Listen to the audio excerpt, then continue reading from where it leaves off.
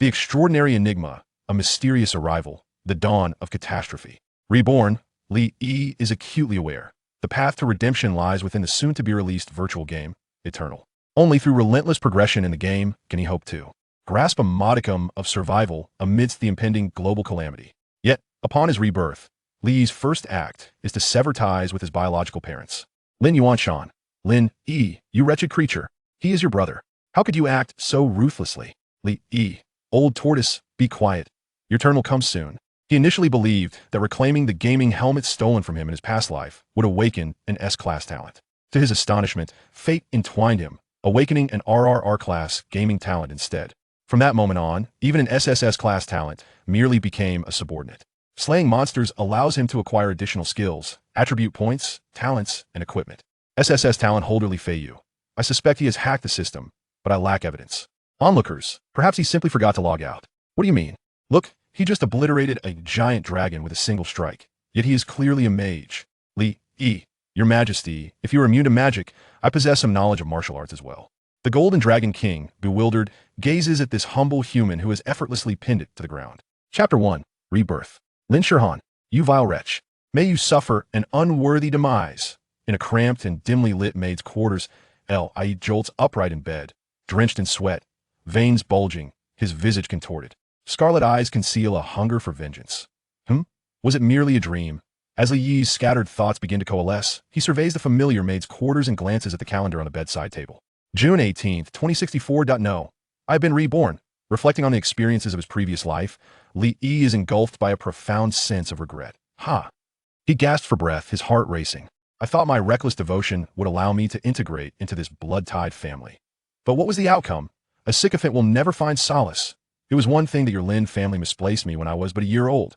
But why, at the age of 14, did you forcibly remove me from my adoptive parents? Even more infuriating, for the past 4 years, you have publicly proclaimed that I am merely the son of a maid residing in your home. My 3 elder sisters regard me as expendable, ignoring their own flesh and blood brother. Instead, they believe that the 14-year bond with the imposter is of utmost significance, continually placing obstacles in my path.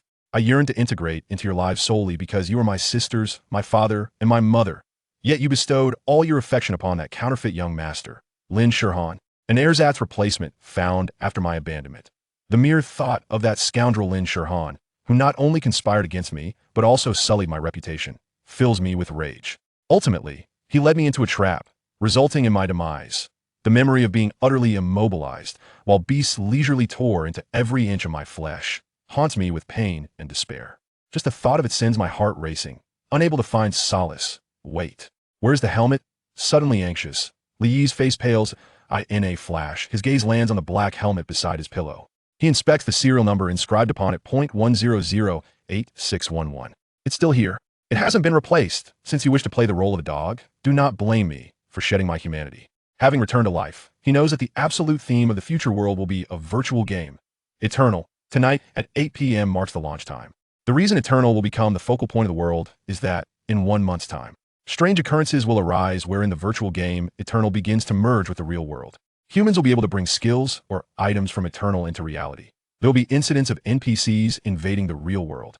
And even more terrifying, external demonic forces will invade reality.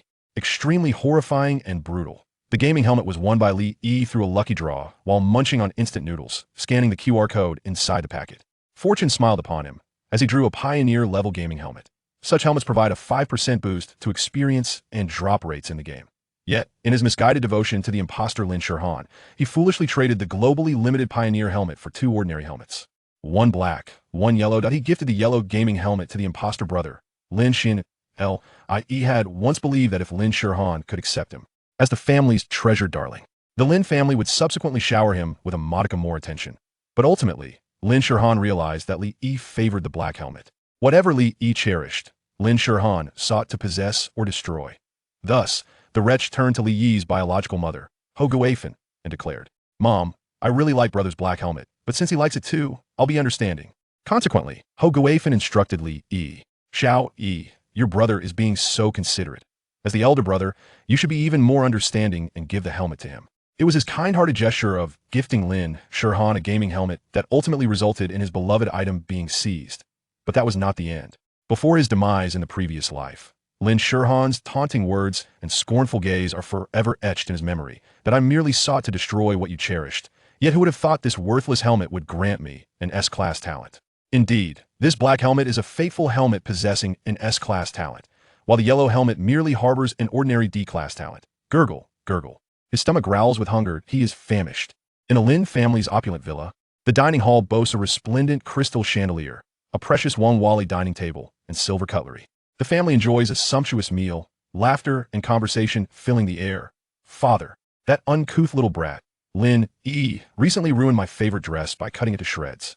Just the other day, he also stole mother's jewelry. We can no longer indulge him. He must be sent to prison for 10 days or a fortnight. Let the police impart some discipline upon him. Suddenly, my third sister, Lin Xiao, disrupted the harmonious atmosphere with a venomous expression. Lin Yuanshan frowned, setting down his chopsticks and pinching the bridge of his nose. Why must that ungrateful child be such a constant source of worry? Ho Guifan gazed adoringly at her son, Lin Shirhan, as he devoured his meal. Upon hearing this, her heart ached. Noticing her distress, Lin Shirhan promptly grasped Ho Guifan's hand with genuine concern, saying, "Mother, please don't be troubled if it helps. Let the police arrest me along with my brother. That way, he won't be lonely in there." Lin Yuanshan chuckled reproachfully at this. "Nonsense, my son. Why would he want to arrest you?" Yet, at that moment, Lin Yuanshan seriously contemplated whether it was time to impart a profound lesson to that ungrateful Lin hoping he might mend his ways.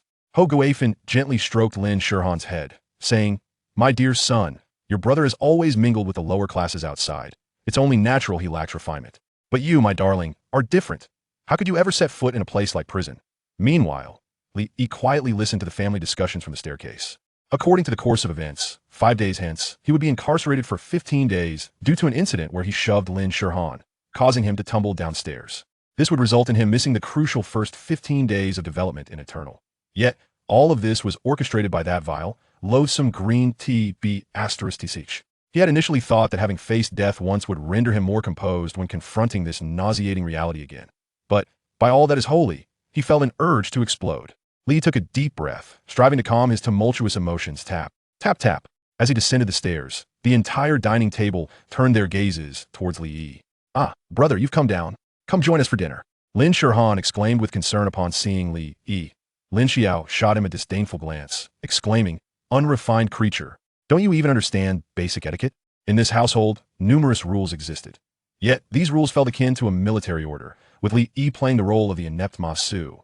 When summoned for a meal, one was expected to be seated at the table, awaiting the elders. Lin Yuanshan regarded his younger son with satisfaction, then turned his gaze toward Li, his expression akin to that of someone gazing upon refuse. "How on earth did I end up with such a wretched child? Your brother called for you more than twice, just now." Li lowered his head, silently approaching the dining table. However, Lin Yuanshan's tirade grew increasingly fierce, his face contorting with rage. "Spending your days in mischief instead of attending to proper matters, and you still lack any sense of decorum. Skip dinner today. Go kneel in the corner until I am satisfied." Upon hearing this, Lin Shirhan's eyes lit up with anticipation. Meanwhile, Lin Xiao savored the succulent lobster meat with glee, relishing the spectacle. It's high time he received a proper lesson. Otherwise, he'll only bring disgrace to the Lin family when he ventures out. Mother Ho Guifan continued to gaze at Lin Shirhan with affection, saying, "Little you ought to learn from your brother. Be more disciplined at home." Little Shirhan is enjoying the lobster. It's quite delightful. L.I.E. surveyed the reactions of those around him, a profound sadness filling his heart. In his past life, he had been utterly foolish. Those who are pitiable must possess their own faults. In his previous existence, he believed that suffering was a blessing, characterized by timidity, following the crowd, and being indecisive. This was indeed his most contemptible trait. Yet, I can't forgive myself. As for this pack of ungrateful family members, if I were to forgive you, let heaven and earth conspire against me. Unrefined, you say? Lacking decorum? Is it? Prison is where you think I belong. Deprived of food, With that, amidst the astonished gazes of his family, he forcefully grasped the edge of the dining table and heaved it upward. Clatter, clang, the cacophony resounded throughout the room. "Then damn it, none of you shall eat today." Chapter 2. The Reversal of Fate. A table laden with fragrant and delectable dishes transformed into a more beautiful vista under Li Yi's vigorous upheaval. What a relief. The pent-up frustrations surged forth like a deluge. "I have died once. Now reborn, will I allow you, a pack of beasts, to toy with me again?" The family's brief tranquility was shattered. No one anticipated that the typically timid and submissive Li Yi would not only refuse to kneel obediently, but would audaciously overturn the dining table. This was simply inconceivable. Lin Xiao was the first to scream. Lin, have you lost your mind? After 4 years, haven't you shed the crude manners of those lowly people? Someone like you deserves to be imprisoned. Meanwhile, Lin Yuanshan trembled with rage, his face ashen. You've rebelled. You little beast, do you even realize what you're doing? Do you wish to leave this family? Kneel before me. I will make you pay, he threatened as he reached for his belt. On the other hand, Hoguafin, with a pained expression, was helping Lin Shirhan clean the remnants of food from his clothes. Son, were you burned? Linny, what is wrong with you? Can't you speak properly? Why must you behave so uncivilized? You were away from me for 14 years. Do you know how heartbroken I was?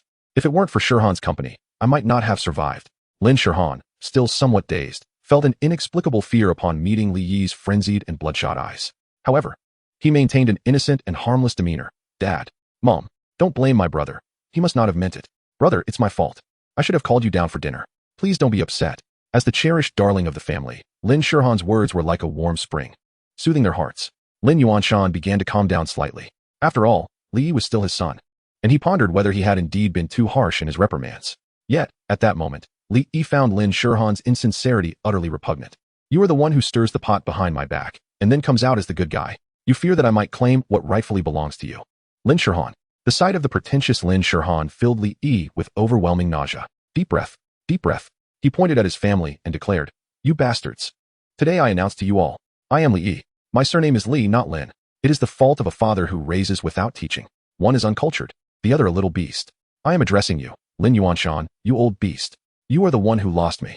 Yet somehow, I am the one at fault. And you foul woman, what kind of mother are you?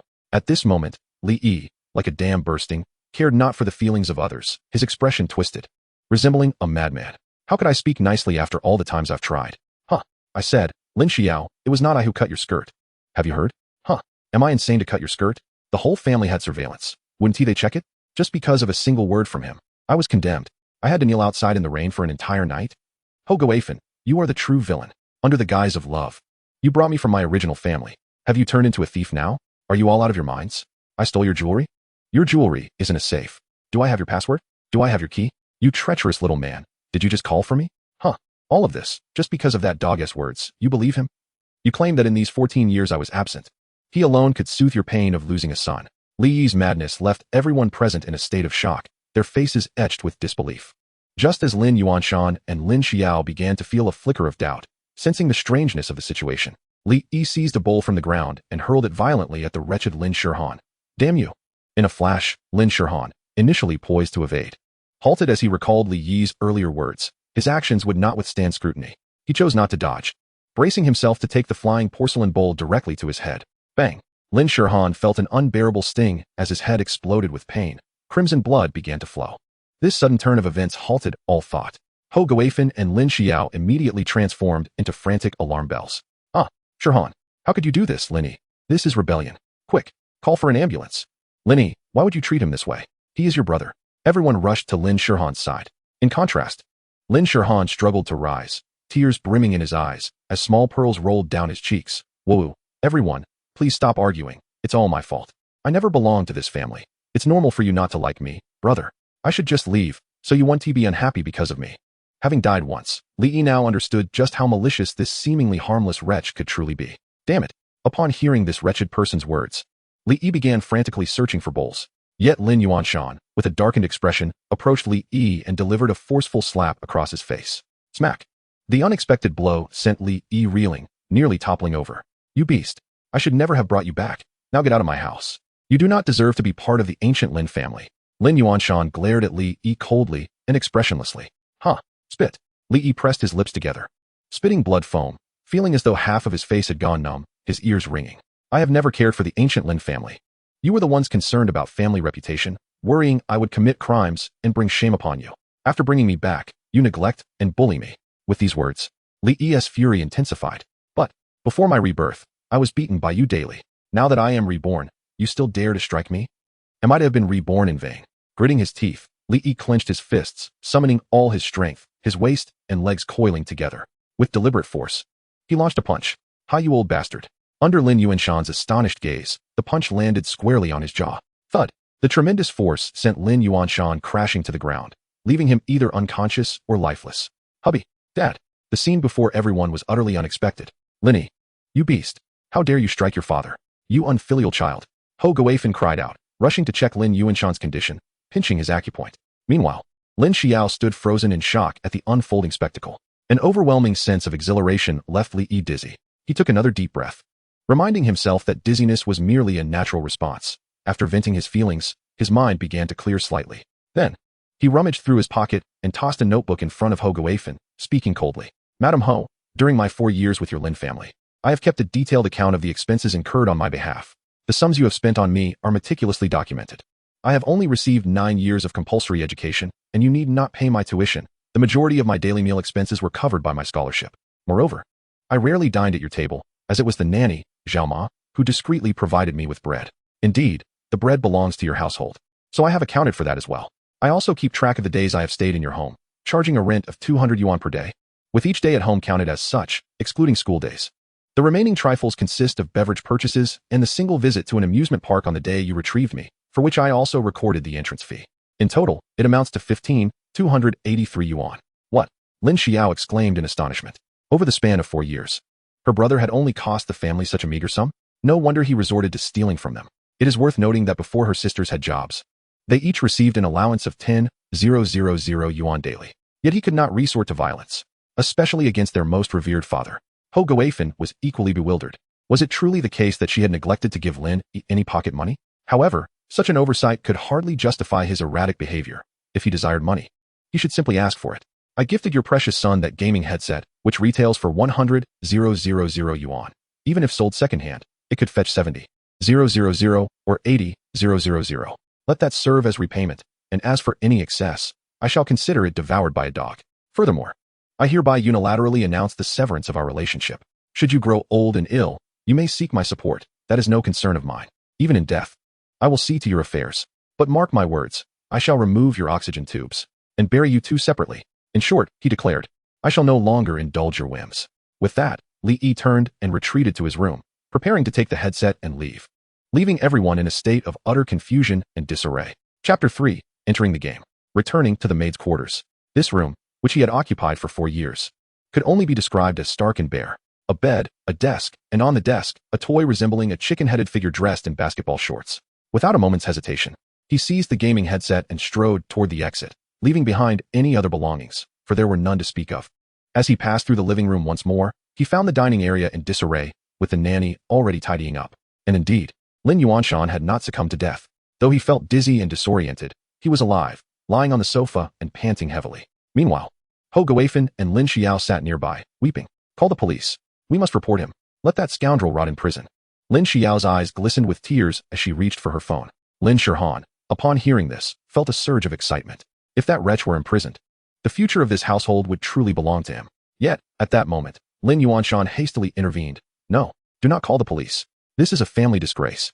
If word gets out, where will our Lin family's dignity be? Lin Shirhan felt a twinge of disappointment at this. Just then, Li Yi emerged from his room, casting a fleeting glance at them before preparing to leave. However, Lin Shirhan, with a glint of cunning in his eye, took a few steps toward Li Yi, deliberately hiding behind Lin Xiao. Brother, where are you going?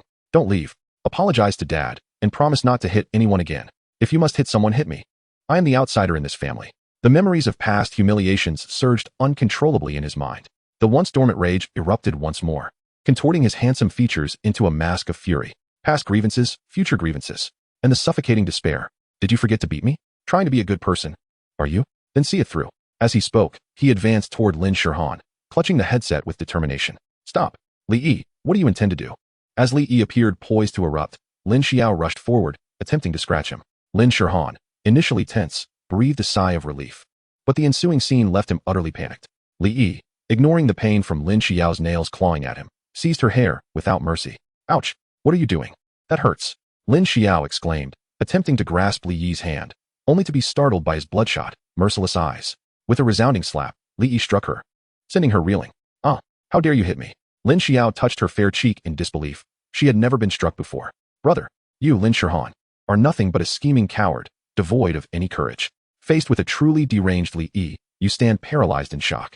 At that moment, Li Yi sought only to unleash the tempest of violence within him, completely unaware of how terrifying he appeared. Seeing the situation deteriorate, Lin Yuanshan rushed to intervene. Beast, stop this at once. He charged toward Li Yi barefoot, but it was too late. One hand grasped Lin Shirhan's scrawny neck, while the other raised the gaming headset, bringing it crashing down onto his face with all his might. The impact deformed Lin Shirhan's visage, knocking out 2 front teeth in the process. Lin Shirhan's head rang with fear. Still unsatisfied, Li Yi scanned the room and spotted a fruit knife on the coffee table. He twisted Lin Shirhan's left ear, causing the knife to glide downwards. Snip! A whole ear was severed cleanly. Ah, madman! You lunatic! My ear! Ah! Lin Shirhan yelled in agony, clutching his ear and rolling on the ground. At that moment, Li Yi was finally subdued by the arriving Lin Yuanshan. No, no, this is your brother. Stop. This is inhumane. But blinded by rage, Li Yi continued to scream, let go of me. Watch me kill him. Ha ha ha, 1 ear. You disgusting little green tea boy. You let me be devoured by beasts, and yet you still call yourself human. Ha ha, aren't you so clever? Go ahead, pick it up. I dare you. Li Yi, consumed by madness, wore a deranged expression. Upon witnessing her precious son's face so grotesquely altered and seeing the severed ear on the floor, Ho Guifan fainted from distress. Li Yi struggled fiercely, while Lin Yuanshan called for 2 drivers.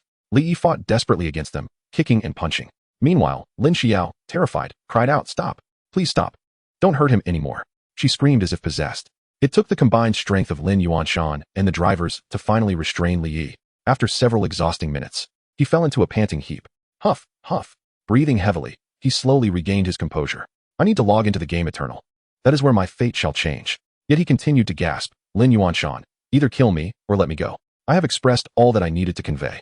From this moment onward, I shall tread my own path, while you may traverse your narrow bridge. Let none disturb the other. Should anyone dare to intrude upon my solitude, I shall not hesitate to retaliate. Lin Yuanshan gazed at Li Yi with a mixture of confusion and unfamiliarity. He could not fathom why his son had so abruptly transformed into this. The boy, who had always been submissive, had now turned reckless. Had he truly wronged him? All he ever desired was for his son to shed the taint of the filthy world outside, to temper his brilliance and adhere to decorum. Little did he anticipate that he would sever the ears of his beloved son. With disappointment and frustration, he looked at Li Yi and exclaimed, very well. You are remarkable. Dashin, Lao Suan, release him. Let him depart. I shall see how long you can survive outside the Lin family. If you possess the capability, never return to seek my aid. Depart. Li Yi stumbled out of the Lin family's grand estate. As night began to fall, he walked alone down the street, feeling an inexplicable sense of liberation despite having left behind a family of immense wealth. I am free. I am finally free. His exhilaration swelled within him. The mere thought of that S-class talent filled him with invincibility. Although he was currently penniless and without a destination, his resolve remained unwavering. He needed to find a location to log into the game. There was no cause for concern regarding safety, as once immersed in the game, a player's physical form would vanish along with the helmet, as if entering a fantastical realm. Only upon exiting the game would they return to the real world. It was this bizarre phenomenon showcased in the promotional video that had sent the world into a frenzy. Alas, the heavens were unkind, and a light drizzle began to fall. With a growling stomach, Li Yi had intended to casually enter the game on the street, but now he found himself waiting beneath a bridge. The air was thick with an unpleasant odor, reminiscent of a cramped room filled with 1,000 unkempt men. Under the curious gazes of a few homeless individuals, Li Yi clutched his helmet, gathered 2 tattered straw mats, and found a vacant spot to lie down, quietly awaiting the commencement of the game. As long as he could secure that S-class talent, coupled with his superior knowledge of vital information, he would undoubtedly flourish in the early stages. Time ticked away, and as the clock neared 8 p.m., Li Yi hurriedly donned his helmet.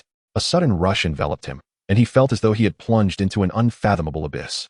Moments later, a familiar scene materialized before his eyes, accompanied by the ethereal sound of chanting echoing from beyond the ages. Soon, the cacophony of battle, roars, and cries filled the air. The visuals began to unfold. In the boundless sky, sorcerers clad in dark robes waved their wands, whispering incantations, while warriors and knights fought fiercely against endless beasts upon the crimson earth. Shadows flitted across the battlefield, a black gleam marking the remains of a slain beast. Archers lay in wait, poised to strike, while priestesses bathed in holy light waved their hands, healing the grievously wounded at a visible pace. Entering the game. Identity verification in progress. Chapter 4, Talent, the Ring of Destiny. Entering the game.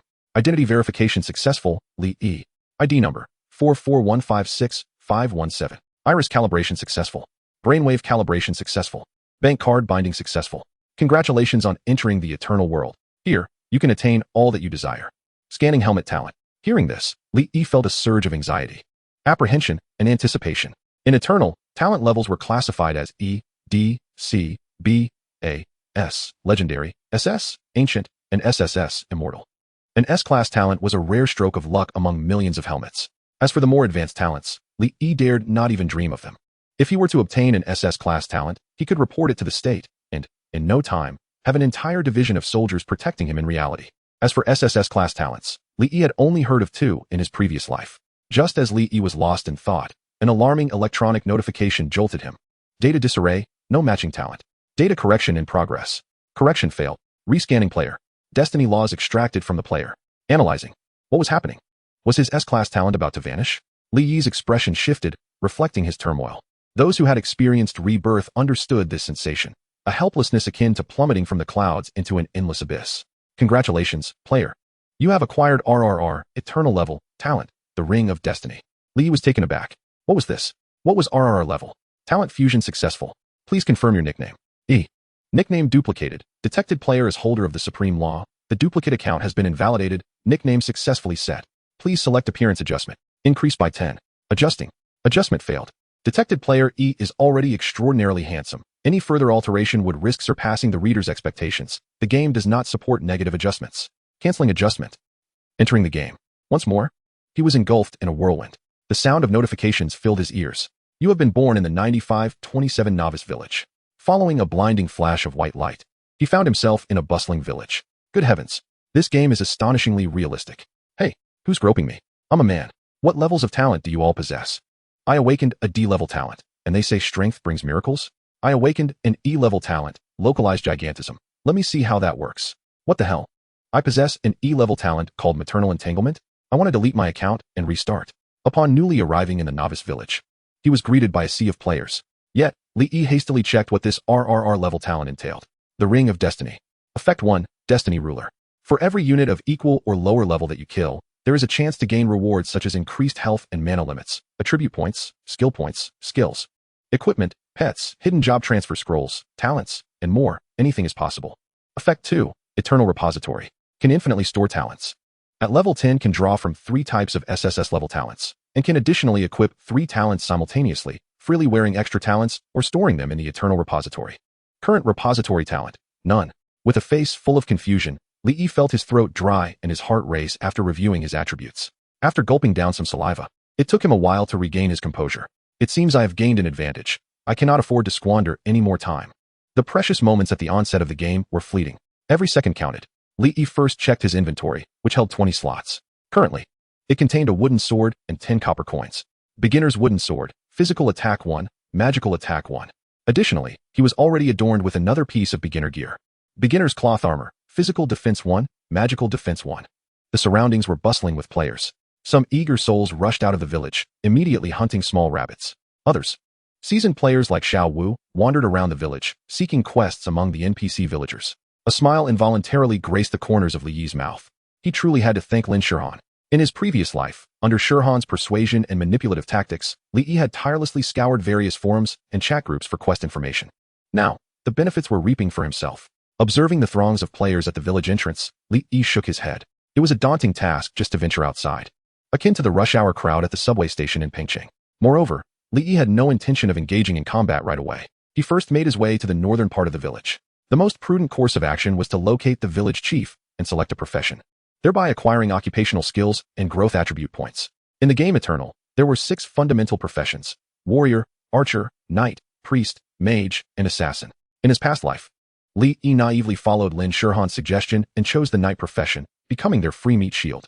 Initially, he had wished to become an assassin, a class known for its agility and survivability, capable of escaping when overwhelmed. However, Li Yi had a change of heart. With this newfound talent, he would possess the ability to stack explosive damage. Thus, he leaned towards selecting a ranged profession, either an archer or a mage. After weighing his options, he resolved to choose the mage profession, which required substantial resources but promised the greatest damage output and area of effect. Navigating through the bustling marketplace and winding through several alleys, Li Yi finally spotted an elderly gentleman reclining in an armchair, fanning himself as he basked in the sun. Upon seeing Li Yi approach, the old man appeared pleasantly surprised, mumbling as he stood up, welcome to Staff Village. Here, you may choose a combat profession." Before him appeared icons representing the 6 professions. Li Yi promptly clicked on the icon for the mage. Please confirm your selection of the mage profession. Once confirmed, it cannot be changed. Confirm. Congratulations, player E, you have successfully become a mage. Mage profession attribute bonus. For each level gained, you will receive an additional 1 point in intelligence and 1 point in spirit. Congratulations, player E, for being the first player to successfully choose a profession.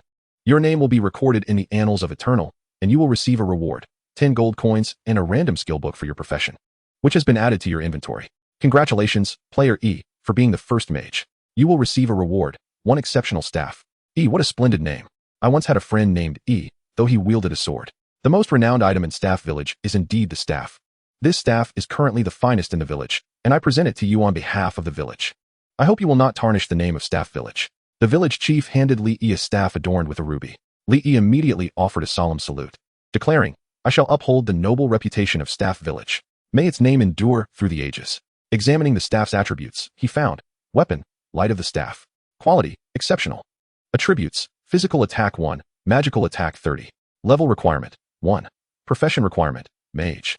Even Li Yi, Reborn, could not have anticipated such a bountiful reward from his first chosen profession. This was akin to discovering a leveling artifact in the early game. Equipment quality, poor, normal, good, exceptional, rare, epic, legendary, ancient, immortal.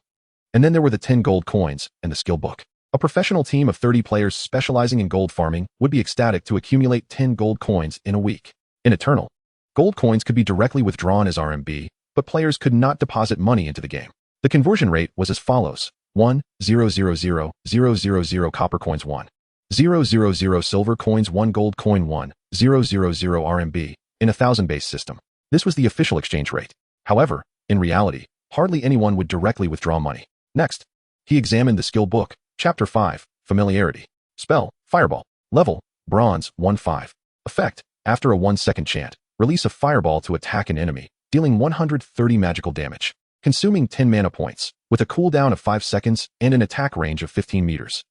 Learning conditions, Mage Profession, Level 1. Skill levels, Black Iron, Bronze, Silver, Gold, Earth Tier, Heaven Tier, King Tier. Excellent. A fortuitous start. He had long heard of the fireball's fame, known for its low drop rate and high single target damage in the early game. Equipping the staff, light of the staff, and learning the skill, he then checked his attribute panel. Nickname, E. Profession, Mage. Level, 1,0,100. Health points, 90, base health constitution 10. Mana points, 100, base mana spirit 10. Physical attack, 181, base physical attack strength 2. Magical attack, 1630, base magical attack intelligence 2. Physical defense, 91, base physical defense constitution 1. Magical defense, 101, base magical defense spirit 1. Elemental resistance, none. Strength, 9, determines physical attack. Agility, 8, determines movement speed, attack speed, reaction speed. Intelligence, 8, determines magical attack, reduces spell chant time. Spirit, 10, determines mana points, mana recovery speed, magical defense, spell accuracy. Constitution, 9, determines health points, stamina, resilience, physical defense. Equipment, light of the staff. Beginner's cloth armor. Skills, Fireball, Bronze 1-5. Talent, Circle of Destiny. Effect 1, Fate Manipulator. When defeating units of equal or higher level, there is a chance to gain rewards such as increased health points, mana points, attribute points, skill points, skills, equipment, hidden profession transfer scrolls, talents, and more. The possibilities are endless. Effect 2, Eternal Treasury. The ability to infinitely absorb talents allows one to draw 3 SSS level talents upon reaching level 10, enabling the simultaneous equipping of 3 additional talents. One may freely don extra talents or store them in the Eternal Vault. Current talents in the vault, none. After reviewing the attribute panel, a smirk crept across Li Yi's face, more challenging to suppress than even an AK. It rivaled the grand scenes of victorious parades, leaving the village chief utterly baffled. Young man, while we may be a village of wand makers, we certainly do not endorse ignorance. It was then that Li Yi suddenly awoke to his senses. Old chief, I wish to purchase some spell books for the mage profession. You have consumed 50 copper coins and acquired the Fireball Skill Book X1. You have consumed 50 silver coins and acquired the Ice Crystal Arrow Skill Book X1. You have consumed 300 silver coins and acquired the Firewall Skill Book X1. Cherishing life, he resolved to steer clear of the unscrupulous village chief. Spell, Fireball. Level, Black Iron, 1-5. Effect, after a 2-second chant, unleashes a fireball that inflicts 80 spell damage to enemies and 10 fire damage over 3 seconds. Consuming 15 mana points, with no cooldown, and an attack range of 5m. Learning requirements, Mage Profession, Level 1. After mastering the Fireball spell, Li Yi stowed away the other 2 skill books, as he lacked the requisite levels. The Ice Crystal Arrow required Level 4, while the Firewall required Level 5. Subsequently, Li Yi refrained from battling monsters to grind levels. Instead, he diligently recalled past information, Since he was not lacking in gold and his combat strength had significantly increased, it was time to formulate a more efficient plan for leveling up and becoming stronger. He decided to accept the 2 rewarding quests that had no level requirements and aligned with his intended leveling path, preparing ample supplies to minimize trips back to the village for resupply. He also remembered the location of a treasure chest that, at present, no players could reach. He would retrieve it when the time was right. The adage sharpening the axe will not delay the work of cutting would apply here. Currently, the village chief had no tasks available. In a secluded corner of the village, an aged man was carving wooden figurines. Young man, I've heard that a pack of wild boars with tusks has appeared outside the village. Could you assist me in collecting some wild boar tusks? I wish to try carving them into figurines. Quest name, collect wild boar tusks. Quest objective, within 1 day, kill the wild boars outside the village and collect 20 tusks. Quest reward, 300 experience, 50 silver coins, 1 good quality accessory. Difficulty rating, C. Accepted. Beside the earth god shrine, an elderly woman murmured, "Young man, we must revere the deities. I require 3 sacrificial offerings for the earth god to ensure our village is blessed with favorable weather. Could you assist me? Quest name, favorable weather, unique quest. Quest objective, within 1 day, kill 20 chickens, pigs, and sheep, collecting 20 pieces of meat from each. Quest reward, 100 reputation, 100 silver coins, 500 experience. 1 good quality boots. Difficulty rating, C. This task served as a prerequisite for a hidden quest and was imperative to complete. After accepting both quests, Lee proceeded to a shop where he purchased a set of 20 red potions, 3 sets of 20 blue potions, and a gathering tool, a small knife, spending 4 silver coins. Minor healing potion, restores 15 health points per second for 20 seconds. Minor mana potion, restores 5 mana points per second for 10 seconds. Gatherer's knife, a sharp knife capable of collecting materials from monsters.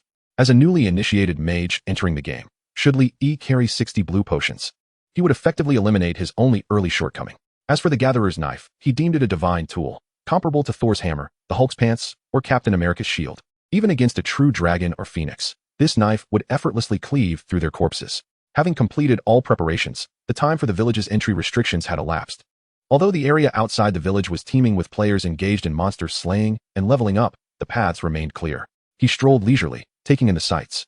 "Hey, you vile creature. How dare you snatch my little bunny? You have sealed your fate. Heh, now that you've revealed yourself, do not blame me. Behold my talent skill. Maternal bind. Huh, did you think delivering the final blow would suffice? Witness my talent skill, resurrect." Scenes of players competing over monsters unfolded in the wilderness. For the competition was fierce. Fortunately, Lee had no need to contend with them. Instead, he followed a familiar mountain trail until the players gradually thinned out, eventually disappearing. He arrived at a region filled with the cacophony of clucking chickens, where, not far ahead, stood a towering black battle chicken. Battle chicken. Level 4. Health 200. Physical attack 35. Physical defense 25. Magic defense 0. Skill flap attack. Description: the battle chicken among roosters, possessing formidable stats. In the early stages, the mage profession holds significant advantages, as ordinary wild monsters below level 10 typically lack magic resistance. However, this does not imply that mages become weaker in later stages. On the contrary, as their spell power escalates, their damage becomes increasingly formidable, albeit requiring more resources. Generally, average players cannot sustain a high-damage mage. Fixated on the battle chicken a few meters away, Li Yi's eyes glinted with determination. He began to chant an obscure incantation, Bodeo, J Peach, Naki, Foam. After 2 seconds of fervent chanting, he cast Fireball. The air rippled as a blazing fireball shot forth towards the battle chicken. 60. A large red number floated above its head. The fireball spell had reduced its health by nearly a third. Li could not help but marvel at such explosive damage, especially considering he was battling a creature 3 levels higher. The wounded battle chicken lunged toward Li. He swiftly evaded, employing a kite strategy. 1 minute later, Fireball. 41. A single fireball obliterated the battle chicken's health. You have gained 20 experience and an additional 40 bonus for defeating a higher level enemy. The talent effect Fate Manipulator has been triggered, granting you. Chapter 6. The Terrifying Talent. The talent effect Fate Manipulator has been triggered, granting you 10 skill points. What a windfall. A single strike yielding such rewards. Skill points. A full 10 points. In the realm of Eternal, players typically earn 1 skill point per level. However, the skills requiring these points are numerous, often placing players in a dilemma. If they do not save them, they fear running out at higher levels. Yet, if they hoard them, their early damage output remains insufficient. To slay his first monster and gain an additional 10 skill points felt exhilarating. Oh, my grand chicken has yielded treasures. Li caught sight of a blue bottle beside the carcass of a rooster, along with a scattering of a dozen copper coins. You have obtained Energy Potion X1, Copper Coins X12, 10 skill points. Li Yi had never experienced such a bountiful accumulation of points. There was little to contemplate. He immediately allocated all of them to the fireball spell. Spell, fireball. Level, bronze, 2-5. Effect, after chanting for 9 seconds, releases a fireball to attack enemies, dealing 135 spell damage, consuming 10 mana points, with a cooldown of 4 seconds and an attack range of 16 meters. Spell, fireball. Level, silver, 1-5. Effect, after chanting for 3 seconds, releases a fireball to attack enemies, dealing 155 spell damage, consuming 10 mana points, with a cooldown of 3 seconds and an attack range of 20 meters. Spell, great fireball. Level, gold, 1-5. Effect, after chanting for 3 seconds, releases a fireball to attack enemies, dealing 230 spell damage, consuming 10 mana points, with a cooldown of 3 seconds and an attack range of 30 meters. With all the points allocated, the fireball skill ascended from bronze to gold level. The damage, casting time, attack range, and cooldown were now incomparable to its former self. One could only exclaim in exhilaration. However, Li Yi did not allow himself to become overly complacent, for the pinnacle of fireball was the gold-level Great Fireball. Armed with a gathering knife, he exclaimed, "I shall slice. You have obtained chicken meat X1." With his powerful skills and a sufficient supply of blue potions, he transformed into a relentless learning machine. He pointed his focus wherever he lacked knowledge. The entire wilderness bore the marks of Li Yi's relentless assault on chickens. You have slain a battle chicken. You have gained 20 experience points, along with an additional 40 bonus for defeating a higher-level foe. The talent effect Fate Manipulator is triggered, and you gain an additional 100 points to your mana limit. Congratulations, you have leveled up by 1, current level 2, gaining 5 attribute points to allocate freely, and 1 skill point. With each level gained, an additional 10 experience was acquired. You have slain a battle chicken. You have gained 20 experience points, along with an additional 30 bonus for defeating a higher-level foe. The talent effect Fate Manipulator is triggered, and you gain 10 intelligence points. You have slain a battle chicken. You have gained 20 experience points, along with an additional 30 bonus for defeating a higher-level foe. The talent effect Fate Manipulator is triggered, and you gain 50 strength points. Another battle chicken fell, squawking in distress. This time, he astonishingly received 50 strength points. I am but a mage. Li Yi was speechless. As a mage, his strength attribute now far surpassed his intelligence. In less than 20 minutes, Li Yi had harvested 20 pieces of chicken meat. However, the thrill of slaying these chickens no longer satisfied him. He yearned for greater challenges. Having completed his chicken meat collection, he contemplated enhancing his survivability and decided to allocate the 10 attribute points gained from leveling up, 5 to agility and 5 to intelligence. While not every monster kill would trigger his talent, the probability was indeed significant. His talent had already granted him an additional 50 strength points, 300 max health, 10 intelligence, and 10 constitution. His current intelligence had reached 23 points. Typically, mages would not invest in agility, as they are crucial damage dealers within a team, often hiding behind knights and warriors, supported by healers. Their focus is on enhancing their output capabilities. Yet, Li Yi was different. He had no intention of joining any team. Thus, he needed to cultivate a more balanced approach. As for the 2 skill points acquired from leveling up, he decided to invest them in the small fireball spell, preparing for unforeseen circumstances. Spell, small fireball. Level, black iron, 3-5. Effect, after chanting for 8 seconds, releases a small fireball to attack enemies, dealing 100 spell damage and inflicting 12 fire damage over 3 seconds, consuming 13 mana points, with no cooldown and an attack range of 7 meters. He picked up the scattered copper coins from the ground. The drop rate of equipment in Eternal was surprisingly low. Logically, defeating higher-level monsters should enhance the drop rate. Yet, despite slaying 20 battle chickens, he had failed to acquire any equipment. Just as Li Yi prepared to relocate to a new area to grind, a powerful aura suddenly emanated from a corner to his left. He focused intently, his expression turning grave. Before him stood a rooster at least 5 meters tall, strutting with regal confidence. It sported a distinctive yellow comb, split in 2, and donned gray overalls. Without delay, Li Yi checked its information, readying himself for combat. Split overalls chicken, elite monster. Level, 7. Health, 700. Physical attack, 79. Physical defense, 40. Spell defense, 30. Skills, flapping attack, iron mountain lean, Kuan claw.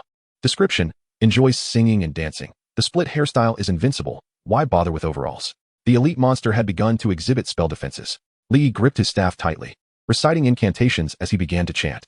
A brilliant and powerful fireball surged forth, propelled by a wave of heat, aimed directly at the split overalls chicken. 91. The once carefree split overalls chicken's eyes turned a fierce crimson, and it swiftly lunged toward Li Yi. In response, Li Yi began to run while continuing to chant. Another great fireball was unleashed. 91. What astonishing speed. As the enraged chicken approached, Li Yi realized that continuing to chant would likely result in an interruption from the monster's attack. Rather than being interrupted, he preferred to disrupt the foe. Therefore, he firmly gripped his staff, and as the monster leaped to strike, he swung his staff with all his might. Wham! 78 damage. While not particularly high compared to spell damage, the impact of his strength attribute was undeniable. To his astonishment, Li Yi discovered that he had sent the split overalls chicken flying 5 meters away. The elite monster appeared momentarily dazed and stunned from the tremendous force. Subsequently, the situation became straightforward. Great fireball. I shall unleash havoc. You have slain the elite monster split overalls chicken. You have gained 100 experience points, along with an additional 40 bonus for defeating a higher level foe. The talent effect Fate Manipulator is triggered, and you obtain the special item Golden Desert Eagle. Excellent, indeed. A special item, wait. Something seems off. What a delightful surprise. The Golden Desert Eagle? Chapter 7. The Desert Eagle of the Golden Sands. Bewildered, gazing into the compartment of his backpack, he found a desert eagle resting peacefully within. Could it be a mere illusion? This is a game set in a fantastical universe. How could a modern technological artifact, an automatic weapon, possibly surface here? Special item, Desert Eagle. Quality, epic, upgradable. Attributes, magazine capacity of 25 rounds. Each round inflicting, level 250, points of true damage, with a minimum damage output of 2,500 points. Rate of fire dependent on 1's hand speed. Level restriction, none. Class restriction, none. Special restriction, exclusive to players. What on earth is this? 2,500 points of true damage. Not even a boss could withstand that. If only he could procure a few more bullets. Even cheating wouldn't yield such overwhelming power. Li Yi toyed with the Desert Eagle in his hands. The icy touch of steel sent a shiver through him. In his previous life, he had never encountered such an item in a game. However, he recalled a promotional video featuring the Goblin race, which seemed to possess a type of firearm akin to modern weaponry. After stowing the Desert Eagle back in his backpack, he contemplated the preciousness of this item, though he lamented its scant supply of just 25 bullets. He wondered if he could acquire more ammunition later. Furthermore, it appeared this weapon could also be upgraded. It seemed his talent held far more potential yet to be unveiled. Would he one day conjure a little boy from within? Pulling his drifting thoughts back to the present, Li Yi directed his gaze downward. Finally, instead of water, equipment had emerged. Before him lay a long, claw-like object shimmering with brilliance. Weapon, Kuan Claw Staff. Quality, good. Attributes, physical attack 10, spell attack 10. Level restriction, 3. Class restriction, none. Quite impressive attributes. Moreover, it was equipment unrestricted by class. Alas, he already possessed the Staff of Light. Nonetheless, this item should serve as a formidable weapon for leveling up in the early stages of the game. In his previous life, his third sister, Lin Xiao, had also chosen the path of a mage. Recalling how he had once stumbled upon a slightly better piece of equipment, he had eagerly rushed to show it off to her, only to receive the usual cold shoulder in return. Truly infuriating. Not that he was speaking of them. Li Yi was berating himself. Given his current financial predicament in reality, he hesitated not for a moment. He promptly activated the game's marketplace to list items for sale. Please select the audience scope. Random 10 novice villages for 50 copper coins. Random 1,000 novice villages for 5 silver coins. Domestic sale for 50 silver coins. The game system is ruthless. Even the marketplace listing function incurs a fee. After some deliberation, Li Yi opted for the 5 silver coin listing. As for the price, he decided to set it at 15 gold coins. Following his upgrades, Li Yi's attributes had transformed dramatically. Not merely filler. Any chapter with stats exceeds 3,000 words. And calculating these figures is more tedious than writing the narrative itself. Nickname, E. Class, Mage. Level, 3, 375, 500. Health points, 190,300, base health points Constitution 10. Mana points, 120,100, base mana points Spirit 10. Physical attack, 1181, base physical attack Strength 2. Spell attack, 4630, base spell attack Intelligence 2. Physical defense, 191, base physical defense Constitution 1. Spell defense, 121, base spell defense Spirit 1. Elemental resistance, none. Strength, 59, determines physical attack and strength. Agility, 13, determines movement speed, attack speed, reaction speed. Intelligence, 23, determines spell attack and casting time. Spirit, 12, determines mana points, mana recovery speed, spell defense. Constitution, 19, determines health points, stamina, resilience, physical defense. Equipment, Staff of Light, Novice Cloth Armor. Skills, Great Fireball Technique, Gold 1-5, Minor Fireball Technique, Black Iron 3-5. Talent, Ring of Destiny. Effect 1, Fate Manipulator. Currently acquired, 10 skill points, 50 strength, 300 health point cap, 100 mana point cap, 10 intelligence, 10 constitution. Desert Eagle of the Golden Sands. Effect 2, Eternal Treasury. Can infinitely store talents. At level 10, may draw 3 SSS level talents and additionally wear 3 talents simultaneously, with the option to freely equip extra talents or store them in the Eternal Treasury. Current treasury talents, none. Having reviewed his attributes, Li Yi noted an astonishing transformation compared to half an hour ago. He could only curse himself for being so extraordinary. Yet, a fervent desire to reach level 10 and complete the talent draw surged within him. What a breathtaking spectacle it would be to obtain 3 SSS level talents. While Li Yi reveled in his progression, not everyone shared his joy. In the Lin family South Ancient Estate, within the opulent villa, the once joyous and laughter-filled living room was now cloaked in an eerie stillness. The air was thick with an oppressive atmosphere. The housekeeper, driver, and other servants stood by, afraid to utter a word. "Doctor, how is my brother? Is there still hope for his ear to be reattached?" A stunningly beautiful woman, her complexion as flawless and luminous as white jade, spoke softly.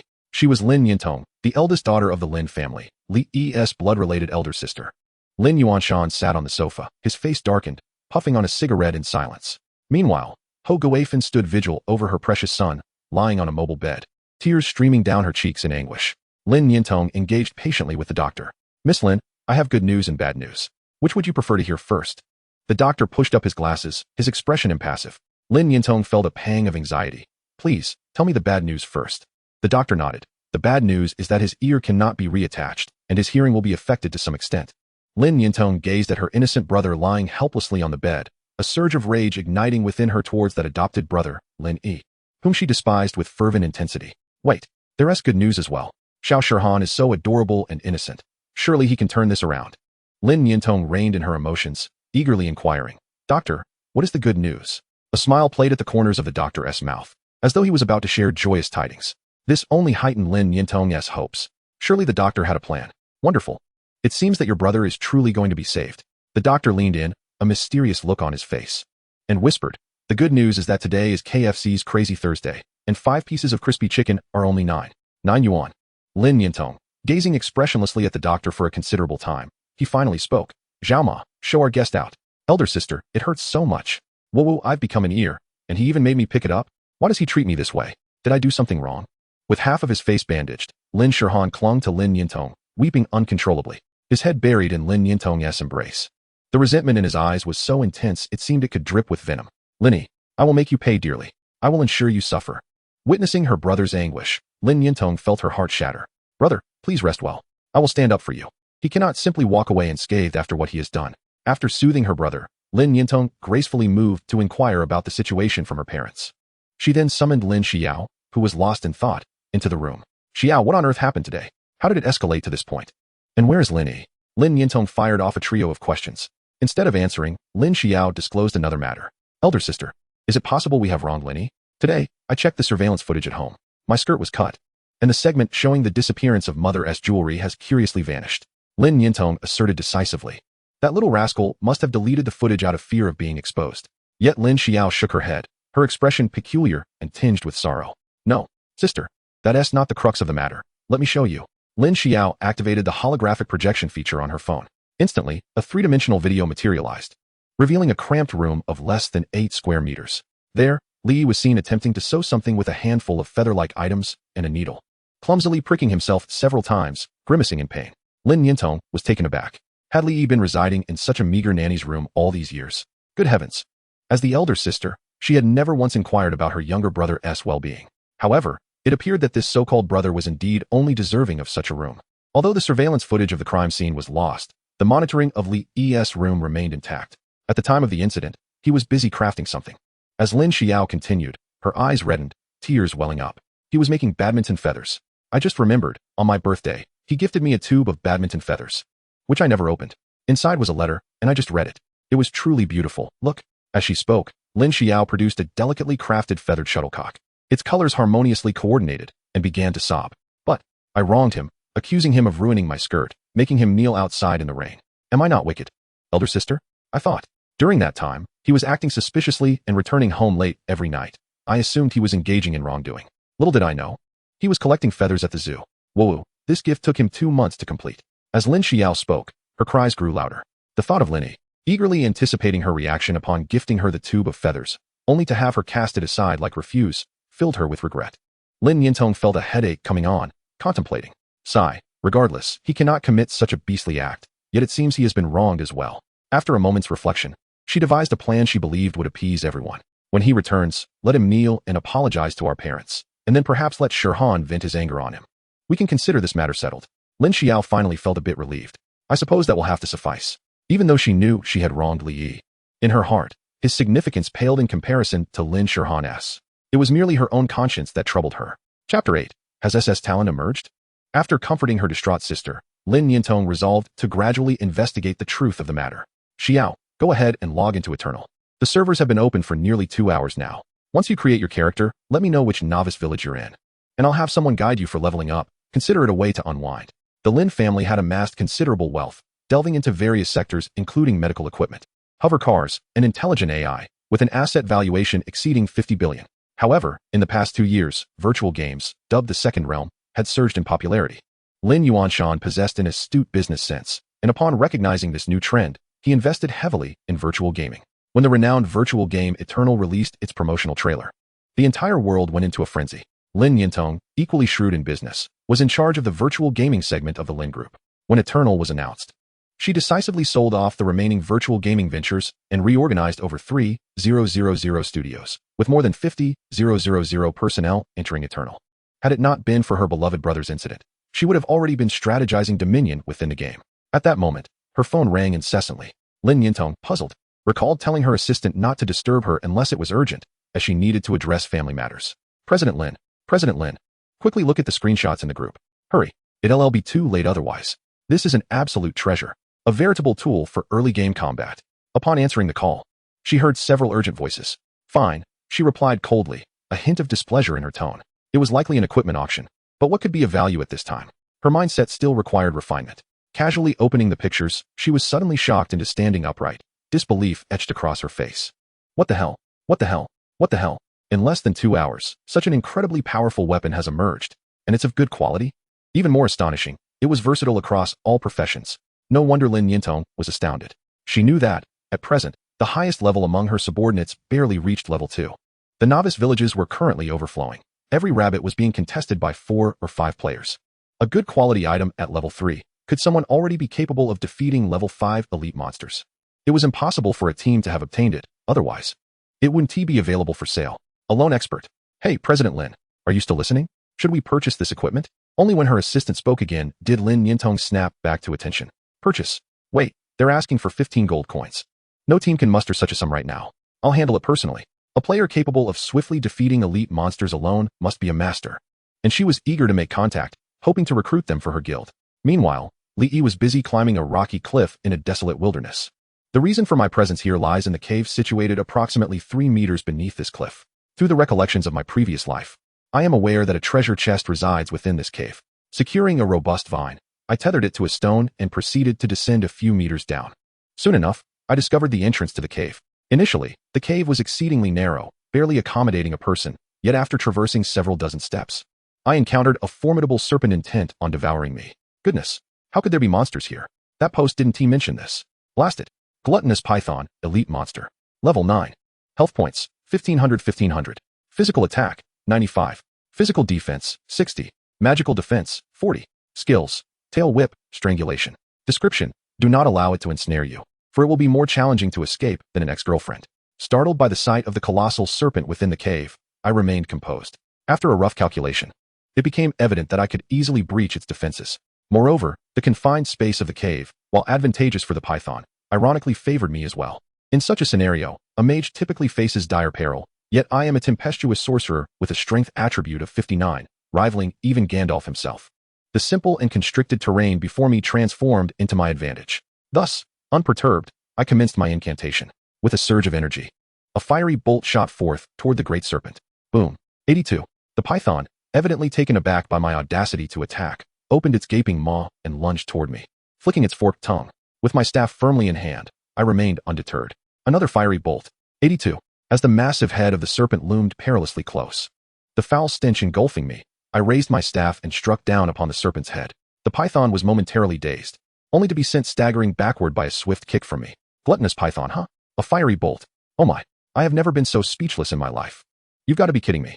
After being hurled back 7 or 8 times by my spells, the python finally succumbed to a decisive fiery bolt. You have slain the elite monster Gluttonous Python. You have gained 300 experience points, with an additional 60 experience bonus for defeating a higher level enemy. The talent effect Fate Manipulator has been triggered, granting you the SS grade talent Immortal Grasp, which has been recorded in the Talent Eternal repository. Congratulations, you have leveled up. Current level 4. You have gained 5 points to distribute freely among your attributes, and 1 skill point. The exceptional experience yielded by slaying an elite monster, coupled with the experience bonus, propelled me to a new level, with nearly half the experience required to reach level 5 already attained. More loot. To my surprise, it was a piece of jewelry. Wait a moment. My keen eyes immediately spotted an item on the ground emanating a greenish glow. Yet, I soon noticed a notification. A talent. A talent has emerged? Goodness. And it's SS grade? Immortal Grasp. Effect. The next basic attack after every 5 seconds of combat inflicts physical damage equal to 1 of your current health, permanently increases your maximum health by 10 points, and restores 5 of lost health. This is an exceptionally beneficial late-game talent suited for warriors. But alas, I am a mage. Fortunately, my eternal repository finally has something within it. It is no longer empty. Suddenly, a bold idea struck me. I deemed it feasible. First, I must resolve matters here. I picked up the ring from the ground. Logically speaking, the hidden drop rate bonus for defeating a higher level enemy truly is remarkable. Accessory, green python ring. Quality, superior. Attributes, agility 3, strength 5, intelligence 3. Additional attribute, resilience 5. Level requirement, 5. Class restriction, none. Special restriction, strength 20. Another exquisite piece of equipment. However, I require 1 more level to don it. I shall not waste the materials from this great python. I shall harvest. You have obtained 1 python skin and 1 python gallbladder. The obstacle has been eliminated. Onward. In a space of merely 10 square meters, an extinguished torch was driven into the stone wall. On a stone bed lay a skeleton, beside which rested a chest measuring 50 centimeters on each side. See, not lighting the torch has certainly invited snakes into the home. A treasure chest. I shall open it. You have obtained the skill book ring of fire resistance and 10 instant life-saving pills. Quite fortunate. The ring of fire resistance is one of the few life-saving skills available to mages in the early game. Spell, ring of fire resistance. Level, bronze, 1-5. Effect, after 1 second of chanting, releases a massive ring of fire outward, dealing 80 spell damage to enemies within a radius of 3 meters and knocking them back. Monsters will be stunned for 1 second. Costs 30 mana points. Cooldown, 120 seconds. Learning requirements. Mage class, level 3. I meet the learning requirements. Without hesitation, I proceeded to learn it. You have successfully learned the skill ring of fire resistance. Instant life-saving pill. Restores 700 health points instantly upon consumption. Cooldown, 1 minute. Having wrapped up this ordeal, it is time to hunt. However, let me first check the status of the equipment I listed for sale. I am confident that no one has purchased it. Nonetheless, I am certain there are numerous messages awaiting my attention. My original intention was to engage in a cash transaction to acquire some funds for my endeavors. After all, I am still residing on Tianqiao. Chapter 9, Sister Lin Yintong. Upon opening the sales interface, I was met with tens of thousands of messages. It was astonishing. Kong Kong dumplings. Goodness, are you accepting disciples, esteemed one? Please take me along. Do not flip. Bro, may I inquire what monster dropped that weapon you have? How did it turn black? Dude, 15 gold is simply too much. If we go offline, I can offer you 100,000. Messages of this nature totaled over 30,000, all within less than an hour. I promptly filtered the inquiries with offers. I then privately messaged the 2 individuals who offered the highest bids. She said it's tanned. Bro, I absolutely adore that weapon. However, 15 gold is currently out of the question. As time passes, the value of that equipment will only diminish. If you propose a price, I can offer you 200,000. The transaction can be conducted directly through the game system, and I will cover the handling fee. For offline transactions, I can offer you 250,000. Eternal supports direct cash purchases of items listed by players in the marketplace, provided both parties consent. However, the official system collects a 20 handling fee. This arrangement is in place due to the inevitable existence of a black market. It is more prudent to profit from it.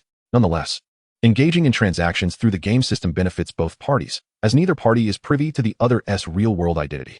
A significantly higher price was privately offered by another player. Finkatong. Hello, would it be convenient for a cash transaction? I can pay 1 million. The message was succinct. This was merely a transitional piece of equipment in the early days of the game, yet someone was willing to spend 1 million on it. To be candid, even though Li Yi had been aware of the game's madness in his previous life, experiencing it firsthand left him in silent astonishment. This Finkatong was none other than his own elder sister, Lin Yintong's gaming ID. Ironically, this sister always held herself in high regard, and Li Yi did not even recognize her gaming ID. Unaware of the truth, Li Yi cheerfully replied, "Sure, I will modify the transaction terms. Just confirm your purchase." Thus, Li Yi prepared to change the transaction conditions to a cash deal. However, the subsequent message from the other party cast a shadow over his previously bright demeanor. His eyes growing cold. Finkatong, great, pleased to meet you. I'll also cover the transaction fee. I am the president of the guild, Hamlin. Would it be convenient to add each other as friends for more detailed communication? In a certain novice village, a graceful and stunning figure stood amidst the wilderness. Even with her simple clothing and wooden sword, she emanated an ethereal aura. This could only be Lin Yintong. Upon seeing the player named E agree to the transaction, a smile blossomed on her lips. The scene was breathtakingly beautiful, leaving her accompanying level-up assistant in awe. Although the price was several times higher than the market value, she believed every bit was worth it. One must learn to see the essence behind events. She valued the ability that the equipment represented. If she could indeed enhance the guild's strength with a mere 1 million, it would be invaluable. President, the wild hare is about to fall. Please come and deliver the final blow. All right. In a splendid mood, Lin Yintong approached to deal the finishing blow. With a snap, yet another small creature perished instantly, unable to revive even with divine intervention. Ding. The other party replied. Lin Yintong held absolute confidence. The guild, Hanlin, was among the most prestigious in the country. Regardless of the outcome, she was determined to befriend this expert. Let us see what he said. Get lost. Do you want to eat shit? Lin Yintong was momentarily stunned, bewildered. Her fair countenance darkened, as if she could weep.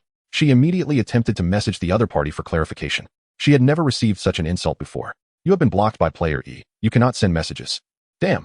Lin Yintong felt a surge of blood rise. This sensation was akin to being inexplicably forced to consume excrement, utterly revolting.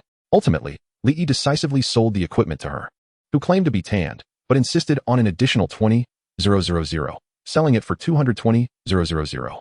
A month later, money in the real world would lose its value, becoming no better than scrap paper. By then, even life itself would be exceedingly cheap, let alone money. He merely needed some funds in an emergency, irrespective of the amount. The 220,000 was simply what he required. As for the player with the ID Fankatong, the moment she mentioned the guild name, Hanlin, Li recognized her identity, Lin's elder sister. Having held a lofty position for so long, she seemed to believe she could look down upon the world. For 4 years, she had never once regarded Li with even a glance. Li, however, was indifferent, having reincarnated and become an outsider in his former life. Many matters had become clear to him. Over the past 4 years, Li had increasingly endured humiliation within that household, stemming from Lin Yintong. When he first arrived at the Lin family, although they had not treated him particularly well, it wasn't entirely bad. At least he was well fed and not subjected to unnecessary trouble. However, shortly after his arrival, a day came when Lin Shirhan's mischievousness led to the burning of one of Lin Yintong's notebooks, nearly causing a fire. Yet, instead of reprimanding Lin Shirhan, Lin Yintong sought to punish Li through beatings, aiming to set an example. As a result, the innocent Li was dragged out and whipped in front of Lin Shirhan. Lin Yintong provided ample justification for her actions, as Shirhan's brother. You should take responsibility for watching over him. His mistakes are your responsibility. What kind of divine logic was that? At the time, Li genuinely believed he had failed in his brotherly duties. This exemplifies the horror of psychological manipulation. Even more terrifying was that after this incident, it was as if a sinister Pandora's box had been opened. Lin Shirhan, having watched Li be punished for his fault, developed a perverse enjoyment from it, and this only escalated thereafter. Furthermore, all the negative emotions within the family were released through mistreating him, transforming him into the emotional wastebasket for the entire household. Oh, the Hanlin Guild, is it? You, Lin Yintong, the pride of heaven, exceptionally talented, and the Hanlin Guild is your most glorious achievement. Then I shall allow you, this proud black swan, to witness as I gradually dismantle it.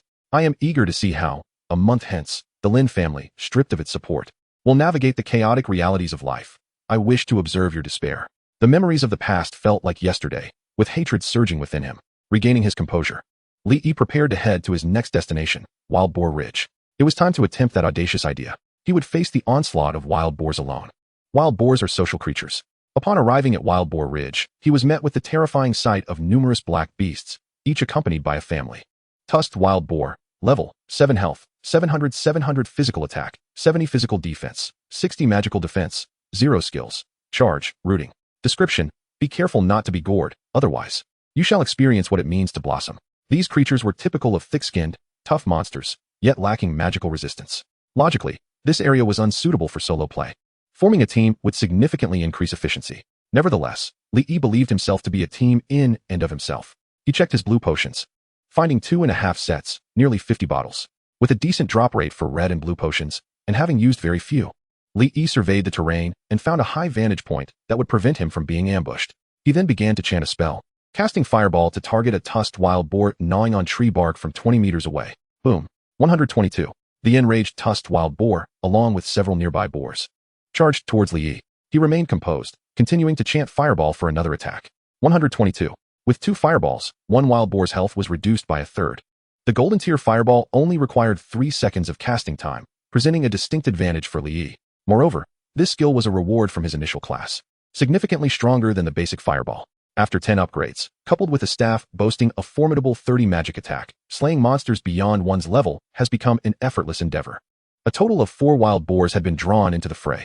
Following the high explosive damage of the fireball spell to vanquish 1, 3 more tusked wild boars approached. Ice Crystal Arrow. Release. Spell. Ice Crystal Arrow. Level. Black Iron. 2/5. Effect. After a chant of 5 seconds, launches an ice crystal arrow at the enemy, inflicting 50 spell damage while slowing the target's movement speed by 50 for 5 seconds. Consumes 20 mana points, with a cooldown of 19 seconds, and an attack range of 6 meters. Upon reaching level 4, Li learned this skill from a long-purchased tome and allocated a point to it. Now, the moment had come to utilize it. After slowing one of the tusked wild boars, it became a temporary non-threat. Li then transformed into Gandalf, striking another tusked wild boar fiercely with his staff. The powerful blow, registering at 677, not only knocked back and stunned one of the tusked wild boars, but also triggered the talent Unyielding Grasp. Talent Unyielding Grasp activated, granting you a permanent 10 health points. Subsequently, he adeptly dodged the wild boar's attacks. Although he occasionally sustained minor injuries, the Unyielding Grasp significantly enhanced his health recovery capabilities. Each activation restored 5 of lost health, truly living up to its name. The 4 tusked wild boars were swiftly dispatched, yielding gratifying rewards. Collecting melodious skill names, monster names, and expressing gratitude to everyone. He chuckled with glee. Chapter 10, The Hamlin Guild. You have slain a tusked wild boar. You gained 45 experience points and an additional 30 experience bonus for slaying beyond your level. Talent Effect Fate Manipulator activated. You received 30 Strength Attribute points. Talent Effect Fate Manipulator activated. You received 30 Strength Attribute points. Talent Effect Fate Manipulator activated. You received 5 skill points. Talent Effect Fate Manipulator activated. You received 30 Constitution Attribute points. The 4 tusked wild boars not only provided Li with a wealth of experience, but also contributed a substantial amount of attribute points. The Unyielding Grasp activated 8 times, granting him an increase of 80 points to his permanent health limit. The only frustrating aspect was the emergence of an additional 30 points in strength attributes, while the intelligence he sought remained elusive. As for the drops, only a handful of copper coins were found. Li then retrieved his gathering knife. I shall harvest, harvest, harvest. You obtained 1 wild boar meat. You obtained 1 wild boar treasure. You obtained 1 wild boar skin. You obtained 2 wild boar tusks. These were merely materials. While an ordinary person might have to return to the village and ponder for an extended duration to discern the uses of these materials, Li was well aware. After a round of slaughter, Li's strength surged like bamboo shoots after rain. He then entered a frenzy, embarking on a hunting spree. Subsequently, he faced assaults from groups of 6, 8, and even 10 tusked wild boars single-handedly. The level 7 wild monsters fell as easily as wheat before the scythe. Compared to players still scrambling for rabbits at the village gate, Li's leveling speed was akin to riding a rocket. After slaying at least 40 tusked wild boars, his level ascended to 6, a remarkable gain of 2 levels. Besides the 10 attribute points and 2 skill points earned from leveling up, the talent Unyielding Grasp provided him with an additional 350 points to his health limit. Moreover, the talent Fate Manipulator conferred upon him a total of 130 strength, 80 spirit, 70 agility, 70 skill points, 30 constitution, 20 intelligence, a mana limit of 1,000, and a health limit of 1,500. Naturally, he allocated the freely distributable attribute points to intelligence. As a mage, it was somewhat ironic that intelligence was his weakest attribute. The only regret was that despite the abundance of wild monsters, not a single piece of equipment dropped. This was particularly disheartening given the increased drop rates for slaying beyond level. Upon reaching level 6, the learning conditions for the skill book, Firewall, were also met. After mastering it, not only did he max out its level, but he also elevated his other skills to their peak. Spell, Fireball. Level, Gold. Effect, after a 3-second chant, releases a fireball to attack the enemy, inflicting 300 spell damage, consuming 10 mana points, with a cooldown of 3 seconds and an attack range of 30 meters. Spell, Fireball. Level, Silver. Effect, after a 5-second chant, releases a small fireball to attack the enemy, inflicting 150 spell damage and causing 15 fire damage over 3 seconds, consuming 15 mana points, with no cooldown, and an attack range of 10 meters. Spell, Ice Crystal Arrow. Level, Silver. Effect, after a 1-second chant, releases an Ice Crystal Arrow to attack the enemy, inflicting 80 spell damage and slowing the target's movement speed by 70 for 5 seconds, consuming 20 mana points, with a cooldown of 15 seconds, and an attack range of 10 meters. Spell, Flame Repulsion Ring. Level, Gold. Effect, after a 1-second chant, releases a massive ring of flame outward from the caster, inflicting 140 spell damage on enemies within a radius of 10 meters and knocking them back, causing a stunning effect on monsters for 15 seconds, consuming 30 mana points. With a cooldown of 100 seconds. Spell, Firewall, level, gold. Effect, after a 1-second chant, releases a firewall in a range of 5m x 5m at the target location, inflicting 150 spell damage per second to enemies within the firewall for 10 seconds. Enemies remaining in the firewall for over 3 seconds will accumulate 80 points of true damage per second, consuming 50 mana points, with a cooldown of 40 seconds. All skills have now reached their maximum level. Should other players discover this, they would surely be left in awe. With such an array of skills, Firewall remains a core ability even into the mid-game. Should he find materials to enhance his skills, he could unleash it again before its effects expire, creating a veritable sea of flames. The resulting true damage would be a nightmare for melee classes such as assassins and warriors, and it is indeed the true reason behind the rapid leveling of mages. The efficiency of area damage kills is maximized. Currently, Li Yi's inventory is reduced to just a few slots. He prepares to venture forth to gather the final required material for his quest, lamb meat. Goat Ridge. Health, 490, base, 350, unyielding, 1800, fate. Mana, 900-1000. Physical attack, 3881, base physical attack strength x2. Spell attack, 9230, base spell attack intelligence x2. Here are some of Li Yi's current attributes. Now, let us gaze upon a herd of wild goats quietly grazing in the distance. Wild goat. Level, 8. Health, 800. Physical attack, 95. Physical defense, 65. Spell defense, 0. Skills, corner kill, charge. Description, the meat is tender and succulent. All, who truly is the monster? Attributes surpassing even a boss.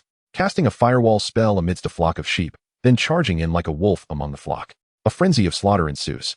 A single strike's damage nearly rivals his maximum explosive fireball spell. Moreover, the healing effect of the unyielding grip allows him to withstand the damage from wild creatures without needing to consume health potions.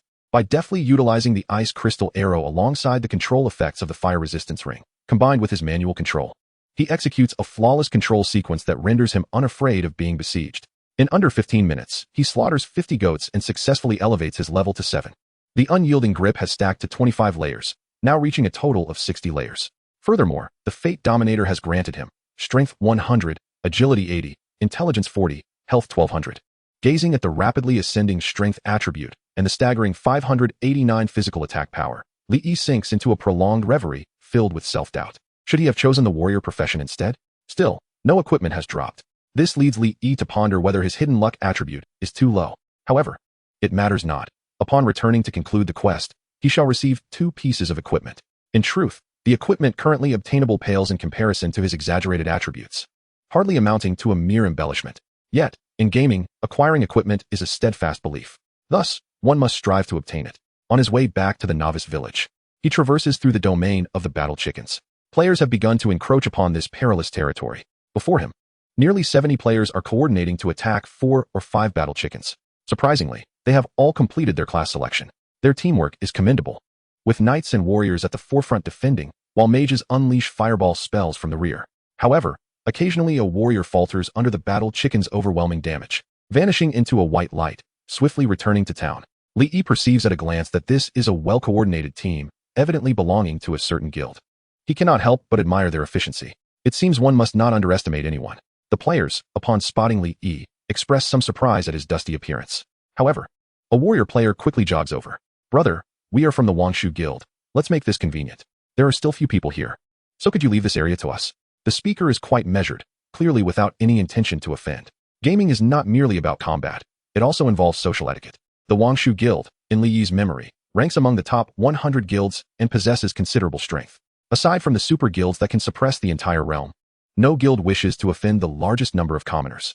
If one were to provoke a certain little fairy, she might compose a lengthy missive, leading to significant repercussions. No worries, I'm just passing through. Li Yi waves his hand, unfazed by their superficially polite, yet overtly domineering behavior, as it does not encroach upon his interests. The battle chickens have long been eliminated from his concerns. That's good. Brother, have you found anything? If you have equipment, we at Wangshu can purchase it at a high price. The warrior player, noticing Li Yi's evident passage from a higher level area, grows suspicious that Li Yi may be a skilled player. Not at the moment. The drop rate is too low, Li Yi replies, shaking his head. The warrior, wearing a bitter smile, agrees, indeed, with our large group. We've only managed to acquire 2 pieces of equipment thus far. If you come across something good, remember us at Wangshu. He then returns to the team to continue hunting monsters. After another 10 minutes, he encounters another group surrounding battle chickens. This group consists of around 20 players, but displays a capability to handle 4 battle chickens with ease. Their overall strength is evidently superior to the previous group. Notably, upon seeing Li, one of their warriors steps forward to engage him. Brother, we've claimed this area. You should find another place. This individual is far less courteous. But Li pays him no mind, casting a glance before moving on. However, after taking a few steps, he overhears their conversation. Let us keep going, level up quickly, and aim to be among the top 10 teams in the Hamlin Guild. Upon hearing this, Li halts in his tracks, taking a deep breath. Very well. The road of vengeance is narrow. If I must blame someone, it will be those from Hamlin. I shall instill fear in every member of your guild. It begins with you. Chapter 11, Dimensional Strike. Turning around, Li, with a stoic expression, strides back toward the group of 20. The opposing players quickly notice his unusual behavior, their faces displaying impatience and irritation. Kid, you're pushing your luck, aren't you? I told you this land is ours.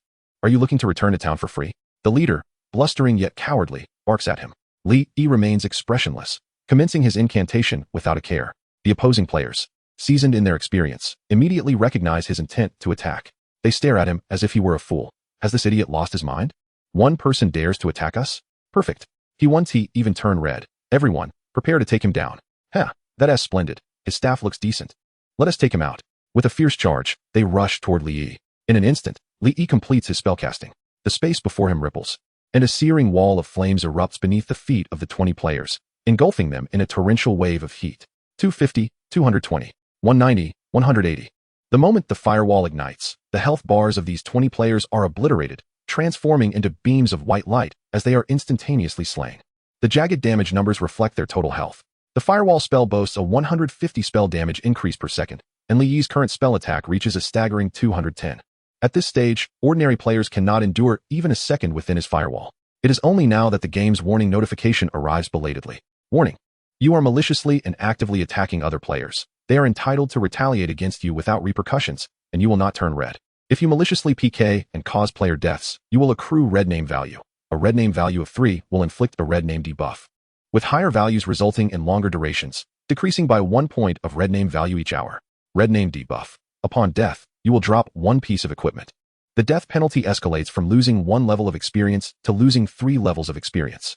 You have slain player Hamlin Long in the sky, gaining 1 point of red name value. You have slain player Hamlin Long in the wild, gaining 1 point of red name value. The notifications flood his ears. Yet, Li remains unfazed, instead contemplating. Initially, he believed his talent would allow him to obtain attributes from slaying players. Now it seems that this does not apply to players. A sword has dropped. It is not a novice weapon, but a gleaming iron sword, exuding a chilling aura. Weapon, black iron sword. Quality, ordinary. Attributes, physical attack 6. Level restriction, 3. Class restriction, none. Special restriction, none. A rather unremarkable sword, yet at this stage, it can be deemed a fine piece. The resurrection point of the novice village. A blinding white light flashed. Suddenly, 20 figures materialized at the resurrection array. At that moment, the expressions of these 20 individuals were one of utter bewilderment as they exchanged glances. This spectacle left passing players dumbfounded. A quick-witted player, with a glint of curiosity in his eyes, hurriedly approached to gather information. Hey guys, how did you all resurrect simultaneously? Did you encounter some formidable boss? Spill the beans. But no one paid him any heed. The bewildered players of Hamlin suddenly erupted in confusion. What the hell? How did we die? I didn't see anything. I just felt a sudden wave of heat, and then lost consciousness. Oh my god. One skill sent all 20 of us back to the spring. What the hell? Damn it. I worked so hard to reach level 2, and now I'm back to level 1. Meanwhile, Long Zaiyan wore a grim expression. He was the leader of Hamlin in this novice village. He couldn't bear the responsibility for the elite team's sudden drop in levels. Yet, he still couldn't fathom how they had perished all at once. Firewall. That must have been the firewall. Long Zai seemed to recall something. As a mage, he finally remembered a skill that matched the description of what he had just experienced. Firewall. That's a mage skill that can only be learned at level 5. Could that guy already be level 5? Long Zaiyan looked incredulous. However, even if he had mastered Firewall and reached level 5, it was still improbable for him to wipe them all out in one blow. There must be another explanation. But is it a talent? And that staff seems rather extraordinary. He had heard rumors that in eternity, certain fortuitous events could lead to treasure chests spawning in the wild. Perhaps that staff was something truly remarkable. The crowd buzzed with speculation, desperately seeking a rationale that would convince them. Meanwhile, Onlookers among the players found themselves utterly perplexed. Hey, are you guys saying you were killed by a player? Get lost. Suddenly, Long Xiqian realized that his weapon had been dropped. He turned crimson with rage and shouted, "My black iron sword was dropped." This revelation sent the crowd into a frenzy. What? Captain, that weapon cost the guild 100,000 to acquire. Only one can be distributed per village. What are we going to do? While pondering deeply, Longzhe suddenly interjected, "If he killed us all, that means he is now a red name. Red name's dropping gear is a certainty. I suspect he must possess a remarkable talent and perhaps stumbled upon an extraordinary treasure." This hypothesis sparked a glimmer of hope in Long Xiqian's eyes. Exactly. If we could seize what he has, we wouldn't need anything else. With renewed confidence, Long Xiqian declared, "We must take him down. We have over 400 brothers in this village. We have nothing to fear." That player SID is E, right? What a ridiculous name. Yet, Longzhe cautioned him, "Brother, before we proceed, we need to report to Assistant Wang or President Lin. That's the proper protocol." "All right. We'll do it your way." Meanwhile, Lin Yintong was being surrounded by 50 burly men, each taking turns to help her level up, leaving the final blow for her. She had swiftly risen to level 4. This pace was nothing short of remarkable. Thus, aside from talent, financial prowess was equally crucial.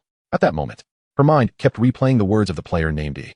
It felt akin to being force-fed excrement and repeatedly picking up the bowl to lick it clean, an utterly nauseating sensation. She vowed that he would pay dearly for this. Some words, once spoken, cannot simply be forgotten. Fortunately, her assistant occasionally provided reports that comforted her. There were 14 individuals from Hanlin in the novice village, exceeding 200 in total. Since each player's starting village was random, the more members from the guild born in the same novice village, the greater the advantage. Especially in that 95-27 novice village, there were actually 432 members of Hanlin, a most gratifying figure. This fortunate start led Lin Yintong to surmise that Hanlin could at least break into the top 6 in the national overall rankings. Just then, a series of notification sounds echoed in her ear. A private message. Initially believing it to be a routine report, she calmly opened the private message, only to be shocked into wide-eyed disbelief by its content. What? Such a thing happened. An elite team of 20 wiped out, allegedly holding extraordinary gear. Wait a minute. The ID of the other party is E? Lin Yintong paused, her exquisite features contorting as she began to reply to the private message. She intended to let E know what it meant to invoke the wrath of a woman with a grudge. Moreover, this individual dared to provoke her guild, which was akin to inviting disaster. She instructed Long Xiqian to extract every secret from E and to block the village entrance. As soon as he stepped out, they would strike him down. Chapter 12. Like a demon lord descending from the heavens. As they approached the village entrance, the number of players increased. Yet, throngs of players were still engaged in hunting rabbits.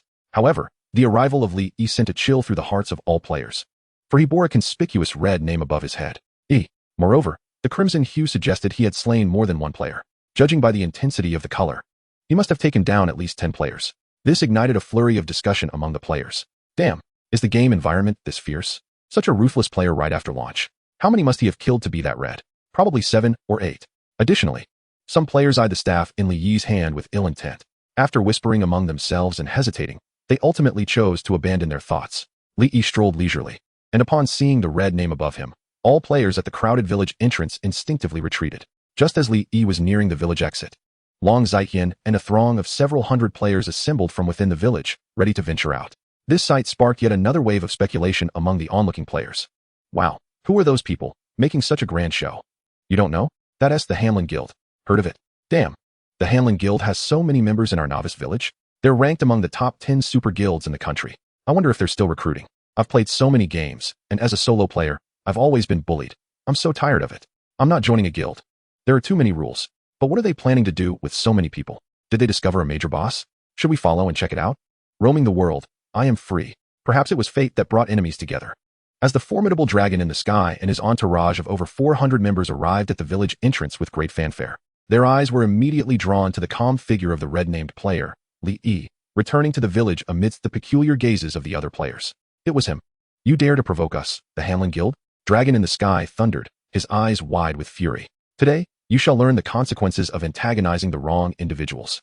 The age-old adage that enemies are particularly hostile upon meeting held true in this moment. Meanwhile, Dragon in the Wild, with a shrewd glint in his eye, addressed Li Yi in a composed manner. Brother, I am perplexed as to why you suddenly attacked us. However, because of your actions, our Hanlin Guild has collectively lost 20 elite members to a level drop. You must provide us with an explanation. Otherwise, this matter may not conclude amicably. My brothers might just block your path and return you to level 1. Why not share how you managed to eliminate all 20 of us simultaneously? If you compensate us for our lost equipment, we can consider this matter settled. Dragon in the Wild's words momentarily silenced Dragon in the Sky, who continued to glare at Li Yi with palpable animosity. In stark contrast, Li Yi maintained an expression of tranquility as he surveyed the throng of hundreds before him. Are you all members of the Hamlin Guild? He inquired.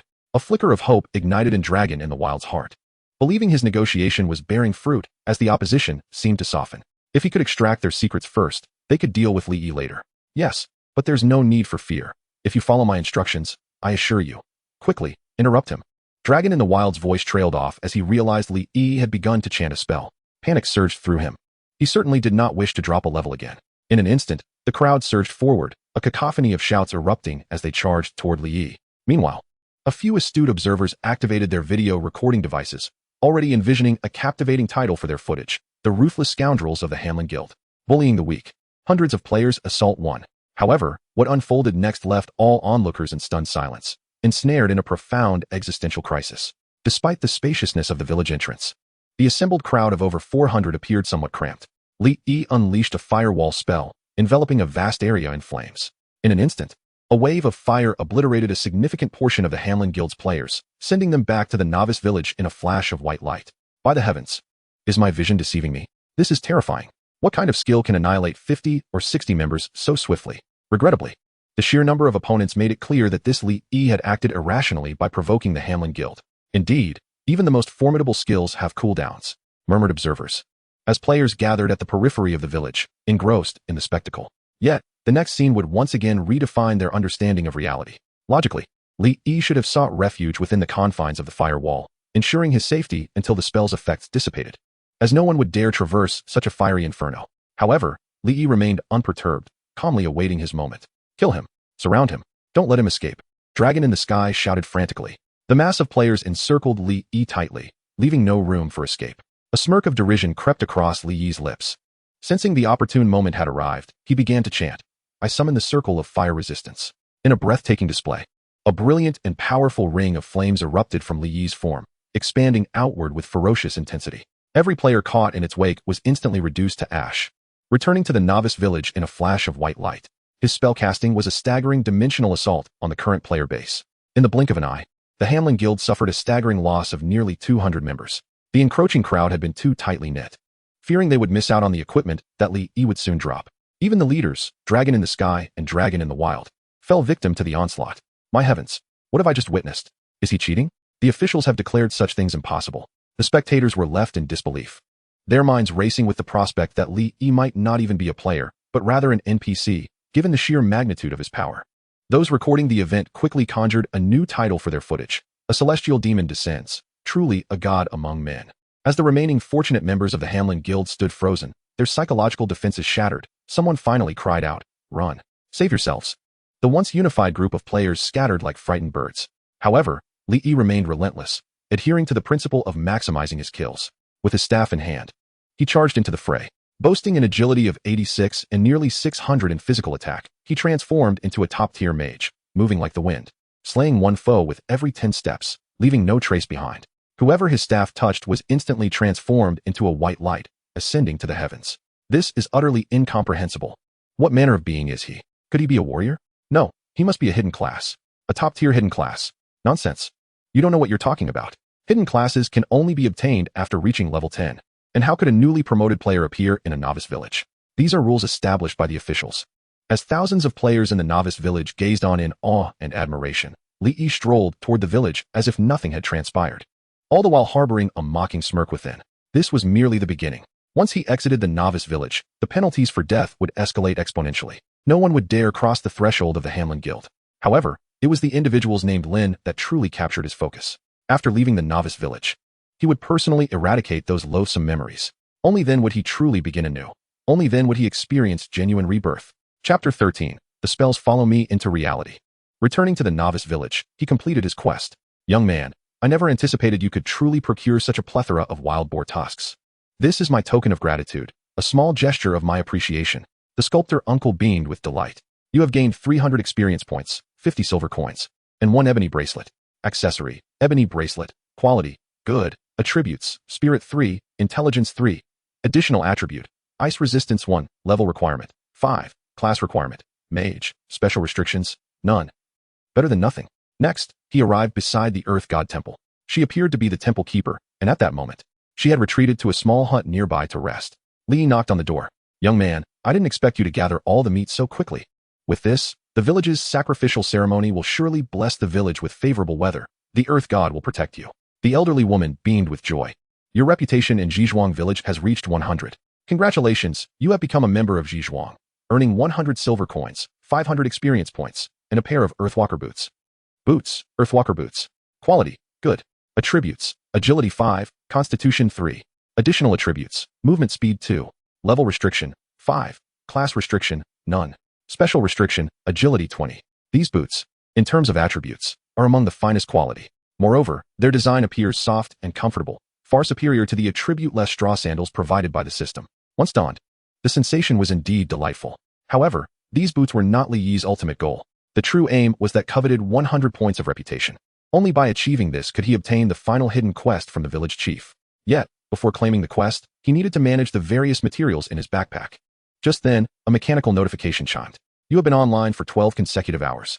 According to anti-addiction regulations, please log off within 5 minutes, or you will be forcibly logged off. How swiftly time passes. Has it truly been 12 hours? Very well, one must take things one step at a time. However, he decided to list that equipment for sale first. The black iron sword still held considerable value. By the time he logged back in, its worth would likely diminish significantly. Thus, he listed it for 50,000 RMB, or 2 gold coins. Little did he know, it was snatched up immediately. He successfully received 50,000 RMB. Following that, he focused his thoughts, silently commanding the game to log off. Yet, an exceedingly bizarre scene unfolded, sending chills down his spine. His eyes suddenly turned a vivid crimson. He found himself in a blood-red, peculiar space. Even more unsettling was the sight of countless human bodies suspended in an endless void. Blood-red. Bumpy tendrils connected to the brains of these human forms. Li Yi soon noticed a distinction among them.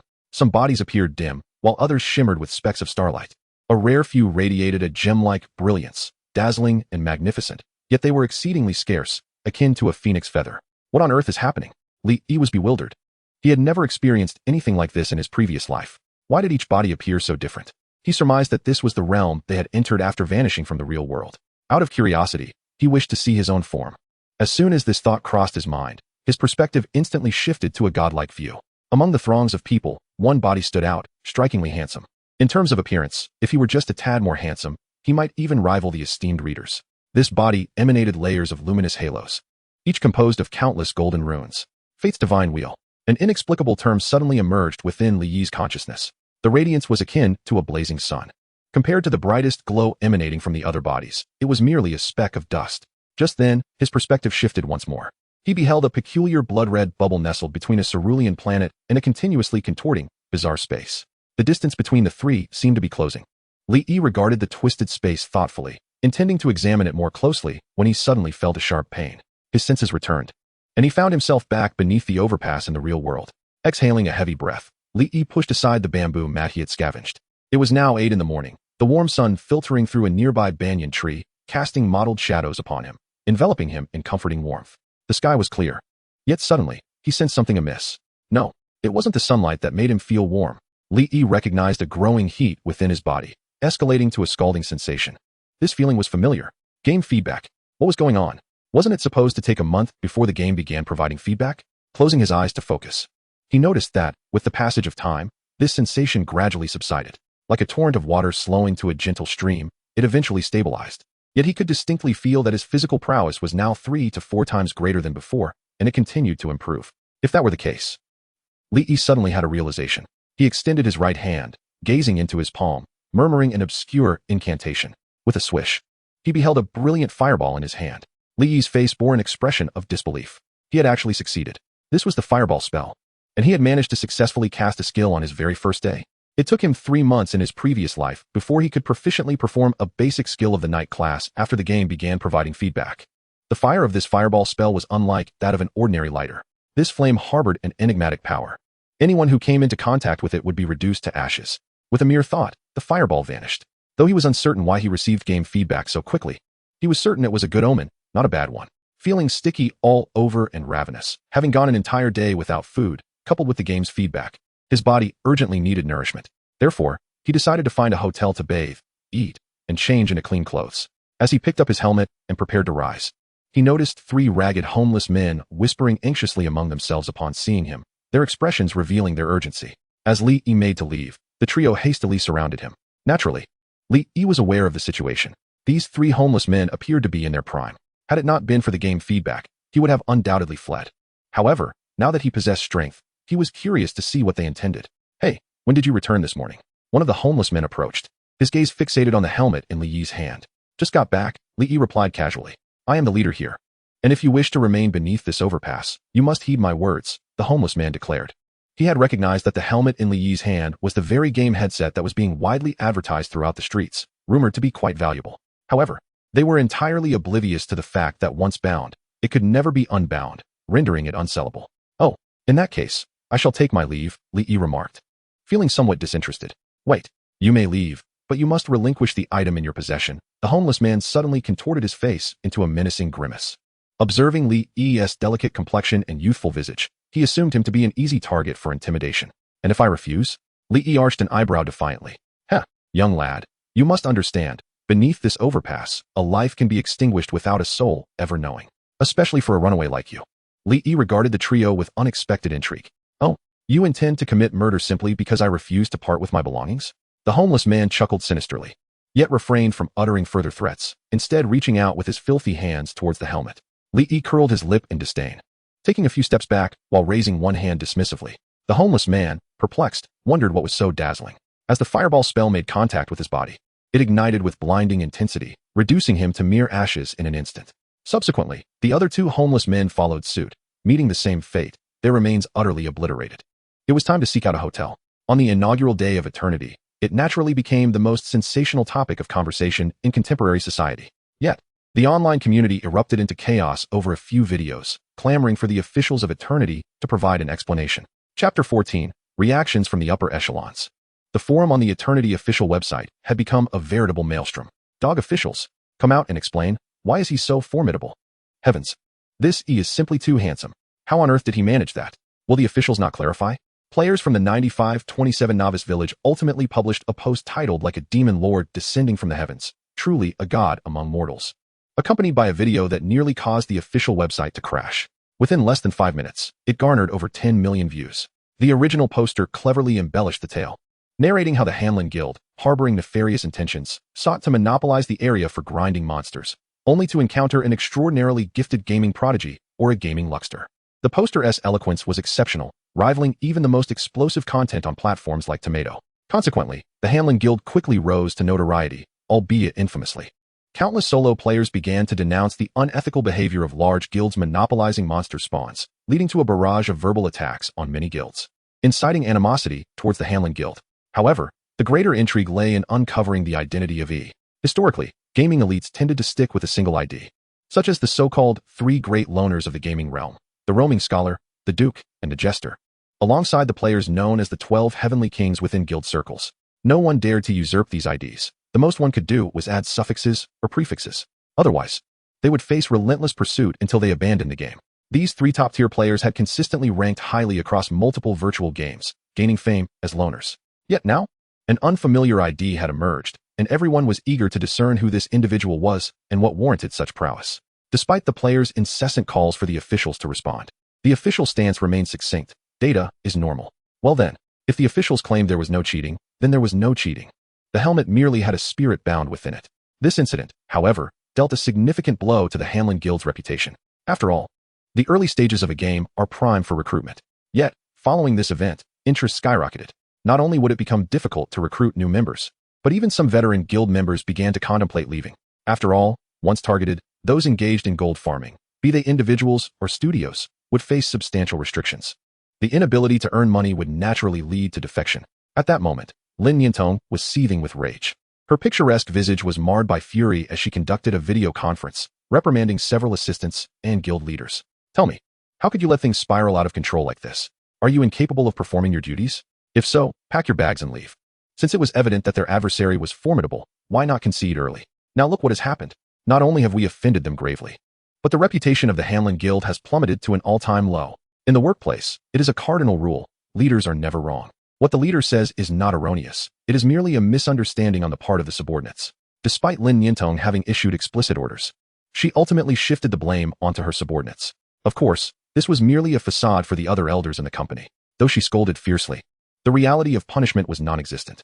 Those who bore the brunt of her ire were well aware of this. Workers, after all, understand the unspoken truths. This is the legendary act of a leader shifting blame. Following the conclusion of the video conference, Lin Yintong found herself lost in thought. This incident had hit her hard. After all, she had invested everything into eternity.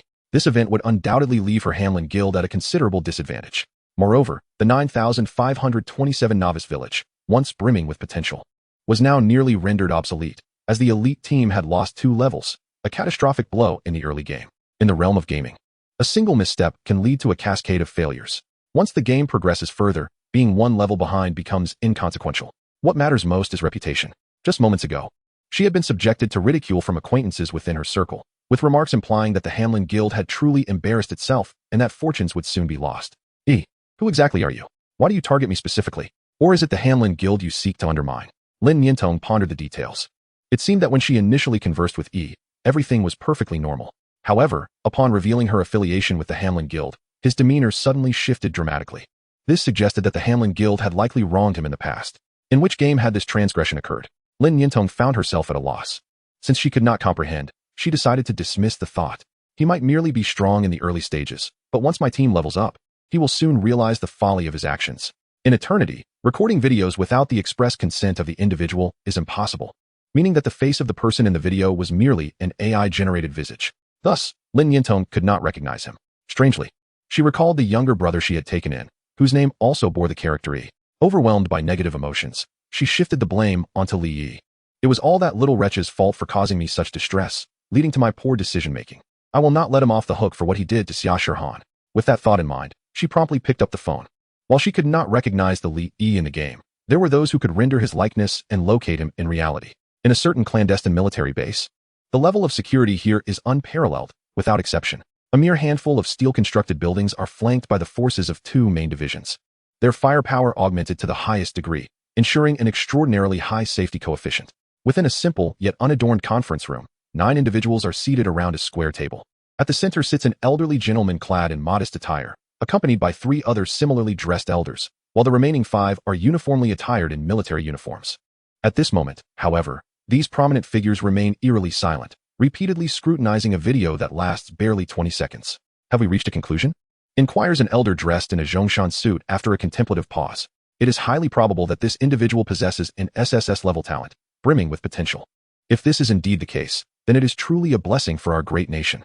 Such words imply that our illustrious dynasty may soon boast 3 prodigious talents capable of bearing the standard. Has the identity of this individual been confirmed in reality?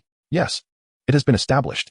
Several soldiers witnessed the incident at the 9527 novice village. Following in-depth psychological analysis and the efforts of top portrait artists utilizing AI technology, we have successfully rendered an accurate likeness of the individual.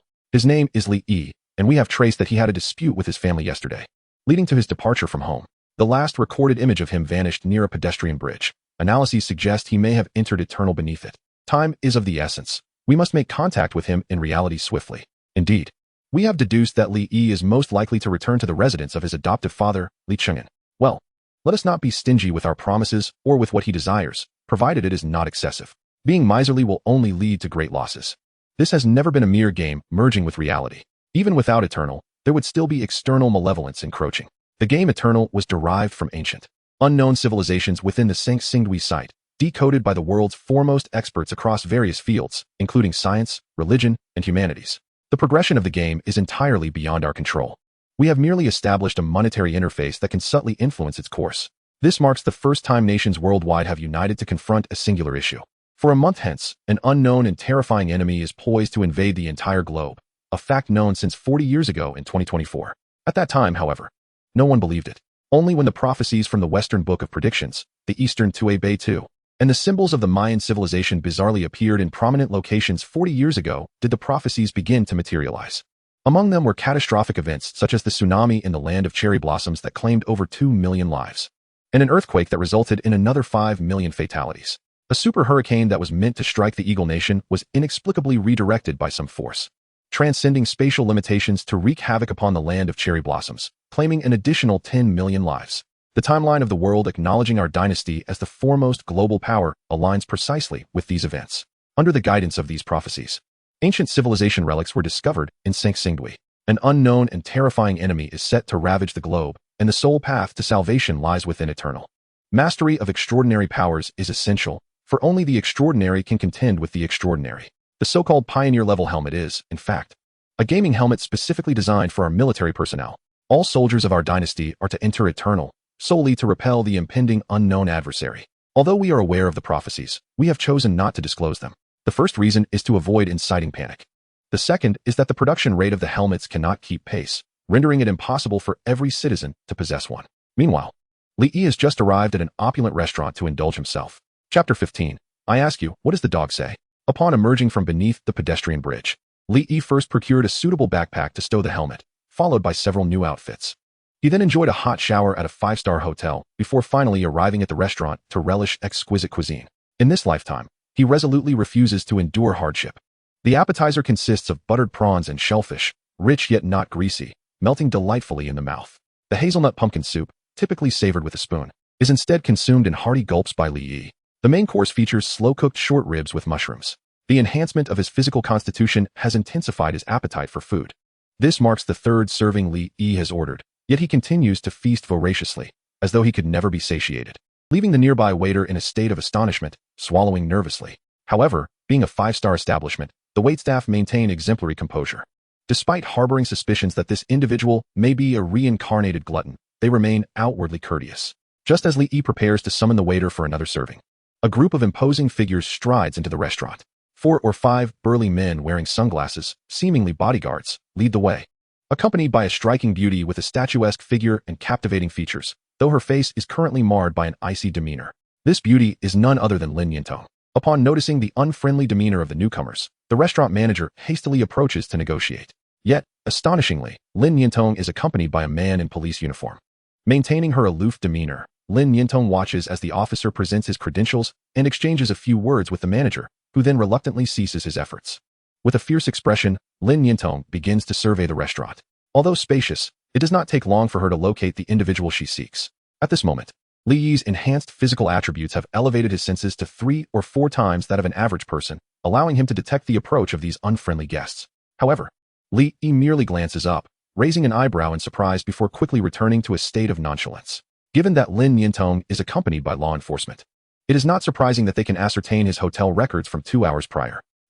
So Li Yi, you little scoundrel, are indeed here, indulging in 5-star luxury? Where did you acquire the funds? Lin Yintong approaches Li Yi's table, unceremoniously taking a seat across from him, greeting him with the moniker of little scoundrel. Unfazed, Li Yi leisurely wipes his mouth with a napkin before sipping some water to rinse his mouth. Lin Yintong, incensed, is about to signal her uncle, the officer, to interject when, suddenly, Li Yi spits out mouthwash, splattering it across Lin Yintong's exquisite visage. Stunned, she freezes momentarily, even feeling the lingering warmth of the liquid on her face. While the bodyguards and the officer stand in shock. Lin Yintong, what does the dog say? I ask you, what does the dog say? Li Yi's cold gaze fixes upon her, devoid of any emotion. Caught off guard by Li Yi's piercing black eyes, Lin Yintong feels an inexplicable tightening in her chest. Yet, her embarrassment quickly turns to rage as she hurriedly retrieves a tissue to wipe her face. Li Yi, do you have any idea what you are doing? I wonder what your parents would think. You are utterly unworthy of being a member of the Lin family. Today, I present you with 2 choices. Either return home with me and accept your punishment. Return to your parents, bow an apology, and then vent your frustrations on Shirhan. Let this matter pass just like that. Otherwise, based on your past deeds, I could condemn you to a lifetime in prison. Do you believe that? The Lin family, as the local authority in the ancient city, naturally has some connections. However, Lin Yintong merely intended to frighten her brother. She believed that no matter how reckless Li Yi might appear, the inherent cowardice lurking within him would remain unchanged. Li Yi regarded Lin Yintong with a gaze full of derision, dismissing her words and instead uttering something that left her momentarily speechless. Killing those individuals in the novice village was merely the beginning. I hope you take your time to witness the gradual collapse of your Hamlin guild. Since the game has begun to respond, why hide in the shadows? She understood that he was behind this, but so what? He yearned to relish the despair and helplessness of watching the fruits of his elder sister's years of hard work being obliterated by the brother she had always deemed insignificant. Upon hearing his words, Lin Yintong's expression shifted from surprise to suspicion as she stared at Li Yi. What are you saying? Are you implying that the Yi is you? Yet, upon further reflection, she scoffed at her boastful brother. Though she had never paid much attention to him, she knew he had never engaged in virtual gaming. The brief PK video of that expert, though short, exhibited a ruthless and decisive demeanor, clearly showcasing an adeptness at gameplay that a novice could not possess. Li Yi had no intention of proving anything to her. He merely grabbed his backpack and prepared to leave. Lin Yintong, however, would not allow him to exit so easily. She exchanged a knowing glance with several men in black, who promptly moved to subdue Li Yi. With Uncle JC present, no one would dare to abduct a living person in broad daylight. Yet, Li Yi's prowess had evolved beyond recognition. His movements were as swift as the wind. Before anyone could react, he deftly seized Lin Yintong's delicate neck, akin to lifting a chick, suspending her effortlessly in midair, her feet dangling above the ground. This unexpected scene took everyone by surprise. The bodyguards and uncle's expressions shifted dramatically. Stop. Release President Lin. You are committing a crime. Let us discuss this calmly. Panic ensued. Their disbelief palpable. This seemingly youthful and slightly frail boy possessed such terrifying strength. Although Lin Yintong was not heavy, Li Yi's demeanor suggested that her weight was inconsequential. Meanwhile, Lin Yintong's face turned pale with fear, her inability to breathe causing her complexion to flush crimson. A gripping sense of suffocation making her feel as if death was imminent. For the first time, she harbored a sense of dread towards her brother. Should you wish for my demise, feel free to act. Li Yi remained unnaturally calm, a chilling indifference etched on his face. Uncle, drenched in cold sweat, implored, please. Young man, she is your sister. You must release her. She is suffocating. Oh, is that so? Li Yi glanced at Lin Yintong, whose lips were beginning to turn blue, and smirked slightly, loosening his grip just enough for her to draw in a few breaths of fresh air. Do you remember when I was 16? And you held my head underwater? How unpleasant was that feeling? Li Yi grinned, his question laced with mockery. You, how dare you? Lin Yintong's voice faltered abruptly. Yet, as always, she was insufferable. Li Yi, his head throbbing from her incessant chatter, tightened his grip once more, silencing her. My sister wishes to speak with me privately. She prefers you not to accompany us, he stated nonchalantly, as if discussing a trivial matter. Just as Li Yi was about to depart, he noticed something unusual at the restaurant entrance. A squad of armed soldiers, clad in tactical gear and helmets, surged in, encircling everyone. Although Uncle was unsure of what transpired, he instinctively regarded the soldiers as reinforcements. Immediately, he drew his weapon, aiming it at Li Yi. Young man, you cannot leave. First, release President Lin before this escalates irreparably. Before Uncle could explain, a dark barrel was pressed against his temple, followed by a low, gravelly voice. Before this escalates beyond repair, you would do well to lower your weapon. What on earth is happening? Everyone was bewildered by this incomprehensible scenario, including Li Yi. Observing the rifles slung over the soldiers' shoulders, he sensed they were aiding him. Furthermore, having been reborn, Li Yi had gained a more detached perspective on many matters. Yet his respect for the Daxia military remained undiminished. In the immediate aftermath of the catastrophe a month later, the most sacrifices were made not by defenseless civilians, but by the valiant soldiers of Daxia, who shielded their people from the fiercest assaults with their own flesh and blood. Ultimately, Li Yi opted to release Lin Yintong, eager to ascertain the unfolding situation. Chapter 16. The military's olive branch. The continuous twists of the situation left everyone astonished. Naturally, the most panicked was Uncle, who had a gun pressed against his head. He hastily raised his weapon above his head, having merely followed orders. Thinking he was only going through the motions for a meager salary, was it worth risking his life? Comrades, let us all remain calm. We can discuss this. The lean, seasoned military officer collected Uncle's firearm with an air of authority. I will ensure your sidearm is returned to your department. Xiao Sun, go negotiate with the restaurant and erase the surveillance footage. As Lin Yintong was released, she did not react impulsively. She was no ordinary girl. As a woman managing assets worth nearly 10 billion, she understood that events were veering into uncharted territory. Thus, she chose to observe quietly from the sidelines. To her surprise, she noticed that the soldier bore the insignia of the star. Mr. Li Yi, we would like to discuss some matters with you. May I ask if you have a moment? The middle-aged soldier was unusually courteous, even lowering his stance. However, the gaze he cast upon Li Yi was peculiarly intense. Li Yi was taken aback, but he quickly formed a hypothesis. It must pertain to the events within the game Eternal. Could it be that the authorities had foreseen the impending calamity a month in advance? You are too kind. Although my time is limited, I am more than willing to converse with you. The first part of his statement was a subtle jab at Lin Yintong for wasting his time. The middle-aged soldier beamed with delight and gestured for Li Yi to proceed. Following the soldier's arrival, everyone was intimidated into submission by the armed presence. Who would dare to intervene now? As for Lin Yintong, Li Yi departed without casting her a single glance, while she regarded her brother with an expression laden with complexity. He seems to have truly changed, and there appears to be some secret about him. Why would a person of such high military rank seek him out, and so courteously? Furthermore, what my brother mentioned about a player with the IDE, could it really be him? No, I must find someone to verify this. Lin Yintong sat vacantly in her chair, her expression fluctuating between gloom and brightness. Soon after, she attempted to search for a photograph of Li Yi on her phone to send to Long Zaiqian and the others for identification. However, she was dismayed to discover that all the images stored on her phone were of Lin Shirhan, not a single one of Li Yi. Li Yi followed the middle-aged soldier to a large truck outside the dining hall. The soldiers remained outside, leaving only the middle-aged man and Li Yi to enter the vehicle. Mr. Li Yi, I am Ding Wei. It is a pleasure to meet you. Hello, General Ding. You may simply call me Li Yi. I wonder what brings you to me. Faced with the general's politeness, Li Yi refrained from being too presumptuous. All right, Li Yi, I shall be straightforward. Being a soldier, I prefer to avoid unnecessary preambles. We are here to confirm whether you have awakened an SSS-level talent within eternity. Ding Wei's expression was grave. Rest assured, we will not pry into the specifics of your talent. We seek confirmation because an SSS-level talent holds significant importance for the future of the Great Xia and its people. Li Yi pondered for a moment. Given his overt actions, he naturally did not wish to engage in any form of concealment. Moreover, if possible, he might glean some information from them. Of course, he did not intend to divulge everything. Yes, I have indeed acquired an SSS-level gaming talent within eternity. Upon hearing this, Ding Wei's previously serious demeanor transformed into a smile. Excellent. After viewing that video, we were already quite confident. Seeing you lift an adult with one arm further confirmed it. Without receiving game feedback, how could you achieve that? Li Yi feigned ignorance. Game feedback? Ding Wei nodded. Indeed. Game feedback is something only a holder of an SSS-level talent could receive on the very first day. Li Yi, what I am sharing with you today is classified information. It must not be disclosed, even to the closest of individuals. Can you adhere to this? Li Yi nodded, clearly recognizing the significance of the SSS-level talent. And the other party had not requested him to sign any non-disclosure agreement, voluntarily revealing information to him. The so-called game feedback refers to the abilities of characters within eternity translating into enhancements in the player's real-world body. A sudden leap in your physical capabilities is one form of game feedback, Ding Wei elucidated. Meanwhile, Li Yi appeared utterly astonished. Listen, Li Yi, in the not-so-distant future, the Great Xia, and indeed the entire world, will face a cataclysm. Holders of SSS-level talents are the dragons among the urgently needed individuals for our nation.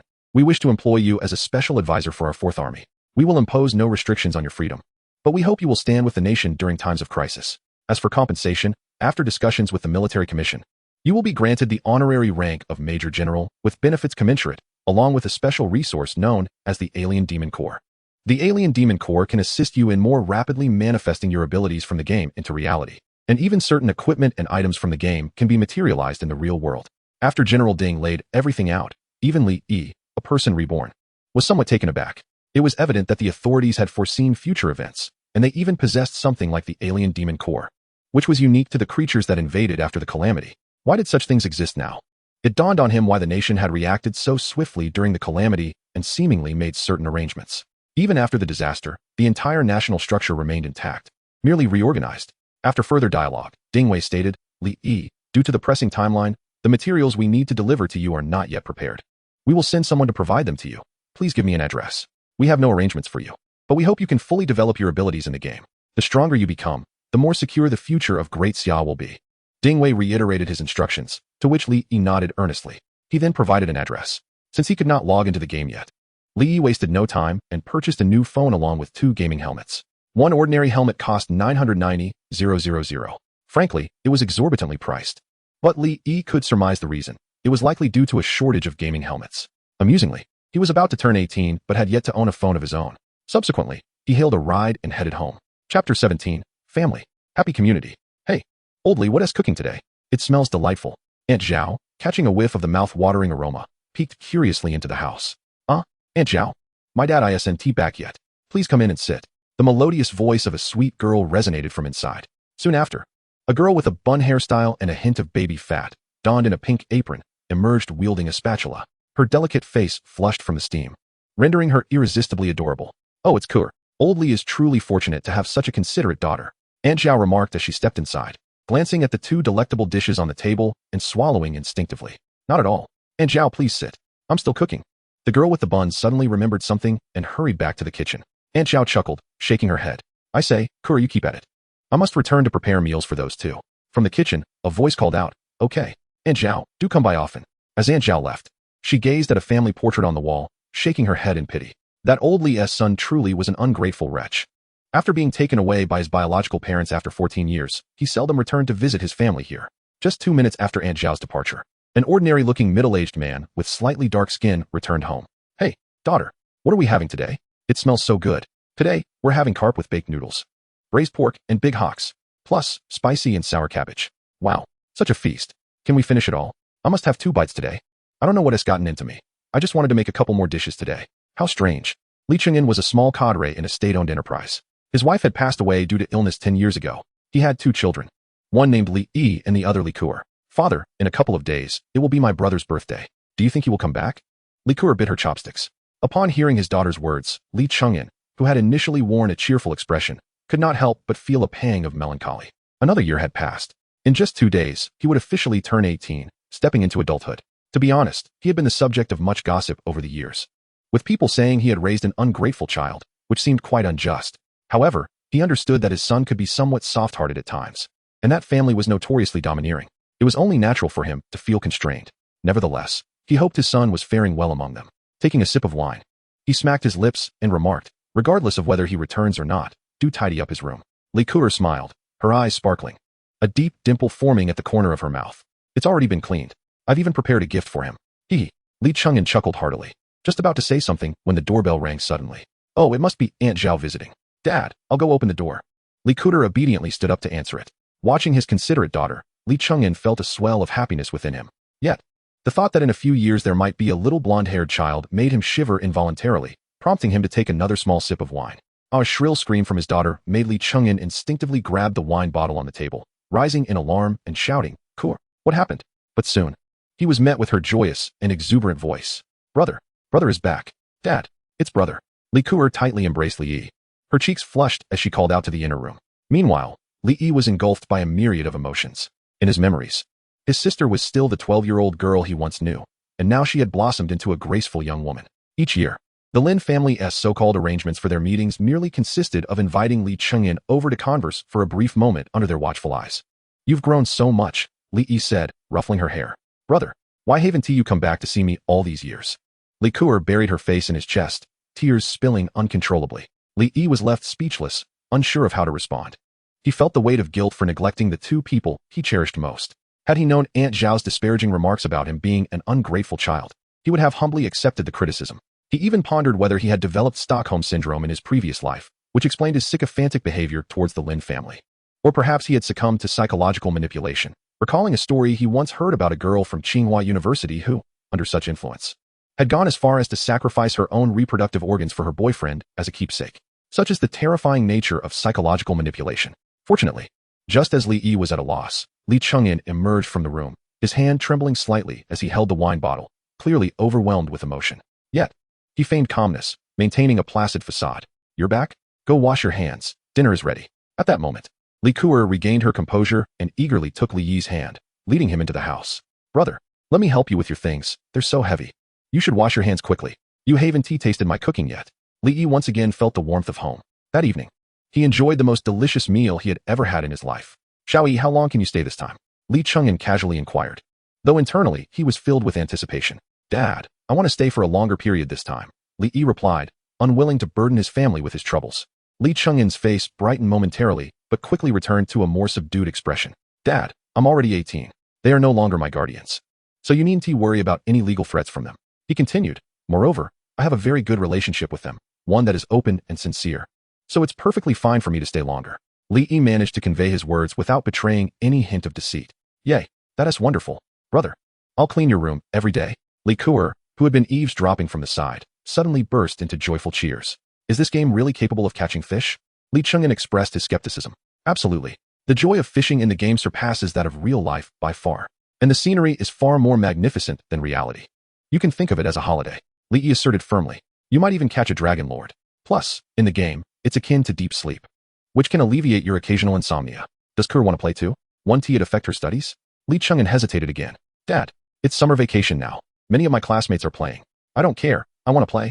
The obedient Kuer began to protest. Dad, rest assured, this game will only bring tremendous benefits. The sooner you enter the game, the better it is for your health. Li Yi had no intention of pushing them to excel in the game. He vowed never to let his family face danger directly. He would always protect them closely. After completing these exchanges, Li Yi finally awaited the moment he could log back into the game. Upon re-entering, he donned his helmet, and with a flash of light, he found himself in the novice village 9527. As soon as he logged in, The players in the village cast varying expressions upon seeing him. Some were fearful, others admired him. Some gazed at him with longing, and some were envious. The name above his head was now dark red. The title of E-God had become renowned throughout the entire player community of Eternity, having single-handedly vanquished over 400 foes with ease. Who had not heard of his fearsome reputation? For now, he decided to first manage the materials in his backpack that he had not yet processed.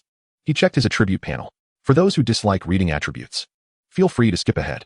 Nickname: E-Class, Mage level, 7, 1405 2000, health points, 490, base, 600, immortal, 3000, fate, mana points, 900-1000, fate, physical attack, 5881, base physical attack strength x2, magical attack, 18030, base magical attack intelligence x2, physical defense, 491, base physical defense constitution x1, magical defense, 901, base magical defense spirit x1, elemental resistance, ice resistance 1 strength, 2895, ring bonus, aggressiveness, 83335, ring, bracelet, boots, intelligence, 873, ring bonus, spirit, 903, bracelet, constitution, 493, boots, equipment, staff of light, novice cloth armor, green python ring, ebony bracelet, earth boots, skills, fireball technique, golden max, small fireball technique, silver max, fire resistance ring, golden max, ice crystal arrow, silver max, firewall technique, golden max, talent, ring of fate, effect 1, fate's dominator. For every enemy unit killed that is at or above your level, there is a chance to gain rewards such as increased health points, mana points, attribute points, skill points, skills, equipment, pets, hidden profession transfer scrolls, talents, and more. Anything is possible. Currently acquired: skill points 80, strength attribute 280, maximum health 3000, intelligence 70, constitution 40, maximum mana 1000, agility 150, spirit 80, golden desert eagle, indomitable grip, SS talent. Effect 2, eternal repository, infinite acquisition talent. At level 10, able to draw 3 types of SSS level talents, and can additionally equip 3 talents simultaneously, with the freedom to wear extra talents or store them in the eternal repository. Current talents deployed in the repository: indomitable grip, level 60. Excellent, still the familiar prowess. I must hasten to reach level 10. 3 SSS level talents are awaiting my arrival. Chapter 18, SSS level hidden quest. Ah, young man, what is your strength? The village chief gazed at Li, who had changed in just a day, with a look of uncertainty. He seemed to possess the ability to see through the player's strength, but the extent of his perception remained a mystery. The village chief continued to leisurely fan himself. He was overseeing the assignments of several villagers confirming their professions.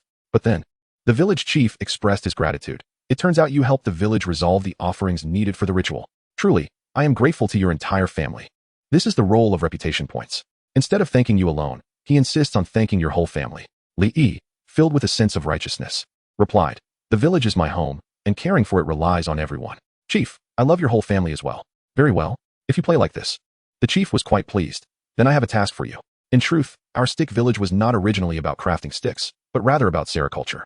The silkworms we raised were called brain silkworms, which is why we used to call it Brain Silkworm Village. The silk produced by these silkworms, crafted into robes and armor, not only nurtured mental strength and enhanced intelligence, but also resisted water and fire, impervious to magical corrosion. Thus, though our village may not have been rich, it was certainly prosperous. However, one day, our brain silkworms were tainted by a strange dark energy, becoming bloodthirsty and cruel, capable of burrowing into the villagers' brains and transforming them into soulless beings. Those monsters are now sealed by the Taihua Sanctuary in the cave behind the mountain. But it seems the sealing power is gradually waning. Can you help me exterminate those fiends? Will you accept the village chief's quest? The chief's title hole. Accept. Quest name: the chief's title hole, unique. Quest content: proceed to the back mountain of the village, enter the dungeon Brain Silkworm Zombie Cave, and kill 50 minor monsters and 1 dungeon boss. Quest reward: unknown. Difficulty level: SSS. Young man, entering the Brain Silkworm Zombie Cave requires this scroll. Additionally, remember to gather several companions. This will increase the chances of success. Also, make sure to retrieve a black key from that monster's leader, the chief advised. You have obtained the dungeon scroll, Brain Silkworm Zombie Cave. Dungeon scroll, Brain Silkworm Zombie Cave, a certificate for entering the dungeon. Activating the scroll allows you or your team to break the seal and teleport into the dungeon. Up to 10 people can be teleported. The difficulty of this task seems exceedingly high. In fact, due to its uniqueness, even the fortunate individual from my previous life who undertook this task and gathered 9 allies failed to complete it. Moreover, all of them had reached level 10 and spent a considerable amount of time grinding in the novice village to bolster their strength to its peak before confidently entering the dungeon. Yet the outcome was still a total annihilation. This unique quest then vanished, and no one knows what its reward is. Li Yi assessed his own strength and felt the success rate should be around 98%. Thus, he decided to bolster that likelihood. At the village tailor's shop, the proprietress, a voluptuous and alluring matron, was momentarily taken aback upon seeing Li Yi. She then excitedly trembled, her ample bosom quivering. "What a handsome young man. Would you like to come to my home for a visit? My bed is large and soft." Li Yi's interest peaked instantly. However, recalling the SSS-level talents awaiting him, he resolutely declined. "I will come back tonight." He then retrieved a large stack of leather from his backpack. "Miss, I have harvested these leathers, but am unsure how to process them." Upon hearing Li Yi's rejection, the matron was instantly thrilled and, hearing him address her as Miss, her spirits soared. Yet, when she glanced at the leather on the ground, her expression suddenly changed, filled with shock. "My heavens, these are all top-quality hides. Goat leather, boar tusk leather, oh my. Could this be the skin of the legendary gluttonous python? I once saw it on the mountain when I was young, its waist twisted like this." She began to sway her body gracefully before Li Yi. He found her captivating. After a lively exchange, the matron traded him armor originally intended for her husband as protection. "You have obtained Wilder's Armor X1. Armor, Wilder's Armor. Quality, excellent. Attributes, physical defense 30, magic defense 30. Additional attribute, can mitigate 20 of normal monsters' physical attack damage. Level restriction, 5. Class restriction, none. Special restrictions, strength 20, constitution 25. After reviewing the equipment's attributes, Li Yi was somewhat surprised. He remembered that the best equipment obtainable here was typically of good quality, and the excess leather would generally be purchased for coins. Perhaps the issue lay within that 100 reputation points. Surely it could not be due to his level. Next, he visited the village apothecary. Exchanging pig and sheep treasures yielded a bottle of basic antidote and 300 silver coins. The appearance of the python gall made the apothecary lament the waste, claiming that if they waited 2 more years, the python would evolve into a true dragon. Li found this quite absurd. Originally, the apothecary intended to purchase it for 1 gold coin, but Li Yi requested a change in trading conditions, wishing to exchange the python gall for a bottle of rationality potion. This potion was not available for purchase. He also replenished some red and blue potions. Basic antidote. Consuming this will alleviate common toxic debuffs to a certain extent and grant immunity to that toxicity for the next 10 minutes. Rationality potion. Consuming this will enhance immunity to certain mental confusion spells and illusions for 3 hours. The importance of possessing critical information in advance cannot be overstated. Li Yi still vividly recalled a post from his previous life. The original poster mentioned how their 10-member team, upon entering, encountered not even a minor monster before facing total annihilation. They perished due to infighting and self-destruction. According to their recollections, once inside the dungeon, all teammates were separated. They distinctly saw monsters and even defeated some, yet received no notifications whatsoever. 3 members even succumbed to suicide, as revealed by game prompts, their memories of that act lost. It wasn't until the emergence of the spellcaster that people finally realized they must have fallen victim to some form of mental confusion illusion spell. Once all preparations were complete, Li Yi finally felt that his success rate had slightly increased by 20. Arriving at the back mountains of the Stick Village, he was met by 2 burly NPCs clad in armor and wielding large blades. After explaining his purpose and presenting the scroll, he was granted passage. He soon found himself in a desolate mountain range resembling an abandoned mine, where a conspicuous cave beckoned. As Li Yi observed, the dungeon scroll began to emit a soft luminescence. "You have consumed the rational potion." Without hesitation, he swiftly tore the scroll apart. Whoosh swish. Li Yi was instantaneously transported into the cavern's interior. To his astonishment, he entered a grand hall, with walls adorned by mysterious magical lights and peculiar humanoid sculptures, accompanied by enigmatic murals. After 20 long years, someone has finally arrived. "Honorable sir, might you be sent by the Holy Temple of Taihua to exterminate the monsters?" At the far end of the hall, an elderly woman draped in a nearly decayed mage's robe staggered forward, her voice trembling with excitement and reverence. Upon closer inspection, Li Yi noted her deeply wrinkled face. She appeared to be in her late 80s or 90s, leaning heavily on a cane, her legs visibly feeble. One leg was normal, while the other was alarmingly short, almost non-existent. "Indeed, I am here to eradicate the monsters." "I hear you possess a quest," he replied. The old woman, upon hearing this, became even more animated and bowed deeply. "That is splendid. My esteemed lord, could you do me a favor? For many years, I have been researching the magic of puppetry prosthetics, and I have made some progress. While you eradicate the monsters, could you kindly collect some of their bones for me? I have long desired to have 2 legs of equal length. Do you accept the quest from the Holy Temple's steward, Emma, to collect monster bones?" After a brief contemplation, Li Yi agreed. The old woman erupted with joy. However, Li Yi then produced a small artifact knife. In the face of her incredulous gaze, he swiftly severed her normal leg. Now they are the same length. "Sir, what are you doing?" "Ouch, my leg." The old woman screamed in agony. Yet, Li Yi remained unfazed, his eyes icy. Humph. I have long suspected you were not human. Chapter 19. Surging experience, level up twice. Humph. I have long seen through your facade. Beneath his frigid words, the old woman's cries abruptly ceased, morphing into the eerie, chilling voice characteristic of the elder of the Soul Palace. He, as expected of someone summoned by that old ghost. You are indeed remarkable. But how did you uncover my true nature? The old woman instantaneously regained her original form, albeit still incomplete. Li Yi chose to ignore her inquiry. He had suspected that the issue lay with this NPC. Upon entering, he had indeed detected inconsistencies. Although the hall appeared normal, devoid of any traces of monsters, the rational potion he had consumed ensured that he was not affected by any mind-altering spells that would distort his senses. A distinct odor of decay filled the air, growing more pungent as the old woman approached. While she lowered her head as she spoke, Li Yi could still discern the profound malice lurking behind her murky pupils, an insatiable greed for his corporeal form. Li Yi had no inclination to respond to the monster's queries and promptly began to chant a spell. Oma Rima Rima Ho. Firewall spell. Heavenly spirits and earthly spirits. Fireball spell. He chanted 2 spells in quick succession. Torrential flames engulfed the area, wrapping around the old woman. Yet, her expression bore no sign of pain, and the fireball spell merely passed through her form as if she were an apparition, shattering into fragments. Indeed, an illusion. At that moment, the entire environment of the hall transformed dramatically. The formerly orderly hall morphed into a subterranean tomb replete with an aura of decay and dilapidation. Oddly shaped sculptures adorned the space, while the old woman's voice echoed hauntingly. Since you refuse to speak, then let us enjoy their hospitality first. As soon as her words faded, the statues suddenly animated, shedding layers of dirt. Ah, the minions have emerged. Let us see what we're dealing with. Brainworm Crawler. Level, 14. Health, 1,200-1,200. Physical attack, 90. Physical defense, 100. Magical defense, 50. Skills, climb, claw strike, contamination. Description, a wretched human drained of vitality by the malevolent brainworm. Possessing extremely low magical defense, utterly corrupted by evil energy, yet still requires caution due to its speed and strength. Brainworm Liquor. Level, 13. Health, 1,000-1,000. Physical attack, 80. Physical defense, 90. Magical defense, 30. Skills, claw strike, contamination, lick, speed burst. Description, a former sycophant drained of vitality by the malevolent brainworm, possessing extremely low magical defense. Utterly corrupted by evil energy, yet still requires caution as it has a penchant for licking, and does so with remarkable speed. Seeing a horde of monsters awaken, Li Yi was immediately beset by a sense of claustrophobia. These creatures exhibited unusual attributes and were of considerable levels. Surrounded by a throng of 30 to 40 monsters, it was likely that even if the previous 10-man team had passed the initial trial, they would have suffered significant losses. Yet, Li Yi was exhilarated. I cherish honesty. My dear, my stats might far surpass your boss.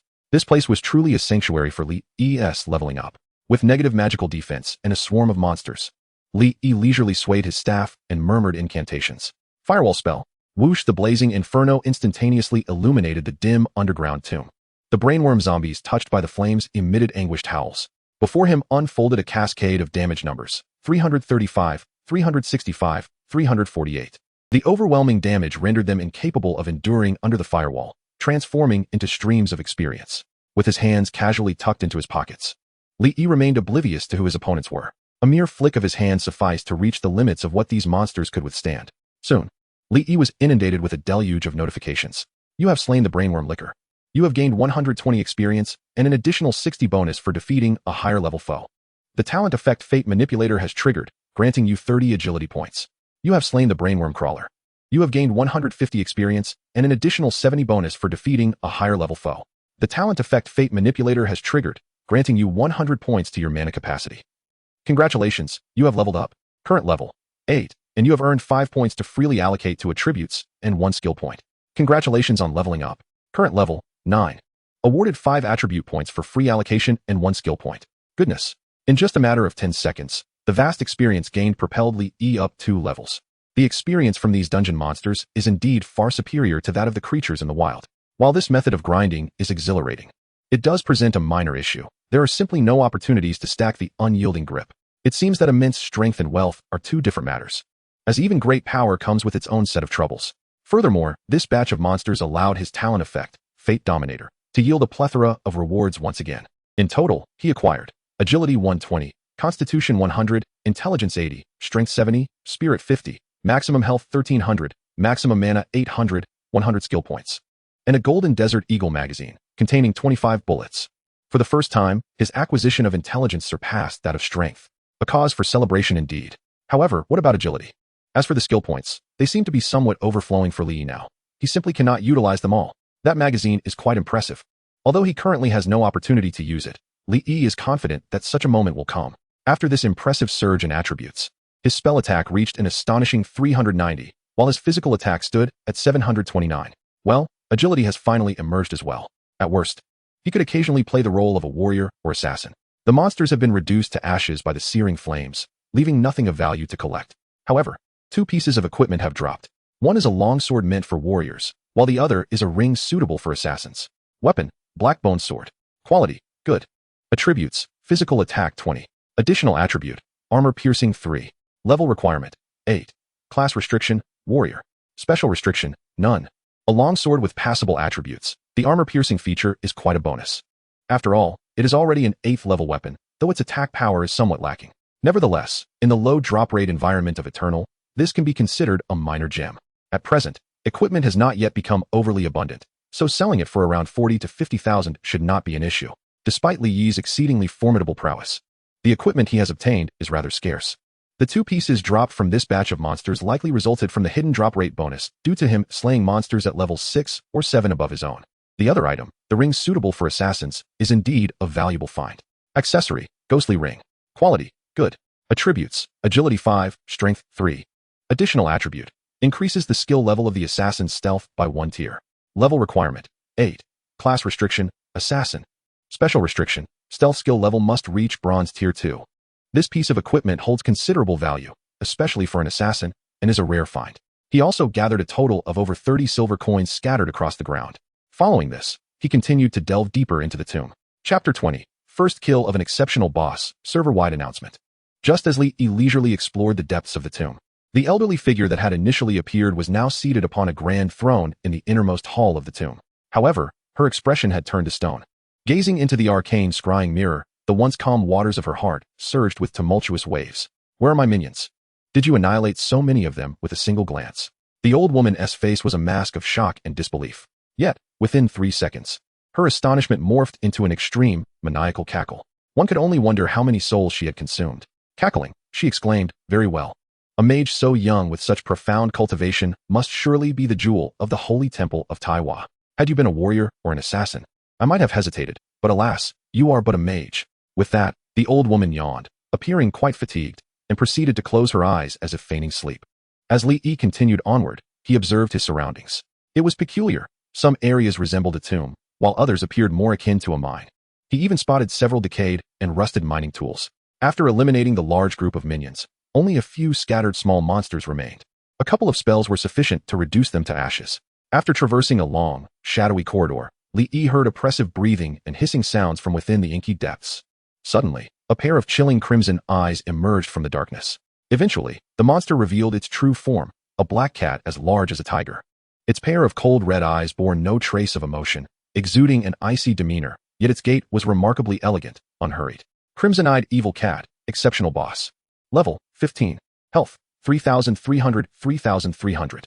Physical attack, 235. Spell attack, 125. Physical defense, 100. Spell defense, 200. Skills, Poison Dark Claw, Wind Blade Technique, Stealth, Frenzy Assault. Description, once a pet cat. Now a brain worm resides within its mind, continuously supplying it with malevolent magic energy, granting it the ability to devour and grow. A boss. This is Li Yi's first encounter with a boss, and it happens to be an exceptional one. What remarkable fortune. It is said that bosses possess qualities. For instance, the first kill of an exceptional boss will invariably yield exceptional equipment. If a boss has a respawn mechanism, its subsequent appearances will revert to normal drop rates. Li Yi was eager to ascertain just how strong he truly was. Just as he prepared to unleash Firewall, his pupils suddenly contracted. He watched as the elegantly striding black cat twisted and then bizarrely vanished from sight. This was a stealth skill. Assassins are the arch-nemesis of mages. Moreover, this was an assassin-type boss. Currently, Li Yi lacked any sensory skills. Despite his exceedingly high spirit and intelligence attributes, he was unable to respond effectively. However, his foundational attributes had indeed heightened his senses considerably. In an instant, he detected an unusual shift in the airflow. Alas, it was a moment too late. A ripple suddenly appeared in the air above his left side, and a massive black cat materialized, lunging at Li Yi with frenzied speed. Its sharp black claws struck mercilessly at his neck. Whoosh. The sensation was akin to being stung by a bee. Li grimaced in pain. How formidable. That single strike had deducted nearly 1/60th of his health. To be honest, Li's current health stood at 6,390 points, 1490, base, 600, unyielding, 4,300, fate. His physical defense was 179, and his spell defense was 263. It was evident that the previous strike was a mix of physical and magical damage. Soon after, he heard the ominous warning alert. You have been poisoned, losing 1 health point per second for a duration of 30 seconds. A profound sense of mortality enveloped Li as he felt life slipping away, bit by bit. In a state of panic, he hastily retrieved an antidote pill, striving to dispel the toxic affliction. Retreat. Meanwhile, the crimson-eyed malevolent cat, after delivering a devastating blow, elegantly descended to the ground. Licking its furry paw that had just unleashed its attack. With a touch of arrogance, it turned its head to admire the gruesome masterpiece of its slaughter. However, as it pivoted, its fur bristled in alarm. Meow meow ice crystal arrow. Firewall technique. Fireball spell. Great fireball technique. Li unleashed a relentless barrage of spells. The chilling, debilitating effect of the ice crystal arrow seeped into its very bones, nullifying its speed advantage. Struck by the arrow and ensnared within the firewall's grasp, the cat endured the explosive force of the fireball spells.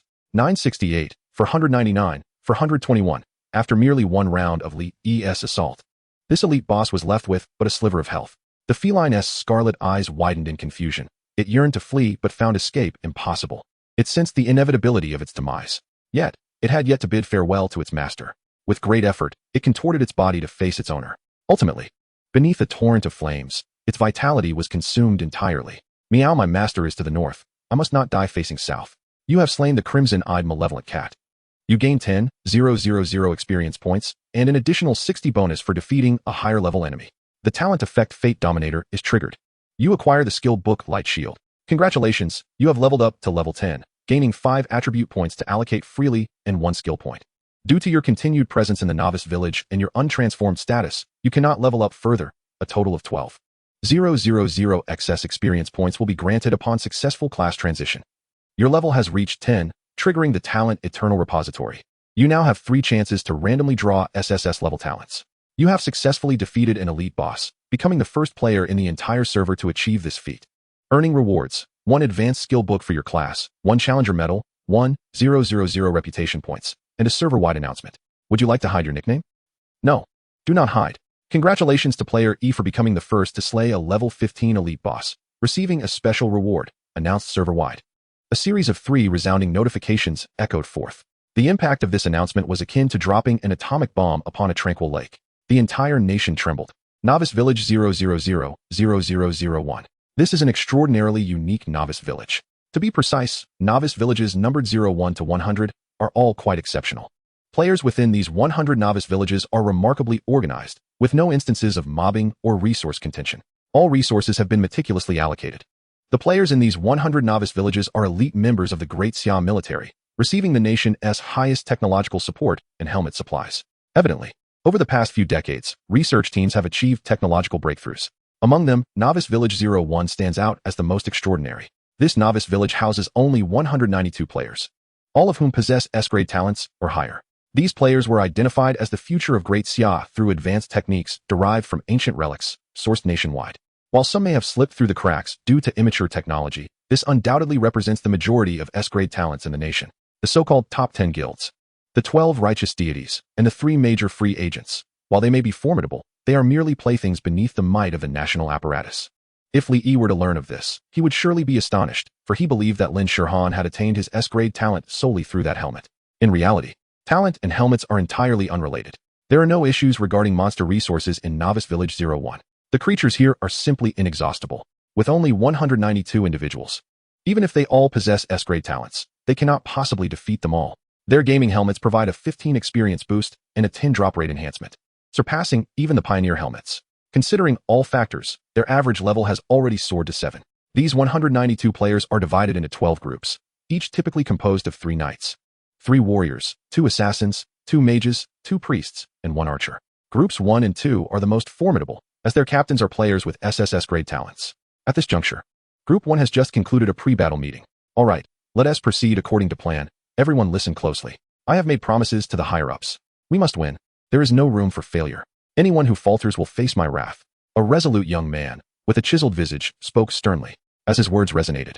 An air of camaraderie and determination filled the hearts of all present. Slay the level 12 elite boss. We shall not bring shame upon our mission. Slay the level 12 elite boss.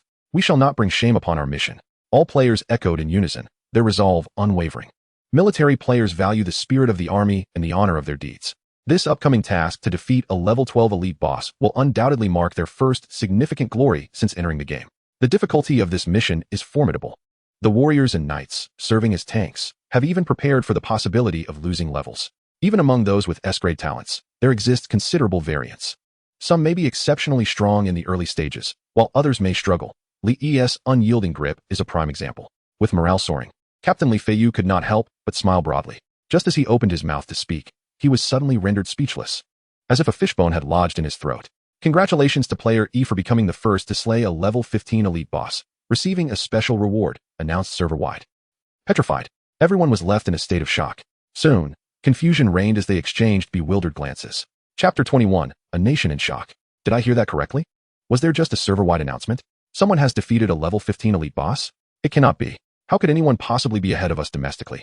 The once boisterous group 01 fell silent, like frostbitten eggplants. Only Li Feiyu remained mute. All military units are managed in a closed manner, preventing contact with the outside world. Thus, they were oblivious to the circulating videos online. However, Li Feiyu was aware. He had seen the footage, having been summoned by his superiors to discuss whether that player possessed SSS-grade talent. The player named E was indeed formidable, effortlessly cutting through over 400 players with a mere gesture. He humbly acknowledged that he could not match such prowess. Yet now, upon learning that the individual had slain a level 15 elite boss, a bitter pang gripped his heart. His entire team had prepared to take down a level 12 elite boss, having engaged in numerous meetings to strategize before their departure, even bracing themselves for the sacrifice of teammates. Could it indeed be true, as the leaders had speculated, that the opponent possessed an exceptionally powerful early game talent? However, the talents of Li Feiyu seemed to be skewed towards the late developmental stage. One can only hope that this is indeed the case. The sensation of lagging behind others is truly unpleasant. Why the commotion? Check your gear immediately and prepare to depart without delay. In a certain novice village, a graceful figure stands amidst the wilderness, often lost in thought, her focus elusive. President Lin, we're already at half health. Prepare for the finishing blow. It is only then that Lin Yintong suddenly awakens. Okay. After that day, when Lin Yi had choked her as one might a chick, she found herself less restless. The courteous manner in which the high-ranking officer had treated Lin Yi left her utterly perplexed. After inquiring with her father, she discovered that the officer was not a resource affiliated with their family. Then she recalled Lin Yi's words. The player named E was indeed him. Thus, she began searching for photographs of Lin Yi within their home. Ironically, in their vast villa, not a single picture of him remained. It was only at that moment she realized how little their family cared for Lin Yi, their younger brother. Reflecting on the past, it seemed they had indeed been excessively harsh with him. Ultimately, through connections, she managed to procure a photograph of Lin Yi's student ID from his school to show to Long Zaiqian and the others for identification. They resolutely confirmed, it's him. Upon hearing this, Lin Yintong's emotions were a tumult of complexities, even giving rise to a sense of regret for not having treated Lin Yi with more kindness. With Lin Xiao's reminder, they began to search for surveillance footage of past incidents.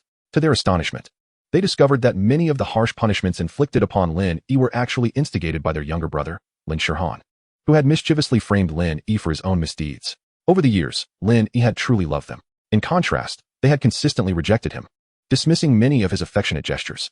Yesterday, she had suddenly craved a bowl of lard noodles and instructed the family chef to prepare them. She had a routine of enjoying a simple bowl of lard noodles 3 times a week. Although yesterday's noodles were decent, they were nothing like those of the past. She reprimanded the chef, only to learn that it was Lin Yi who had prepared the noodles for her previously. This revelation caught her off guard. For 1,000 days and nights, she had been accustomed to the kindness of others while treating them as if they were mere refuse. Those 1,000 days and nights felt like 1,000 bullets, penetrating from the past to the present, striking her heart and rendering her momentarily speechless. Perhaps it was best to bring him back home. At most, she would have him apologize to Shihan.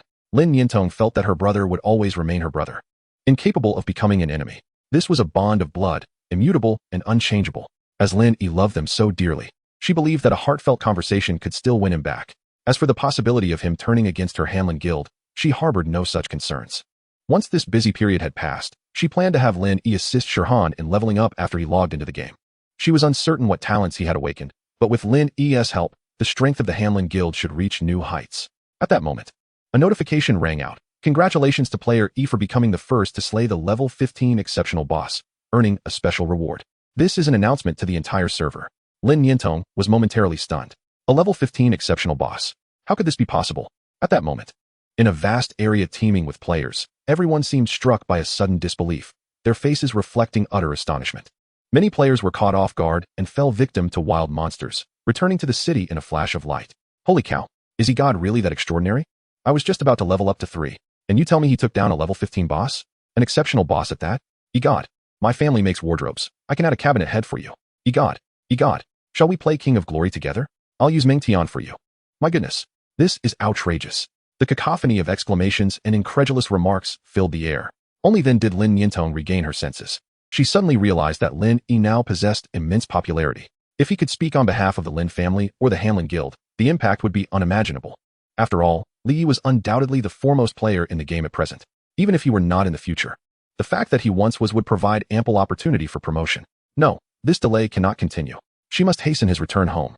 Within a family, there are no overnight grudges. In the military base, within that same steel room, the same 9 individuals gathered. Time was becoming increasingly pressing. How is the progress of the arrangements? All residents within a 100-kilometer radius of the fissures mentioned in the prophecy have been relocated. The number of spirit bells is insufficient to fully cover municipal-level units. We must find a solution.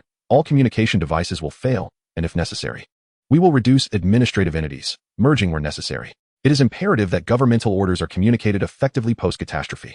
Furthermore, the food reserve a meeting ensued, discussing significant decisions. Just then, the red telephone on the conference table rang. One individual answered, "Speak. What? Such a matter exists? All right, all right, all right," he exclaimed, repeating all right thrice, his face alight with surprise. What is the good news? Li Yi's boy has slain a level 15 exceptional boss. Wow. Well done, lad. Previously, there were so many doubts, but I reckon no one will dare to voice them now.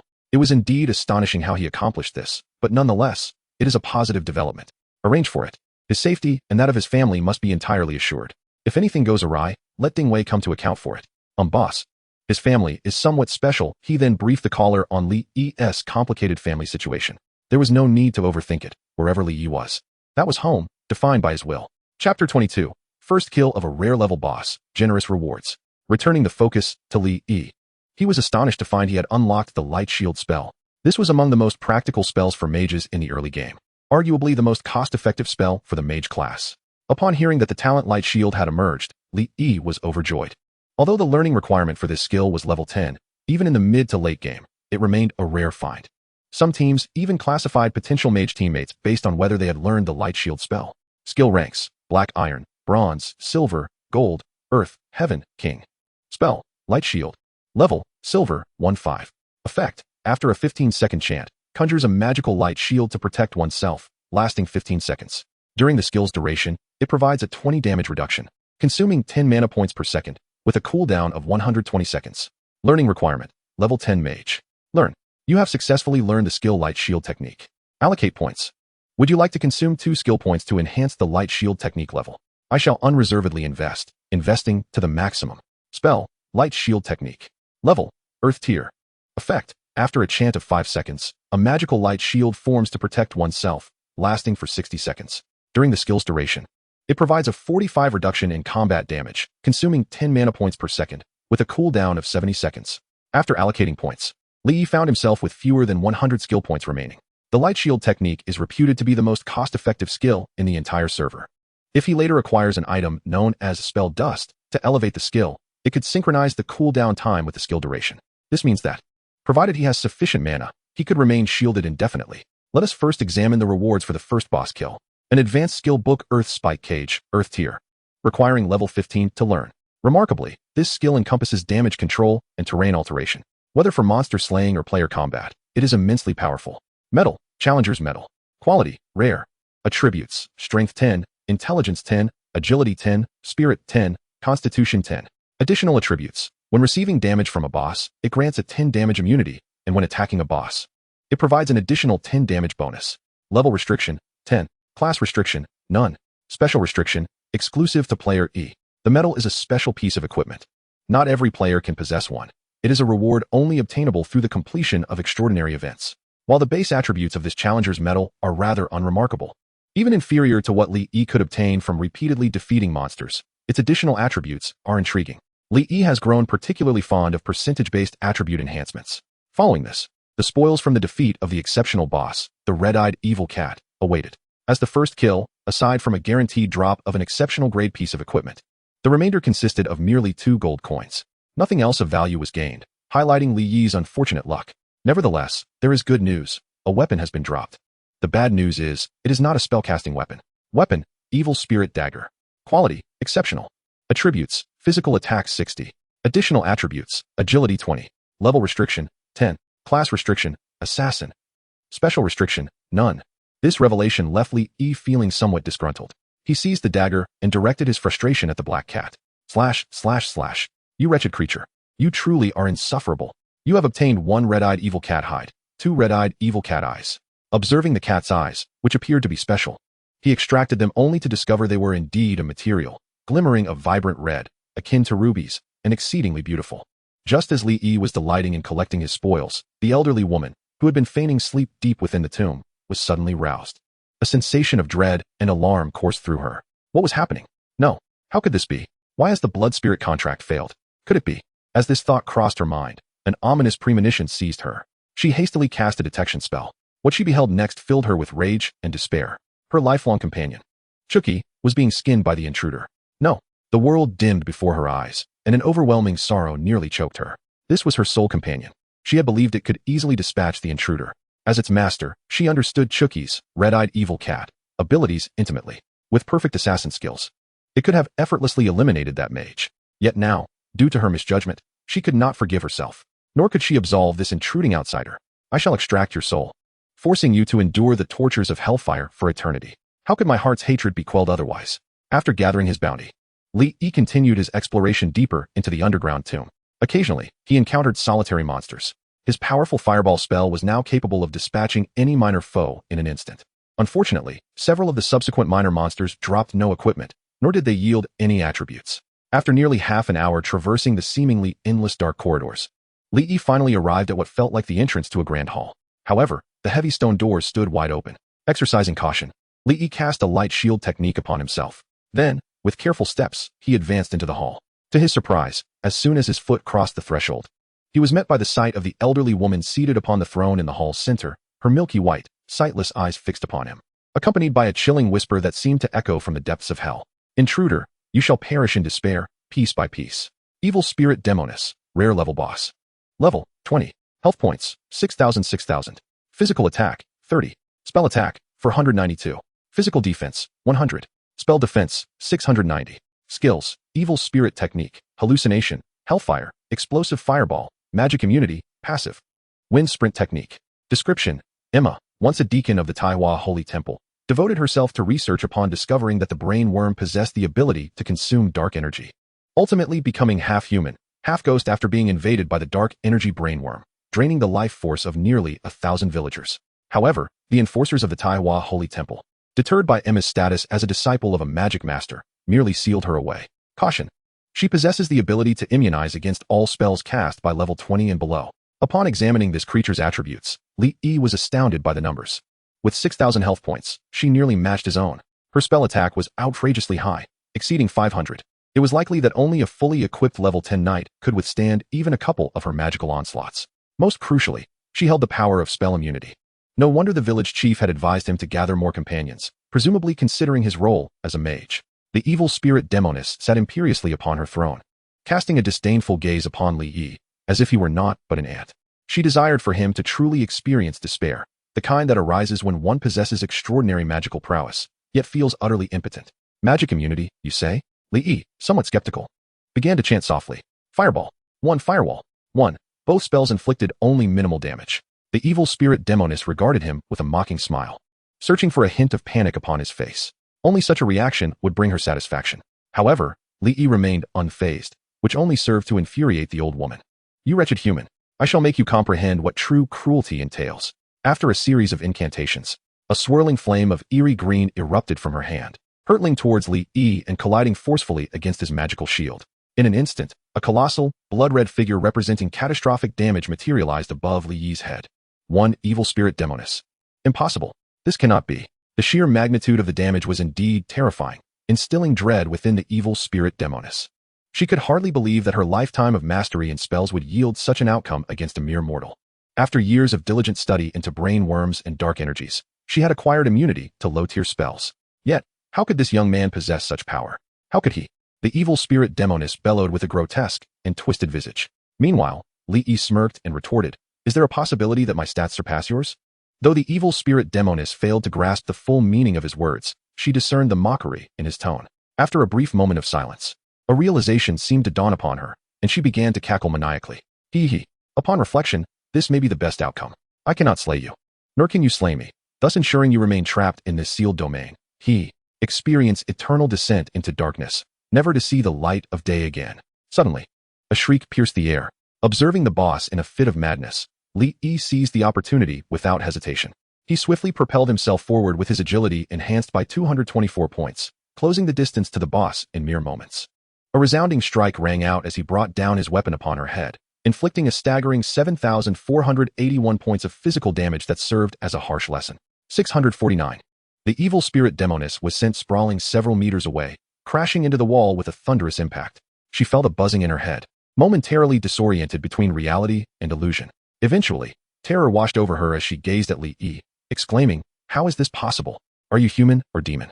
This was beyond her comprehension. Yet, Li approached her with calm determination, stating, "Since you fear not magic, I happen to possess some skill in hand-to-hand combat." At that moment, the evil spirit demoness was consumed by dread. She hastily cast a spell to temporarily enhance her speed, shouting as she fled, "Do not come near me." She ran, he pursued. Yet under Li's 224 agility, her speed was but a fleeting shadow. Before long, he grasped her hair, slamming her to the ground. His arm, augmented by a staggering 374 strength, pinned her firmly down. In that instant, the evil spirit demoness felt as though 1,000 pounds bore down upon her, rendering her immobile. Li transformed into a maiden by a stream, her staff reminiscent of a washing stick, striking down with vigor as if she feared her task would remain unfulfilled. Each blow echoing in resounding thuds upon her head. Magic immunity, is it? Bang. 649. You cannot be killed, right? Bang. 649. You shall languish in darkness, correct? Bang. 649. You intend to deny me the sun? Relentless blows rained down upon the boss's cranium. 649. 649. After a furious barrage of 9 strikes, the formidable evil spirit demoness was finally vanquished. What a powerful boss. Even I am breaking a sweat. You have slain the evil spirit demoness, rare boss. You have gained 25,000 experience points, along with an additional 100 bonus for defeating a higher level foe. Experience overflow detected, stored. Talent effect fate manipulator triggered. You have obtained the advanced skill book Wings of the Wind Spirit X1. You have successfully slain a rare boss, becoming the first player in the server to do so.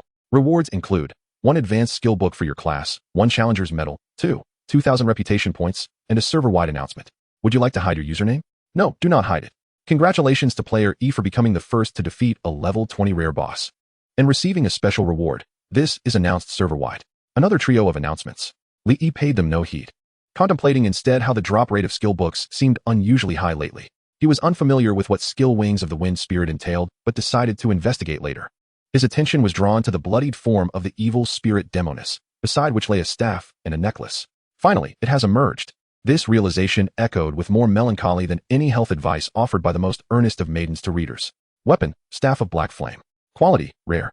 Attributes, spell attack, 155. Additional attributes, 10 fire spell effect, 10 lightning spell effect, 10 wind spell effect. Level requirement, 15. Class requirement, spellcasting classes. Special restrictions, none. Now this is what I call treasure. Gazing at the obsidian staff, Li could hardly contain his delight, caressing every inch of its dark surface. The staff's tip was adorned with a black gemstone, its body spiraled elegantly, etched with arcane runes. And there was a necklace. He had yet to wear one around his neck. Accessory, chain of listening. Quality, excellent. Attributes, intelligence 15, spirit 15. Additional attributes, 10 effectiveness for healing or blessing skills. Level requirement, 10. Class requirement, priest. Special restrictions, none. A priest's necklace indeed. However, its attributes were extraordinary, providing a significant 10 boost that would prove invaluable in both early and mid-game stages. After all, not every player possesses the prowess of Li. In the early game, knights often struggled to balance the damage from monsters due to the inadequate healing from their healers. Though it was not equipment suited for a mage, he felt a twinge of disappointment, yet consoled himself. If he could not use it, he would pass it to his sister, Kor. Her gentle disposition would surely lead her to choose the path of a priest. Once he exited this realm, he would reach out to them and see how they were faring. His father had always asserted that any class was acceptable. After all, He merely sought to engage in leisurely pursuits, such as fishing and nurturing his health. Though he worried for them, Li Yi had no intentions of leveling up alongside them. It was not that he lacked compassion, but rather that he needed to grow stronger to safeguard his family. However, he would gladly send any good fortune their way. Moreover, he would never allow his family to face the impending dangers directly. After all, many who drown are those who can swim. Next, he turned his attention to the skill book granted by his talent. Wings of the Wind Spirit. Learning requirement 15, flight skill, earth level, with potential upgrades to king level. Li was taken aback. This seemed a bit far-fetched. Is this even reasonable? All classes gain access to wings at level 60, and he had never heard of anyone being able to fly before reaching that milestone. This is akin to the Flame Emperor manifesting wings during the battle. Retract them. It is now time to inspect the rewards for defeating the rare boss. Frost Roar. Learning requirements 20, golden level skill, upgradable to earth tier at maximum. Skill levels, black iron, bronze, silver, gold, earth, heaven, king. Metal, challenger's metal 2. Quality, rare. Attributes, strength 20, intelligence 20, agility 20, spirit 20, constitution 20. Additional attributes, when attacked by a boss. 15 damage immunity. When attacking a boss, an additional 15 damage bonus. Level restriction, 20. Class restriction, none. Special restriction, exclusive to players. An upgraded version of the challenger's medal. Yet another item of advanced level. Oh, and there's the key. Li Yi nearly forgot about it. That is indeed an important quest item. After rummaging through her belongings, he discovered a dark key. Key of Blackened Lacquer, quest item. However, Li Yi soon stumbled upon another item. A snowflake-shaped pendant necklace. The pristine white of the necklace starkly contrasted with the old crone's decaying, foul body. Li Yi yanked it off. Snowflake pendant, an ordinary pendant. Yet it may hold significance for certain individuals. Quest item. A follow-up to a hidden quest? Never mind, let us head out first. Li Yi remained unperturbed, while outside. The nation was once again in a state of shock. Chapter 24, loudly declare. Who is the strongest? 001 Novice Village. On the desolate mountain. A recently slain level 12 extraordinary boss, the Golden Wild Boar King, lay ominously on the ground. The original party of 12 had been reduced to merely 10. In eternity, boss-level monsters are devoid of any leniency. Moreover, it was only the second day of the game, and even the first party's equipment was far from optimal. Not to mention, Li Yi had yet to gather a complete set of gear. Therefore, facing a fully powered level 12 extraordinary boss was indeed a daunting challenge. One warrior and one knight fell victim to the boss's frenzied rage when the priest failed to heal them in time, resulting in their swift demise. Their spoils were gratifying, a significant loot drop, including 2 extraordinary level items and 1 good quality item. Yet, the atmosphere was heavy, with all faces reflecting the weight of disappointment. They felt utterly disheartened, even guilty. The nation had invested immense resources and energy into their training, yet they struggled to defeat a mere level 12 boss. As the captain, Li Feiyu acutely sensed the team's morale plummeting. What are you all doing? Get your spirits up. Daddy probably just got lucky with the kill. Are you letting this defeat demoralize you? Are you all cowards? As the ancient said, no shame and strive for courage. Since we recognize our shortcomings, we ought to look forward, should we not? Li Feiyu's impassioned words instantly rekindled the team's spirits. Yes, the captain is right. Knowing shame and striving for courage. Surely, it was just luck or exploiting some loophole. Otherwise, it would have been impossible. Seeing this response, Li Feiyu finally revealed a hint of a smile. That is more like it. Since we lost the opportunity for the extraordinary boss's first kill, I assure you, the first kill of the rare boss shall undoubtedly be ours. Because we are Team 1, we are the strongest. Loudly declare to me, who is the strongest? The crowd erupted in cheers. Team 1, Team 1, Team 1. Their morale reached its zenith. Li Feiyu raised his hand, signaling for silence. Then, with a serious countenance, he proclaimed, I, Li Feiyu, hereby pledge to lead you all to secure the first kill of the rare boss. If I fail, I shall resign and let another lead you. Such declarations moved every team member deeply. At that moment, Team 1 was united in purpose, with a singular goal. From this day forth, we have but one objective. To secure the first kill of the rare. Congratulations to player E for becoming the first to defeat the level 20 rare boss, earning special rewards, as announced server-wide. The sudden announcement echoed 3 times across the server, causing Li Feiyu's previously spirited expression to darken significantly. Every word of this announcement felt like a dagger piercing the hearts of all team members. They exchanged glances, bewildered and at a loss. Captain, are you still resigning? Other teammates were merely disheartened, but for Li Feiyu, despair shattered his resolve. In truth, he bore the deepest wounds. He turned and walked away, as if resolved to make a decision. Fine, is that how you want to play? Who can outlive you? Just as I made my bold statement. You go and slaughter indiscriminately. It's utterly absurd. I'm going to find the leader and have him take over Team 1. I'm done leading. Whoever wants to lead can take it from here. This is outrageous. A level 20 rare boss? You must be joking. Still the same Iron House. For the past 3 months, These 9 individuals had remained here, working tirelessly day and night, pouring their heart and soul into the effort. They aimed to minimize losses, all for the fate of the nation. Currently, they could not disclose all matters. Revealing the truth to the public prematurely would inevitably trigger a series of conflicts and contradictions. As Li Yi recalled, he had learned of this event merely a week before the invasion of the outer demons in his previous life. By then, the Great Xia had already completed its preparations, and the results had been quite successful. The only regret was the cost of defeating 1,000 enemies at the expense of 800 of their own. The last batch of alien demon cores from the ruins had been fully mined. The distribution of these ancient relics had to be executed flawlessly, with not a single piece wasted. What was happening in Guangfu? Here, an endless array of material documents lay before them. Even if the documents expressed concepts in the simplest terms, using 3 characters when they could, there was still an overwhelming volume to process. Endless meetings awaited them. And whenever divergent opinions arose, everyone had to endure a vote. Just then, the red telephone in the center of the table rang. Everyone instinctively fell silent. Another person answered the call. They all understood that any call that reached this level was certainly a significant event deemed to influence the forthcoming deployment. What? His serious expression momentarily froze in disbelief, followed by a look of incredulity. Finally, he spoke gravely. Zhao, please describe it again. His reaction made everyone present feel a sudden chill in their hearts. A storm was brewing, and who among them was not frozen in place? The majestic Mount Tai may crumble before one's very eyes, yet the countenance remains unperturbed. This is no mere saying. However, such a reaction from him signifies that the matter at hand is indeed significant. An involuntary sense of trepidation washed over everyone present. If the outcome is favorable, it could save countless lives. If dire, it could spell disaster. Good. The call was terminated. A profound silence enveloped the room, all eyes fixed upon him. Awaiting his pronouncement, Li Yi had just vanquished a level 20 rare boss. Upon hearing this, the weight of anxiety that had burdened their hearts suddenly lifted. A fortuitous event. A momentous occasion. Good. Initially perceived as a mere weapon for subduing foes, it had turned out to be a divine needle capable of stabilizing the seas. One individual, chuckling, remarked, though it seems incredulous, the facts are laid bare before us. We can do naught but smile, for we are at a loss for words. Consequently, adjustments to the forthcoming strategies were imperative. An individual responsible for internal game arrangements spoke up. As it stands, Li Yi possesses an exceptionally domineering SSS-level talent in the early stages. Such talents are typically formidable at the onset, yet experience a rapid decline in efficacy as time progresses. It is plausible that in the future, once all matters are clarified, his strength may not rival that of the other two. However, there is no doubt that at present, he is of utmost importance. For what we lack most is time. Following a robust discussion, they set about amending the local defense strategies and resource allocation plans. At the conclusion, he declared, "Send my guard to be by Li Yi's side." This statement elicited shock among the assembly. "No, you cannot. There is no room for debate. Am I not with everyone here?" The decision was made. Further discussion was futile. Chapter 25. The unconventional maneuvers of the Hanlin Guild. Although the dungeon entrance lay beyond the village, upon being teleported from the dungeon, Li Yi found himself in an unfamiliar terrain. In the wilderness, discerning one's location is not overly challenging. A few steps to observe the surrounding monsters suffices. With a stroke of luck, one might even find a free ride back to town. As Li Yi strolled about, he unexpectedly encountered a familiar face, a chicken in suspenders, and notably, an elite monster. Chirp. Fireball.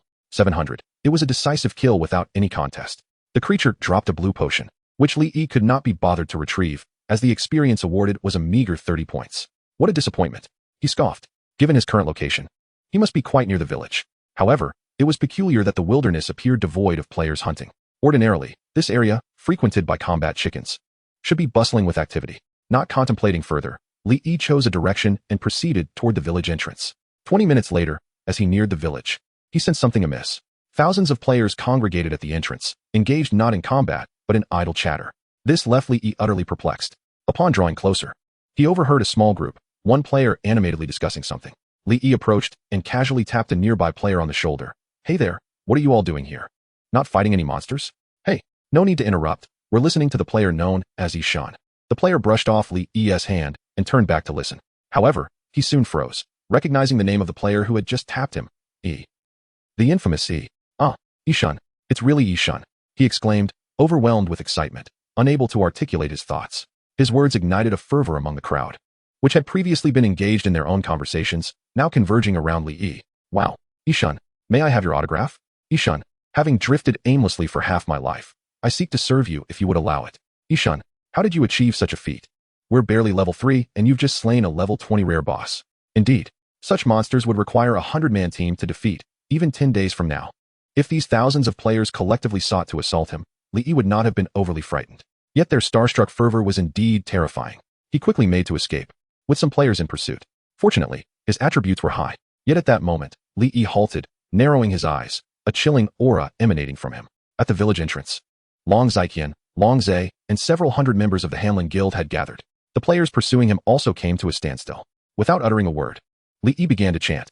The hundreds opposite him panicked, and in unison, they exclaimed, "We welcome the young master back to the village." The deafening chorus startled Li, causing him to momentarily forget his incantation. His skill was interrupted. Yet, Li quickly regained his composure, glancing back at the fervent players. He understood the magnitude of admiration from players for accomplishing feats that seemed insurmountable. This indicated that the Lin family intended to leverage his popularity. Furthermore, this spectacle was nothing short of a grand moral coercion, a public relations maneuver, announcing his ties to the Lin family and the Hanlin Guild. It was indeed a clever tactic, a well-played scheme. The multitude of spectators, who had anticipated a massacre, were left astounded. What is happening? Why are Hanlin Guild members addressing Shun as young master? Do they share some special relationship? Did they not just experience a significant conflict? The onlooking players, puzzled, pulled out their snacks, ready to witness the unfolding drama. Indeed, your guesses are correct. Young Master is the brother of the Hanlin Guild leader.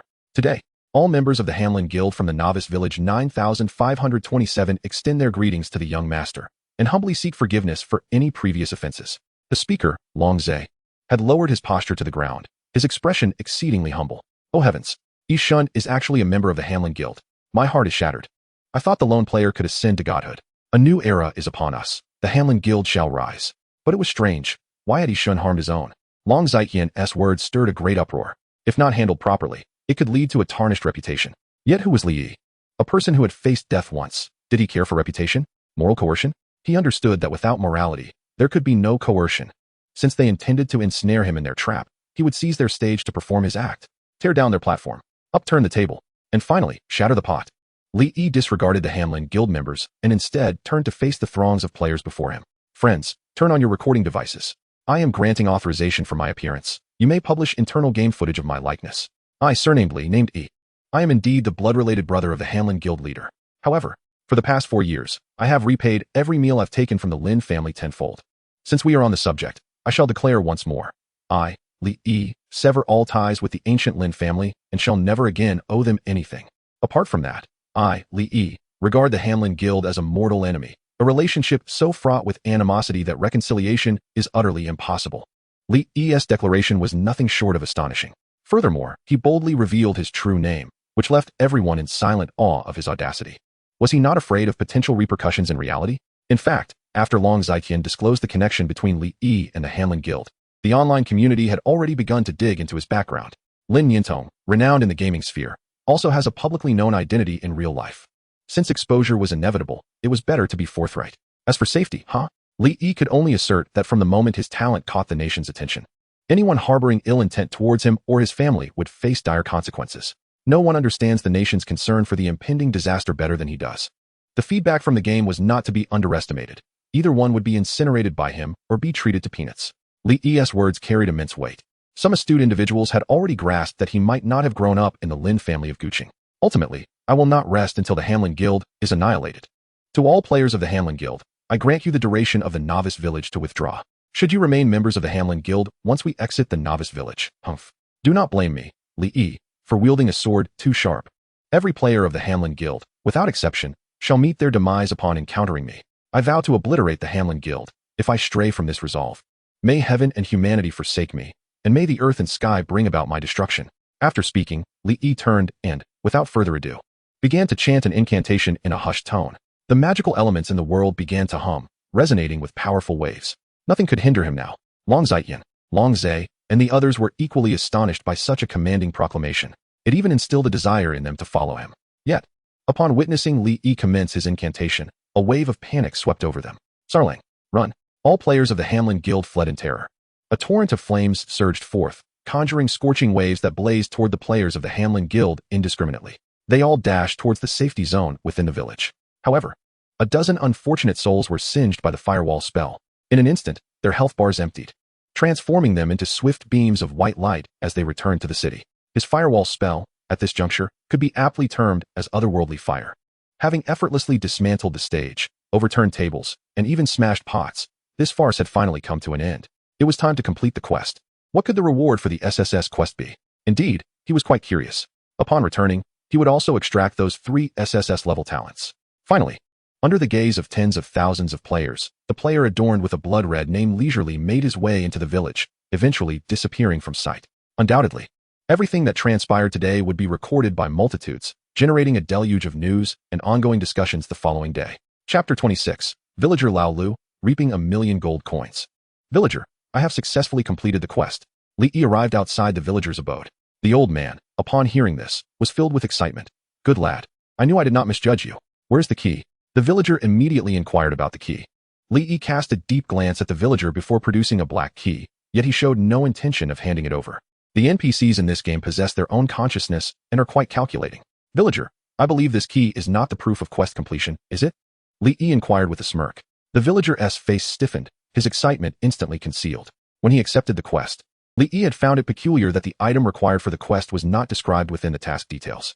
The quest merely stated that one needed to clear out the monsters inside and defeat the boss. Upon entering the dungeon, the malevolent spirit, Evil G, had remarked that he was indeed sent by that old ghost, likely referring to the villager. Thus, the villager's past association with the untainted Evil G might be rather significant. How could that be? This is indeed the proof of quest completion. You give me the key, and I shall bestow upon you the quest reward. The villager asserted with a benevolent smile. In that case, I shall have to report to Mage Emily at the Taihua Temple that the villager from Zhejiang village compelled me to slay her beloved disciple and inexplicably sent me to find a key. Li Yi responded nonchalantly. If the enforcers of your dared not kill Emma, Evil G, without cause, it indicated that she held some weight at the Taihua Temple. Now, with the villager tasking him to kill her and inexplicably asking for a key, there was certainly something amiss. Thus, Li Yi resolved to intimidate the villager. No, please don't. That would be exceedingly ungracious. The villager panicked at once. In truth, he was not particularly anxious about the task to eliminate Emma, as he had already reported to the Taihua Temple, and the task was indeed set by them. The crux of the matter was that if Mage Emily learned of his ulterior motives in slaying her beloved disciple, should an investigation ensue, his past indiscretions would be exposed, which would be his undoing. Young man, do tell me your terms, we can negotiate. The villager smiled, his face creased like a chrysanthemum. First, grant me my quest reward. Then we shall discuss other matters, Li Yi insisted. You have completed the SSS level quest, The Villager's Secret Chamber, receiving rewards. Holy Temple Edict X1, 50,000 experience points, 20 gold coins, and 1 rare grade accessory for your current class. The rewards were unimaginably generous. 50,000 experience points. With this, Li Yi had amassed just over 100,000 experience points. The 20 gold coins were even more remarkable. He had only gathered a little over 3 coins from his relentless monster slaying, with 2 more dropping from the dungeon's final boss. It was evident how scarce gold coins were at present. After transitioning to a new class, opportunities to utilize gold coins would abound. Holy Temple Edict. This edict allows one to undertake a hidden class transfer quest at the Taihua Temple. This was a golden yellow decree. He had not anticipated such a reward from this quest. A hidden class transfer quest voucher. Moreover, it was a premium voucher allowing for the selection of hidden classes. Even the most ordinary hidden class transfer vouchers were reserved for the fortunate in his previous life. There was once a player who spent 58 million in-game currency to acquire a specific hidden class transfer voucher for the Roaring Priest. Accessory, Crescent Moon Ring. Quality, rare. Attributes, Intelligence 20, Spirit 20. Additional attribute, Elemental Spell Damage 10. Level requirement, 10. Class requirement, Mage. Special restrictions, none. Another ring with a percentage damage bonus. After equipping the ring, he had finally gathered 2 rings. I am now unbelievably powerful. Let us now discuss the matter of the key. Li no longer concealed his intentions.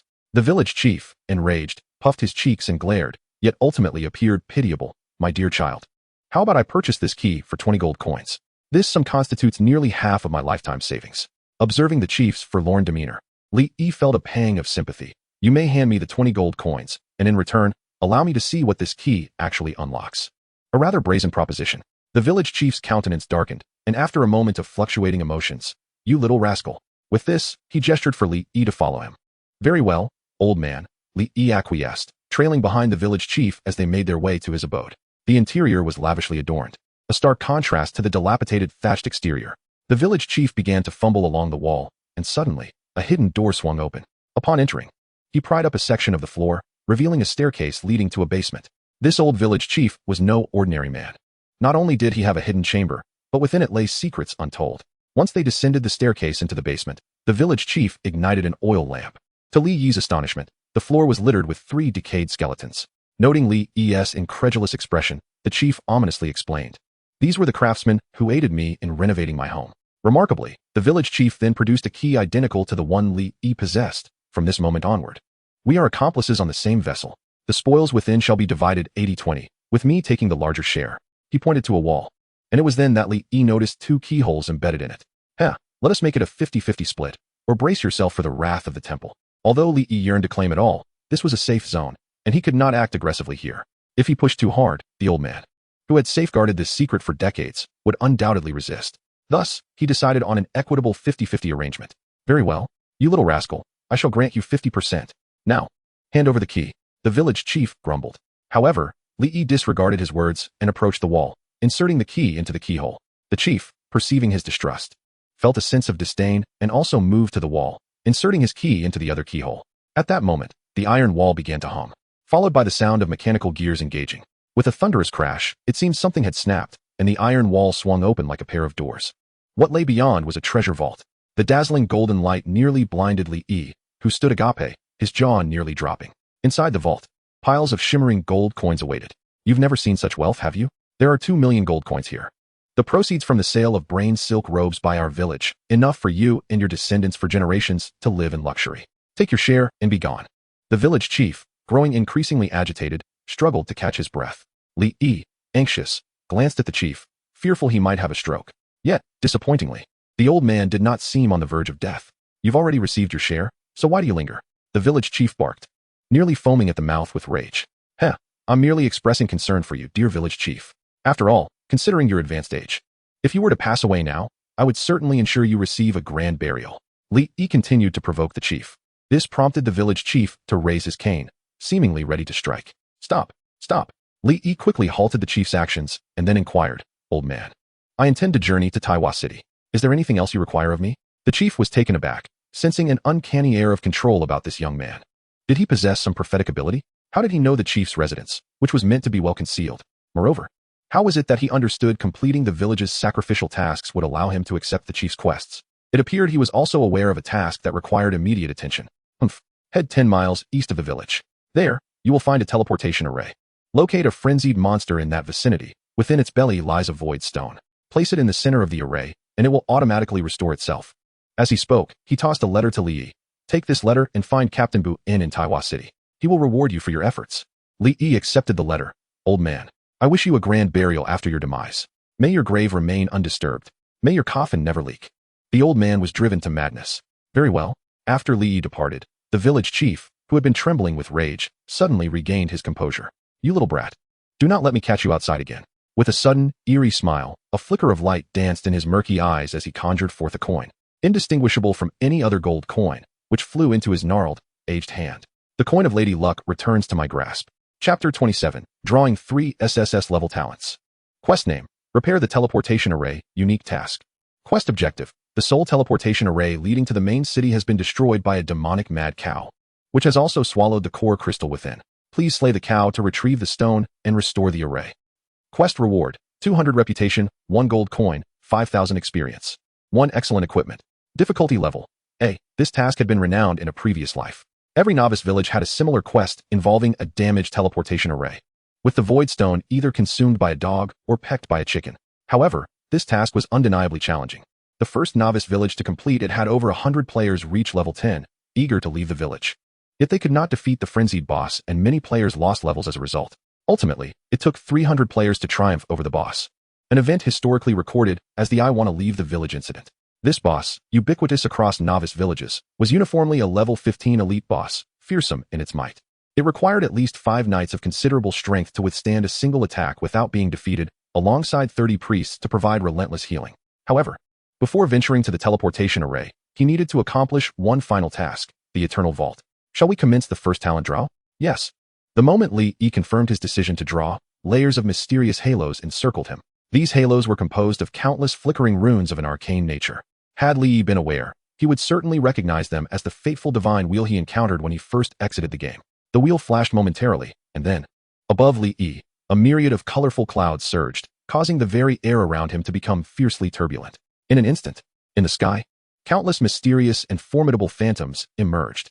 True dragons, colorful phoenixes, the celestial kuanpung, 5-color peacocks, mountain giants, 9-headed owls, and the ink kirin. These are all legendary entities. The so-called great dragons pale in comparison to these beings. Each of these ancient true spirit phantoms towers over 10,000 feet high, and describing them as obscuring the heavens and blocking the sun is far from an exaggeration.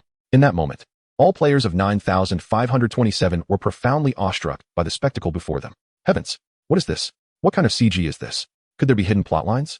Meanwhile, the village chief, leisurely counting gold coins beneath the house, suddenly changed countenance. With a swift teleport, he appeared atop the house. His aged face, filled with terror, gazed at the myriad phantoms in the sky. This is impossible. It cannot be. These are the shadows of ancient true spirits. Were they not long extinct from this realm? In an instant, the phantoms vanished. The chief's anxiety could no longer be concealed. After a moment of fluctuating emotions, he declared, "No, I must leave at once." Meanwhile, the instigator, Li Yi, continued on his path while drawing talents. The first talent had been revealed. 12 transformations of true spirits, SSS level talent. Effect 1 Spirit Fusion. You possess the talent to absorb the essence of true spirit beings, resulting in bodily enhancement upon fusion. Effect 2 True Spirit Transformation. When your body fuses with and refines sufficient true spirit essence, you will gain the ability to summon true spirit phantoms or even transform into a true spirit. This was the first talent. Li Yi had read about true spirits in the background information on the official website of Eternal.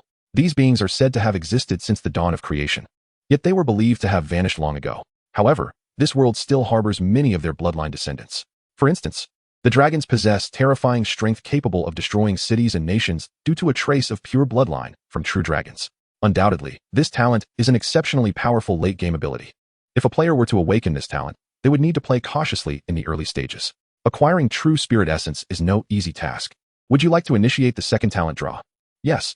Barely 10 seconds after the grand phantoms had dissipated, the sky began to convulse once more. Soon, a resplendent golden figure loomed, towering at 1,000,000 feet. It resembled the only true god in existence, the Creator. A profound and obscure rune was inscribed upon its forehead. The first impression everyone had upon seeing this figure was one of grandeur. Yes, it was indeed grand, like a supreme powerhouse, unmatched in the heavens. The deity descended from the ninth sky. Oh heavens, here it comes again. What on earth is happening? This is incredible. Quick, record this and post it online. Why are there so many bizarre occurrences in 9527? Look, it's a dual-eyed figure. Dual eyes signify unbeatable pathways, multiple bones leading to various routes. Everyone was left speechless by the awe-inspiring presence of the celestial figure. It possessed a pair of eyes ablaze with golden flames, their depths unfathomable like the vast universe, rendering them impossible to gaze upon directly. Subsequently, its gaze swept over Li Yi, whether intentionally or unintentionally. Then, the divine phantom vanished without a trace. Just the fleeting glance from that phantom left Li Yi feeling overheated, as if he might melt.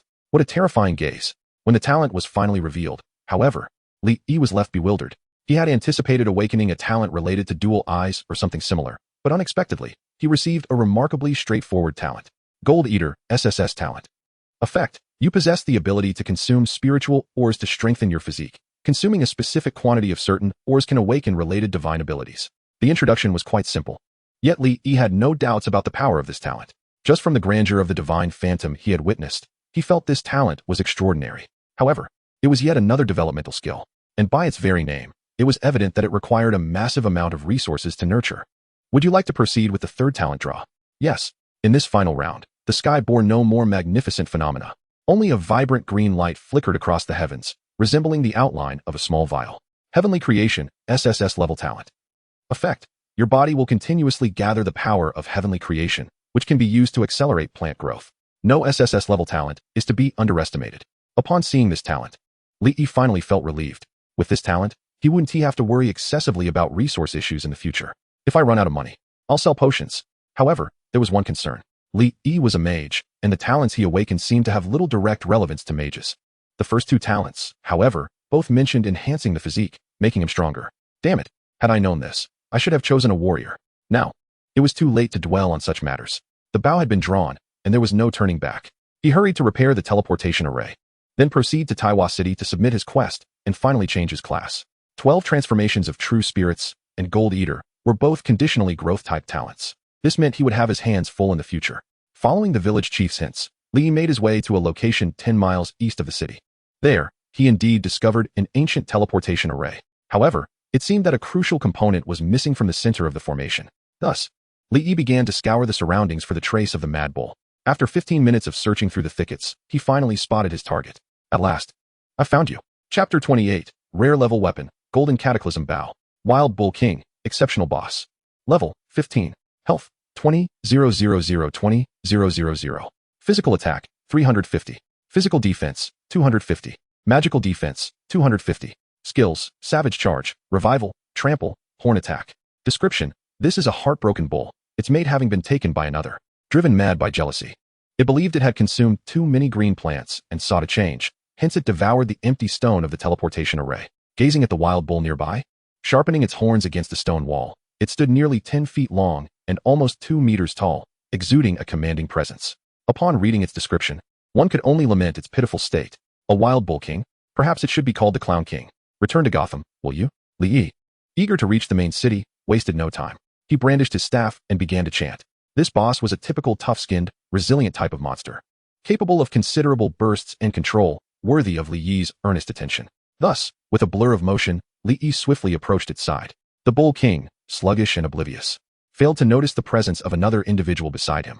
With a single hand raised, Li Yi summoned all his strength, his fingers clenched into a fist, and struck with all his might upon the massive head of the beast. A resounding thud echoed, 490. The sheer force sent the enormous body of the Bull King reeling. Its head buzzed with confusion, unable to comprehend the sudden assault, only registering a throbbing pain in its skull. Life had already been arduous for the creature. Subsequently, Li Yi forcefully pinned the Bull King to the ground, his overwhelming strength rendering it incapable of escape. He began to chant, invoking his spell, Wall of Fire. Instantly, a blazing inferno erupted above the two, one man and one beast. The staff was raised high and came crashing down, initiating a process akin to crafting meatballs. How brazen it was for the creature to swagger about after having been defeated. Its mate was unaware of its return. It came here to sharpen its horns. And yet, it continued to feast. Feast. Feast. Feast. Stone. Talent Unyielding Grip activated. Your health permanently increases by 10. Soon, the Bull King transformed into a spectacle of culinary carnage, becoming an exquisite dish of barbecued meat. Its demise was utterly tragic. In the process, Li Yi accumulated 35 layers of unyielding grip, bringing his total to 95 layers. He now possessed 4 talents within his eternal repository. Yet he had not equipped the talent, True Spirit's 12 transformations, allowing him to continue stacking unyielding grip. It is noteworthy that when he did not equip unyielding grip, he lost additional attack and recovery bonuses, although the life enhancement effect remained intact. You have slain the Wild Bull King. You have gained 11,000 experience points, with an additional 50 bonus for defeating an enemy of a higher level. Talent effect Fated Conqueror activated. You receive a rare grade equipment, Golden Obliteration Bow. Oh, a talent has granted me equipment. Alas, it is a weapon for archers. Weapon, Golden Obliteration Bow. Quality, rare. Attributes, physical attack 175. Additional attributes, armor penetration 50. 10 chance to ignore target's armor with attacks. Level requirement, 15. Class requirement, archer. Special requirement, agility attribute 60. Such formidable attributes. An exceedingly high physical attack, coupled with armor penetration and the ability to bypass armor entirely. This is truly a holy relic in the eyes of an archer. Archers typically prioritize agility with secondary strength. They are highly mobile but initially possess weak attacks, often becoming a liability in the early stages. However, as the game progresses into the mid to late stages, archers begin to truly shine. The armor penetration attribute, alongside certain skills that ignore armor, elevates archers to become the most explosive single-target damage dealers. This weapon undoubtedly propels an ordinary archer into the mid-game, allowing them to unleash their potential. What a pity, he cannot utilize it. With a physical attack soaring to 175, his current staff only boasts a mere 155 magical attack. Next, let us see what treasures the old bull will yield. This is a first kill. It is guaranteed to drop exceptional grade equipment. After rummaging through the drenched remains of the old bull, he ultimately discovered a pair of leg guards. Leg guards, guardian of the wilderness legs. Quality, exceptional. Attributes, strength 15, agility 10. Additional attribute, warrior skill heavy strike level 1. Level requirement, 10. Class requirement, warrior. Special requirement, none. Not bad. However, none of these items appealed to Li Yi. This realization brought him a tinge of disappointment. He was only adorned with 6 pieces of equipment, still in need of 2 leg guards, 1 bracelet, and 1 necklace to complete his ensemble. His misfortune was evident, and one could only imagine the plight of other players. The vast majority of players were still struggling with novice wooden swords and basic cloth armor, laboriously battling monsters. At last, gazing upon the carcass of the old bull, he muttered, I shall harvest. Harvest. Harvest. Harvest. You have obtained 100-year bull essence 1. You have acquired the hide of the wild bull king. You have secured an empty void stone 1. You have repaired the one-way teleportation array of Jeju village to Taiwa city. Would you like to consume 5 silver coins to teleport to Taiwa city? Yes. Whoosh. After a dizzying whirl, Li Yi found himself in a fantastical plaza. This was Taiwa City South Taiwa Square.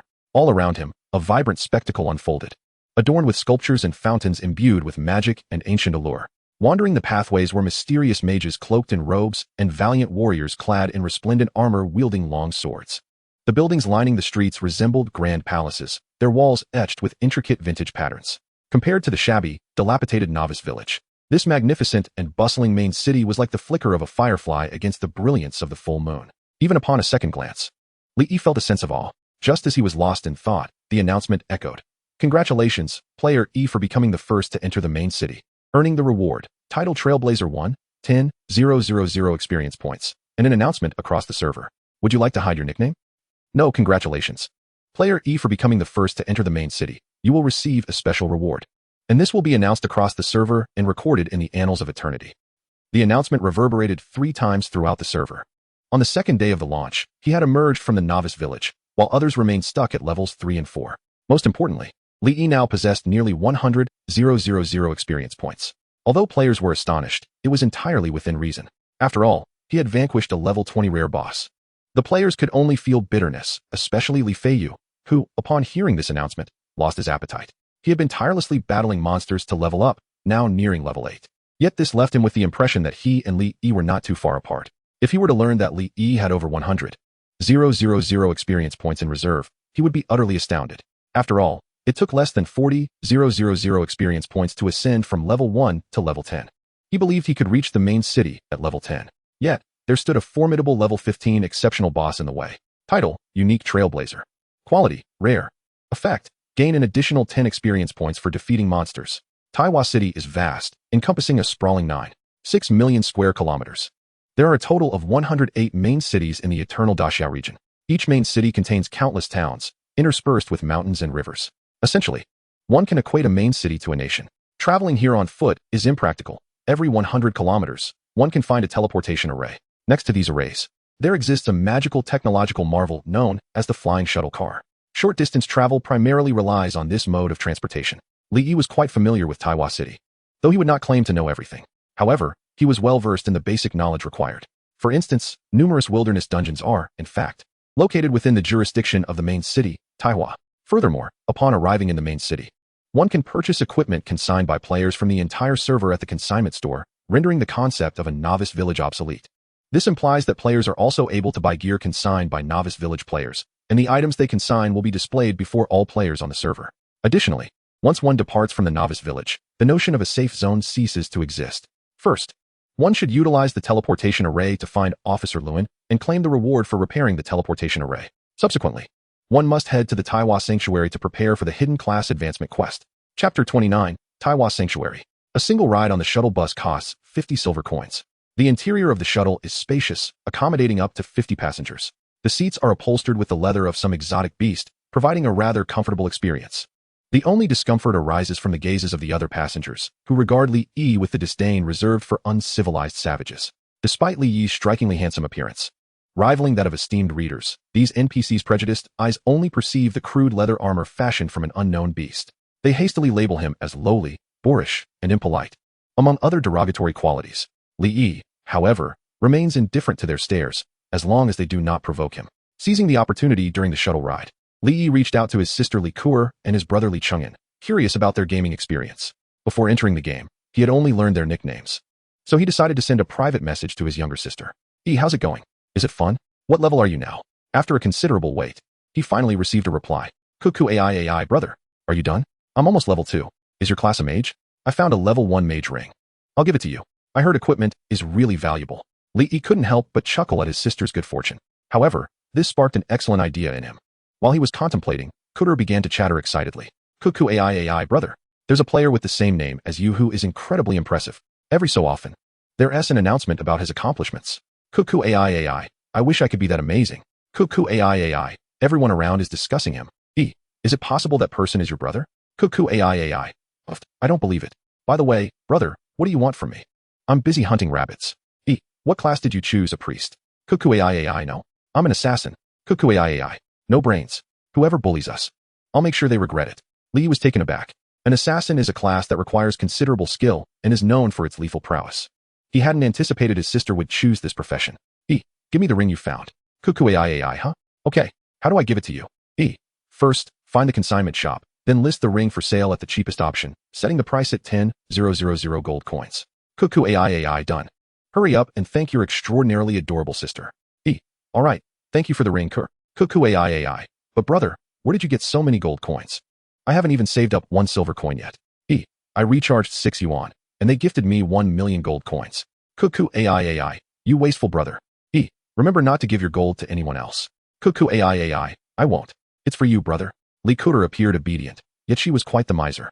No one but Li Yi could pry a single coin from her pockets. Moreover, she was socially anxious and had few friends. Eventually, Li Yi instructed her to purchase any usable equipment she came across in the consignment shop. If he were to tell her that the official exchange rate was 1 gold coin for 1,000 RMB, she would likely be terrified and too afraid to spend. In reality, the market price of 1 gold coin was significantly higher than the official rate. After gifting Kurer some gold coins, he transferred all of his assassin gear to her, including a set of instant healing potions that restored 700 points of health. These items were of little use to Li Yi. He then contacted Li Chengyan. Dad, how's it going? Is it fun? Have you been fishing by the river? To his surprise, he received an immediate reply. I love fishing, son. Your father is busy. Can't talk now. I'm fighting monsters. I need to heal my teammate. Or he will die? What? This situation felt awry. Healing? He couldn't have chosen a priest, could he?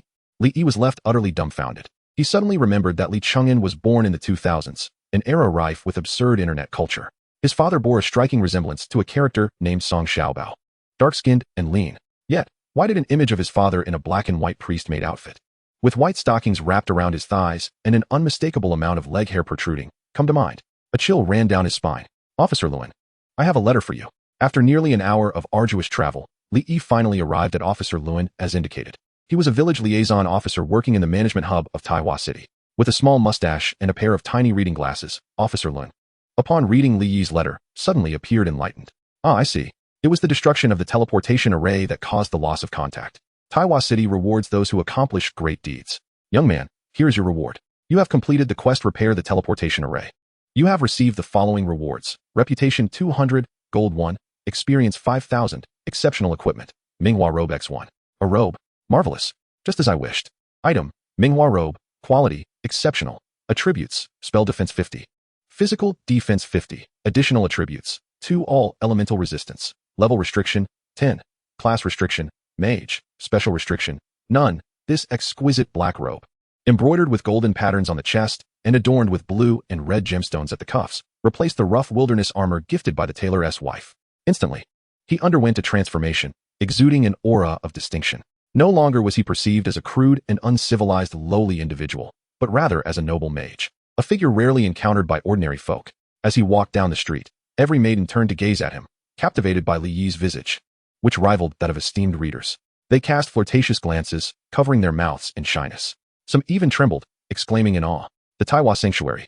Situated in the very heart of Taiwan City, it is regarded as the most sacred sanctuary in the hearts of all residents of Taiwan, holding an unparalleled status within the city.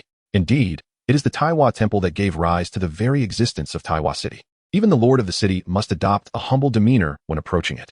Moreover, the Taiwan Temple is one of the few sanctuaries on the Eternal Continent that does not worship deities. Within its hallowed halls, practitioners from various professions gather, all united by their belief in the self, firmly asserting that I am the world. Outside the temple, dozens of temple guards, clad in resplendent armor, stand tall and imposing. Despite their seemingly lowly status as mere sentinels, in truth, these guards belong to a renowned hidden profession and serve as a crucial component of the temple's military strength. With a force of 3,000 guards, few can rival their might. Unbeknownst to the visitor, a guard approaches, intrigued by Li Yi's distinguished demeanor. Might I inquire about your purpose here? Li Yi produces a golden medallion. I have come to undertake the temple's assessment. Upon seeing the medallion, the guard's expression shifts.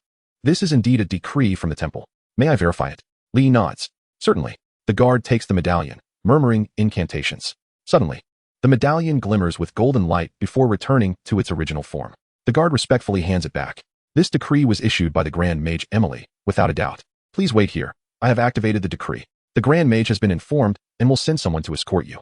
In his past life, Li Yi had no knowledge of Emily. However, the mention of the Grand Mage startled him. He recalled that Emily, once merely a mage, had been described in relation to the infamous Emma, the wicked spirit empress. It seems that Emily has now ascended to the rank of Grand Mage, an extraordinary feat indeed. Grand Mages possess the ability to visualize world runes, potentially understanding forbidden spells. Such individuals are on the verge of reaching the pinnacle of the world. According to Li Yi's recollection, the Taiwa Temple boasts over 100 mages, yet only 3 Grand Mages exist. Clearly, Emily is one of them. Before long, a tall woman clad in a blue mage's robe approaches Li Yi. She appears to be in her late 20s, her skin as smooth as jade, embodying the peak of feminine allure. Are you the one here to undergo the assessment? Chapter 30. The reaction of the Lin family. This is outrageous. That little rascal dares to act in such a manner. It infuriates me. The ungrateful wretch. Ho Guifan, this is the child you bore. You brought forth such a heartless being. In the grand hall of the Lin family villa, Lin Yuanshan's face is a thunderous shade of anger, his chest heaving violently. Shards of broken glass scattered around him. He is a man who values his reputation. Li Yi's public declaration of severing ties is akin to delivering a resounding slap to the face of the Lin family. Furthermore, the scandal surrounding his biological son will inevitably come to light. Years ago, after accidentally losing the young Li Yi, they made little effort to search for him, as Lin Yuanshan was preoccupied with a crucial moment for his company's public listing. The exposure of such a scandal would undoubtedly have repercussions. Yet now, in front of the entire nation, Li Yi has unveiled this shameful truth. Even more alarmingly, due to Li Yi's statements, 20 of the players in the Hanlin Guild have withdrawn. And this is just the first day. The Hanlin Guild is directly controlled by the Lin Group and is currently its largest investment project. Consequently, due to Li Yi's disruptive actions, the family's stock price has plummeted nearly 10 points, resulting in a loss of approximately 5 billion in assets. Despite Lin Yuanshan's furious tirades, he refrains from uttering that Li Yi is unworthy of being a member of the Lin family. He is not foolish enough to disregard the strategic value Li Yi now holds, as he has become the most talked about figure in Eternal. Should he return to the Lin family, their stock price will soar once more. All he needs to do is cash out a portion at the peak and repurchase the shares once the fervor surrounding Li Yi subsides. A veritable case of making a fortune with minimal effort. Nian Tong, go and bring that little brat back. If he resists, bring him back by force. His blood runs through the Lin family. After calming down, Lin Yuanshan issues orders to Lin Yintong. Her expression is equally grim, for the Hanlin Guild is her life's work. Li Yi's actions have jeopardized her most precious opportunities for growth and expansion. If this continues, even a spot in the top 30 guilds will be in jeopardy. Yes, I will personally seek him out. He has likely returned to his adoptive parents' home. However, Li Yi is no longer the same as before, and we did treat him poorly in the past. Once he returns, we should treat him better. Lin Yintong shudders at the memory of that day. Father, sister, it is all my fault. I only wanted to play with my brother. I never anticipated it would come to this. Perhaps I should leave this home. And maybe then my brother would be willing to return. Lin Shirhan wears a pitiful expression. Son, what nonsense are you spouting? Go play your game. As long as you can recognize your mistakes, that's enough. Just don't be naughty in the future. Lin Yuanshan understands that over the past 4 years, every time he reprimanded Li Yi, it was because of his younger son's mischief. Being playful is the nature of a child. It is not a grave matter. Moreover, the boy has acknowledged his faults. What more could one desire? However, Lin Yuanshan's tone carries a weightier gravity than usual. Lin Shirhan's resentment toward Li Yi intensifies. He is filled with a sense of impending crisis. If Li Yi truly returns, his position may be at stake. Husband, why are you raising your voice? Our son is still hurt. Besides, what wrong has he done? He is innocent. At this moment, the fiercely protective Ho Guifan speaks up. She gazes at her son with compassion, feeling their bond as mother and child. She sensed the injustice on his face when her husband reprimanded him. The one at fault is Li Yi, and his adoptive father. We should report him to the authorities and have him arrested. He must be the one who abducted our son. Ho Guifan continues, oblivious to the game dynamics. Her heart aches solely for her younger son. Lin Yuanshan furrows his brow. He vaguely remembers that honest, dark-skinned, monkey-like middle-aged man. Subconsciously, he does not believe that this man was responsible for abducting his son. Moreover, the surveillance footage indicated that it was their own carelessness that allowed their toddler to chase after a dog. Yet now, as his wife brings this matter up again, he finds himself calculating options. Nian Tong, if he adamantly refuses to return, contact Uncle Chen at your bureau and have him reopen the investigation into that incident. Lin Nian Tong is taken aback by these words. The implication is clear. If matters do not proceed smoothly, have Li Yi's adoptive father apprehended. However, she also vaguely recalls the high-ranking officer who had taken Li Yi away. But Lin Yuanshan is aware of his daughter's concerns. What resources could that little brat possibly possess? There is no need for leniency. Act boldly and without hesitation. After so many years in the ancient city and spending a considerable fortune, I have nurtured numerous individuals solely for this moment. In the ancient city, I will not permit such audacious individuals to exist. Although the discussions around me were brimming with unfriendly remarks about Li Yi, beneath the surface, there was an unmistakable desire for his return to the Lin family. This realization infuriated Lin Shirhan to an extreme. Initially, he had intended to delay the announcement of a certain secret, but he could no longer contain himself. Father, sister, I have awakened an S-class talent in the game. What? Is that true? Xiaohan, that is wonderful. Ha ha ha, splendid. No wonder you are my son, Lin Yuanshan. That little brat, Lin Yi, may only be slightly formidable in the early stages of the game. Given some time, whatever fortunate encounters he may have had, they certainly cannot compare to an S-class talent. By the way, Xiaohan, your birthday is tomorrow. I have already bought you a Porsche supercar. Here are the keys. Lin Xiao had remained silent, her head bowed low. Upon hearing the mention of a birthday, she suddenly lifted her gaze. Xiaoyi shares the same birthday as Xiaohan. Indeed. Lin Yuanshan pondered. This could serve as a compelling reason to bring him back. We can invite him to Xiaohan's birthday party, treating it as a celebration for him as well. Moreover, hasn't he Lin Yi always been fond of that Transformer toy? Let us gift him that for his birthday. That Transformer is quite expensive, a limited edition worth over 100,000.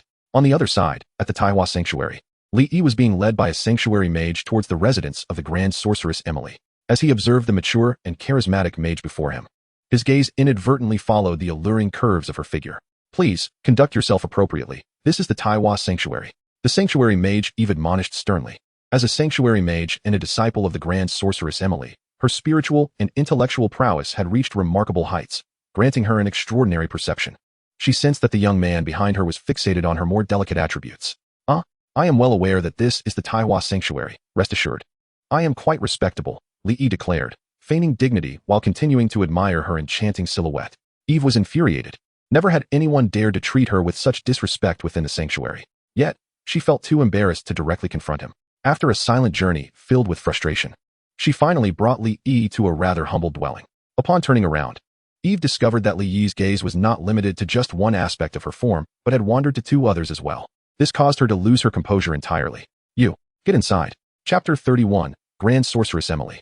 Fuming, Eve did not accompany Li Yi into the modest dwelling. The interior was spacious yet exceedingly bare, lacking any decorative embellishments apart from the essential furniture.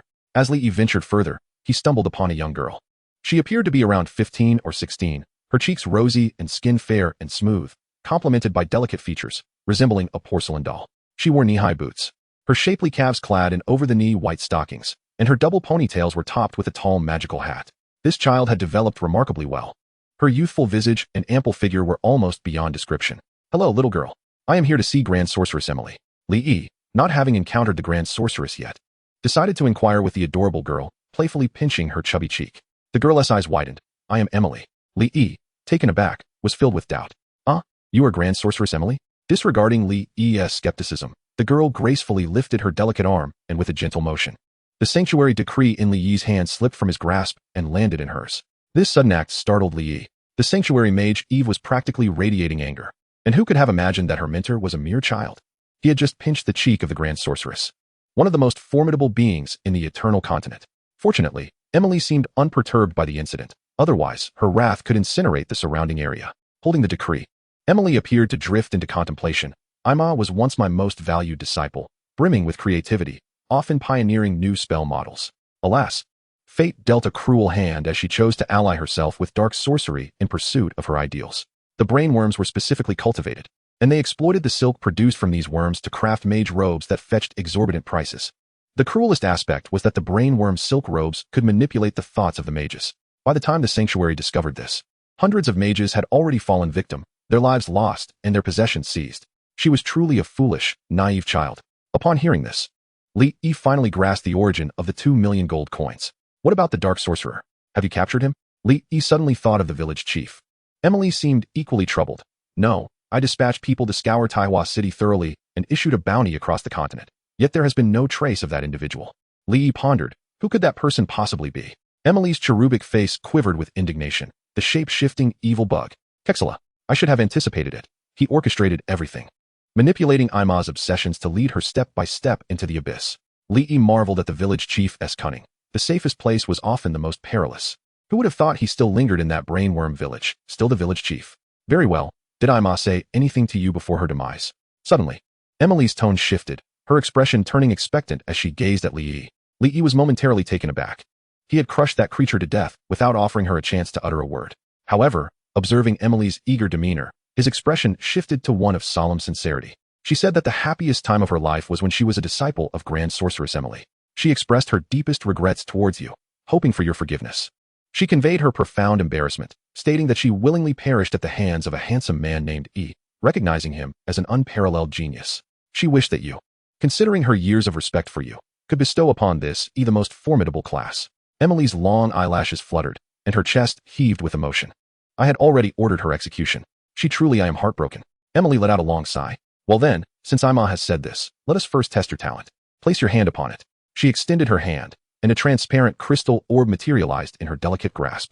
Lee complied. The orb grew warm to the touch before abruptly falling silent. Emily's eyes widened, her face a mask of confusion. What is happening? Could it be broken? Then she placed her hand atop the orb. Boom. A dazzling array of colors erupted. The dazzling and radiant talent of illusion. At that moment, Emily gazed at Lee in utter astonishment. You possess not a shred of magical aptitude.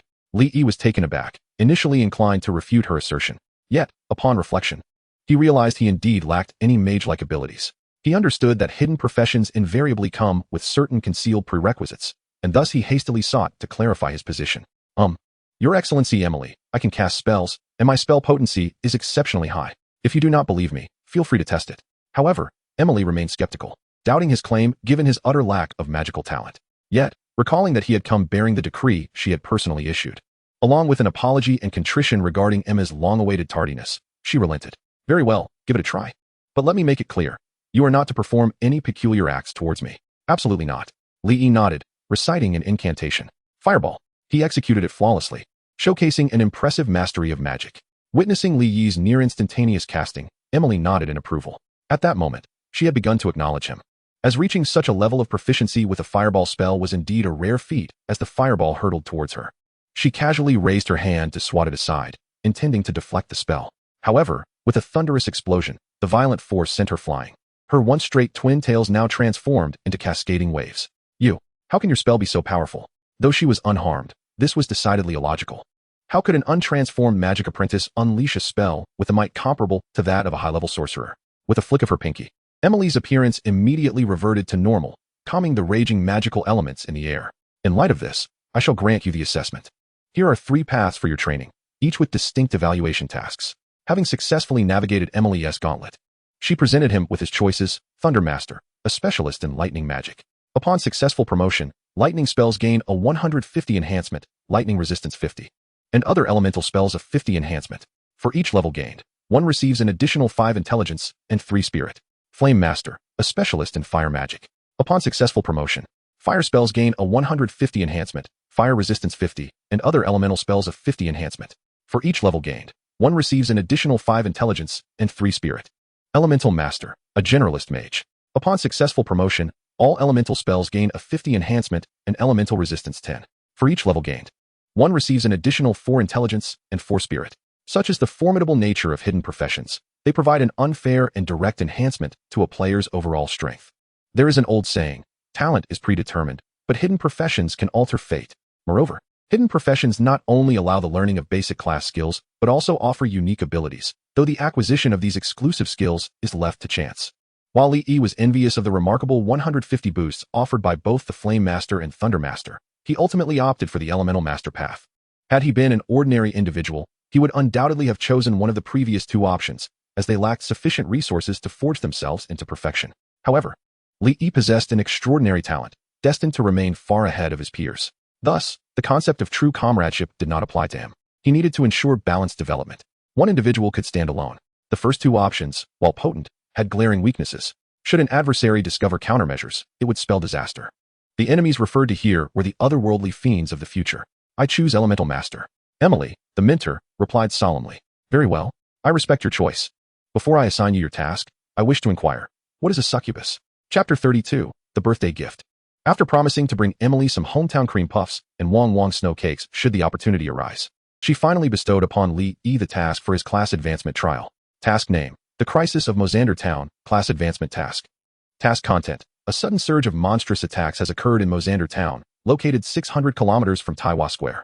The Sanctuary has confirmed that this is the work of the heretic Otto, who has unleashed creatures from the Death Mine. Task objective: eliminate the heretic Otto. Defeat the final boss of the death mine and reseal the death mine. Task reward: Elemental Master. Difficulty level: SS. Number of participants allowed: 10. With an SS level difficulty rating, the death mine was a dungeon Lee recognized, notorious for being infested with poisonous creatures. Once the final boss was vanquished, it would transform into a standard hunting and leveling dungeon. As he toyed with a glass bead before stowing it away in his backpack, he exited the Taihua Sanctuary. Lee arrived at the teleportation array, which had been developed into a complete system reminiscent of a subway station in the real world. Stations were situated every 100 kilometers, costing 10 silver coins per station. Thus, to reach Mosander, 600 kilometers away, he would need 60 silver coins. However, just as Lee arrived in Mosander, intending to head straight for the death mine to complete his task, he was abruptly prompted to exit the game. Upon exiting, Lee found himself materializing on his bed. This time, as he exited the game, his consciousness did not return to that eerie crimson space. Removing his helmet, he discovered that upon returning to reality, he had received an intense feedback from the game. The Sea of Consciousness. I can now access the Sea of Consciousness. Suddenly, with a shift in thought, he immersed himself in his Sea of Consciousness, where 4 exceedingly intricate runes materialized within the gray expanse. 3 of these runes were extraordinarily complex, inducing a sense of dizziness upon merely gazing at them, while the 4th, though still intricate, was somewhat simpler. Talent runes. He never anticipated such a level of feedback. However, upon closer inspection, he quickly noticed that 3 of the runes appeared gray, while only 1 was a vibrant green. Lee focused his mind on the green rune, and soon he received information. Heavenly creation. The green rune spun joyfully, reminiscent of a puppy wagging its tail to please its master. What a delightful talent. Lee was elated and, driven by greed, attempted to immerse his mind in the other 3 runes, only to find them unresponsive. He then sought to communicate with the green rune, which continued to spin exuberantly. To his surprise, he understood it perfectly. Its meaning is, Master, I will ensure that you have everything you desire in the future. Subsequently, he came to understand. It could store a celestial essence capable of accelerating the growth of 10 plants to the level of ancient divine flora in a single day. This talent, however, was not particularly useful at the moment, as the current reality lacked any plants worthy of such maturation. He contemplated the possibility of materializing seeds of special plants from the game world into reality, thus alleviating future resource concerns.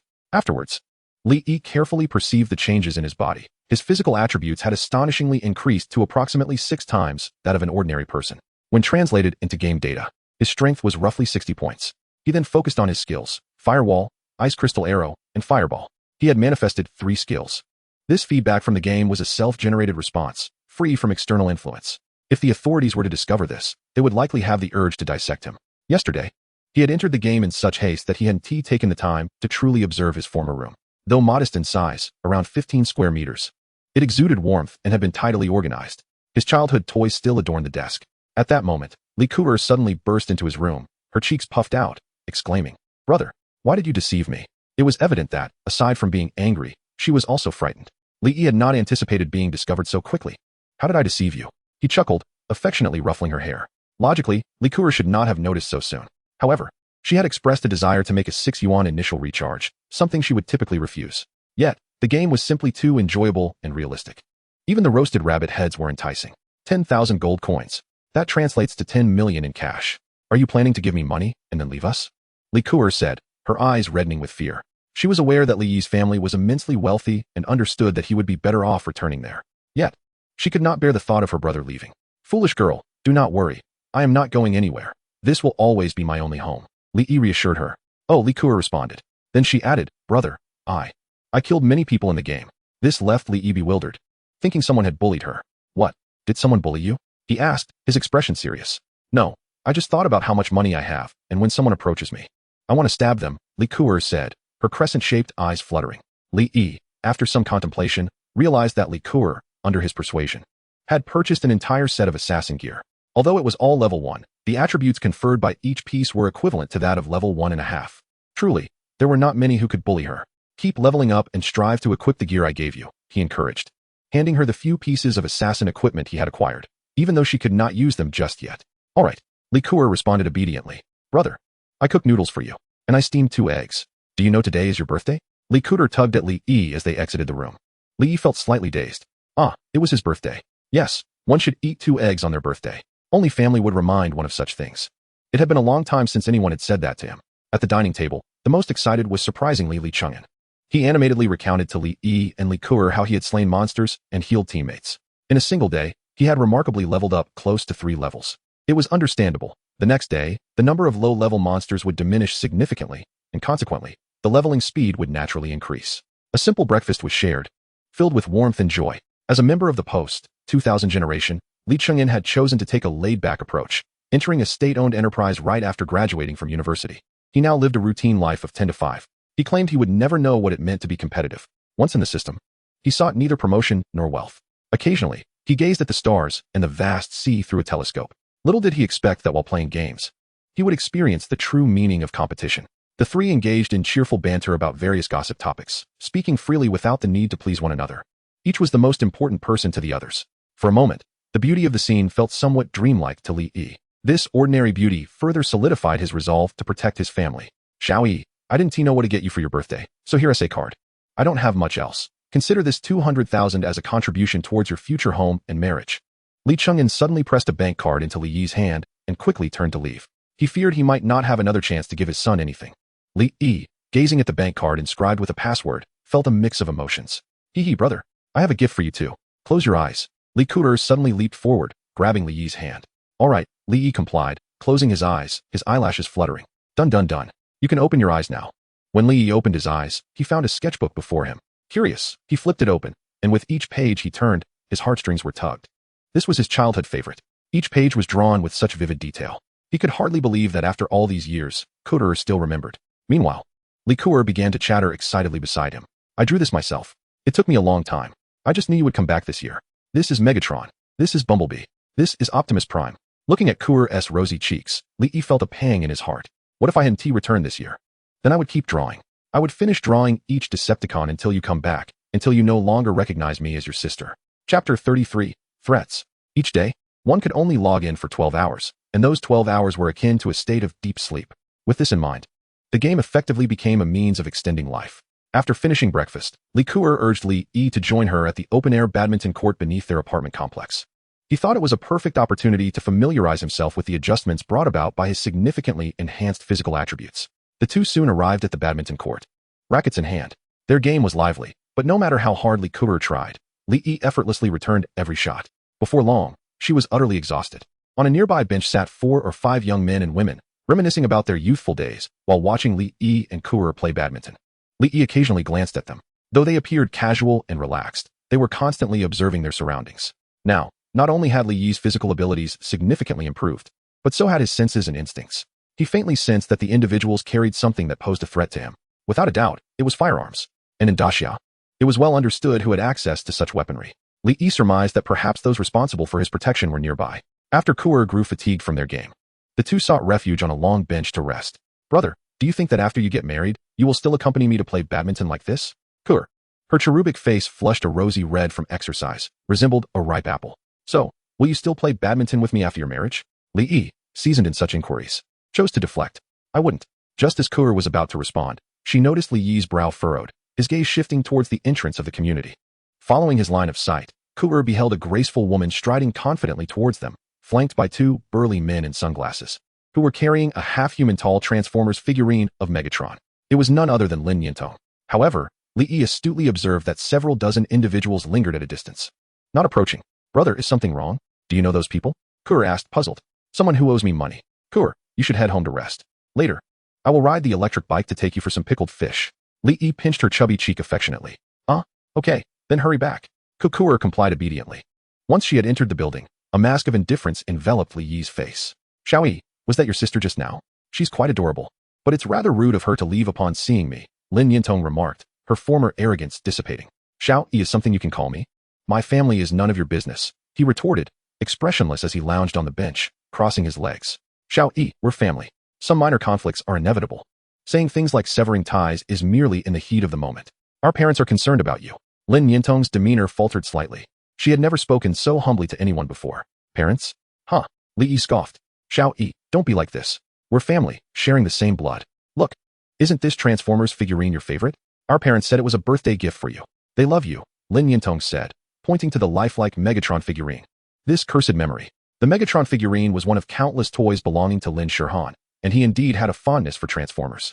Li Yi recalled the moment he was brought back home. Upon seeing the Megatron, he was captivated and couldn't resist playing with it. However, Lin Shirhan had run to tell his sisters, crying that Li Yi had hit him to snatch the toy. At that time, Lin Yuanshan and his wife, due to Li Yi's recent return, refrained from reprimanding him. But his three sisters were furious, retaliating with slaps and scratches. Lin Yuanshan and his wife merely watched without intervening. It was only when they noticed Lin Shirhan smiling that they stepped in to stop the chaos. Eventually, Lin Yuanshan decreed that Li Yi would be allowed to play with that toy once a month. As compensation to Lin Shirhan, he was gifted a set of VR holographic games worth over $1 million. In his previous life, he had indeed been timid and cowardly, a fact he could not deny. He even believed that Hour was a manifestation of his parents' love. But now, Li Yi yearned to obliterate all of it. Family, love for me, parents. Ha ha ha, look at this. Li Yi pulled out a set of electric bike keys from his pocket. Lin Yintong took a step back, her mind flashing back to the last time she had nearly been choked to death. Keys? She asked tentatively. Yes, keys. Do you think you're worthy of them? How about a few? Li Yi swung the keys as he inquired seriously. Worthy? You. Lin Yintong, initially confused, soon realized the implication, her delicate face flushing with indignation. As if deeply insulted. Li Yi, I am your sister. This is an indisputable fact. How dare you speak to me in such foul language? You must listen. I'm doing this for your own good. While things have not yet reached an irreparable stage, I must tell you, Shirhan has awakened an S-class talent in eternity. If you hand over that terrifying equipment that has made you so formidable in the game, or confide your secrets to Shirhan and support him diligently, our Lin family will surely ascend to new heights. Lin Yintong believed she was expressing her sincerity by revealing Shirhan's S-class talent. This revelation momentarily stunned Li Yi. How could Lin Shirhan have awakened an S-class talent when the S-class helmet was in his possession? Could it be that talent was entirely independent of the helmet? In eternity, there was no concept of deleting accounts to restart. Thus, no one had ever verified the official claim that helmets bestowed specific talents. Observing Li Yi's moment of contemplation, Lin Yintong assumed she had swayed him and seized the opportunity. Xiao Yi, our parents and Xiao are preparing a birthday party for Shirhan. Since it's also your birthday, it would be delightful for you both to celebrate together. Coming back to reality, Li Yi wore an expression of exasperation. He was about to deliver a sharp retort when he noticed curious gazes from the nearby apartment building. Furthermore, his sister Kuer was watching from a distance, likely anxious that he might depart silently again. It appeared that your mother must possess a keen sense of humor. Otherwise, how could she have given birth to such a joke as you? Logically, one would expect a modicum of intelligence from you. So why this sudden foolishness? Has your mind been muddled? Before I sever your ears as well, I suggest you make yourself scarce. Upon hearing the mention of severed ears, Lin Yintong's previously amiable demeanor vanished.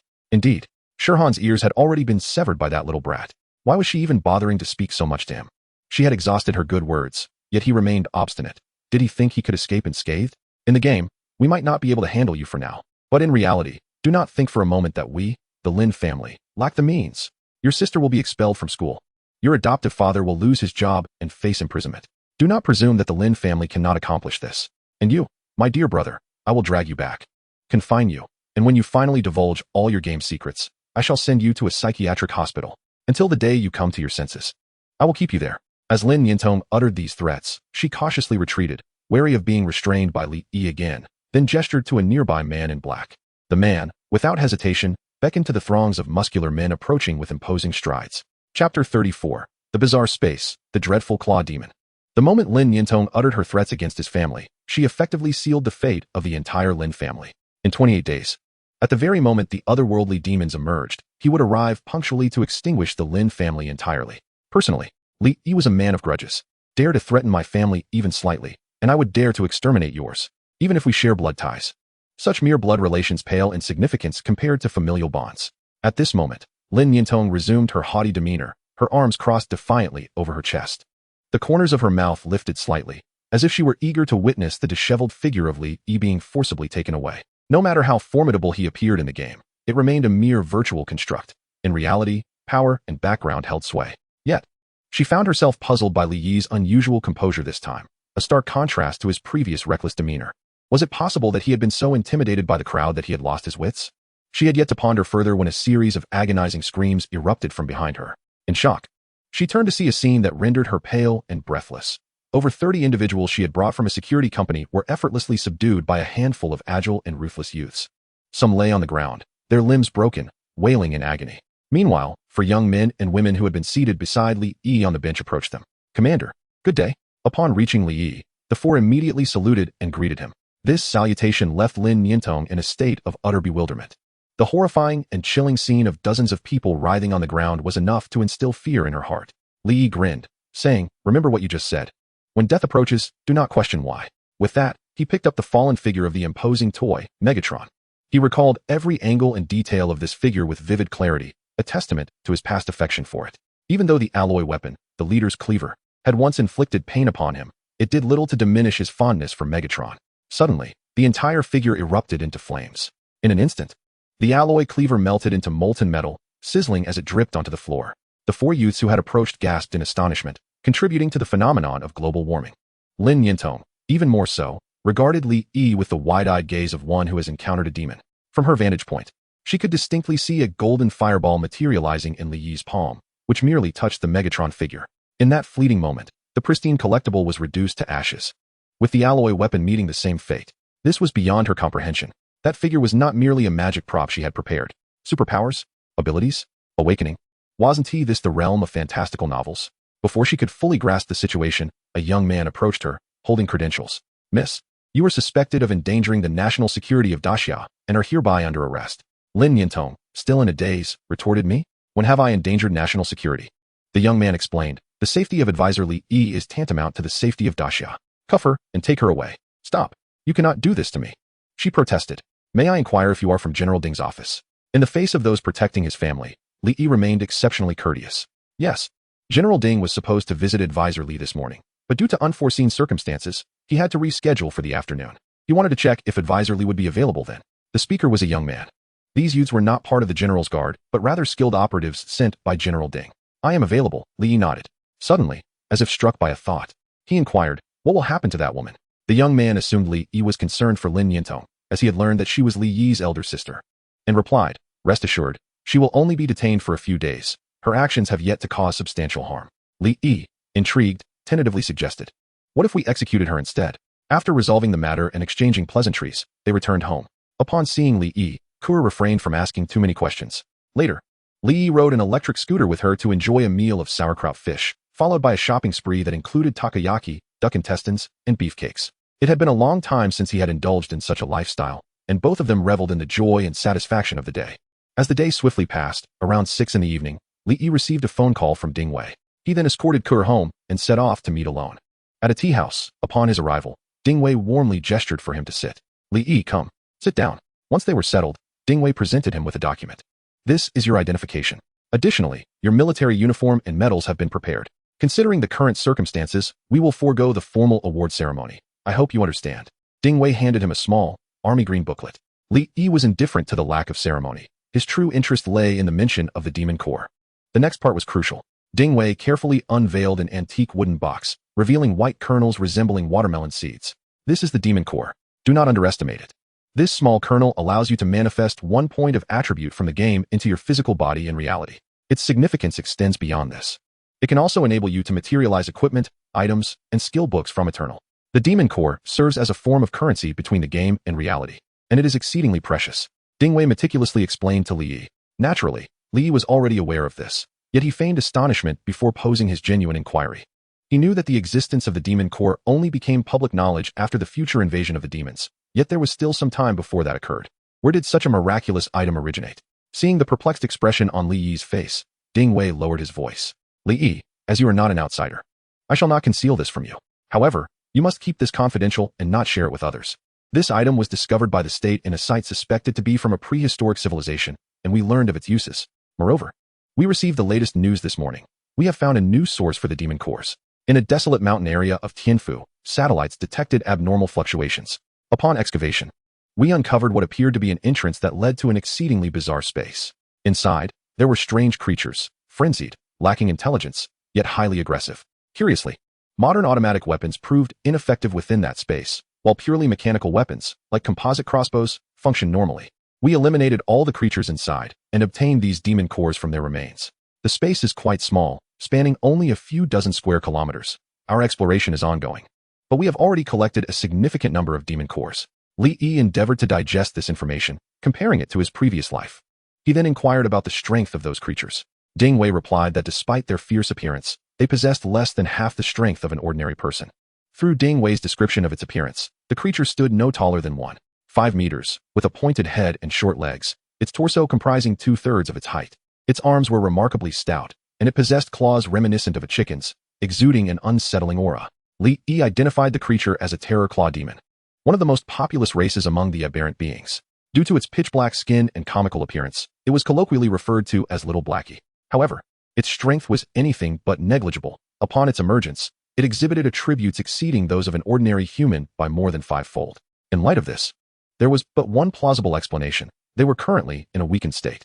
The bizarre realm they inhabited was likely a fragment detached from the invading demon dimension, and upon its convergence with Blue Star, these aberrant beings could swiftly regain their formidable prowess. Thus, Li Yi sought to caution Ding Wei, recounting how he had encountered mentions of such creatures within the game, elucidating their peculiar characteristics and potential strength alongside his conjectures. Ding Wei's expression shifted dramatically. This was no trivial matter.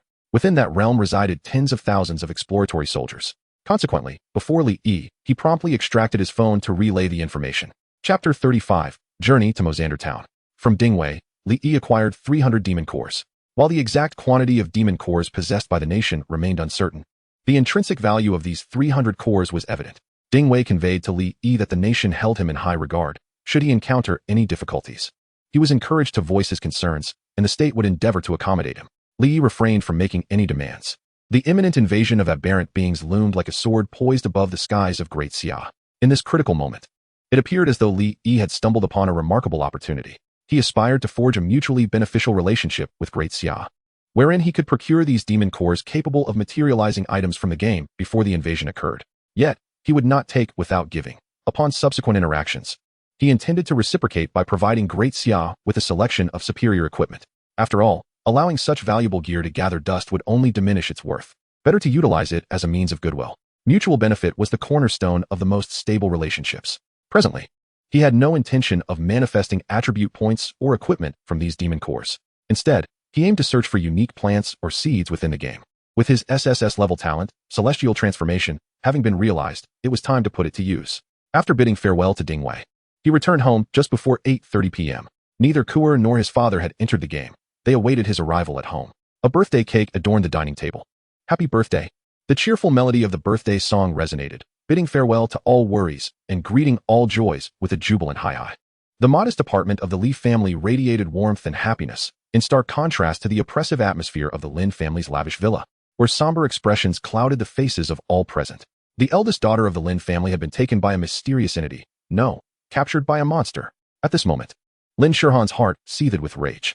Today marked his birthday, the day of his coming-of-age ceremony at 17. This day was meant for celebration, with his father, mother, and sisters presenting him with gifts.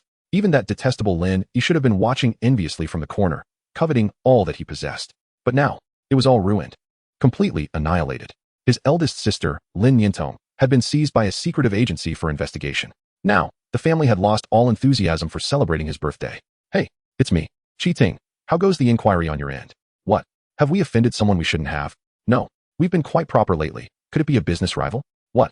Even you can't extricate us. Lin Yuanshan's face reflected shock. Shortly thereafter, he heard the line go dead, with the last words imparted being a caution to take care. He couldn't fathom why even this individual residing in the Shanshui manor was unable to assist. It's all that little wretch's fault. I told you not to bring him back. Look at the trouble it's caused. Shirhan's ears have been clipped, and now Yintong has been captured. Lin Guifan wept, tears streaming down her face. Be quiet. What do you know? It's infuriating. If anything happens to Yintong, I will ensure that little brat pays dearly.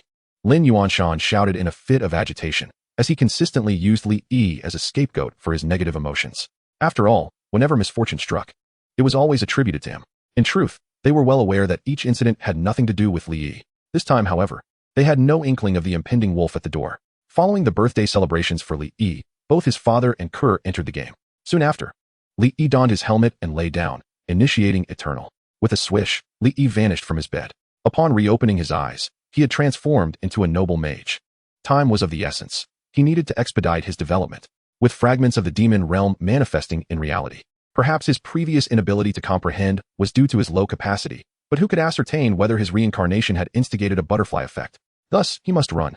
The most pressing matter was to complete the hidden class transfer quest, followed by the collection of special seeds or plants. Quest name: Mosander Town Crisis, Class Transfer Quest. Quest content: a sudden surge of demon attacks has occurred in Mosander Town, located 600 kilometers from Taiwa Plaza. The temple has determined that the malevolent practitioner, Otto, has unleashed demons from the death mine. Quest objectives: eliminate the malevolent practitioner Otto, defeat the final boss of the death mine, and reseal the death mine. Quest rewards, Elemental Controller. Difficulty level, SS. Number of participants, 10. Upon entering the game, Lee found himself within Mosander Town. He checked his attributes, the last glance at his panel. Nickname, E. Class, Mage. Level, 10, 160, 000, 5000. Health points, 1590, base, 950, undying, 4300, fate. Mana points, 1530, 1800 fate. Physical attack, 748, base physical attack, strength x2. Magical attack, 430, base magical attack intelligence x2. Physical defense, 1625, armor. Magical defense, 1535, armor. Elemental resistance, 2 all elemental resistance, armor. Strength, 3595, ring bonus, metal. Agility, 2033, ring bonus, bracelet, boots, metal. Intelligence, 1773, green python ring, metal, bright moon ring. Mentality, 1403, ebony bracelet, metal. Constitution, 149,310, boots, metal. Equipment, staff of radiance, robe of brightness, azure python ring, ebony bracelet. Groundwalker boots, challenger metal, crescent moon ring.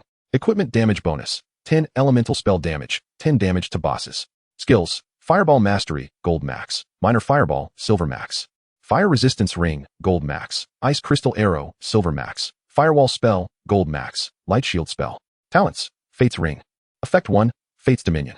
Current acquired, skill points 180. Strength attribute 350. Maximum health 4300. Intelligence 150. Constitution 140. Maximum mana 1800. Agility 270. Spirit 130. Golden Desert Eagle, unyielding grip, SS talent. Golden Desert Eagle Magazine 1. Effect 2, Eternal Vault.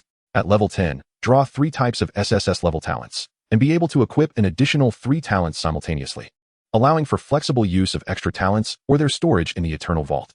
Current talents in the vault. Unyielding Grip, level 95, Towering Creation, Gold Eater. Current idle talent in the vault. True Spirit, 12, Transformations.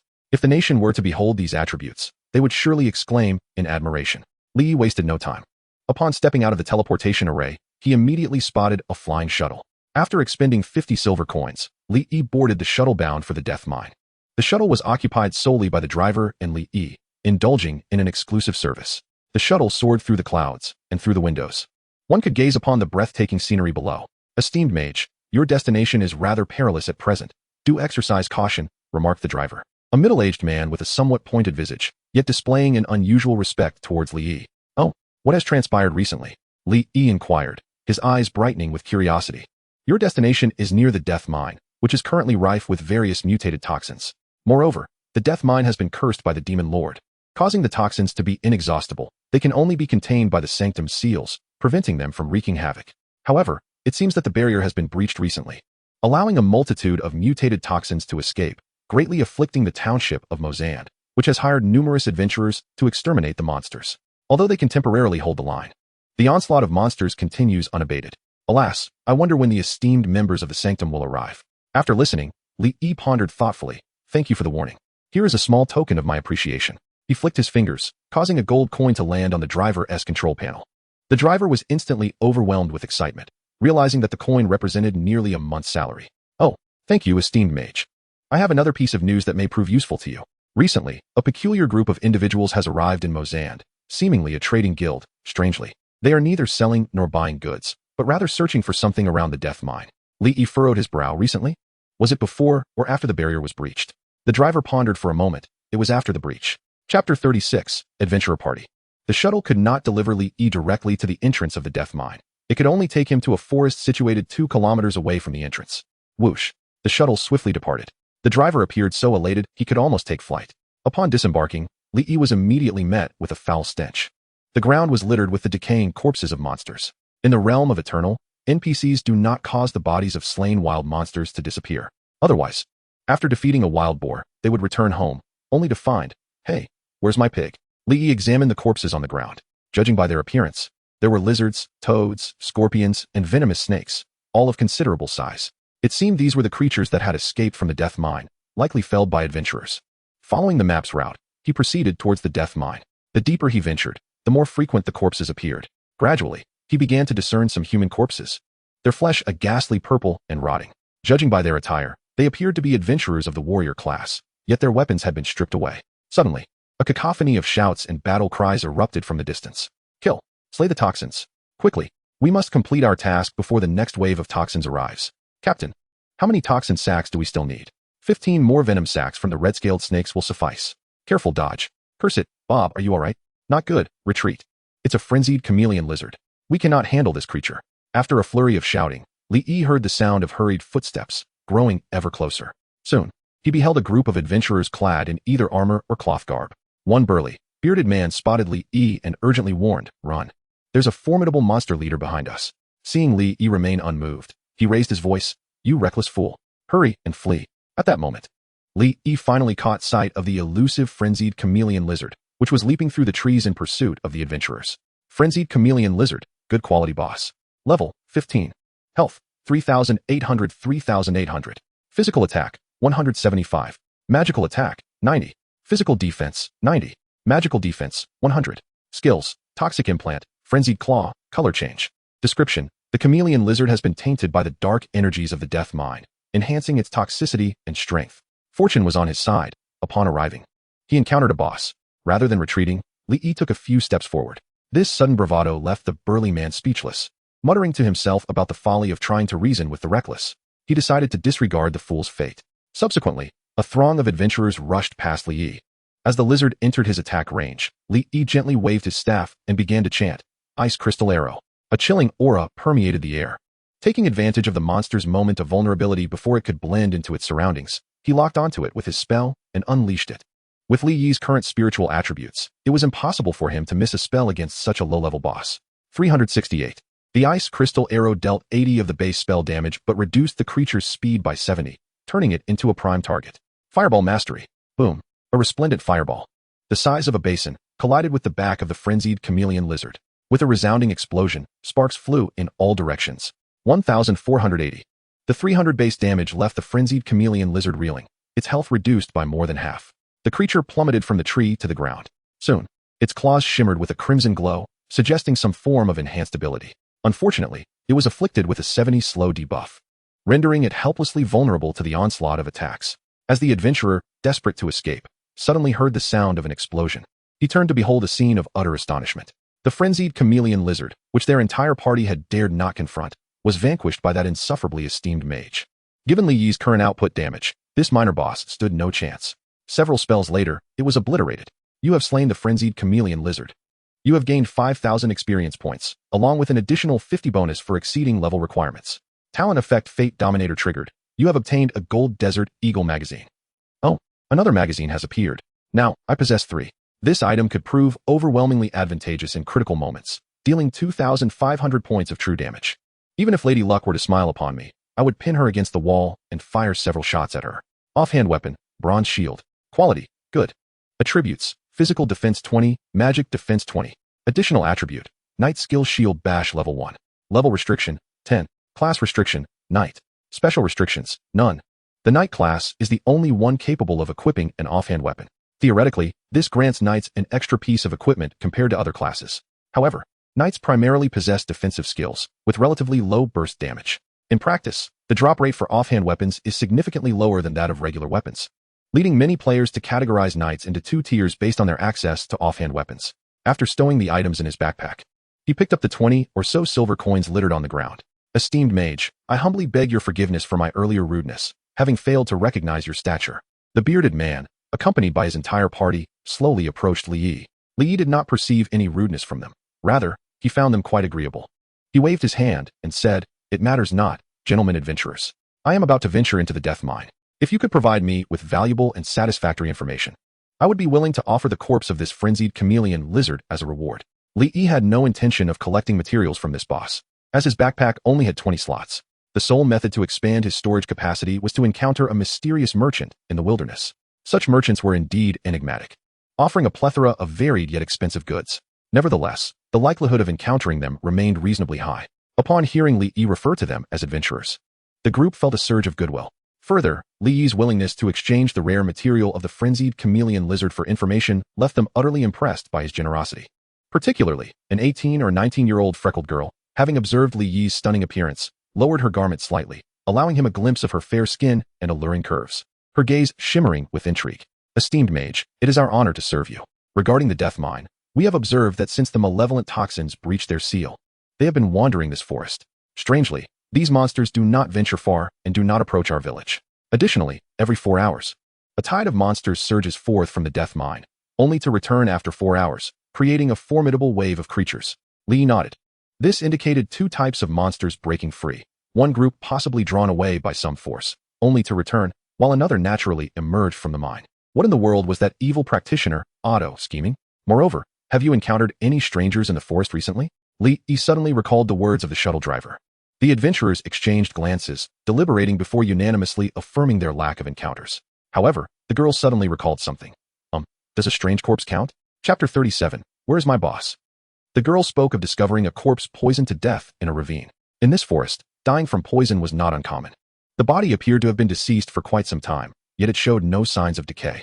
Moreover, she was adamant that it was not a resident of Mozan town, for if such a handsome man existed there, she would have certainly known. A piece of monster material that he had no use for yielded a few fragmented, yet useful pieces of information. At the very least, he learned about the tide of monsters. Faced with an overwhelming wave of toxins, he indeed risked being sent back to town unless he could ensure his firewall spell remained unextinguished. According to the bearded man's account, the next tide of monsters would return to the mine in less than 2 hours. Thus, Lee had to hasten his entry into the death mine, where the complex environment provided ample opportunities to evade the impending tide of toxins.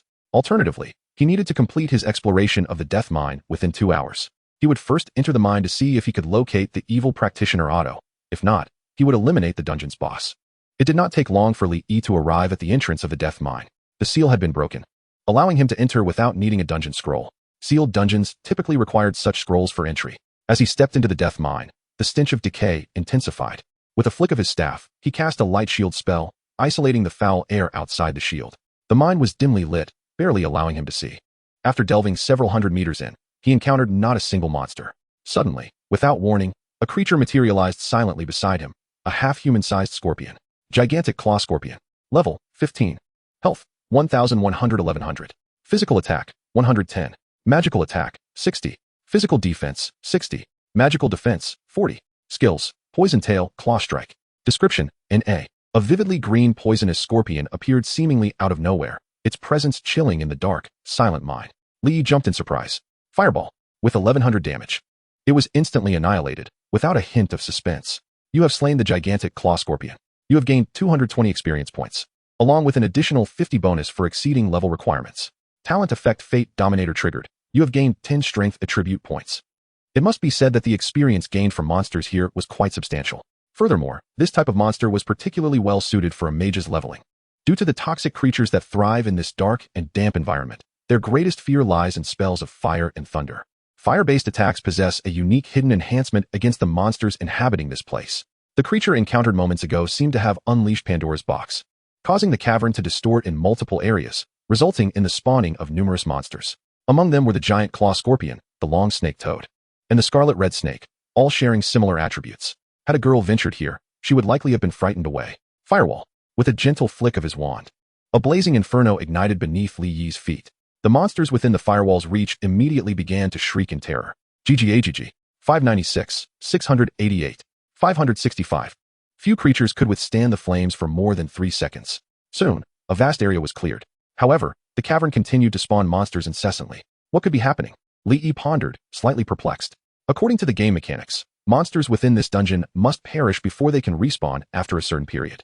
This indicated that the tide of toxic creatures that had surged from the cavern must have recently suffered a significant defeat at the hands of some formidable adventurers. Lee did not dwell on this thought and pressed deeper into the cavern. The lesser monsters posed no hindrance to him. He advanced effortlessly to the entrance of the second layer of the death mine. If I recall correctly, there should be a mini-boss here, but it is nowhere to be found. Did it also follow the tide of toxic creatures outside? Lee felt a twinge of regret at not encountering the well-regarded boss, the tri-eyed toad, but he quickly brushed aside the thought and entered the second layer. The number of monsters in the second layer was vastly different from his recollection. Previously, there had been at least 40 to 50 creatures at the entrance, yet now there were scarcely a dozen. It seemed even the monsters of the second layer had not escaped the tide of toxins. What force could possibly cause such turmoil? Lee remained puzzled. Yet he continued his exploration into the depths of the second layer. His current prowess rendered him nearly unstoppable in this dungeon, akin to a force of nature. After half an hour, he arrived at the entrance to the third layer. To his dismay, the boss here was also absent. Just as he was about to step into the third layer, the space in a dim corner twisted abruptly, revealing a giant scorpion towering at least 2 meters high. Its massive pincers, reminiscent of black iron, instilled a sense of dread, while the green, viscous fluid oozing from its tail's stinger was utterly chilling. Countless players had likely been rendered incapable of casting their skills upon witnessing such a boss. Evil Giant Claw. Well-regarded boss. Level, 15 health, 6,000 physical attack, 165 magical attack, 105 physical defense, 95 magical defense, 135 skills, Claw Slam, Poisonous Spikes, Shockwave. Description: the Evil Giant Claw, having evolved through excessive exposure to dark energy, possesses pincers capable of delivering terrifying blows, and its bone-piercing spikes can effortlessly penetrate steel. This creature, while fearsome in appearance, was not particularly strong. Its only noteworthy attribute was its brute strength, which could disrupt a player's formation. As the clawed beast emerged, it detected the tantalizing presence of a nearby human and eagerly scuttled toward Li. Ecstatic, Li brandished his wand and began to chant. Ice Crystal Arrow. Firewall. Fireball. 558, 865, 1965. The overwhelming damage swiftly depleted half of its health. A couple of additional fireballs later, the creature collapsed with a resounding crash. You have slain the well-regarded boss, Evil Giant Claw. You have gained 8,000 experience points, along with an additional 50 bonus for defeating a higher-level foe. The talent effect Fate Dominator has been triggered. You gain 50 in strength. Yet again strength. Since entering the Death Mine, Li had vanquished over 80 monsters. The activation rate of Fate Dominator was quite impressive. In total, he had acquired Agility 220, Intelligence 120, Strength 370, Spirit 120, Constitution 190, Health Cap 2300, Mana Cap 1800, Skill Points 200, and 2 Desert Eagle magazines, containing 25 bullets. This time, the gains were substantial, with strength attributes leading the way, closely followed by agility, while intelligence. Well, that was a different matter. Li had grown accustomed to it. Truth be told, his strength attribute now stood at 744, allowing him to deal 1489 in physical attack damage with his bare hands, with an additional point of physical attack bonus from his wand. He picked up a bracelet dropped by the defeated monster. Accessory: Wisdom Bracelet. Quality: well-regarded. Attributes: Intelligence 10. Spirit 3. Additional attribute: 5 mana recovery. Level requirement: 10. Class restriction: Mage, Priest. Special restriction: none. Finally, he had acquired a piece of equipment he could wear. Can you believe it? After defeating 80 monsters, he had obtained 5 pieces of ordinary grade equipment and 3 pieces of well-regarded equipment, yet none were suitable for a mage. Without hesitation, he adorned his left wrist with the bracelet. Now, it was time to venture into the final layer of the Death Mine. He pushed open a stone door, revealing a teleportation array. Stepping onto it, he was instantly transported to a dimly lit staircase. As he descended, he soon spotted a slightly illuminated exit. The moment he stepped into the third layer, the foul stench that had pervaded the air vanished, replaced by an acrid odor. However, what greeted him left Li utterly astonished. Where's the boss? Where's the colossal, venomous centipede that occupied my loft? The ancient altar lay bare before him. He could understand the absence of the first and second layer bosses, having possibly followed the tide of toxins outside. But the boss of the third layer could not have left on its own accord, as the teleportation array was one way, only activating upon the defeat of the boss. Chapter 38, The Budding Organization. Wait, let me think. Li halted his existential musings. Currently, no other players had exited the novice village. It was inconceivable that they could have slain the boss. Thus, it must have been an NPC, or perhaps the quest target, the corrupt Otto. Yet, there were no signs of monsters having been slain here. He found it hard to believe that an NPC would have defeated the monster and then tidied up the place. It was highly likely that the entire boss had been whisked away. But for what purpose? After a moment of contemplation, Li resolved to wait. He would remain here, calculating the passage of time. As the time approached for the tide of toxins to recede, the boss of the second layer had respawned. This indicated that the boss of this layer would also refresh, provided that it had been defeated. So he waited. Indeed, within a mere 15 minutes, a distortion in space occurred at the center of the altar, and a creature emerged, covered in a viscous, dark green slime, bristling with tentacles. This was the final boss of the Death Mine dungeon, the Venomous Centipede, Elite Boss. Level, 20. Health points, 18000, 18000. Physical attack, 325. Magical attack, 310. Physical defense, 235. Magical defense, 275. Skills: Venom Splash, Corrosive Strike, and Piercing Shriek. Description: the toxic overlord of the Death Mine, driven to brutality by the influence of malevolent energy. It is entirely drenched in venom, a centipede of attic proportions. Its thousands of densely furred legs and razor-sharp mandibles could cause those with a fear of clusters to faint on the spot. Its attributes were quite reasonable, being a hybrid damage-type creature. Though the third layer was not extensive, it contained hiding spots. Despite the boss's appearance, Li did not rush to slay it. Instead, he remained in place, curious to observe the unfolding of these peculiar events. Should this boss fall, it could respawn, but if that Addo could not be located, the task would remain unfulfilled. Thus, Li held his breath and concealed himself, patiently waiting. The only sound in the third layer was the heavy breathing of the venomous centipede. 1 minute, 2 minutes, 3 minutes, 13 minutes. Suddenly, footsteps echoed from the staircase. A figure cloaked in a gray robe emerged from the staircase's exit. The venomous centipede roared, poised to unleash its fury upon the gray-robed figure. However, with a flick of its sleeve, the figure began to chant incantations, surrounded by a shimmering azure aura. Eerie magical fluctuations permeated the air, unlike elemental spells, as the elements around did not seem to awaken. As the gray-robed figure continued its low incantation, the agitated venomous centipede bizarrely calmed down. This left Li in a state of disbelief. Then, with a single hand, the gray-robed figure gently patted a burlap sack tied to its waist, causing the venomous centipede to contort and subsequently be drawn into the bag. Immediately, Li felt a dizzying sensation as he was teleported outside the death mine. Quickly, he regained his composure and concealed his presence. His agility, towering at 441, rendered him as light as a feather, allowing his movements to leave no trace. Soon, he spotted the gray-robed figure approximately 200 meters away. At this moment, Li was enlightened. Such maneuvers were indeed possible. The game mechanics allowed players to voluntarily exit the dungeon before the final boss's corpse respawned or be forcibly teleported out once the time elapsed. However, after the boss was taken by the gray robe, the individual was directly teleported out as well. Uncertain if this person was the malevolent Addo, Li refrained from checking their information, as doing so would evoke a sense of being spied upon. Thus, he chose to follow discreetly, eager to uncover the true nature of this unfolding drama. Bill, this time you were quite efficient. Just be wary of any tales following, the gray-robed figure said. Rest assured, I entered the mine through the tide of toxins. It is virtually impossible for anyone to detect my presence. Now, the venomous centipede is mine. With just 3 more cycles, I will fulfill this sacrificial offering. The gray robe handed the burlap sack to a man clad in a brown mage's robe. Where's Lady Vivi? The gray robe suddenly inquired, his expression one of adoration and reverence. Lady Vivi is presiding over the ritual. We must expedite our progress, lest the people of the holy temple of Hua arrive, the robed man replied dismissively. The gray robe scoffed lightly, his tone dripping with disdain. Our planning has been so meticulous this time that even if they dispatch individuals, they will only be a few novice mages, of no real threat to us. The robed man nodded. By the way, has Addo's body been dealt with? Yes, the gray robe affirmed. It has been discarded in a waterway, and measures have been taken to ensure it does not decompose for a month. As long as the holy temple's personnel are not utterly incompetent, they will surely discover it. Given their typical approach, they will undoubtedly hastily conclude the matter. The two were conversing without a care, unaware that Li, concealed not far from them, had overheard their entire exchange. My task objective has already perished? What am I supposed to do now? Li's expression reflected his utter disbelief. This place was exceedingly secluded. Even if Li were to return alone, he likely would not succeed. Moreover, the ground was littered with countless monster corpses, all evidently from the death mine. Listening to their conversation, Li's mind began to connect the dots. Initially, he had thought the information provided by the driver regarding the strangers was an inconsequential side quest. However, the timing of the stranger's appearance coincided with the destruction of the mine's seal. The true orchestrators were not Addo, but rather these strangers.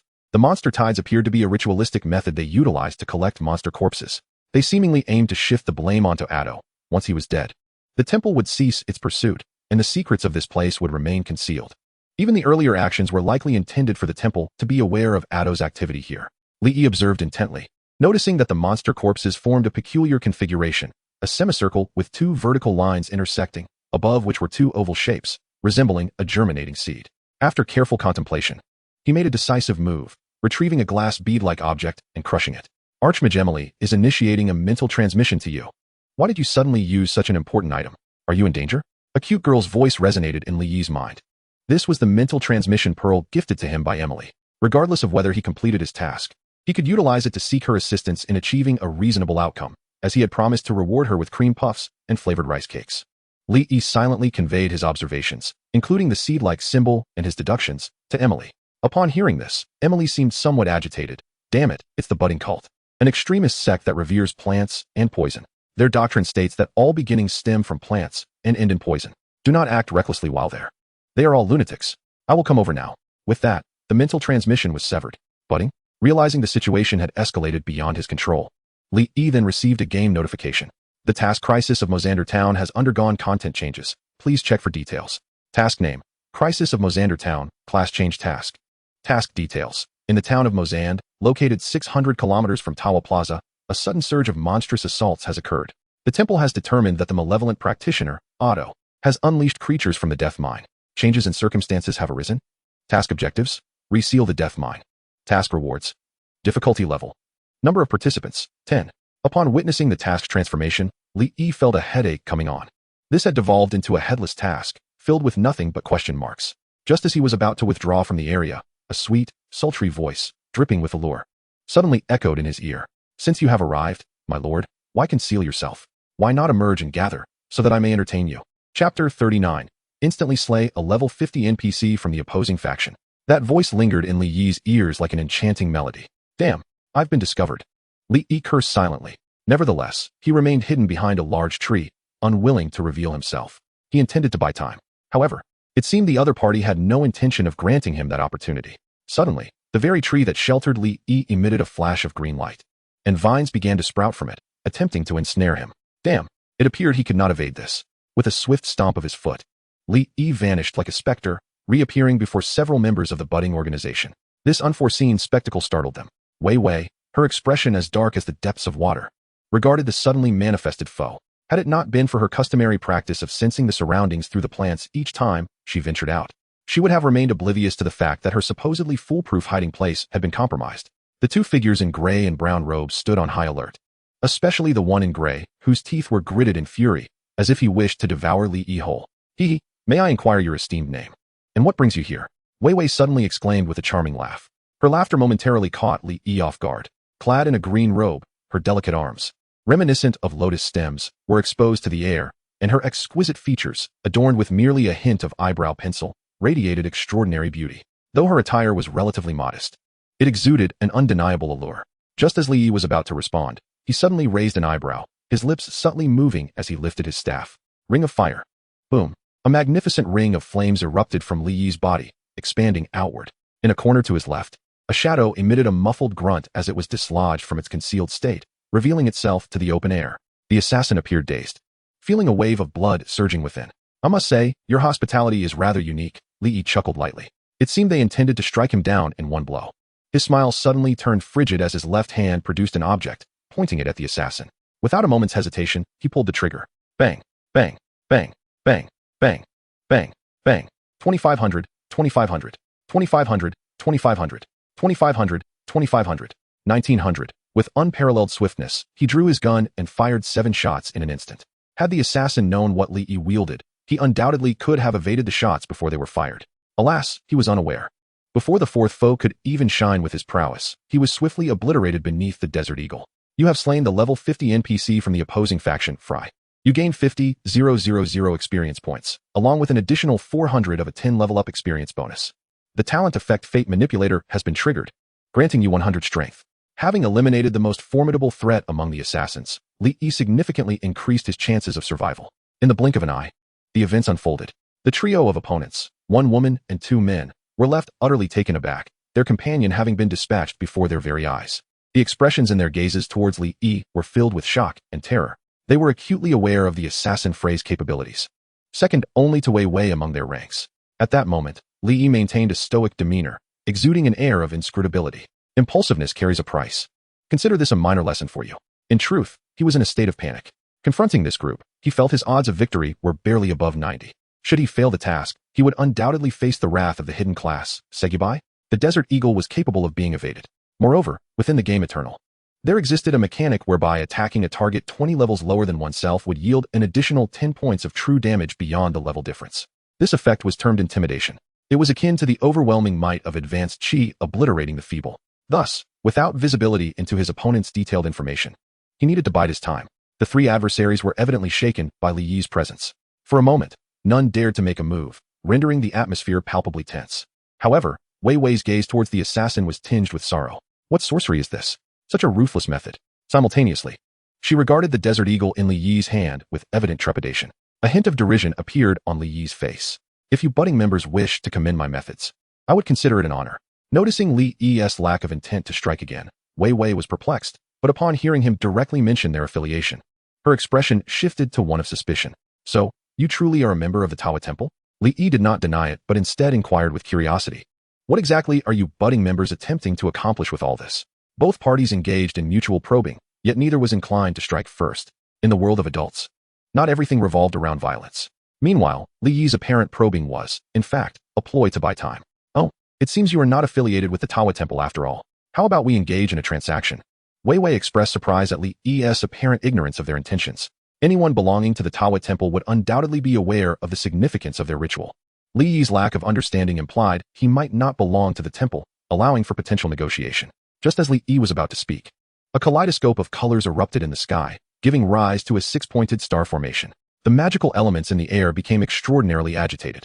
The six-pointed star shone brilliantly, and a figure manifested amidst the radiance. What kind of transaction shall we conduct? Perhaps a deal with my little demoness, Emily? A young girl, around 15 or 16 years old, appeared in the sky, adorned with a tall magical hat and two long ponytails, riding atop a staff. An overwhelming aura surged from the heavens, instantly transforming the expressions of Wei Wei and her companions, their eyes wide with uncontainable dread. This is bad. As Wei Wei maintained a semblance of composure, devoid of any further conflict with Li Yi, she began to speculate whether he truly possessed formidable strength. After all, individuals who had cultivated to their level would not engage in excessive banter if they could effortlessly vanquish their adversaries. It dawned upon her that he was merely stalling for time. The girl in the sky, radiating magical energy akin to that of a dragon, evoked no inclination to confront her. Stricken with fear, she shattered a piece of crystal without uttering a word to her companions, casting a resentful glance at Li Yi before attempting to flee for her life. Suddenly, the space around her warped, a blinding light erupted, and in an instant, she vanished without a trace. Yet, a voice with a playful yet ominous tone echoed from the sky. Where do you think you're going? The girl began to mutter incantations incoherently. With a swift gesture, a thunderous sound resonated in the void, followed by a cacophony of grating noises. To her astonishment, Wei Wei, who had seemingly disappeared, was being forcibly extracted from the void. Terror gripped her face as she realized she was on the brink of being severed from her very existence. Just then, a suave, middle-aged voice resonated from all directions. Emily, why bother quarreling with a mere child? The space trembled once again, and a colossal azure hand materialized out of thin air, grasping Wei Wei with the intent to tear through the fabric of space and escape. The girl let out a delicate hum, a glint of cunning in her eyes. Alt, you are indeed here. You managed to evade me last time. But do you dare return to my Taiwa city? Lotus flame of the supreme principle, she exclaimed, as vibrant sparks ignited upon the azure hand. These sparks rapidly blossomed into fiery lotuses, each one intricately composed of flame runes. Like parasitic spores, the fire lotuses took root in the giant hand, producing a series of hissing sounds before erupting in a resounding explosion, causing the azure hand to dissolve significantly. A pained exclamation escaped from the middle-aged figure, followed by a voice filled with anger and humiliation.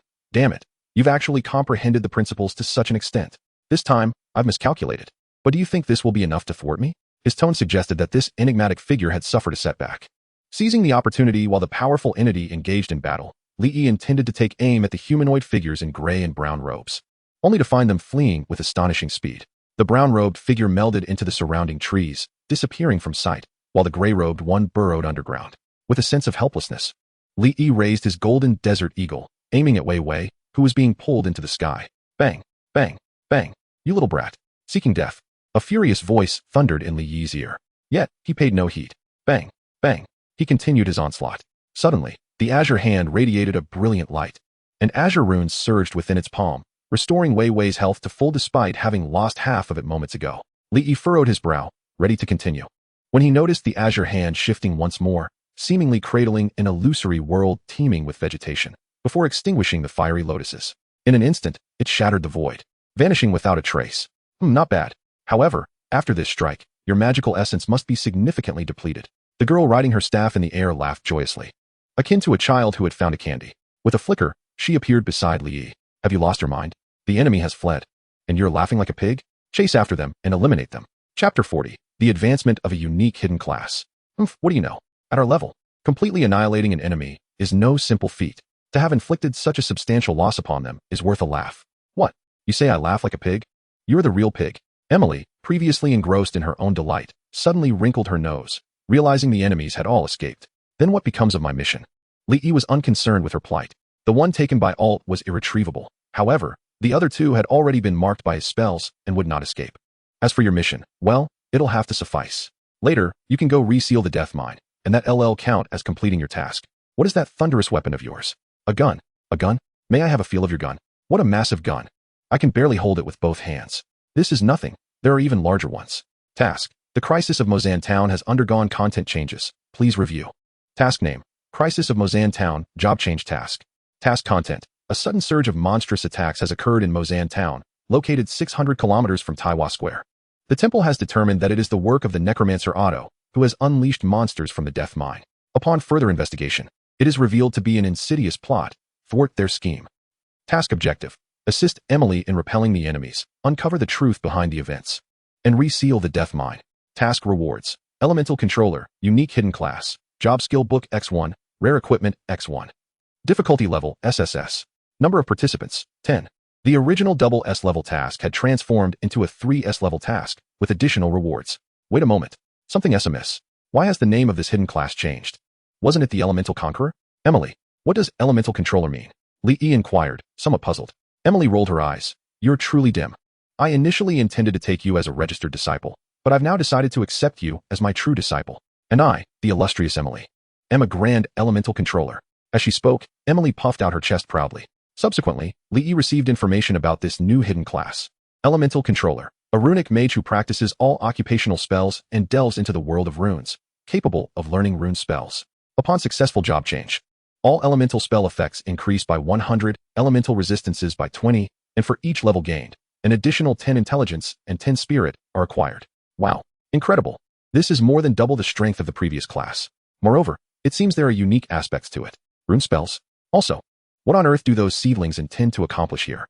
From the looks of it, they seem to be planting devil trees. As Emily rode her staff, her feet touched the ground. Observing the corpses of countless monsters scattered about, she gently glided her fingers, causing the elements in the air to become agitated. In an instant, the monster corpses ignited spontaneously. Moments later, the flames had incinerated the thousands of monster bodies entirely, leaving no trace behind, and the air was devoid of any foul odor. What are devil trees? Lee followed closely behind Emily. The seedlings are based on the crimson demon tree, infused with dark energy, nourished with a plethora of toxic substances, and finally summoned through a blood sacrifice at an altar to attract some unknowable and nameless existence, granting it sentience. At that point, it becomes a devil tree seedling. Emily's words left Lee momentarily stunned. So, what exactly are the dangers of this thing? He inquired. Once the devil tree reaches maturity, it becomes a catastrophic existence, capable of transforming humans into tree slaves, exploiting their greed to summon more individuals from human cities to be consumed. To elaborate, it can metamorphose into a form known as the divine splendor crown tree, whose leaves can enable wizards to swiftly comprehend spells. It is no exaggeration to say that one leaf is worth a fortune. Negative emotions such as desire, greed, fear, and brutality serve as its sustenance. There was once a devil tree that, in merely 10 years, achieved legendary power. As Emily spoke, her cherubic face grew increasingly grave.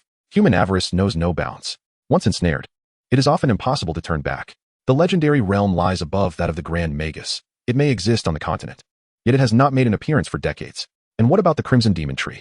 What purpose does it serve? Lee asked, his interest piqued by these plants. His extraordinary talent in plant cultivation manifested in the real world as well. The Crimson Demon Tree was labeled as a demon tree due to its possession of certain animal traits. It has its own consciousness and will actively attack foes. Crucially, it not only grows stronger with age, but can also enhance itself by consuming flesh and blood. Emily's words sparked a glimmer of insight in Lee. Doesn't that make it rather sinister? He pressed further. The basic Crimson Demon Tree is manageable. In fact, it is a creature easily controlled. With just a contract scroll, it will obediently comply. Emily glanced at Lee, seemingly perceiving his thoughts. However, you should abandon hope. The demonization of the Crimson Demon Tree is an irreversible and unstoppable process. Once it halts, it will wither and die. As they spoke, the two arrived deep within a secret location. A bizarre, blood-red sapling appeared before them, its trunk no thicker than an arm. Strangely, the sapling was planted in a pool of murky green sludge. It was then that Lee noticed a highly venomous centipede, its body severed in half. Evidently the same one taken away by the gray-robed figure earlier. This murky sludge was made from the crushed remains of the boss. It was a pity.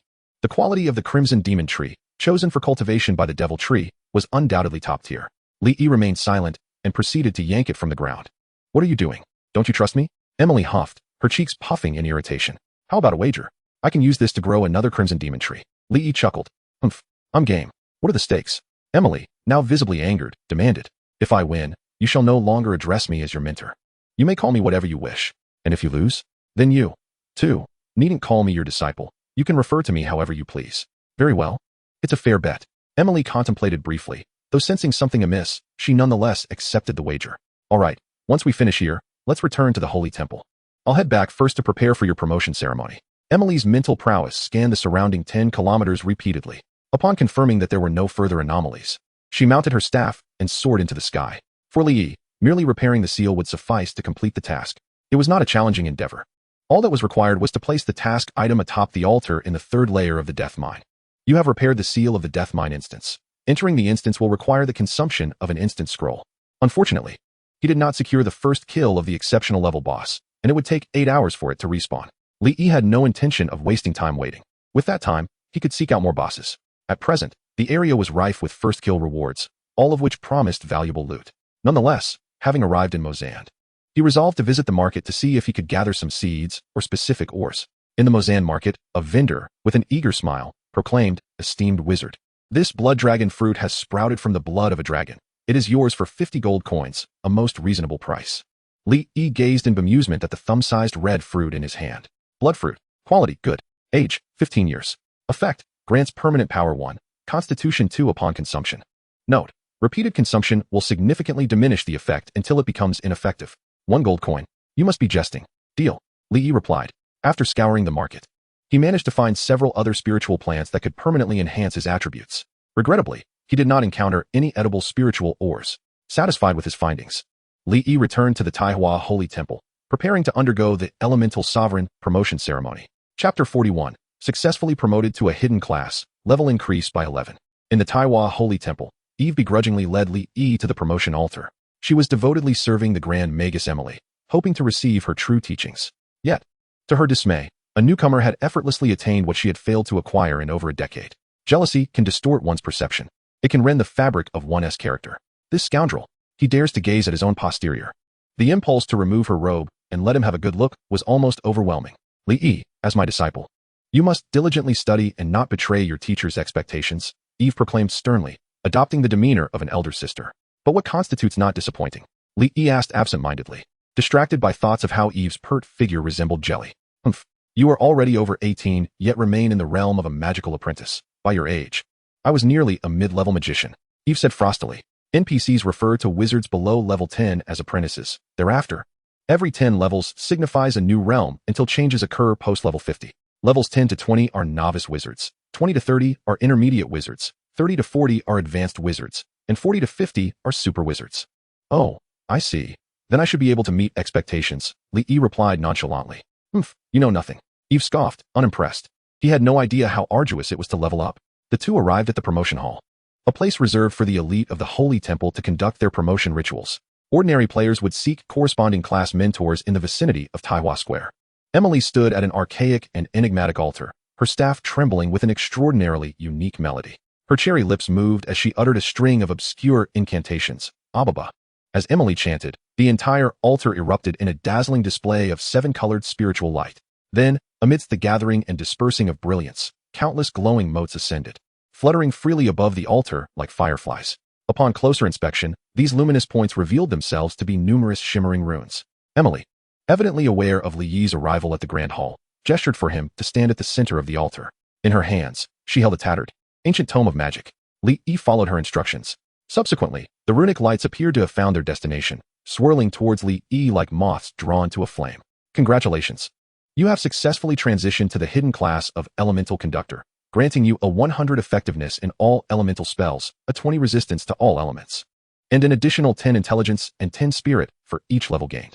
Congratulations. You are the first player to successfully transition, receiving the reward of 10 to all attributes, a rare grade equipment piece, and a server-wide announcement. Would you like to hide your nickname? No. Congratulations, Player E, for being the first to successfully transition. You will receive a special reward, with this being announced across the server. The announcement echoed 3 times. This time, it did not evoke much astonishment among the crowd. Rather, it aroused suspicion in some. After all, a considerable amount of time had elapsed since Li had departed the novice village. Could it truly take such a long time to achieve a job change? A phrase suddenly surfaced in everyone's minds. Has he exhausted his talent? It was indeed perplexing that Shun took so long to transition. This was not the demeanor of my idol. I told you. There's no way someone so extraordinary exists. He must have discovered some hidden rules in the novice village, but once he left, it was futile. Brother ED, I am a healer. Please grant me a chance to be your healer. I can be quite attentive.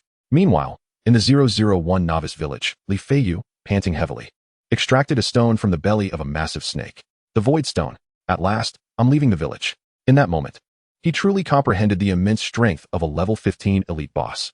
Out of a 12-member party, 5 had already been sent back to town. Was this the price of challenging a boss beyond their level? Just then, an announcement resounded. Excellent, E. You are not insurmountable. I will soon catch up to you.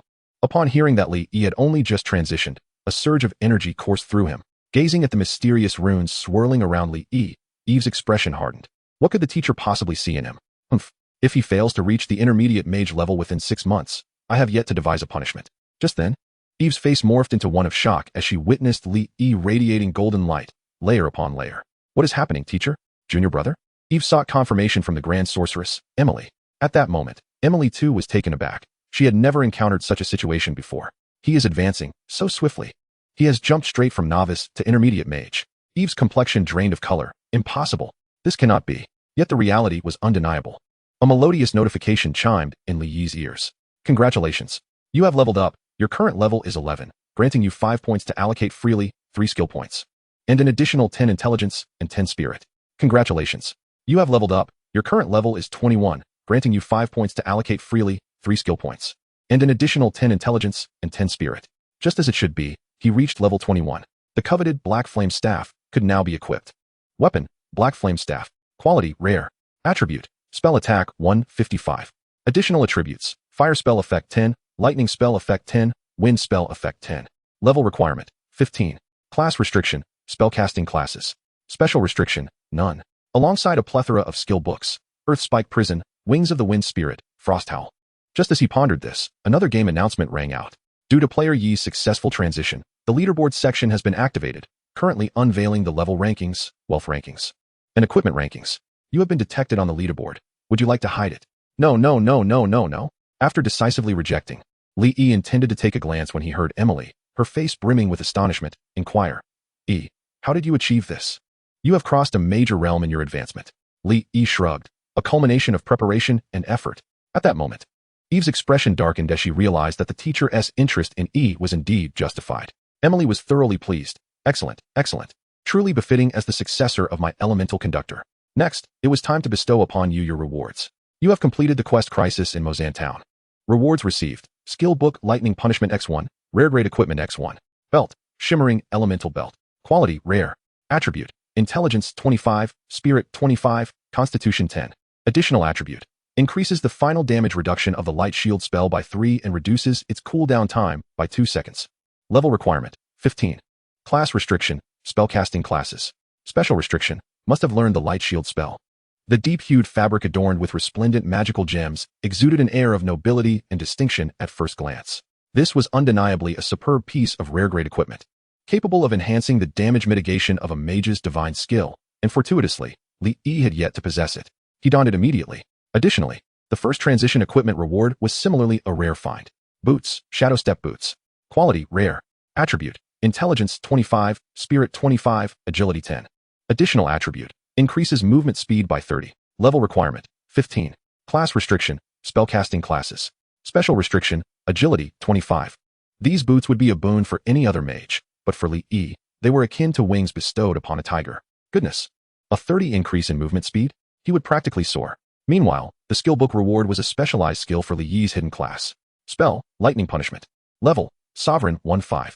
Effect, after a 5-second chant, summon 3 bolts of lightning from the heavens, each dealing 350 of base damage plus an additional 500 points of true damage to enemies, and inflicting paralysis for 2 seconds. Cooldown time 60 seconds. Mana cost 200 points. Learning condition, must be an elemental conductor or thundermaster, level 20. Skill levels, Black Iron, Bronze, Silver, Gold, Earth Tier, Heaven Tier, Sovereign. Sanctuary, unparalleled single target damage output. Upon seeing this attribute, Li E felt an overwhelming urge to seek out a few bosses to treat, assuming the role of the Thunder King. Oh, lovely and charming Emily, I wish to learn more spells from the elemental conductor. Could you possibly fulfill that desire of mine? Li E gazed at the adorable little girl with longing, causing her cheeks to flush. I will fulfill your request, but be cautious. The skill books derive from the Tome of Elements. If one attempts to extract skills without elemental fragments, they will be damaged. should you wish to learn more skills. You must collect elemental runes, and I can materialize them from the Tome of Elements. Emily playfully stuck out her tongue. Chapter 42, Opening of the Leaderboard. Just as Li Feiyu set foot on the path to the main city, he was momentarily awestruck by the fantastical architecture of Thunderstorm City, only to be greeted by yet another announcement. Due to the player's ease in transitioning classes, the leaderboard section has been activated, currently featuring the level leaderboard, wealth leaderboard, and equipment leaderboard. It has been detected that you have made the rankings. Would you like to? The leaderboard is now open. I stand on the same level as you. No hiding, no hiding. Finally, it is my turn. The world knows yet remains oblivious to me, Li Feiyu. This time, I should. Li Feiyu was flabbergasted. He stared in disbelief, flipping through the rankings repeatedly. Despair engulfed his pale and feeble handsome face. Damn, if he exists, why must you be born? Level leaderboard, ranked for levels above 10. 1. Level 21 2. Ru Lu Bai Bing, level 10 3. Pending. Equipment leaderboard, ranked for exceptional quality and above. 1. Golden Bow of Ruin, rare, holder, 2. Black Flare Staff, rare, holder, 3. Shadow Treading Boots, rare, holder, 4. Elemental Radiance Belt, rare, holder, 5. Moonlit Ring, rare, holder, 6. Azure Thunder Longsword, exceptional, holder, Ru Lu Bai Bing. 7. Evil Spirit Dagger, exceptional, holder, hidden. 8. Triple Eye Ring, exceptional, holder, Ru Lu Bai Bing. 9. Listening Chain, exceptional, holder, 10. Savage Guardian's Legs, exceptional, holder, Wealth Leaderboard, ranked for over 10 gold. 1. 990,009 gold. 2. Hidden 9. 855 gold. 3. Ru Lu Bai Bing, 11 gold. The leaderboard is accessible to all players in the server. Even players in the Novice Village can view it. At this moment, players still struggling in the Novice Village, battling monsters, collectively froze in shock. Subsequently, players across the nation erupted in excitement. Some male players, struck by despair, angrily tossed aside their novice wooden swords. Damn it, they claim there's no cheating. How could he jump straight to level 21 after just transitioning classes? How are we supposed to play if others are cheating? The officials must provide an explanation. Are you trying to impress us with your 990,000 gold? Some female players, meanwhile, began to get carried away. Upon seeing the 990,000 gold, they exclaimed, "What the hell? Yi is a god. This is Yi's father. If you're weak, just practice more. If you can't play, then don't. What do you mean cheating? My Yi's abilities are unparalleled. Yi Emperor brother. Come on, come on. No need for you to move. I'll handle it all. Wait, did you all notice there's another player at level 10? That Ru Lu Bai Bing. Logically, reaching level 10 this quickly is impressive, yet he somehow feels like a joke? Lin Shirhan, with the assistance of 50 guides, has swiftly reached level 4. Upon hearing the system announcement and glancing at the leaderboard, his expression darkened. However, a thought seemed to strike him, and he inexplicably began to smile. Li, you will eventually return to the Lin family. Your gold and equipment will soon belong to me. Besides, I have awakened an S-rank talent in this lifetime. I shall not be inferior to anyone. Jealousy had already driven him to madness. In the Steel House, the same 9 individuals were arranging their next strategy. Another batch of gaming helmets was prepared, sufficient to cover half of the population of Dacia. Plans were set in motion for various local governments to recruit players for the Eternal Life profession. Once hired, they would enjoy lifetime employment. Additionally, recruitment would extend to outstanding gaming talents nationwide, with a starting monthly salary of 20,000, also offering lifetime employment. In the face of a global catastrophe, relying solely on the military is evidently unrealistic. A citizen army must be established, guided by policy to ensure that all citizens recognize the importance of Eternal. The construction of safe bases must be expedited. Moreover, the families of all military elites with S-rank talents must be provided with the utmost safety and security, ensuring they have no concerns. Should anyone dare to meddle in this matter, they will be met with no mercy. Furthermore, special attention must be given to Li Yi, ensuring his family is allocated to the safest areas. Every statement made during this meeting could determine the fate of countless individuals. After over half an hour, they had finally assigned numerous critical tasks. At that moment, the red phone rang once more, its sound echoing in the room. Everyone's expressions shifted, tinged with anticipation. The order had been given for any information regarding Li Yi to be reported immediately. The details he provided about the Terror Claw demons yesterday were particularly crucial. Earlier this morning, while exploring the foreign realm, they had been ambushed by a large number of Terror Claw demons. Their physical capabilities had astonishingly reached over twice that of ordinary humans. Without that warning, carelessness would have undoubtedly led to significant casualties. A cheerful individual picked up the phone. "Yes, it's me." However, his jovial demeanor quickly faded into a furrowed brow. Understood. After receiving the information, he hung up and looked at the expectant crowd. Li Yi has successfully transitioned classes, though his speed was somewhat slower. Upon hearing this, Everyone appeared contemplative but dared not voice their thoughts. They had placed considerable stakes on some decisions regarding Li Yi. Should we perhaps confirm with Li Yi what his talent is? One person suggested, glancing at the higher-ups. He waved his hand dismissively. Let's not rush. Data at this moment doesn't reveal too much. I have always had faith in Li Yi. Why do you seem so optimistic about this kid? As if you see levels we cannot? Someone inquired. He replied, there's nothing particularly special. It's just a gut feeling. I believe in him. At that moment, the phone rang again. Yes, this is. The person answering the call transitioned from seriousness to astonishment, then disbelief, before finally regaining a serious demeanor. He looked at the individual seated above him, a sudden smile breaking his serious expression. You truly have an eye for talent. He relayed the information from the other end of the line. Instantly, the news spread through the room like wildfire. Level 21, nearly dominating the equipment leaderboard. And a staggering 990,000 gold. A miracle. Is this the distinction between genius and the ordinary? Unbelievable. How did he achieve this? The news was so explosive that it nearly shattered the confines of the conference room. 990,000 gold. For heaven's sake, he is richer than the state. The military's report indicated that the combined wealth of nearly 5 million troops was barely over 200,000 gold. This is not something that can easily be accumulated. Let's discuss with Li Yi. The state wishes to apply for a loan from him. By the way, Li Yi's class is a mage. What does he need with a bow? And while we're at it, let Ding Wei ask him if he's interested in a Sihiyuan. I actually have a granddaughter, 18 years old, who loves yoga and is flexible. After entering the bureau, Lin Yintong found that the overall situation of the Hamlin Guild was temporarily under the command of Lin Yuanshan. The once joyful home now lay shrouded in ominous clouds. At this moment, Lin Yuanshan received the news from the leaderboard, his eyes widening like brass bells. How could this be possible? 990,000 gold coins for 5 pieces of rare-grade equipment? Beside him, Ho Guifan, haggard from concerns over her eldest daughter, could not help but voice her frustrations. Look at you. Day in and day out. We have no idea how Niantong is doing inside, yet you're still thinking about a game. It's just a worthless game, isn't it? You haven't even found Lin Yi, and now Niantong has gone in too. Do you have any serious matters at hand? The remnants of maternal affection Ho Guifan once held for Li Yi vanished completely after the incident, where Li Yi severed Lin Shihan's ear, leaving her with nothing but resentment. A son? He was merely someone else's son.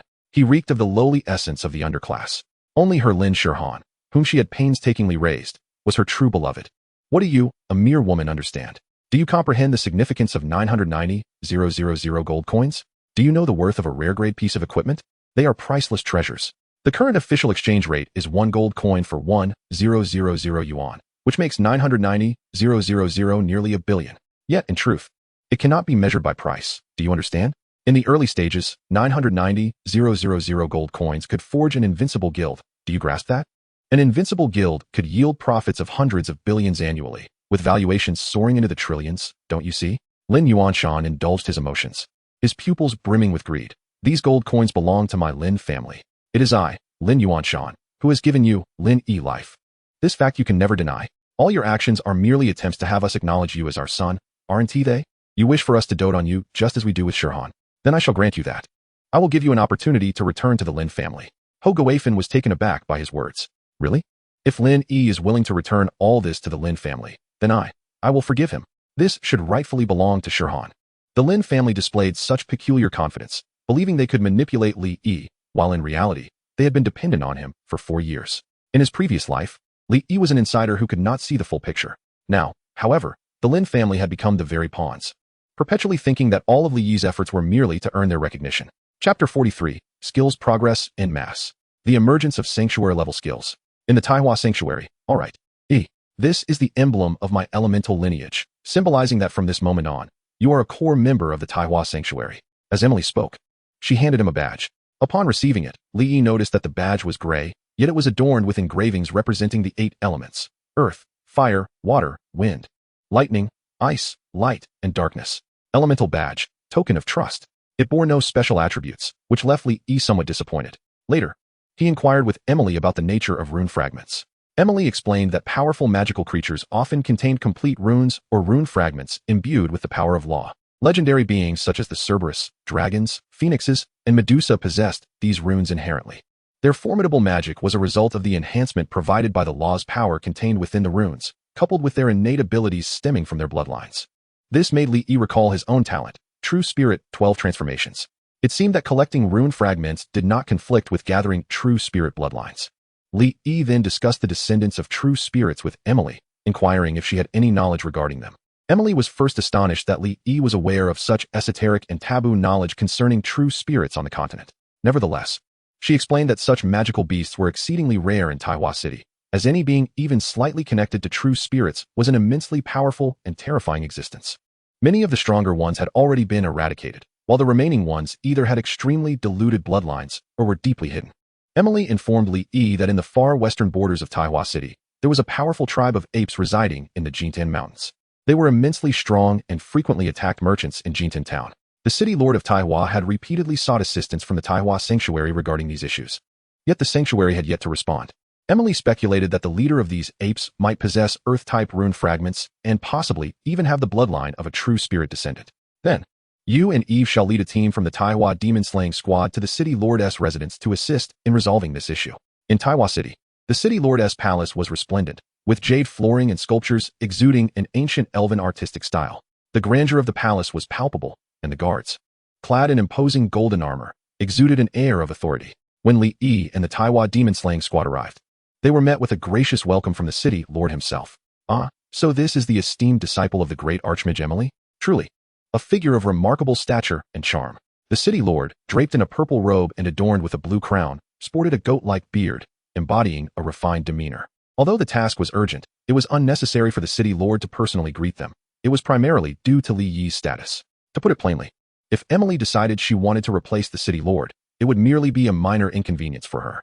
Your hospitality is appreciated. We shall require your continued support in the future, Li Yi replied casually. The city lord then engaged in cordial conversation with Li Yi for a while before finally presenting the task. Task name: Jintan's Demonic Apes, Taiwan City Faction Task. Task content: in Jintan Town, located in the far west of Taiwan City, demonic apes are wreaking havoc. Lead the Taiwan demon-slaying squad to Jintan Town to protect the citizens. Task objective: slay 200 demonic apes and defeat the ape leader. Task rewards: contribution points, Taiwan City. Task restrictions: no deaths allowed during the task, and members of the demon-slaying squad must not perish. Difficulty level: A. Number of participants: 6. In Eternal, players could form teams to complete tasks after accepting them, significantly increasing the likelihood of success. The concept of factions was relatively flexible. Factions could be categorized into large and small ones.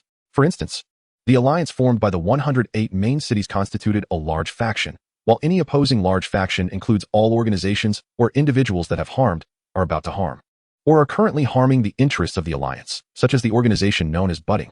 Smaller factions typically refer to specific powers, organizations, or city-states, like Taiwan City. Rewards for faction tasks generally consisted of contribution points, which could be exchanged for various resources in specific faction warehouses. The Taiwan demon-slaying squad comprised individuals of varying strengths, usually organized into teams of 6, including a mage, priest, assassin, warrior, knight, and archer. They had just completed their assessments to become members of the Taiwan demon-slaying squad, with their levels ranging from 30 to 40. As the 8 of them prepared for departure, Li Yi said, "Junior brother, pay close attention and learn well. Do not aim too high. For this mission, you shall observe from the side." Clad in a purple mage's robe, Eve chattered incessantly. "Yes, indeed, you are absolutely correct," Li Yi replied, feigning interest. "Though your innate talent is commendable, you still lack the necessary refinement. Your mastery of spells is far from adequate. The punishment of thunder is a subject worthy of your study for the next 3 to 5 years." She continued her monologue. "Oh right. I haven't learned the skills yet. Would you like to expend 5 skill points to learn the skill punishment of thunder? Learn. Would you like to expend 4 skill points to learn the skill wings of the wind spirit, Earth tier monarch? Would you like to expend 3 skill points to learn the skill Earth spike prison, Earth tier heaven tier? Would you like to expend 2 skill points to learn the skill frost roar, golden Earth tier? Skill levels: black iron, bronze, silver, gold, Earth tier, heaven tier. Monarch, sanctum. Advanced skills require skill points not only for leveling up, but also for learning. Moreover, the higher the skill level, the more skill points are required for upgrades.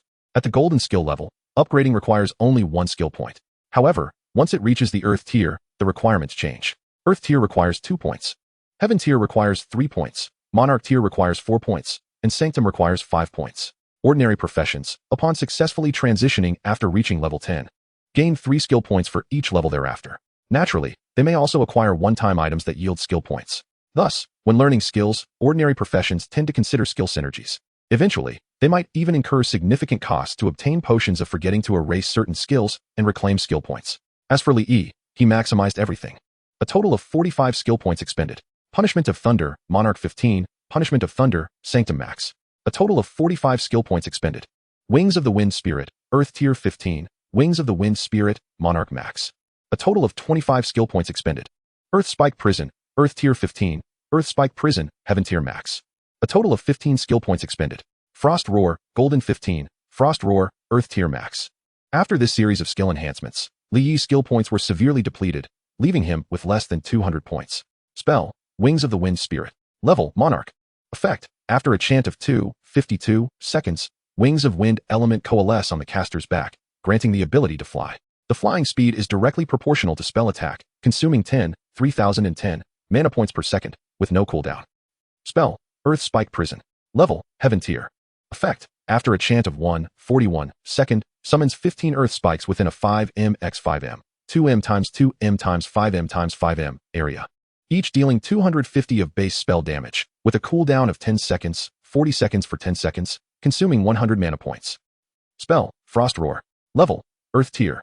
Effect, after a chant of 51 second, summons a Frost Tornado, dealing 200 of base spell damage to targets within a 20m x 20m, 2m times 2m times 20m times 20m area, and inflicting a 20 to 50 slow effect on targets for 5 seconds, with a cooldown of 5 seconds, 20 seconds for 5 seconds, consuming 30 mana points. Spell, Punishment of Thunder.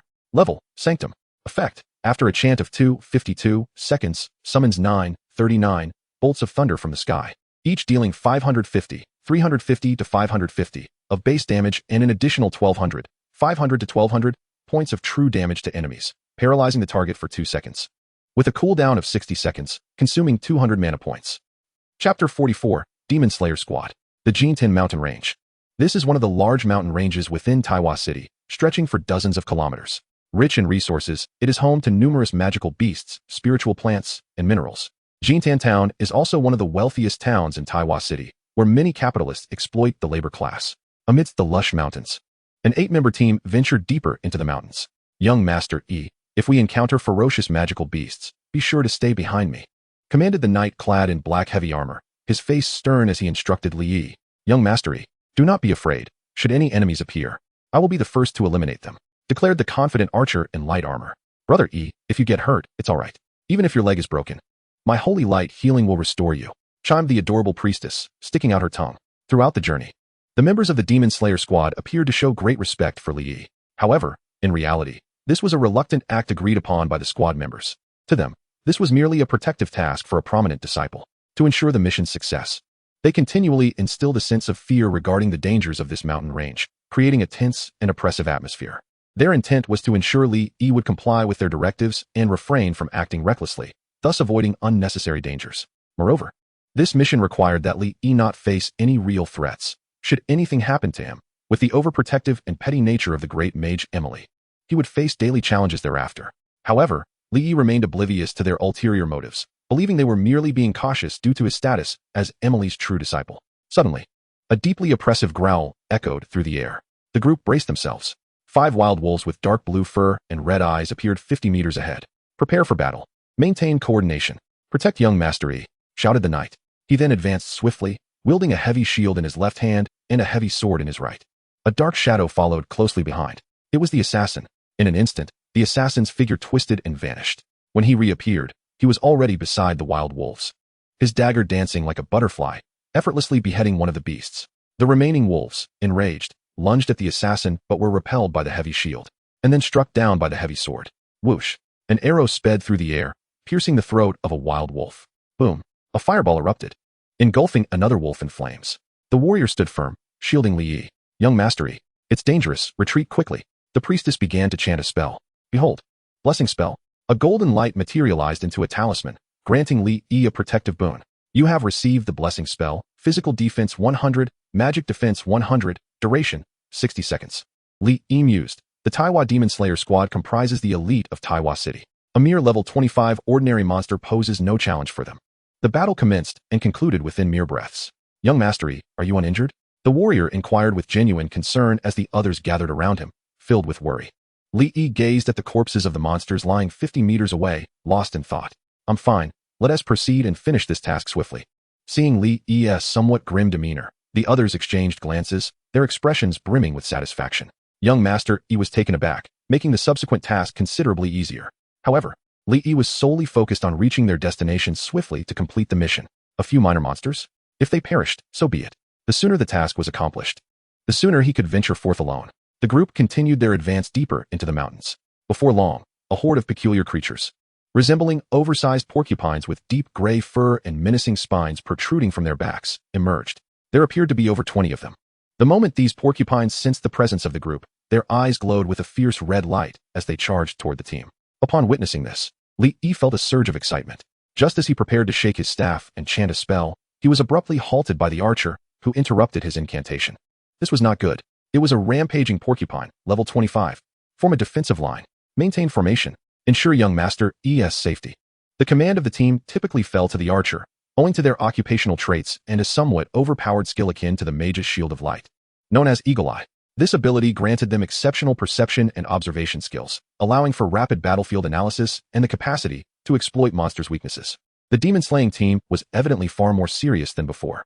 In the brief moment that Li Yi was interrupted, the knight had already positioned himself at the forefront of the group, wielding his massive shield.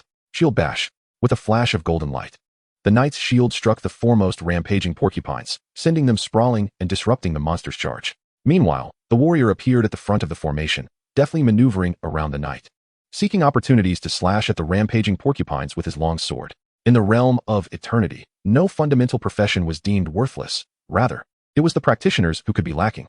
Each profession possessed its own strengths. The warrior, of course, had his own unique qualities. He lacked the area damage of the mage, the resilience of the knight, the enhancement capabilities of the priest, the agility of the assassin, and the long-range damage of the archer. Thus, the warrior's defining characteristic was his utter lack of standout features. He was mediocre in every aspect, excessively so. Yet, this profession was the most popular choice among players in eternity. Unlike archers and mages, whose growth was slow and heavily reliant on resources, warriors exhibited remarkable playability in the early to mid-game. Furthermore, warriors represented a nostalgic ideal for many male players, embodying their childhood dreams. In a team, the warrior could serve an essential role in urgent situations. If the mage or priest, both of whom lacked agility, found themselves in peril, the warrior would respond more swiftly than the knight. I spined. The mage girl completed her incantation.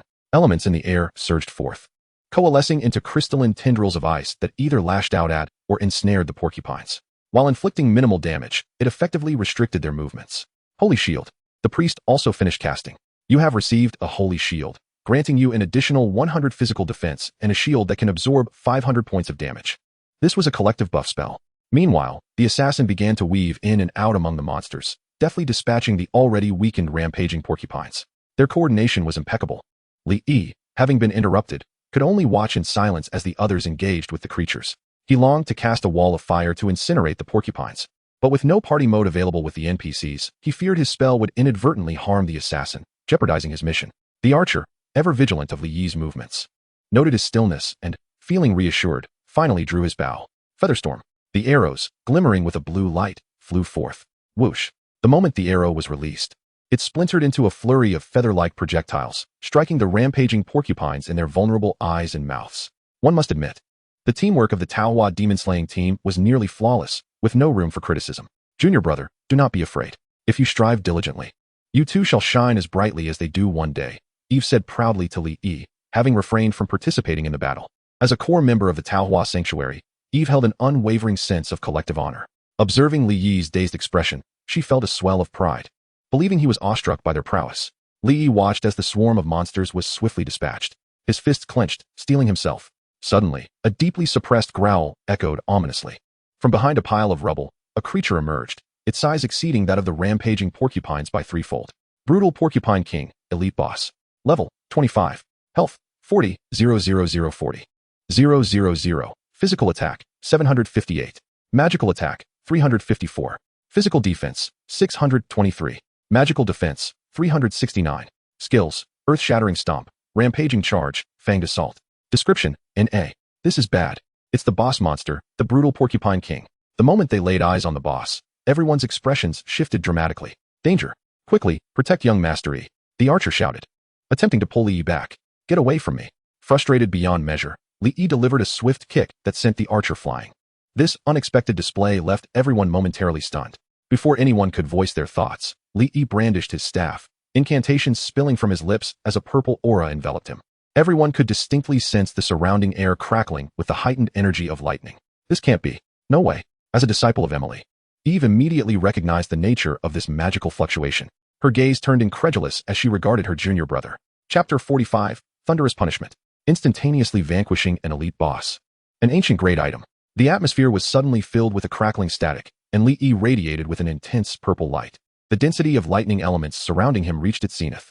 The distant, brutal Porcupine King, sensing the impending threat, let out a furious roar and charged towards Li Yi, its eyes glowing a menacing red. Just as Li Yi uttered the final incantation, ominous clouds gathered above the brutal Porcupine King, rumbling ominously as if brewing an unfathomable energy. The demon-slaying team stood in stunned silence at this spectacle. In an instant, the thunderous sounds intensified. Thunderous punishment. Strike. A colossal arc of purple lightning descended with the force of a tempest upon the brutal Porcupine King. 14,586. Renowned for its tough hide, the brutal Porcupine King could not withstand such a cataclysmic thunderous assault, while other mage players were still dealing damage in the range of 20 to 30 points. Li Yi's magical attack had reached a terrifying 132 points. Thunderous punishment dealt 550 of its base magical damage, inflicting a staggering 200 points of true damage. Additionally, his hidden profession, Elemental Master, granted him a 100 enhancement to all elemental spell effects, compounded by a 15 boss damage increase from the challenger's medal. Furthermore, with the addition of the 10 spell effect enhancement conferred by the Radiant Moon Ring, the damage multiplies across several layers. Even though the boss possesses hidden attributes and elemental resistances, it cannot withstand such exaggerated damage. A single bolt of lightning rends its flesh and leaves it incapacitated on the ground, further afflicted by the paralyzing effect of the thunder, rendering its body rigid. Yet, this was not the end. Wave after wave of purple lightning cascaded from the heavens, striking down upon the earth. 15324-10090.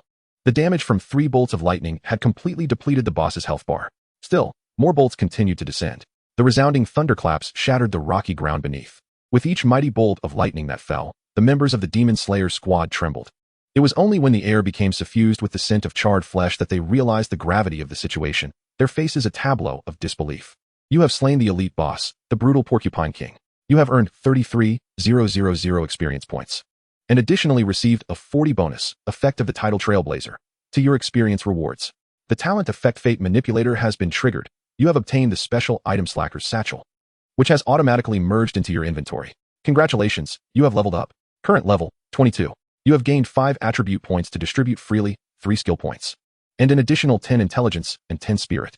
The extraordinary experience points propelled Li Yi to a successful level up, a radiant glow of ascension shimmering around him.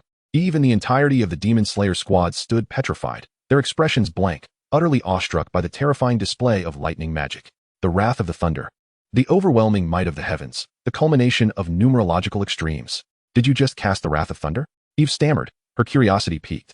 Today, your teacher just imparted the spellbook to you, and you've already mastered it to such an extent? How can its power be so immense? This is inconceivable, and you have just leveled up as well? At this moment, Eve's mind was swirling with countless thoughts, overwhelming her senses. Was this what it meant to be a genius? Her delicate features reflected a complex array of emotions. A bittersweet pang in her heart as she realized why her teacher had taken Li Yi as a true disciple upon their first meeting. In comparison, her own aptitude felt like a mere flicker of light beside his radiant brilliance. Li Yi, unsure how to articulate his thoughts, casually remarked, "Perhaps I am merely a wallflower. Let's tidy up and prepare to move on." However, a sudden thought crossed his mind, and he grinned at the Demon Slayer squad. "I have a rather short temper, so you all better mind yourselves and not steal my kills. Otherwise, I won't hesitate to break your legs." The members of the squad were already dazed, their minds blank from the overwhelming display of Li Yi's formidable prowess. The strength of the beast leader far surpassed that of ordinary monsters. While they were not afraid of the brutal Porcupine King, subduing it would still require considerable effort. Yet, it was effortlessly annihilated by Li Yi's powerful spell. Reflecting on their previous misconceptions, they realized the true jest lay in their own assumptions. The chilling realization sent shivers down their spines, and upon hearing Li Yi's warning, they felt cold sweat trickle down their backs, gripped by an unshakable fear. Special item, Slacker's Satchel. Quality, Ancient. Attributes, 10,000 storage slots. Automatically collects monster drops. Level restriction, none. Class restriction, none. Special restriction, exclusive to player E. Equipment and item qualities, inferior, common, good, excellent, rare, epic, legendary, ancient, immortal. The talent had manifested an item of ancient quality, in Li Yi's spirit's sword, although it was merely an auxiliary item with no offensive capabilities. It resolved the nagging issue of insufficient inventory space. The automatic collection feature was indeed a delightful enhancement. The item had seamlessly integrated into his game inventory. Additionally, an item dropped from the boss was also automatically collected into his bag. Clothing, armor of the brutal. Quality, excellent. Attributes, strength 35, agility 20, constitution 15. Additional attributes, reduces 20 of normal damage taken and decreases the attack speed of the attacker by 10. Level restriction, 20. Class restriction, melee classes. Special restriction, none. A commendable piece of melee equipment. Li Yi's luck had proven consistently dismal, akin to that of a cursed individual. Aside from the Black Flame Staff, he had not acquired any remarkable gear through monster drops. Young Master Yi, here are your spoils. Please accept them, the warrior and knight said respectfully, quickly dismantling the boss's corpse and presenting a collection of items to Li Yi. The boss was a treasure trove, valuable to both players and NPCs alike. For players, these materials included quest items and crafting materials. For NPCs, melee classes could absorb the energy contained in beast blood to enhance their physical strength. Moreover, there was a chance for elemental crystals to drop from the leader, which often served as quest items for players, frequently leading to rewards of attribute points or even skill points. Additionally, elemental crystals could be given to alchemists to create a substance known as spell dust, which allowed skills to transcend their limits and achieve a sublime effect. For NPCs, elemental crystals were treasures that accelerated the cultivation of magic-based classes. This particular boss had fortuitously crystallized a yellow elemental crystal within. Li Yi accepted the elemental crystal but chose not to collect the beast skins, porcupine quills, or beast blood. This item is of use to me. You may divide the rest among yourselves. From now on, follow my lead, he instructed. The members of the Demon Slayer squad exchanged glances, their faces lighting up with delight. The archer hesitated. Is that appropriate? He had his eyes set on the porcupine quills. An excellent material for crafting arrows. The knight, with his endearing simplicity, smiled broadly, wishing to acquire the beast blood. Li Yi did not elaborate further. Although those materials held some value, the most effective way to ensure compliance from others, aside from demonstrating strength, was to offer incentives. Material, elemental crystal, earth. Quality, excellent. Description, this is neither a kidney stone nor an elixir, but a crystallization of magical energy accumulated within a beast over time, a rare magical material. Beyond the potential to yield elemental crystals, a boss might also possess rare magical materials such as spiritual bones and blood essences. With a simple spell, Li Yi had effortlessly assumed control of the team. The journey ahead became significantly smoother. When encountering scattered monsters, no one dared to contest Li Yi for kills anymore. After accumulating several attribute points from his talents, Li Yi and his companions finally arrived at the destination of their current quest, the Demon Ape Territory. Chapter 46, The Fanged Giant Ape, Crown of the Storm. The Demon Ape Territory is situated in the central region of the Jinten mountain range. Moreover, the geographical position is of paramount importance. Surrounding this area, there are even dozens of trading outposts where merchants engage in commerce with adventurers. The mountains encircling the territory of the demon apes are replete with mineral resources, and there exists a significant probability of collecting valuable spiritual flora. As the saying goes, men die for wealth, and birds perish for food. Thus, even in the face of frequent occurrences of the demon apes devouring human flesh, the insatiable desire for wealth continues to draw people in. Junior brother, according to intelligence reports, there are at least 1,000 demon apes within their domain. Our task is to eliminate a portion of them to instill fear. At this moment, Eve's demeanor towards Li Yi had undergone a complete transformation. Her enchanting peach blossom eyes frequently darted toward Li Yi's handsome visage, her lovely gaze shimmering with brilliance. Young Master Yi, why not let me scout ahead first? The assassin volunteered. Assassins often assumed the role of scouts within a party. It was evident to everyone that Li Yi was extraordinary, and naturally, he sought to showcase his abilities. No need, we shall proceed directly, Li Yi asserted, advancing forward. Observing this, the rest followed closely in his wake. The territory of the demon apes was lush with verdant foliage and even boasted numerous fruit trees. My primary objective this time is to acquire rune fragments and the blood of true spirits. The mission is merely a secondary concern. I hope this place does not disappoint me. Just as Li Yi was pondering this, the archer suddenly shifted his expression. Young Master Yi. Their movement 200 meters ahead. I can hear the roars of magical beasts. It must be the demon apes. The archer's auditory and visual acuity far exceeded that of other professions. While others remained oblivious, he had already sensed the enemy. Oh, let us go.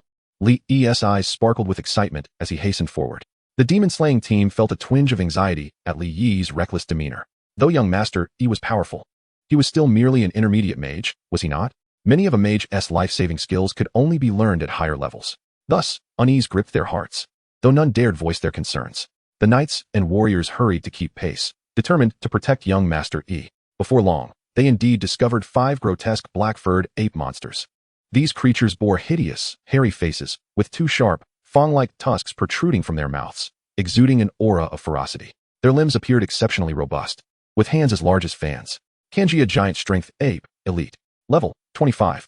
Health, 18, 00018, 000. Physical attack, 565. Magic attack, 0. Physical defense, 450. Magic defense, 450.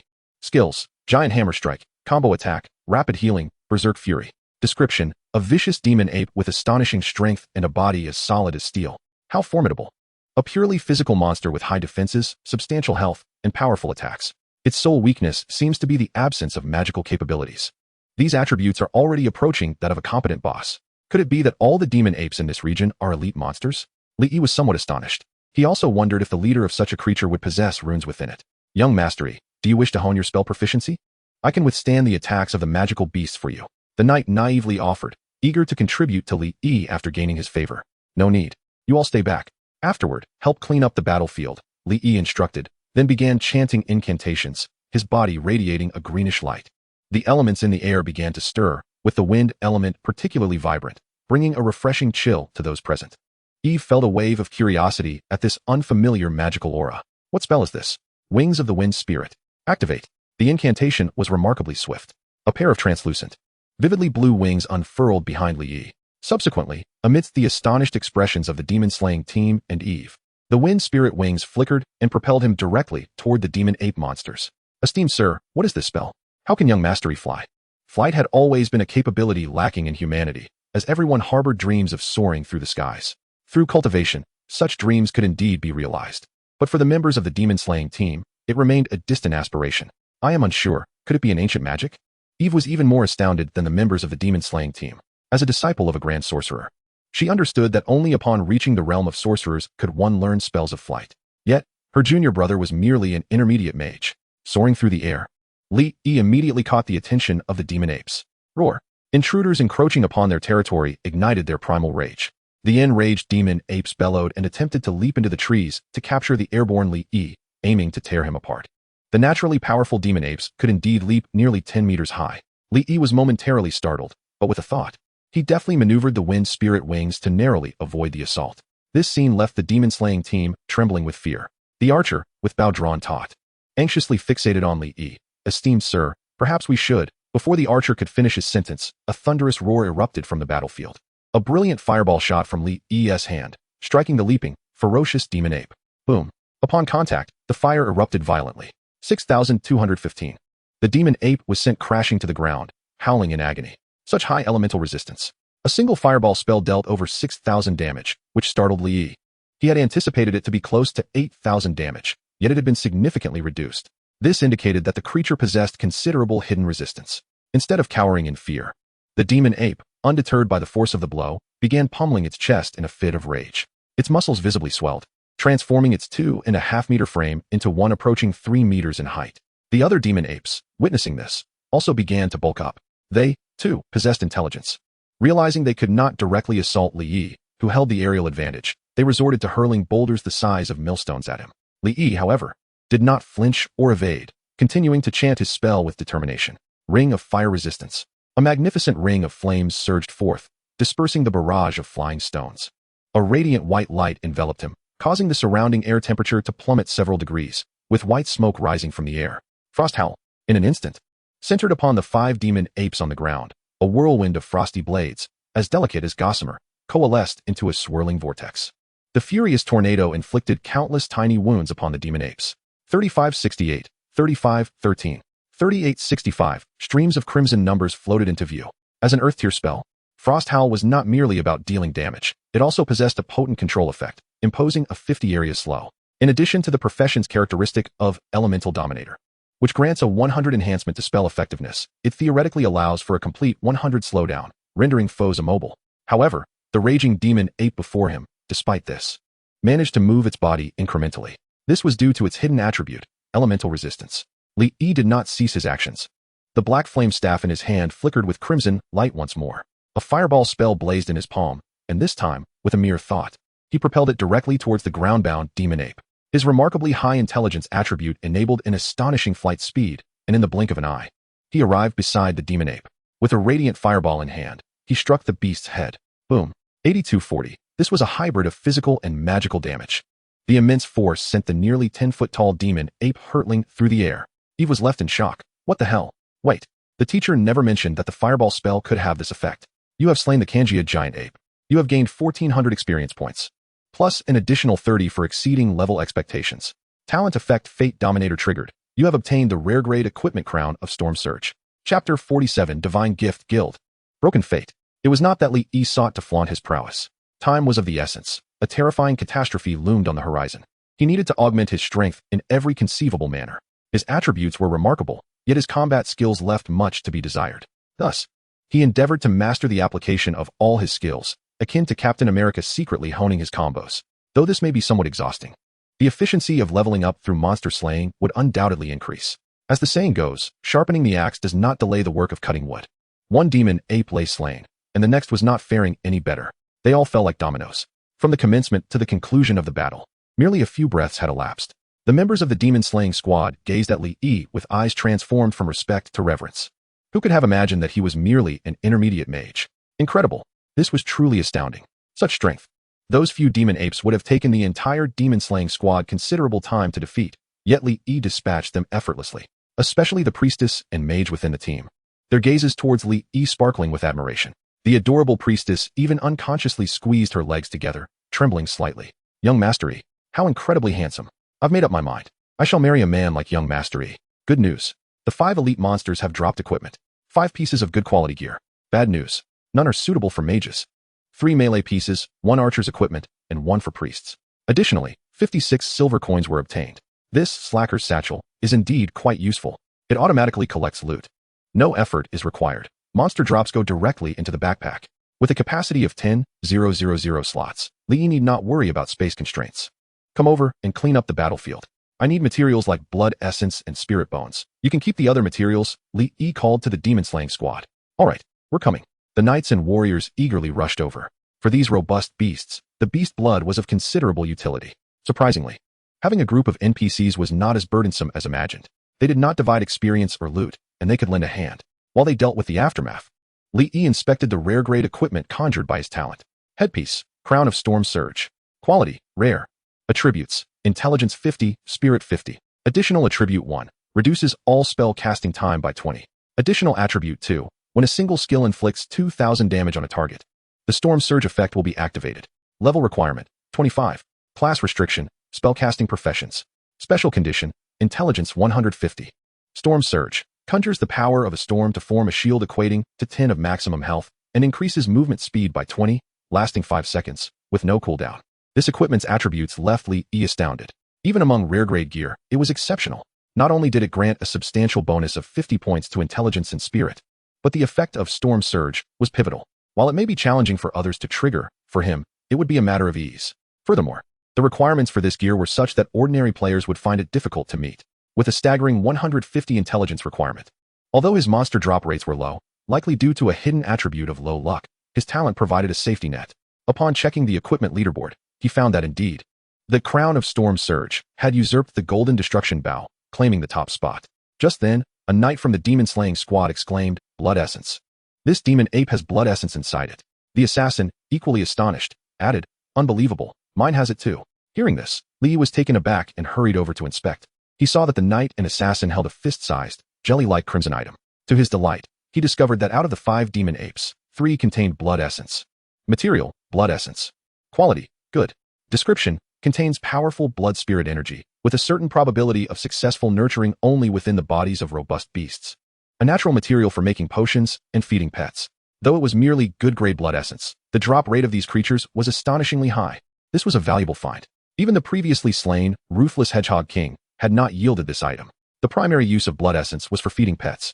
He recalled that in his past life, a piece of good-grade blood essence could fetch exorbitant prices, often exceeding tens of thousands, due to its exceedingly low drop rate. Li Yi remembered the seedling of the Crimson Demon Tree he had obtained, which originally evolved through the absorption of flesh and blood. If he could acquire a substantial amount of blood essence, he needed to find a way to obtain a contract scroll as soon as possible. As Li Yi battled the demon apes, various factions within, Eternal, stirred in the shadows. As the mightiest force within the Dacian national server, The military had seen nearly half of its members depart from the novice village.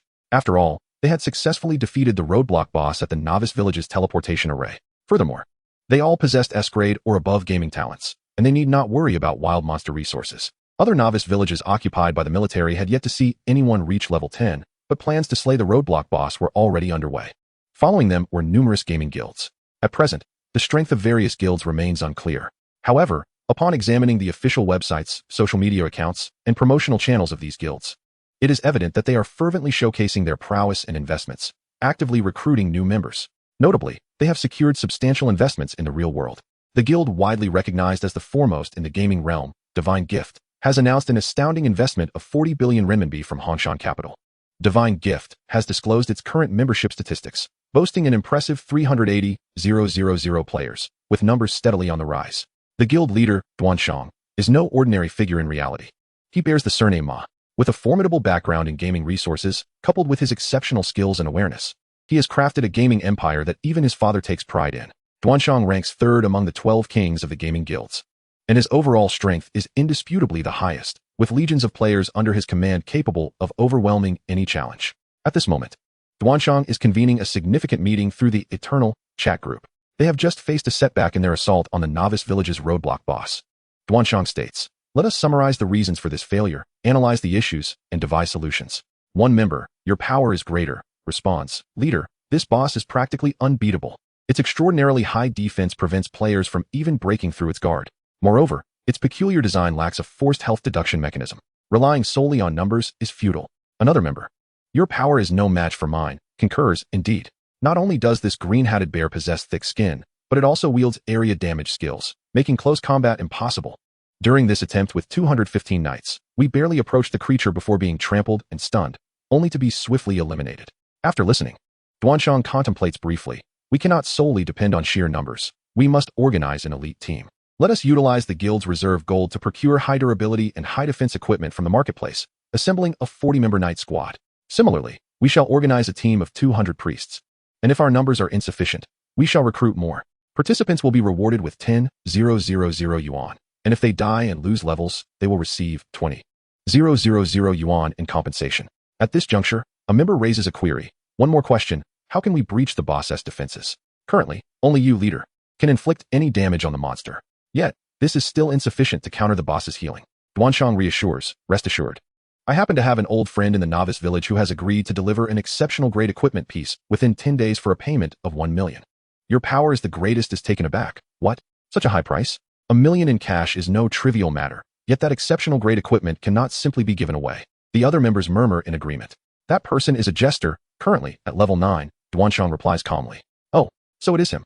That price is indeed justified. It is truly remarkable that the leader can enlist his assistance for such a modest fee, considering his notorious high rates." The group showers Duanshang with praise. At this moment, another member interjects with a sudden remark. "How did he manage to defeat this roadblock boss?" This statement casts a sudden silence over the previously lively atmosphere. Duanshang furrows his brow slightly before relaxing it. "My willingness to invest such a significant sum to vanquish this roadblock boss stems from my desire to meet him soon. Curiously, despite the considerable effort I have expended in reality, I have been unable to uncover any information about him." Chapter 48, New Skill Hellfire. Discussions about Li Yi. Yet, it is not only the Divine Gift Guild that is intrigued. The leader of the third-ranked guild, Celestial Sky, Duopo, has declared, "If E is willing to join Celestial Sky, we will offer him a salary of 100 million a year to become our vice president." Other factions are also mobilizing their resources in the real world to investigate Li Yi's background, only to find scant information, almost none at all. They can only ascertain that his biological parents are a couple from the ancient Lin family. However, details about his adoptive parents remain elusive, as if this family never existed. The fifth-ranked guild, Sword Soul, similarly expresses a strong desire for Li Yi. The leader of Sword Soul, Kanglin, has conveyed his eagerness for Li Yi to consider joining them, stating that the terms would be left entirely to Li Yi's discretion. Ironically, Sword Soul is a strategic partner of the Hanlin Guild, with both parties having publicly announced their alliance in the media. Additionally, the vice president of Sword Soul, Luoxing, ranks 11th among the 12 kings of experts. He also holds another identity. He is the boyfriend of Lin Xiao, who is Li Yi's blood-related sister. At this moment, the two are on a date in reality. Meanwhile, Qin Xing is particularly interested in Yi, who shines brightly in Eternal, making him seem unattainable to all players. Even though Qin Xing has long been aware that the Lin family has a son they picked up along the way, Lin Xiao has never mentioned him in his presence, often speaking instead of Lin Shihan. After hearing Lin Xiao's description, Qin Shing's brows furrowed deeply. Why do you believe he will return to your Lin family? Lin Xiao appears momentarily perplexed by this question. Why? Because Lin Yi is a member of my Lin family, although we have wronged him in the past. That was merely because Shihan was too young to understand, and he has already taken his grievances out on him. Qin Shing remained silent, pondering that if he were treated that way, he would certainly not return. Lin Xiao, noticing Qin Shing's disbelief, continues. Once he returns, I will hire the best etiquette tutor to train him, teaching him the manners of society to cleanse any traces of being looked down upon. Moreover, we have already prepared a room for him, so he will no longer have to stay in the maid's quarters. His outbursts stem from his deep concern for us. He desires our attention, and we, as a family, will stand united. Before Lin Xiao can finish her statement, Qin Shing interrupts. What? The maid's quarters? You mean he has been living in the maid's quarters? With your family's villa spanning thousands of square meters and so many rooms, he resides in the maid's quarters? Qin Shing finds this hard to believe. These are mere trifles. When he first returned 4 years ago, my father felt it necessary to conceal the fact that our Lin family had a son lost for 14 years. So he claimed to outsiders that he was the son of the maid.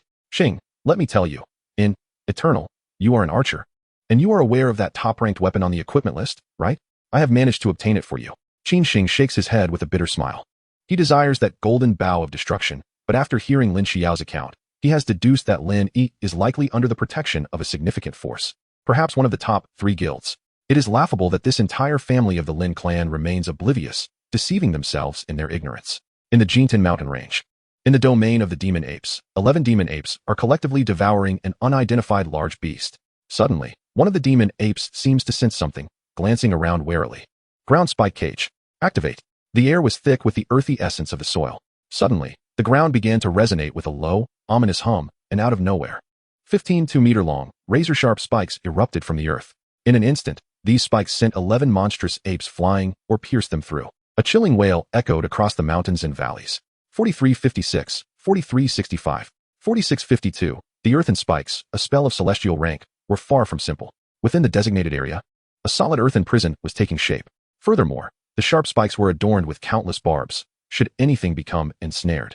The struggle to escape would result in grievous wounds and bleeding. This was a trifecta skill, capable of altering the terrain while providing superior control and significant damage. Above this prison, Li Yi observed with a stoic expression as the savage apes, in their desperation, attempted to break free. With a gentle flick of his staff, a surge of magical energy ignited the spikes in a roaring inferno. 5325, 4965, 5238. The ferocious howls of the apes gradually descended into despair, with flickers of fear beginning to glimmer in their brutal eyes. Yet, it was all in vain. Their lives were drawing to a close. You have slain the fong-toothed giant ape. You have gained 1,400 experience points, along with an additional 30 bonus for defeating an enemy of higher rank. The talent effect Fate Dominator has been triggered, granting you an increase of 20 in mental attributes. You have slain the fong-toothed giant ape. You have gained 1,400 experience points, along with an additional 30 bonus for defeating an enemy of higher rank. The talent effect Fate Dominator has been triggered, awarding you a rare equipment set blueprint, Guardian set. Master Butler, why does young Master Yi possess such immense magical power? Despite casting so many spells, he shows no signs of mana depletion. The young mage, clad in a fiery red robe, could not contain her curiosity after witnessing Li Yi unleash nearly 100 formidable spells in less than half a day, still appearing unscathed in terms of mana. Eventually, she voiced her long-held question. Eve could only shake her head with a wry smile. A genius cannot be assessed through the lens of ordinary perception. She too harbored a desire to understand, yet the answer eluded her. Here we come. Here we come. Ha ha. Loot loot. Hee hee. Let us open the blind boxes. The 4 bumbling figures, archer, assassin, knight, and warrior, saw that the ape had fallen and, without needing Li Yi's beckoning, joyfully rushed forward to begin their work. They had anticipated that this quest would take at least 3 to 5 days and be a thankless task. To their surprise, it turned out to be remarkably effortless and rewarding. After dispatching the monsters, Li Yi descended to the ground to tally his spoils. This time, Fate Dominator had yielded something extraordinary. Blueprint, Guardian set, level 15. Quality, rare. Description, a crafting blueprint for a knight's rare equipment set. This blueprint allows the user to seek a high-ranking blacksmith to forge a rare set, with materials to be supplied by the user. Usable times, 10-10. Good heavens. A rare equipment set. This is a rare find. And with 10 forging opportunities, it means I can create 10 rare sets. Alas, it is not for mages. Li Yi retrieved a medium blue potion from his bag and drank it. Having slain over 160 apes, his mana reserves were critically low, dwindling to a mere third. He examined the 11 fallen apes for any dropped items. To his delight, he finally discovered a spell book for mages. Li Yi's expression brightened. With an excess of skill points, he yearned to learn more spells to utilize them effectively. Hellfire. How familiar that name sounded. Wasn't that one of the skills possessed by the malevolent spirit queen from before? Let us check its attributes. Spell, Hellfire. Level, Gold 1-5. Effect, after a 3-second chant. Unleashes a flame that corrupts the target's soul, dealing 150 base spell damage and reducing the target's spell defense by 100 points for 60 seconds, consuming 100 mana points. With a cooldown of 120 seconds. Learning restriction, level 20, mental attribute 100. A spell that reduces the target's defenses. Quite promising. I shall learn it. Consuming 15 skill points. Maximize my level. Spell, Hellfire. Level, Earth rank. Effect, after a 1-second chant. Unleashes a flame that corrupts the target's soul, dealing 250 base spell damage and reducing the target's spell defense by 250 points for 90 seconds, consuming 100 mana points, with a cooldown of 120 seconds. In addition to this spellbook, he also acquired 3 pieces of good quality melee equipment and 2 pieces of priest gear. After all, these were elite monsters, and the drop rates were relatively favorable. Suddenly, a gasp broke the air. Wow, young Master E, we also found a spirit bone. Chapter 49, Unexpected Gains, the Crimson Fruit. Material, spirit bone. Quality, good. Description, infused with powerful spiritual essence. It has a certain chance of being successfully nurtured within the body of a physically formidable beast, serving as a natural material for crafting equipment and pet evolution. Gazing at the translucent bone in his hand, Li Yi could not help but smile. Spirit bones were even rarer than blood souls, holding a higher value. They are essential materials needed for pet growth or evolution, though the quality was somewhat lacking. Additionally, these 11 monstrous apes had yielded 7 blood souls. Yet, why were the elite monsters here so uniquely endowed? With these gains, Li Yi had accumulated 68 blood souls along with 1 spirit bone. After stowing everything away in his bag, he settled down on the ground, sipping blue potions while closing his eyes to recover his mana. The demon-slaying team of men continued their work, while the women scoured the surroundings. The priestess plucked several fruits from a crooked tree nearby. These fruits bore an appearance reminiscent of peaches, yet were neither peaches nor plums. They're red. Succulent flesh looking particularly enticing. Koi, mage sister, come. Spray some water. Wash these fruits for me. Oh, the mage sister conjured a water sphere. After rinsing the fruits, the priestess, her cheeks flushed, scampered towards Li Yi. The loose priestly robe did little to conceal her curvaceous figure, her bosom bouncing enticingly. A clear indication of her effective healing spells. Young Master E, please have some fruit. I've used detection magic on them. They are safe to eat. The priestess eagerly offered the red fruit to Li Yi. Thank you. Li Yi accepted the fruit, expressing his gratitude. No need for thanks. The priestess, stealing glances at Li Yi's jawline, more defined than her life plans, felt her heart flutter. He is so handsome. Crimson fruit, ordinary wild fruit, tender and juicy, sweet and delicious. Attributes do not lie. After battling for such a long time, feeling parched, he took a bite, which was sweet with a refreshing fragrance. In fact, Li Yi had already plucked the fruit to examine its attributes. Initially, he suspected that the formidable physique of the magical apes was due to their consumption of these fruits. However, after harvesting several, he discovered they were merely ordinary wild fruits. At that moment, the mage girl suddenly let out a piercing scream. The unexpected turn of events caused Li Yi's heart to race. He hurriedly rose to assess the situation, hoping she hadn't met a dire fate. After consuming a fruit, the mage girl had abruptly thrown the red fruit to the ground, as if confronted by something exceedingly terrifying. A snake. There's a snake.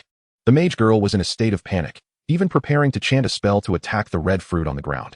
Yet, she was promptly restrained by the priestess, who exclaimed, Koi, where's the snake? That is clearly just a fruit. Upon the priestess's reminder, the mage girl seemed to awaken from a stupor. Upon closer inspection, it indeed turned out to be a fruit. Li Yi, filled with curiosity, approached and picked up the red fruit. Spirit plant, crimson fruit.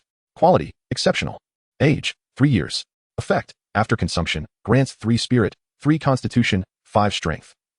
Description, this is a wondrous parasitic spirit plant, resembling its host in form. Consumption induces mild hallucinatory side effects, and long-term consumption can significantly enhance the physical body, with a certain probability of inducing remarkable transformations.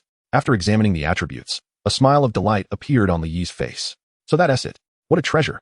Excited, Li Yi hastily broke the fruit open, only to find, to his dismay, that it contained no seeds. Comparing it to the fruit in his hand, he noticed distinct differences between the 2 varieties.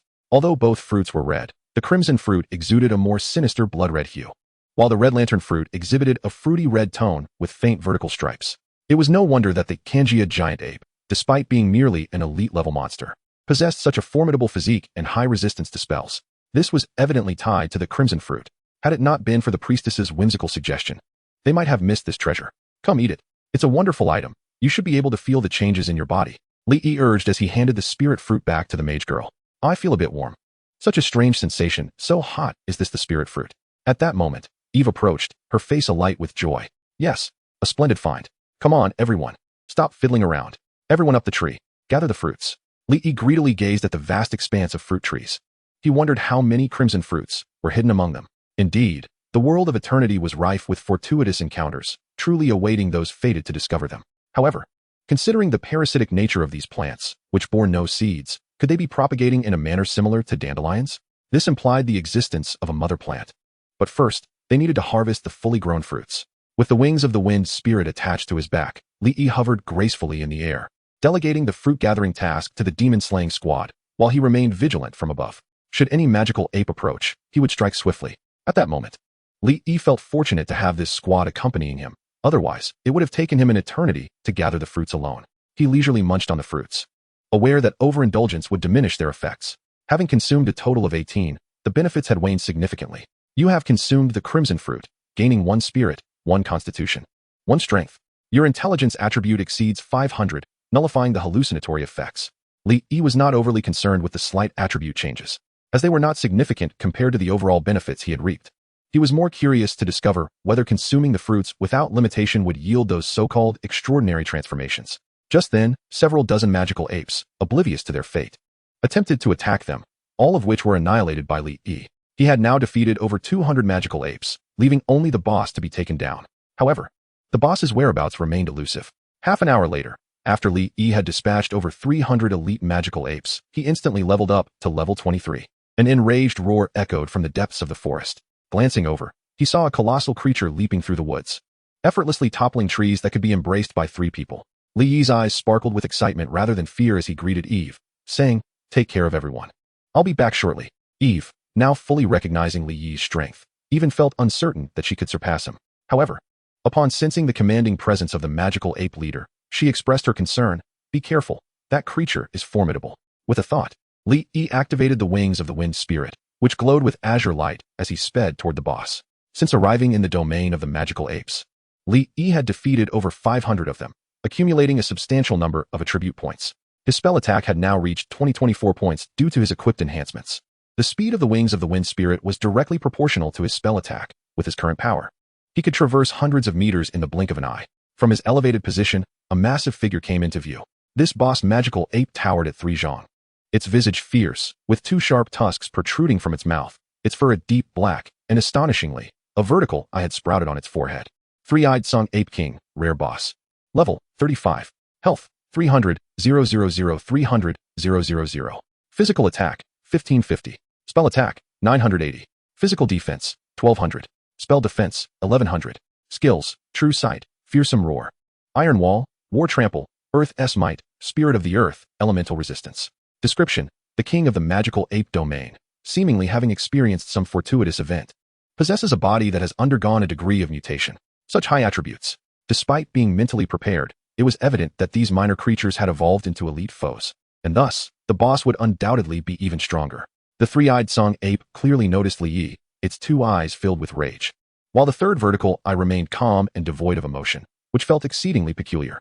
To be cautious, Lee cast the light shield spell, with a single hand raised. He enveloped himself in a layer of transparent light. The 3-eyed Song Ape let out a thunderous roar and leaped high into the air, launching itself at Lee, who was hovering above. Chapter 50. The Unrivaled, Transcendent Epic Weapon. Confronted with a colossal creature that leaped over 10 zhang high, Lee remained unperturbed. The wings of the wind spirit shimmered as he effortlessly dodged in midair. In that fleeting moment, Lee's lips moved slightly, and he conjured a ghostly green flame in his hand, hurling it toward the 3-eyed Song Ape. Hellfire. 8652. As the green flame made contact with the massive form of the 3-eyed Song Ape, it ignited instantly, engulfing the creature in a verdant blaze. Roar! The enraged ape howled, thrashing wildly. The hellfire seemed capable of scorching the very soul, inducing a disorienting sensation akin to being heavy-headed and light-footed. Despite unleashing over 8,000 points of damage, Lee furrowed his brow. Was there such a high hidden resistance? According to his estimations, this strike of hellfire should have dealt between 12,000 to 13,000 damage. At that moment, The boss radiated a brilliant yellow light, and the hellfire that had engulfed it began to be suppressed, appearing as if it were about to extinguish. Li Yi would not grant it any time to recover. Incomprehensible incantations flowed from his lips. Earth Spike Cage. Following that, he commenced the chant for thunder punishment. The elements in the air surged violently, and a swirling dark cloud of electricity abruptly appeared above the three-eyed ape. The ground began to tremble ominously. The three-eyed ape's two crimson pupils glowed fiercely, yet the singular vertical pupil displayed a flicker of human-like uncertainty. Suddenly, the ape's robust limbs struck the earth with tremendous force. A thunderous roar erupted as the ground shattered, sending rocks and dust flying, with peculiar yellow ripples spreading across the surface.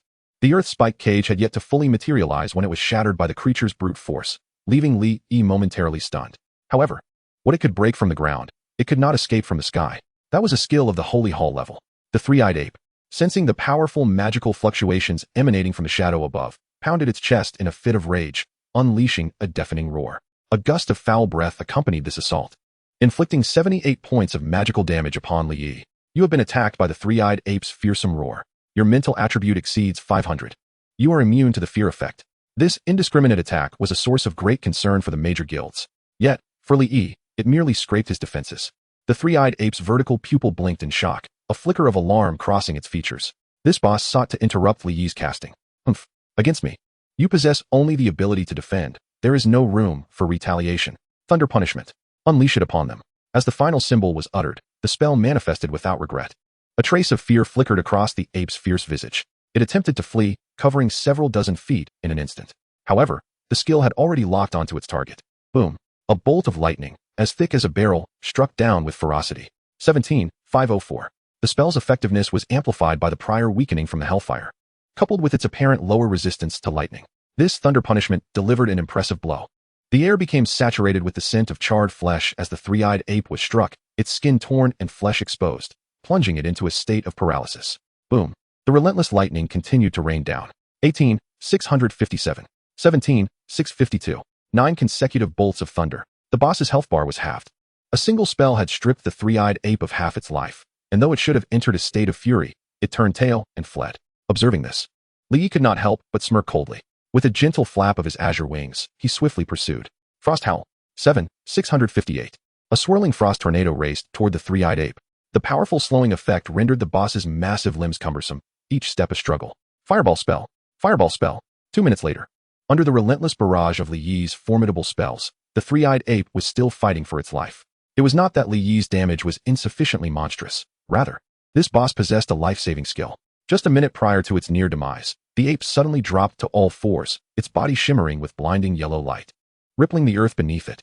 It appeared to draw energy from the very ground, rapidly restoring 2/3 of its health, and its life continued to regenerate at an astonishing rate, enduring under Li Yi's ceaseless onslaught of fireballs and other spells. Witnessing this, a flicker of impatience crossed Li Yi's face. Then let us unleash the ultimate move once more. Thunder punishment. Sensing the ominous thunderous energy above, despair washed over the ape's countenance. Boom. The thunder cascaded down.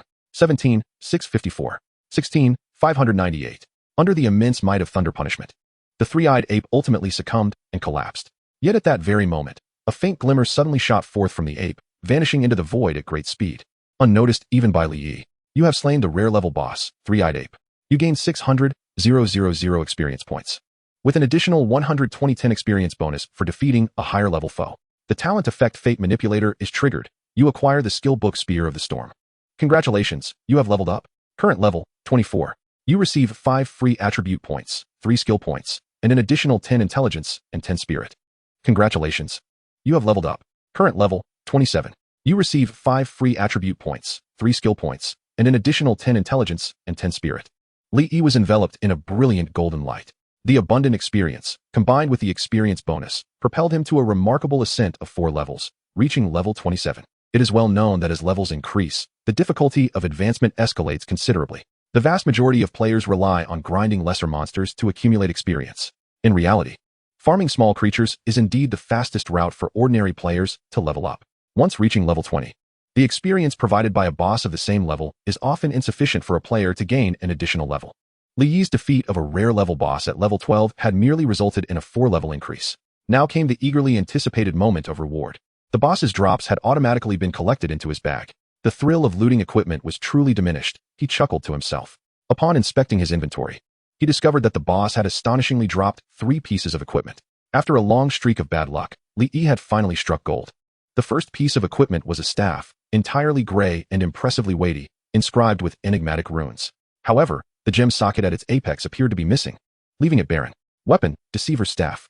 Quality, Epic. Attributes, Physical Attack 400, Magical Attack 400. Additional Attribute 1. Can transform into 4 weapon forms: Warhammer, Dagger, Longsword. Staff. Additional Attribute 2. Warhammer form attacks inflict the Token of Fury effect. Additional Attribute 3. Dagger form attacks inflict the Fong of the Song effect. Additional Attribute 4. Longsword form attacks inflict the Purgatory effect. Additional Attribute 5. Staff form attacks inflict the Heart Devourer effect. Level requirement, 28. Class restriction, Universal. Special restrictions, Strength 200, Intelligence 200, Constitution 200, Agility 200. Token of Fury. Attacks in Warhammer form will perform an attribute check. If the target's strength attribute is lower than that of the weapon's wielder, they will be struck with fear. Kanjia. When attacking a target in dagger form, there is a 2 chance to instantly kill ordinary monsters whose level does not exceed that of the weapon wielder by 20 levels. Purgatory. When attacking a target in longsword form, it inflicts a bleeding effect that deals 20 of the attack's damage per second, stacking up to 5 layers and lasting for 60 seconds. Heart Devourer. When attacking a target in staff form, the wielder gains 30 spell penetration and burns a certain amount of mana from the target. Upon reviewing these attributes, Li Yi was left utterly astonished. This was truly a dream staff. And there were still 2 more pieces of equipment. A purple necklace and a universal accessory, a mask. Let's examine the attributes. Li Yi could barely contain his excitement. Chapter 51, Storm Magi. The second piece of equipment was a black, droplet-shaped pendant necklace. Necklace, Chain of the Earth Spirit. Quality, Rare. Attributes, Intelligence 70, Spirit 60, Constitution 50. Additional Attribute 1. Increases Earth-type skill effectiveness by 10. Additional Attribute 2. When the wearer's health drops below 10, it triggers the effect of Earth Guardian. Level restriction, 25. Class restriction, Universal. Special restriction, must have learned at least 1 Earth-type skill. Earth Guardian. When triggered, the wearer continuously absorbs energy from the earth, gaining 300 points of magical and physical defense, and recovering 50 of lost health within 1 minute, lasting for 1 minute. Another rare-grade piece of equipment. Li Yi promptly removed the subpar necklace he was wearing and equipped this one instead. The third item was an accessory. In Eternity, players could wear accessories upon reaching level 30. Accessories of the same level were far more precious than regular equipment due to their extreme rarity. Mask, Eternal Damnation. Quality, Rare. Attributes, all attributes 50. Additional attribute, grants a 10 increase in final damage. Level restriction, 30. Class restriction, Universal. Special restriction, none. The attributes were both concise and formidable. In the game, aside from true damage, the most powerful damage enhancement was the final damage increase attribute. This attribute amplified all skill damage, including true damage. The counterpart to this was the final damage reduction, which notably held a higher priority than true damage. This meant that when inflicting 500 points of true damage, if one had a 50 final damage reduction, they would only suffer 250 points of true damage. However, as Li Yi had yet to reach level 30, this item would have to gather dust in his bag for now. Delighted, Li Yi drew forth the artifact dagger and began to mercilessly slice the boss's corpse. You have obtained Song Yuan Blood Soul, Rare, X1. You have obtained 3-eyed Song Yuan Skin, X1. You have obtained Song Yuan Spirit Bone, Rare, X1. You have obtained Elemental Fragment, Earth, X10. You have obtained 1 ton of Song Yuan Beast Blood. You have obtained Evil Eyes Token Certificate. Hahaha. The elemental fragments could be exchanged for class skills at the female demon. That Song Yuan Beast Blood should be able to be purified by finding an alchemist. Currently, it was uncertain whether the blood of the 3-eyed Song Yuan contained the essence of true spirits, but given its formidable strength, it was highly likely to be a descendant of true spirits. But what was the last item? Li Yi curiously examined the final round object. A stone as dark as night. This was the vertical pupil from the forehead of the 3-eyed Song Yuan, yet it was now entirely petrified, devoid of any organ-like features. Evil Eyes Token, a special certificate. Completing hidden requirements can unlock hidden storylines. A special item. Within Eternity, there exist numerous hidden narratives. Some gaming experts excel at uncovering these storylines, yielding exceedingly bountiful rewards. Yet fulfilling the hidden conditions is challenging, with clues being hard to find, relying solely on luck. It seemed that the demon ape territory harbored further secrets. However, Li Yi had no inclination to explore. The cost-effectiveness was lacking. 1 bird in the hand is worth 2 in the bush. First, he decided to scour the entire demon ape territory with the Demon Slayer team to collect the scarlet fruits and the blood souls of the demon ape elites. Now at level 27, he had already met the level 25 requirements to equip the Crown of Storm Surge. Suddenly, a silver circular crown appeared in Li Yi's hand. adorned with a sky-blue gem at its center, the design exuding an aura of ancient elven artistry. The moment he took it out, the air around him seemed to vibrate with the invigorated wind elements. He donned it. There was also the skill book obtained from his talent. Let's take a look. It meets the learning conditions. He immediately learned it, maximizing the skill level. Spell, Spear of Storm. Level, Celestial Rank Monarch. Effect, Instant Cast. Conjures a spear of storm directed at the enemy, dealing 150, 150 base spell damage, and applies a layer of Storm's Grief mark to the target. Stacking up to 50 layers, 2050. Each spear of storm consumes 50 mana points and has a cooldown of 1 second. Storm's Grief can be detonated at any time to deal 100 of the number of layers as base spell damage. Cooldown of 50, 150 seconds. If the explosion kills the target, the cooldown resets. Learning conditions, level 25, Mage class. Wow. After reviewing this skill, Li Yi was overjoyed. I can finally perform basic attacks. I finally resemble a battle mage. Upon further reflection, the skills had inadvertently synergized perfectly. The high-speed flight ability of Wind Spirit Wings. The shield and movement speed boost from Storm Surge, combined with the Spear of Storm. Please call me Storm Meiji. Although Li Yi's battle with the three-eyed Songyuan lasted merely a few minutes, the intensity of their clash was absolutely terrifying, accompanied by continuous thunderous booms and wildly fluctuating elemental waves throughout the realm. At times, there was lightning, flames, frost, and tremors. Alongside the three-eyed Songyuan's transition from furious roars to its pitiful wails of despair. In just a few minutes, the Demon Slayer team and Eve were left in awe. A beast lord, which their team needed to exert their full strength against, was effortlessly dispatched by young Master Yi. Initially, they had harbored some concerns about Li Yi, but upon witnessing his figure soaring through the air like a celestial being and hearing the anguished cries of the Songyuan, they silently mourned for the creature while simultaneously feeling a profound sense of trepidation regarding Li Yi's prowess. Master Butler, do you think young Master Yi's strength rivals that of a mage lord? The archer swallowed hard, feeling parched all of a sudden. Eve's delicate features were also momentarily dazed. Even if he fell short of a mage lord, he was likely not far off. Could such a terrifying genius truly exist in this world? A streak of azure spiritual light swept across the sky as Li Yi flapped his wings, the gem on the crown of Storm Surge, shimmering faintly. It could only be said that he was increasingly embodying the aura of a revered reader. In an instant, all the women present were utterly captivated. If only young Master Yi could accompany me for a night, I would gladly reside in a luxurious mansion, experience a tremendous surge in my cultivation, and have my beauty doubled. I would willingly accept. The mage sister's beautiful eyes sparkled as she squeezed her legs together. How could there be such an incredibly handsome man? What will I do if I can no longer look at anyone else? The priestess felt a pang of regret in her heart, yet her gaze remained fixated on that figure. Eve, isn't it my behind that the junior brother fancies? If he truly desires it, I wouldn't he mind. Wishes are always beautiful.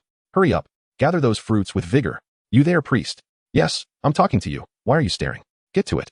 Li Yi hovered in the air, condensing a spear of chilling radiance, the storm spear, occasionally launching it at the foolish magical apes daring to approach. He is so handsome even when he speaks. What do I do? Sobbed the priestess, her heart racing. Time slipped away, and the Demon Slayer team, along with Eve, toiled like diligent oxen plowing the territory of magical apes. Li Yi had lost count of how many magical apes he had slain. However, his level had now surpassed that of the magical apes, and he could no longer stack attributes. Hence, he anxiously took on the role of overseer. Who knows when he would next encounter a bounty of blood essence, spirit bones, and crimson fruits. Though there was an experience penalty mechanism, these magical apes were elite monsters, providing substantial experience. In an instant, Li Yi reached level 28, meeting the equipment requirements for the cunning sorcerer's staff. At that moment, the archer exclaimed, Nest, young mastery, we found the lair of the magical ape leader. Chapter 52, the hidden map of the ancient Song ape secret. Dig deeper. We must locate the mother plant. Li Yi waved his hand, commanding without hesitation. This world is inherently one of survival of the fittest, and thus, he felt no psychological burden in directing others. Moreover, he ensured that the rewards would be plentiful. The Demon Slayer team was naturally thrilled. They could easily obtain rewards they once dared not dream of while building a rapport with someone like Li Yi, destined to be the protagonist of the Eternal Continent. This was a rare opportunity. When young Master Yi eventually achieved legendary status and ascended to the immortal throne, they would proudly declare, I once served as a loyal aide to the legendary mage, Yi. The Song ape lair was vast. Strangely, despite being an enclosed space, it lacked the usual foul stench of wild beasts. The cave was exceptionally clean. As they delved deeper into the cave, they did not find the mother plant, but were astonished to discover an ancient black altar at its deepest point. The altar was crafted from an unknown black stone, adorned with twisted and mysterious runes. At the center stood a sculpture of a magical ape, reminiscent of the three-eyed Song ape. with a singular vertical pupil on its forehead and a prominent horn atop its head, though its limbs appeared less robust than those of the three-eyed song ape. Even somewhat emaciated, its expressionless demeanor imparted an eerily terrifying presence. The mere stature of this magical ape sculpture evoked a feeling of grandeur, accompanied by a primordial aura that seemed to emanate from the depths of antiquity. Everyone, including Li Yi, was momentarily entranced by the sculpture. What kind of beast is this? Why do I feel a shiver run through me upon seeing it? It's merely a sculpture, stammered the timid priestess, her voice trembling. I believe I've seen a description of this creature in an ancient tome of magic, but I can't recall the details. Eve, recovering her composure, also pondered but could not arrive at any conclusions. Li Yi gazed at the sculpture, remaining silent for a few seconds before instructing, "You all continue searching in here. See if you can find that mother plant." The others were unaware of the origins of the sculpture, but Li Yi understood it all too well. A familiar sensation emanated from the depths of his soul. He felt an inexplicable connection to this sculpture. This was a true spirit. A genuine ancient true spirit, the mountain giant ape. When Li Yi's SSS grade talent, True Spirit 12 transformations, awakened, those 12 true spirit phantoms were deeply imprinted in his soul. Legend has it that the true form of the mountain giant ape could reach heights of hundreds of thousands of feet, possessing the strength to move mountains and seas. Even those nameless deities were mere equals in comparison. As for the so-called divine dragons, their ancestral bloodlines could not guarantee victory over a fully powered adult mountain giant ape. The members of the Demon Slayer team, observing Li Yi lost in thought before the sculpture, instinctively refrained from interrupting him and began searching the cave.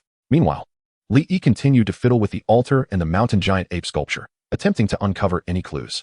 Even when he took out the evil eye token, neither the sculpture nor the altar reacted in the slightest. Li Yi studied the mountain giant ape sculpture for a long time. Noticing that its singular eye seemed to be fixated on him, he silently held its gaze for 10 seconds before retrieving the cunning sorcerer's staff. With a thought, the staff transformed into an enormous wolf-toothed warhammer, covered in menacing spikes, the size of a grinding wheel. What are you staring at? With a full swing of 2,956 points of strength, the hammer struck, yet it didn't even graze the surface of the sculpture. Not only was there no deafening sound, but the mysterious power contained within the sculpture absorbed it all. Damn it, since gaining this power, Li Yi encountered such a daunting dilemma for the first time. It felt as though a treasure trove brimming with countless riches lay before him, yet he could only gaze helplessly at it. Frustration mounted, akin to ants crawling over his skin. Unwilling to relent, Li Yi persisted in his study until the Demon Slayer team returned after their search, yielding little in terms of discovery. However, he sensed that the sculpture was not merely an inanimate object. Younger Master Weve scoured the cave.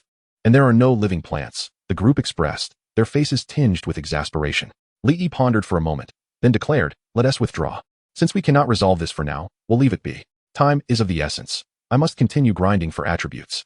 He would return to the Taihua Holy Temple to consult Emily. Perhaps she possessed some esoteric knowledge that would enhance efficiency. Yet Li Yi had an intuition that he would soon return to this place. However, before departing, the group divided the spoils. Li Yi took all the blood essence and spirit bones, totaling 358 pieces of blood essence, good quality, and 15 spirit bones, good quality. The remaining magical beast materials were distributed among the others, while Li Yi claimed nearly 80 of the crimson fruits, amounting to 1,200 pieces. As they exited the Tsang ape lair, not long after, a magical ape with red eyes and babbling lips charged at Li Yi and the others.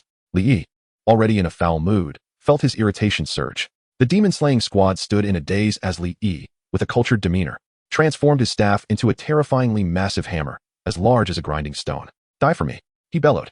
With a thunderous crash, the hammer smashed down upon the demon ape, flattening it. Although the creature was reduced to a pancake, its health bar was not yet fully depleted. The colossal hammer triggered the proof of fury, and even in its half-dead state, the beast succumbed to an endless terror, offering no resistance. With another resounding strike, Li Yi lifted the hammer high once more. One more blow. The knight subtly distanced himself from Li Yi, while the archer's eyes gleamed with excitement. As for Eve, she was exhilarated. Yet, someone was even more thrilled, Li Yi himself. "You have slain 368 fang-toothed giant apes within one day and possessed the evil eye proof." Hidden conditions met, triggering the hidden map secrets of the ancient divine power of the giant ape. Sometimes, fortune indeed plays a role in one's prowess. At that moment, an extraordinarily bizarre scene unfolded before the demon-slaying squad, one they would never forget. Thousands of souls of the fang-toothed giant apes, preserved in their tragic demise, swirled chaotically in the air, wailing in despair. With a surge of exhilaration, Li Yi waved his hand, revealing the petrified third vertical eye of the three-eyed giant ape. The evil eye proof. The vertical eye flickered with an eerie red glow, and the previously chaotic spirits of the demon apes began to converge in an orderly fashion, diving into the eye like moths to a flame. The eye pulsated, its crimson light intensifying. Finally, when the last flattened soul entered the vertical eye, the red glow reached an otherworldly intensity, and a beam of light shot forth. Before Li's eyes, it formed a transport portal, as deep and enigmatic as a black hole. This was a moment that everyone affirmed would be the most exhilarating experience of their lives in this demon-slaying venture. You all return to the sanctuary. I will finish this job and then return. Without waiting for their reactions, he resolutely stepped into the ominous transport portal that seemed to devour all who approached. You have entered the hidden map secrets of the ancient giant ape. Chapter 53, The True Spirit of the Bloodline of the Ancient Giant Ape. Upon stepping through the pitch-black portal, Li felt as if the world spun around him. And when the sensation subsided, he found himself in an unfamiliar realm. The dim lighting and the thick, viscous air created an oppressive atmosphere. I never expected you would truly find your way here, young heir of the elemental dominion. In the silence of the shadowy space, a hoarse, ancient voice suddenly resonated. Instantly, several bronze lanterns flared to life before Li, their flickering flames illuminating the area and revealing an ancient altar, identical to that of the giant ape's cave, yet magnified several times. At the altar's center stood a statue nearly 10 feet tall, strikingly similar in appearance. Behind the ancient altar, a slightly hunched giant ape sat upon a stone seat adorned with mysterious patterns. This giant ape, standing just under 2 meters tall, possessed a vertical eye on its forehead, yet lacked the singular horn typical of the mountain giants. As it spoke in human tongue, a sardonic smile played upon its lips as it regarded Li. Li examined its vertical eye and then its penetrating gaze. A talking monkey, quite a rarity. The giant ape retorted. But how do you know I am the heir of the elemental dominion? As Li spoke, he scrutinized the information about this conversing ape. Ancient giant ape, epic boss. Level, 60, 240. Health, 30, 000, 000, 30, 000, 000. Physical attack. Magical attack. Physical defense. Magical defense. Skills. Description, a rebellious treasure thief of the ancient giant ape lineage, currently gravely injured, with its power reduced to a fraction, yet possessing the true bloodline of the mountain giant. The boss's information was shrouded in question marks, yet Li could not help but gaze at it with shining eyes. This ape appeared far more enticing to him than Eve, who was clad in nothing but her skin. Feeling Li's intense longing gaze, the giant ape let out a disdainful snort. Humph, presumptuous human. You slaughter my bloodline's descendants and dare intrude upon my sanctuary. Given your status as an heir of the elemental dominion, kneel and beg for mercy, and perhaps I shall spare your life. Upon realizing the giant ape had not responded to his inquiries, Li pondered and understood. After slaying the three-eyed giant ape, he had felt an inexplicable sensation, akin to the discomfort of an incomplete task. Now, he began to comprehend that the vertical eye on the three-eyed giant ape's forehead might be connected to the being before him. The giant ape, too, felt a twinge of frustration. The elemental dominators were renowned throughout the eternal continent, with each generation wielding formidable strength. However, this young man seemed to be an anomaly, casting spells of astonishing power. It was not that the giant ape feared Li's strength, but rather it was concerned that the holy sanctuary of Taihua would swiftly descend upon it to avenge Li should it kill him. In its current state, it doubted even a grand mage could contend with it. Therefore, it had no intention of slaying Li. It merely wished to send him away and escape. Upon hearing the giant ape's words, Li smiled broadly. He was convinced that this boss might be even weaker than he had anticipated. After all, true strong beings typically eschewed idle chatter. Li waved his staff and began to chant, intending to summon the wings of the wind spirit to gain the upper ground. However, just as the ethereal wings of wind, shimmering with azure light, began to coalesce, they instantly dissipated into a myriad of star-like particles. A forbidden flight array is in place here. Flying skills cannot be used. Seeing this, the giant ape's pupils glinted with mockery, and with a swift motion of its claw, it declared, "Since you seek death, I shall oblige." A familiar wave of magical energy surged around Li. The earth trembled ominously. In an instant, numerous spikes erupted from the ground, seemingly intent on impaling Li. Yet, he swiftly dodged, evading the area engulfed by the spell. Such speed. The giant ape frowned slightly. At that moment, another magical fluctuation rippled through the air. Hellfire. A swirling mass of eerie green flames hurtled towards the giant ape. However, it merely pointed a finger into the void, and a wall of earth shot up, blocking the oncoming flames.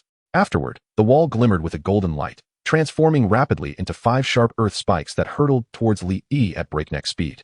Li could only watch in astonishment. What a remarkable maneuver. Is this a transformation of the spell model, or a secondary evolution of the spell? The earth spikes raced towards him with astonishing velocity. He managed to evade 4 of them, but 1 struck true. 4, 562, 320, true damage. What a terrifying amount of damage.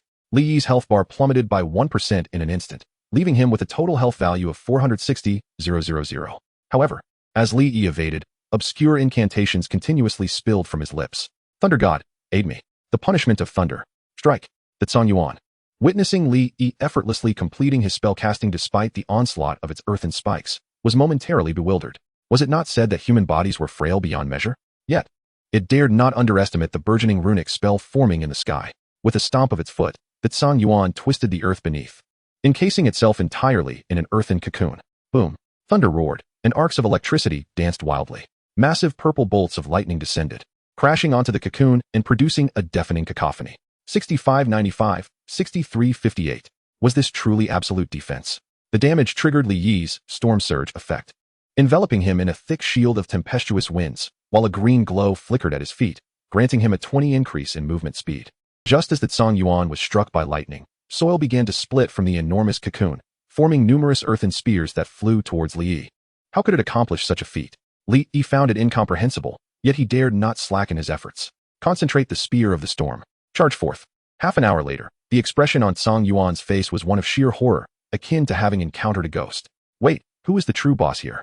Who are you, and why do you toy with me? How could a mere mid-level mage possess such profound magical power? The two had exchanged spells for half an hour without pause. Li Yi continuously generated shields from Storm Surge, each with a thickness of 10 of his health.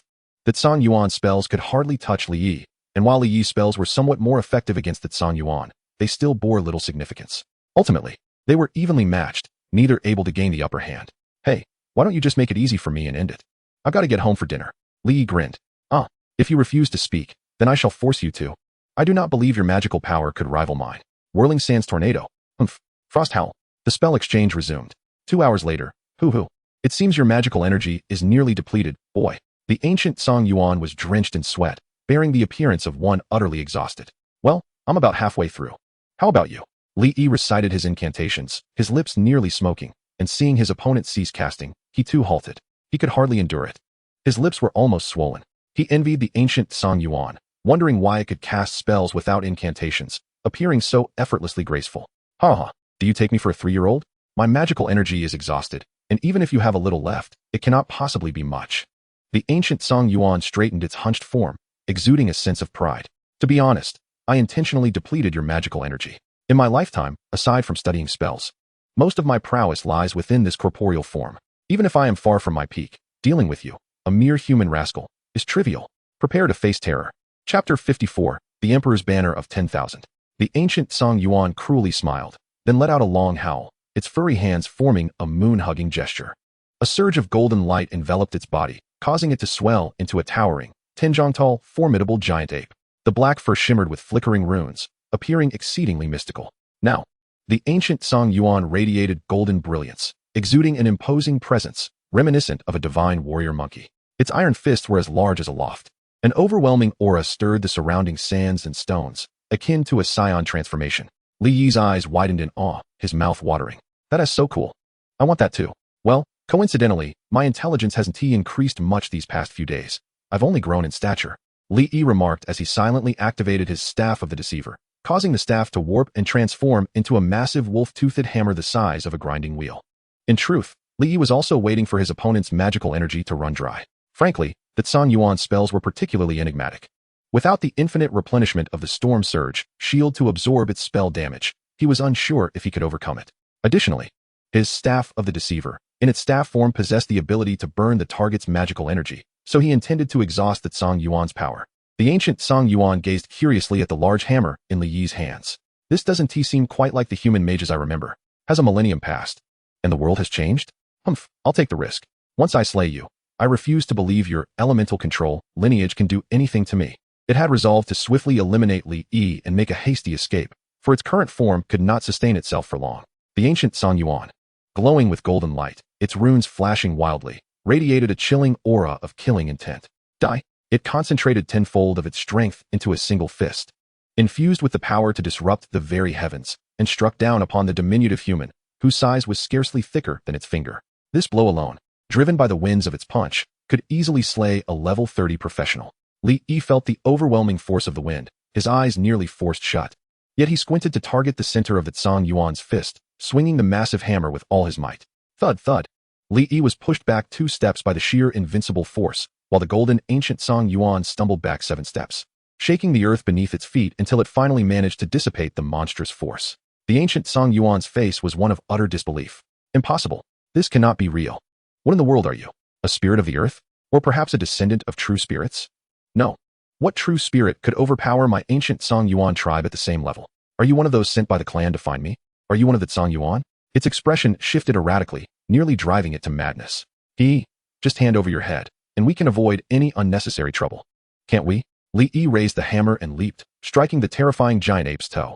At present, Li Yi's health had soared to 460,000, and his SS rank talent. The indomitable grip provided him with considerable combat prowess. Every 5 seconds, he could deal 1 of his health as damage, while simultaneously recovering 5 of his lost health. Clearly, even in its transformed state, the ancient Song Yuan was still not as powerful as Li Yi. Thus, under the relentless assault of Li Yi's tempestuous hammer, it soon found itself on the verge of collapse. Spare me. As long as you let me go, I will agree to any condition. That Song Yuan wailed in desperation. Upon hearing this, Li Yi's eyes lit up with a bold idea. However, after careful consideration, he felt that simply killing it might be more satisfying. Therefore, he decided to administer a bit of psychological therapy. Punishment of the Thunder. Boom. Boom. 15685, 17652. Human, I swear, in the future, you will undoubtedly meet a most dreadful end. You shall pay the price. After the final thunderbolt struck down, Li Yi finally heard the long-awaited notification sound. He had endured nearly 5 hours battling this 30 million health boss. The ancient primal ape, before its demise, cast a gaze filled with endless malice upon Li Yi. Yet Li Yi remained unfazed. What fear could he have of death when he lived unencumbered? You have slain the epic boss, ancient primal ape. You gain 2 million experience points, along with an additional 320 bonus for leveling up. Talent effect Fate Dominator has been triggered. You have acquired the banner of the 10,000 sovereigns. Congratulations. You have leveled up. Current level, 29. You gain 5 points to distribute freely among your attributes. 3 skill points, and an additional 10 intelligence and 10 spirit. Congratulations. You have leveled up. Current level, 33. You gain 5 points to distribute freely among your attributes. 3 skill points, and an additional 10 intelligence and 10 spirit. 5 levels gained in a single sweep. You have successfully slain an epic boss, becoming the first player across the server to do so, and are rewarded with Mysterious Scroll of the Goddess of Fortune, Challenger S Medal, 3, X1, 10,000 reputation points, and a server-wide announcement. Would you like to hide your nickname? No. Congratulations, Player E, for being the first to defeat a level 60 epic boss. You will receive a special reward, as announced server-wide. The announcement echoed thrice. However, Li Yi paid no heed to these accolades. He was captivated by one thing, the banner of the 10,000 sovereigns. Good heavens, the Lin family has coffins. Li Yi was overjoyed. Not within the confines of the game, but in reality.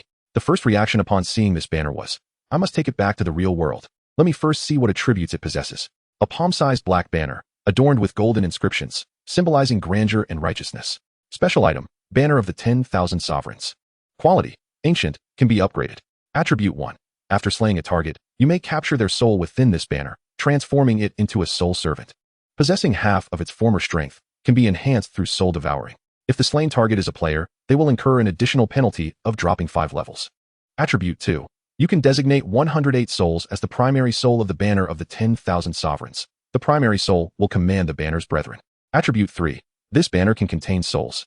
Current soul servants, 0. Current primary soul, 0. Soul binding, E. Description. The path of the sovereign is paved with bones. Loyalty and cooperation lead to a return. Splendid. Once I log off, I shall consult Ding Wei. He is in urgent need of a copious amount of demon cores. By the heavens, the banner of the 10,000 sovereigns shall collect for me. Li Yi certainly would not forget the esteemed figure lying on the ground. His exclusive equipment, bound by soul, would naturally be utilized to great effect. With a mere thought, he activated the banner of the 10,000 sovereigns. The banner shimmered with an eerie red and black light, then unexpectedly flew from Li Yi's grasp. Hovering above the corpse of the ancient primal ape, it spun around, and soon, a bewildered giant ape phantom was ensnared within the banner. Looking again at the rewards for being the first to defeat an epic boss. Medal. Challenger S Medal, 3. Quality, rare. Attribute. All attributes 100. Additional attribute. When attacked by a boss, 20 damage immunity. When attacking a boss, an additional 20 damage bonus.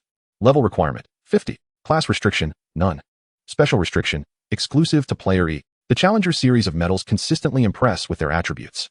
A 20 damage immunity and bonus against bosses is already a considerable advantage. Next comes the Mysterious Scroll of the Goddess of Fortune.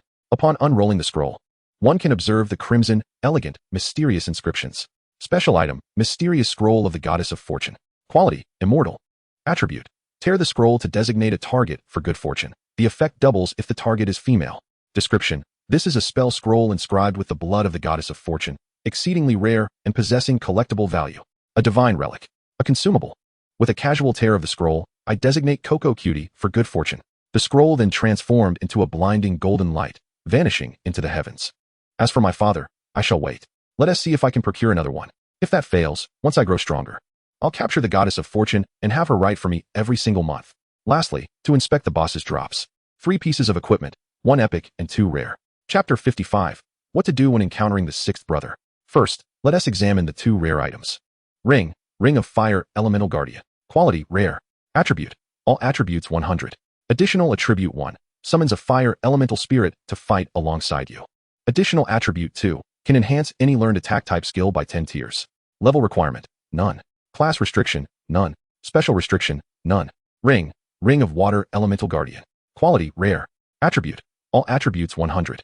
Additional attribute, summons a water elemental spirit to fight alongside you.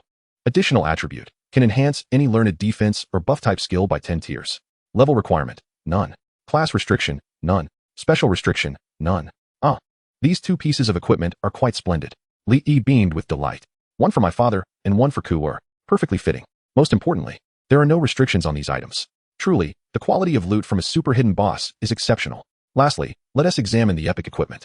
Leggings, left leg of the Berserk Ape King. Quality, epic. Attribute, strength 500, intelligence 500. Additional attribute 1, increases the wearer's strength by 20. Additional attribute 2, increases the wearer's movement speed by 20. Level requirement, 50. Class restriction, none. Special restriction, none. With no means to compare, Li Yi could not ascertain the true value of this equipment. Yet, upon seeing the percentage bonuses, he instinctively felt it to be a remarkable item. The level requirement is a bit steep. It can only be worn at level 50. I shall keep it for now. And now, the piece de resistance, the true blood of the spirit.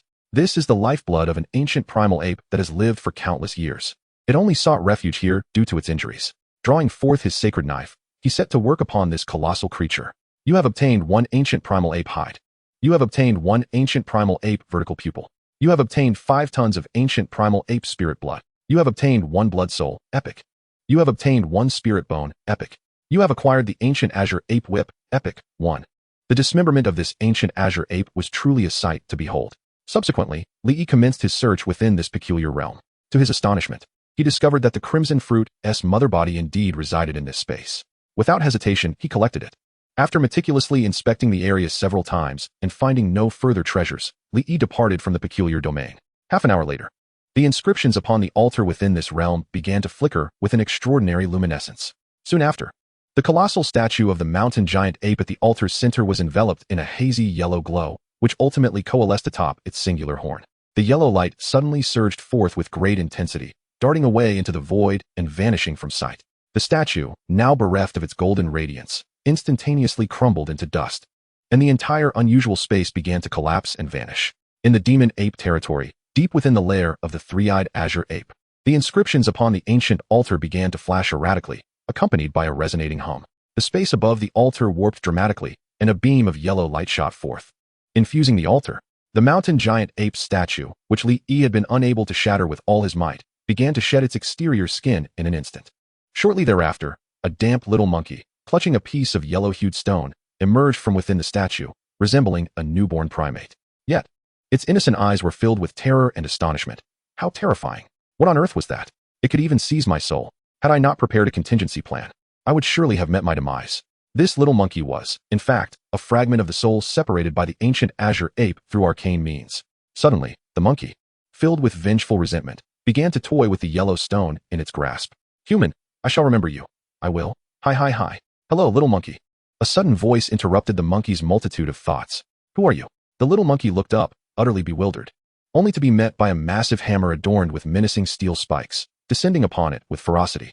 In that fleeting moment, the monkey recalled the warning from its great-grandmother, who had advised it to beware of a human known as Old Six. Curiously, the monkey had inquired, "What should I do if I encounter him?"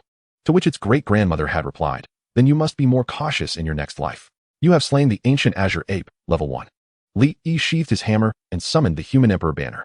The banner, radiating a dark light, twirled above the little monkey's head, capturing yet another adorable miniature monkey spirit into its folds. Upon merging with the rather dim-witted soul of the ancient azure ape, the little monkey's eyes sparkled with newfound vitality. I wondered why the captured ape spirit seemed so foolish and devoid of spirit. It certainly deviated from the human Emperor Banner's manual. Lee chuckled, embarking upon a series of clandestine activities involving the little monkey. You have obtained a rune, Earth 1, as a being capable of contending with dragons at its zenith. Lee found it peculiar that he had not uncovered any rune fragments or runes. This was clearly contrary to reason. Moreover, when he previously examined the azure ape, he noted it was labeled as a rebellious treasure thief, yet he found no treasures. This left him quite unsatisfied. The only enigma that remained was the statue within the three-eyed azure ape's lair. It seemed the ancient azure ape had indeed prepared for contingencies. Emily had once remarked that the mightier the being, the more challenging it was to slay. Though the ancient azure ape had suffered significant losses, it still retained its means of survival. Lee picked up the stone-like object in the monkey's hand. It was roughly the size of a fist, yellow and opaque, resembling a river pebble. Special item, Earthly Sign. Effect 1. The holder can instantly cast Earth-type spells and can freely alter spell models, reducing the cooldown of Earth-type spells by 99. Effect 2. Holding this stone for a day will randomly increase any learned Earth-type skill by 1 level, with a certain chance of obtaining an enhancement for Earth-type spells. Effect 3. Permanently enhances the holder's affinity to Earth elements, potentially allowing for feats such as moving mountains or filling seas under specific conditions. Description: this is the treasured heirloom of the ancient azure ape clan. Goodness, truly, this is a treasure worthy of their lineage. It's no wonder that during their confrontation, the azure ape wielded Earth-type spells with such mastery. Had it not been for the fact that all of Li Yi's spell skills were at maximum level, coupled with the effects of the tempestuous shield and acceleration, he would have been overwhelmed during the magical duel. As for the complete rune, it was exceptionally intricate and complex, inducing a sense of dizziness upon mere glance. Legend has it that comprehending the essence of this rune could enable the casting of world-shattering forbidden spells. This underscores its immense value. Store it away, store it away. Now, to log off. As Li leisurely logged off, the entire realm of Xia was set abuzz due to his remarkable feat of slaying a level 60 epic boss just half an hour prior. The most powerful guild in Xia, the Divine Gift, led by the renowned leader Duan Shang, known as the foremost among the 12 heavenly kings, had just triumphed over a formidable 15-level exalted boss, with over 300 players equipped in top-tier gear working in unison. They had barely begun to celebrate when an announcement echoed throughout the server. Congratulations to player E for becoming the first to slay a level 60 epic boss, earning a special reward. This is an official server announcement. Chapter 56. The Resolute Qin Shing. Holy cow, my brain is about to implode. What on earth did E just slay? An epic boss, level 60? Everyone was flabbergasted. An epic boss, renowned as a war boss, was not to be trifled with. According to data released on the official website, even a month from now, slaying any epic boss would require guilds to organize over 10,000 players. This is simply outrageous. Is the system playing a prank? How could a level 60 epic boss be possible? The player you can't compare to me wore an incredulous expression. Duan Shang's face shifted through various shades, his thoughts inscrutable. Forget him. He is just a nobody. We need only to maintain our position as the top guild. The name E instilled an unprecedented pressure upon Duan Shang and all present. Who exactly is E? Nonetheless, a game remains a game. The advantages I can offer you are simply irresistible. I eagerly anticipate the day we meet. In stark contrast to previous announcements, this particular slaying of the level 60 epic boss created an unprecedented sensation. Online, discussions erupted like a tidal wave. Prominent entertainment stars expressed their desire to meet the enigmatic E through social media, offering to treat him to dinner in exchange for leveling assistance. Countless internet personalities and aspiring influencers flocked to him. E, dear brother, I'm an elementary school teacher. I lost my fork. Could you send one to my school? The renowned expert, ranked 11th among the 12 heavenly kings, known as Falling Star, is none other than Qin Shing, the boyfriend of Li Yi's third sister, Li Xiao. Upon hearing the announcement of the defeat of an epic-level boss, he immediately logged off. At that moment, he found himself alone in his room in the real world, his hand perpetually clutching a cigarette, lighting one after another. He was sifting through past chat records with Lin Xiao. Typically, he responded to his girlfriend's messages with a dismissive nonchalance, never truly paying attention. His replies were mere ahas and ohs. He believed that Lin Xiao had never mentioned anything about Li Yi to him, yet it was his own negligence that led to this misunderstanding. In fact, Lin Xiao had often vented to him about various matters concerning her family. Xing, my parents brought that lowly person home, and I can't shake the feeling that he smells terrible. Could he be carrying bacteria? Ha ha ha, Xing, you'll never believe it. That lowly person actually tried to steal Shirhan's toys today and got slapped by my eldest sister. Xing, I suspect that lowly person is only here for the Lin family's fortune. My sisters and I have decided to get rid of him, make him leave the Lin family on his own. Xing, haha. Today, my eldest sister dunked his head in the sink, and even after letting him go, he kept crying like a baby. Xing. I pretended to take him out with my second sister and drove him 30 kilometers to an isolated spot, yet he still managed to return. What bad luck. The horror of it all. How alarming. Damn it. I hope this scoundrel doesn't drag me down with him. At this moment, the individual with the most insight into the truth concerning Li Yi must surely be Qin Xing. Recalling Li Yi's actions against the Hanlin Guild and that video declaring his intent to obliterate them, the more he pondered, the more dread filled him. Li Yi's prowess in the game was beyond logical comprehension. Currently, he had invested his entire fortune into this game and commanded nearly 1,000 players under his wing. Extinguishing the last cigarette, Qin Xing retrieved his phone and drafted a message. Lin Xiao, we're done. You idiot. Your entire Lin family is a bunch of fools. Damn it. Get lost. Stay away from me. After sending the message, he promptly blocked and deleted her as a friend, denying her any chance of response. Why did I still feel a chill down my spine? Had I overlooked something? Yes. The Sword Soul. Damn it. How did I end up joining this guild with my brothers? As the vice president of Sword Soul, he had led many elite players into the guild.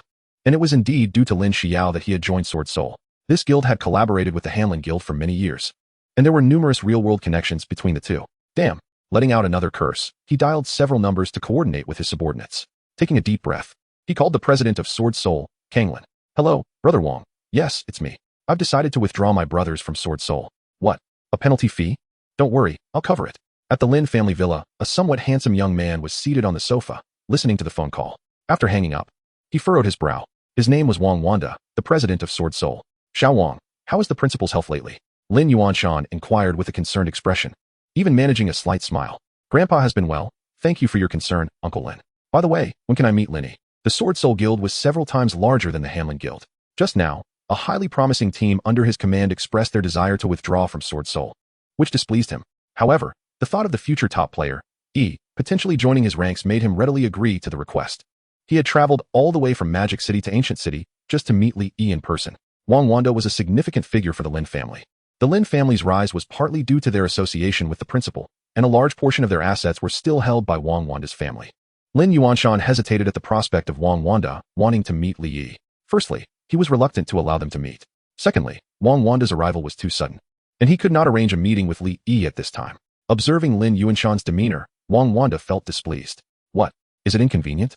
He remarked coolly, taking a sip of tea. It's not that it's inconvenient. It's just that I need to make some arrangements, Lin Yuanshan replied. Sensing that if he didn't make arrangements, the young man might erupt in anger, he quickly changed his tune, secretly feeling disgruntled. Humph.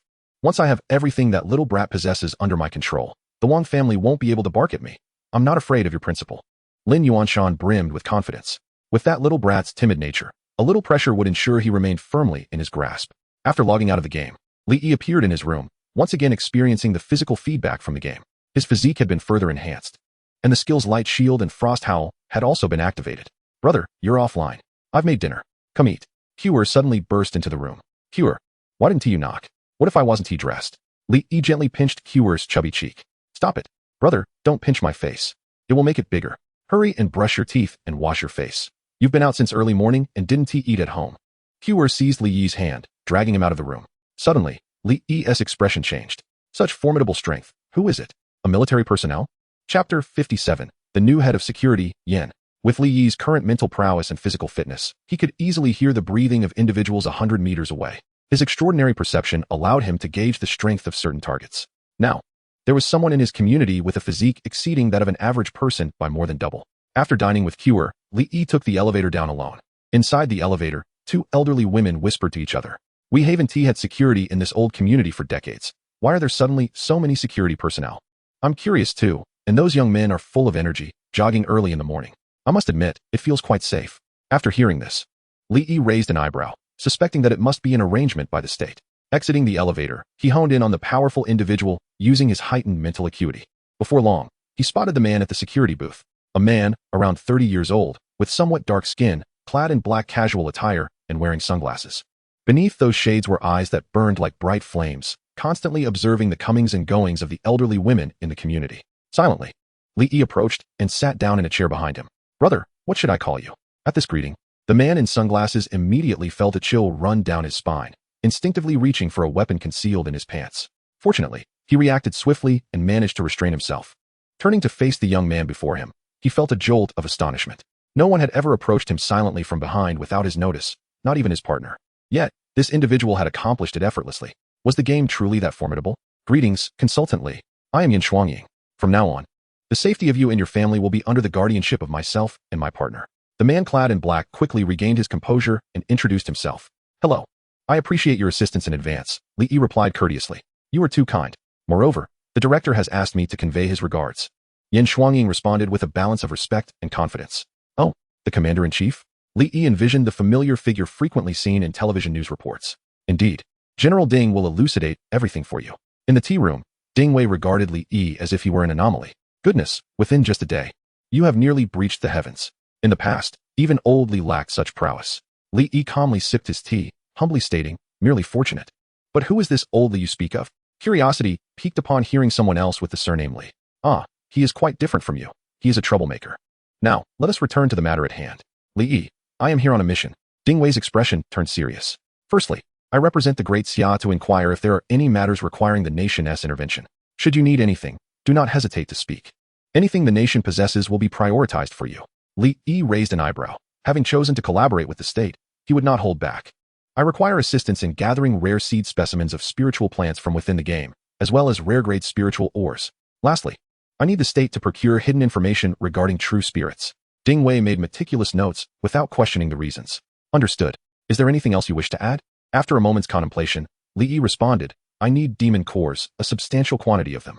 Ding Wei was momentarily taken aback, but still recorded the request. Well, Li Yi, to be frank, the nation is currently facing a significant shortage of these demon cores. However, I shall submit your request and do my utmost to fulfill it. Do you have a specific quantity in mind? Li Yi did not reply directly, but instead pondered before suddenly asking, Old Ding, how is the excavation progress of that demon space you mentioned last time? Their exchanges had fostered a sense of camaraderie, leading Ding Wei to allow Li Yi to call him Old Ding in a more affectionate manner. Ding Wei had not anticipated Li Yi would inquire about this. Recently, several more such spaces have been discovered, and many of my comrades have begun entering these demon realms to combat the demons. The space is indeed a treasure trove.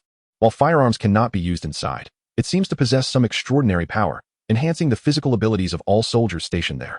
However, the only difficulty lies in the multitude of fearsome clawed demons lurking within, whose strength is escalating. If we had not prepared an ample supply of powerful physical weapons in advance, we might have suffered far greater casualties. In his previous life, Li Yi had been a pitiful low-tier individual, thus he was unaware of such secrets. After a moment of contemplation, he ultimately decided to express his desire to venture into that demon space.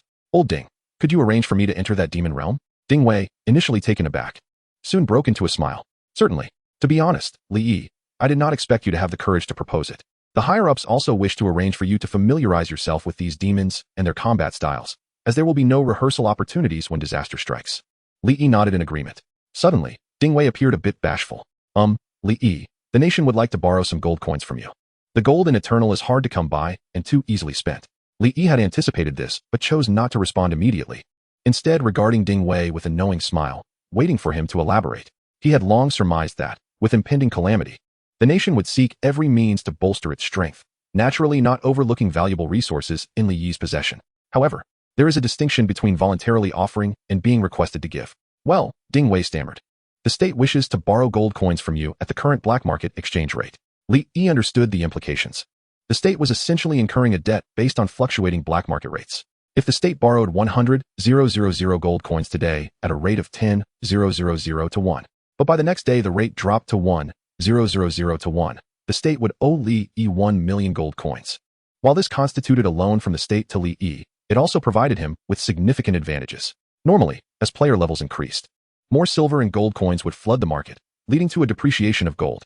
However, the state guaranteed that, regardless of circumstances, the gold coins in Li Yi's possession would retain their value. The state would borrow them for only half a month and return them afterward. After careful consideration, Li Yi decided to lend the state 900,000 gold coins, estimating that in 15 days, these coins would appreciate to at least 8 million. Additionally, Li Yi, the state wishes to purchase any equipment you no longer require. Rest assured, we will offer the highest prices available online. The ensuing time was spent in detailed discussions between Li Yi and Ding Wei regarding the particulars of their cooperation. Li Yi did not take undue advantage of the state, opting to sell most of his surplus equipment at a low price. However, he insisted they procure seeds and spiritual or resources for him. The timeline for his entry into the demon space was set for 2 days hence, when Li Yi would confront the demons in reality. Oh, by the way, Li, we have prepared a villa for your family, located in the core area of the future ancient city's safe zone. You can move in at any time. Ding Wei's sudden statement took Li Yi by surprise. Just then, a figure in black approached the tea house door. Consultant Li, there is something I believe is necessary to inform you. Your biological father Lin Yuanshan is currently hosting your father Li Cheng'an. What? Li Yi abruptly stood up. At that moment, his phone rang. Chapter 58. The rampaging Li Yi, viciously assaulting Lin Yuanshan. After hanging up, Li Yi's expression shifted dramatically. It was a call from Li Cheng'an, cheerfully inviting him to join Lin Yuanshan for dinner. With everything else in place, the only thing lacking was the demon cores to materialize the emperor's banner and usher the Lin family into a life of leisure. In a lavish restaurant, several bottles of high-quality liquor adorned the table, attended by several waitstaff. 3 individuals were seated at the table, Wang Wanda at the head, Lin Yuanshan beside him. While Li Cheng'an jovially conversed with the two at the table, Wang Wanda was polite in his responses, yet Lin Yuanshan displayed an air of indifference. Having never truly respected the man who had raised his biological son for 14 years. Glancing at his watch, Lin Yuanshan frowned, showing signs of impatience. What of Li Yi? When is he arriving? Li Cheng'an promptly replied. He has already made the call. He will be here shortly. Wang Wanda chuckled. No worries. We're not in a hurry at all. Li Yi had already been candid with his family regarding the matter of the gold coins, informing Li Cheng'an that the Li family would no longer be in want of money. However, he could not bring himself to divulge the tribulations he had endured at the Lin family's hands over the years. Li Cheng'an always believed that the Lin family would provide a bright future for their blood relative, Li Yi. But he never considered that he himself had already forged a path for Li Yi. Suddenly, the crystal door of the private room swung open. Li Yi had arrived. Wang Wanda promptly rose to his feet, and Lin Yuanshan, seeing this, reluctantly stood as well. Li Yi entered, ignoring the two, and directly seated himself beside Li Cheng'an, exclaiming with a hint of exasperation, Dad, aren't you supposed to be at work? Why are you here? Li Cheng'an replied with a gentle smile, Well, your father came over to catch up with me, and I thought I'd bring you along for a meal. Wang Wanda, feeling awkward due to Li Yi's disregard, found himself in a dilemma. Neither sitting nor standing seemed appropriate. Fortunately, Lin Yuanshan urged him to take a seat. Lin Yuanshan's expression soured as he noticed Li Yi's lack of greeting towards him, his biological father. Li Yi, why did you arrive so late? You've kept our esteemed guests waiting. Yet, Li Yi did not even glance in their direction. What? Did I have a habit of arriving early in the past? Lin Yuanshan was momentarily taken aback, and upon reflecting on Li Yi's current achievements, it dawned on him that this son was no longer the weakling he could reprimand at will. This realization unsettled him. With that thought, Lin Yuanshan signaled to a nearby waiter to pour him some wine, contemplating that he needed to secure those gold coins and equipment first. He would deal with this rebellious child later. Son, I admit I may have favored Shirhan a bit too much in the past. From now on, I assure you that our family will treat both of you equally. Come, let me toast to you. With that, Lin Yuanshan surprisingly lowered his stance to offer Li Yi a drink. Li Yi merely scoffed, ignoring him, and turned to Li Cheng'an, saying, Dad, let us head home for dinner. Kerr has prepared a meal for us. Sensing the awkward atmosphere, Li Cheng'an proactively raised his glass towards Lin Yuanshan. Mr. Lin, let me drink to you. However, Lin Yuanshan was averse to this notion, feeling that the table's hierarchy was paramount. He begrudgingly toasting his son was one thing. Toasting a man he looked down upon was out of the question. With a furrowed brow, he retorted, No, I'm drinking with my son. What are you butting in for? At these words, Li Yi exploded, in front of the astonished faces at the dining table. He snatched Lin Yuanshan's wine glass and poured its contents onto the floor. If you refuse to drink, then let your father drink in your stead. Lin Yuanshan, taken aback by his son's impudence after he had lowered himself, felt his face flush with anger. Remembering how Li Yi had knocked him unconscious days prior, and how his beloved son had suffered the indignity of having his ear cut, he found himself seething with rage. With violent tendencies bubbling to the surface, he raised his hand to strike Li Yi, but hesitated instead, directing his ire at the dark-skinned man present. In a swift motion, he aimed a slap at Li Cheng'an's face. Yet, Li Yi would not allow his father to be struck. He swiftly seized the powerful hand. Recalling Kerr's words from the day he returned home, how Lin Yuanshan had slapped his father in front of Kerr, accusing him of being a child trafficker, leaving her terrified for a week. As this memory surged, Li Yi's eyes turned a vivid shade of crimson. Dad, you should head home. Kerr is waiting for you. The car is ready outside. Don't worry, I'll handle this matter. It's not suitable for you to stay here.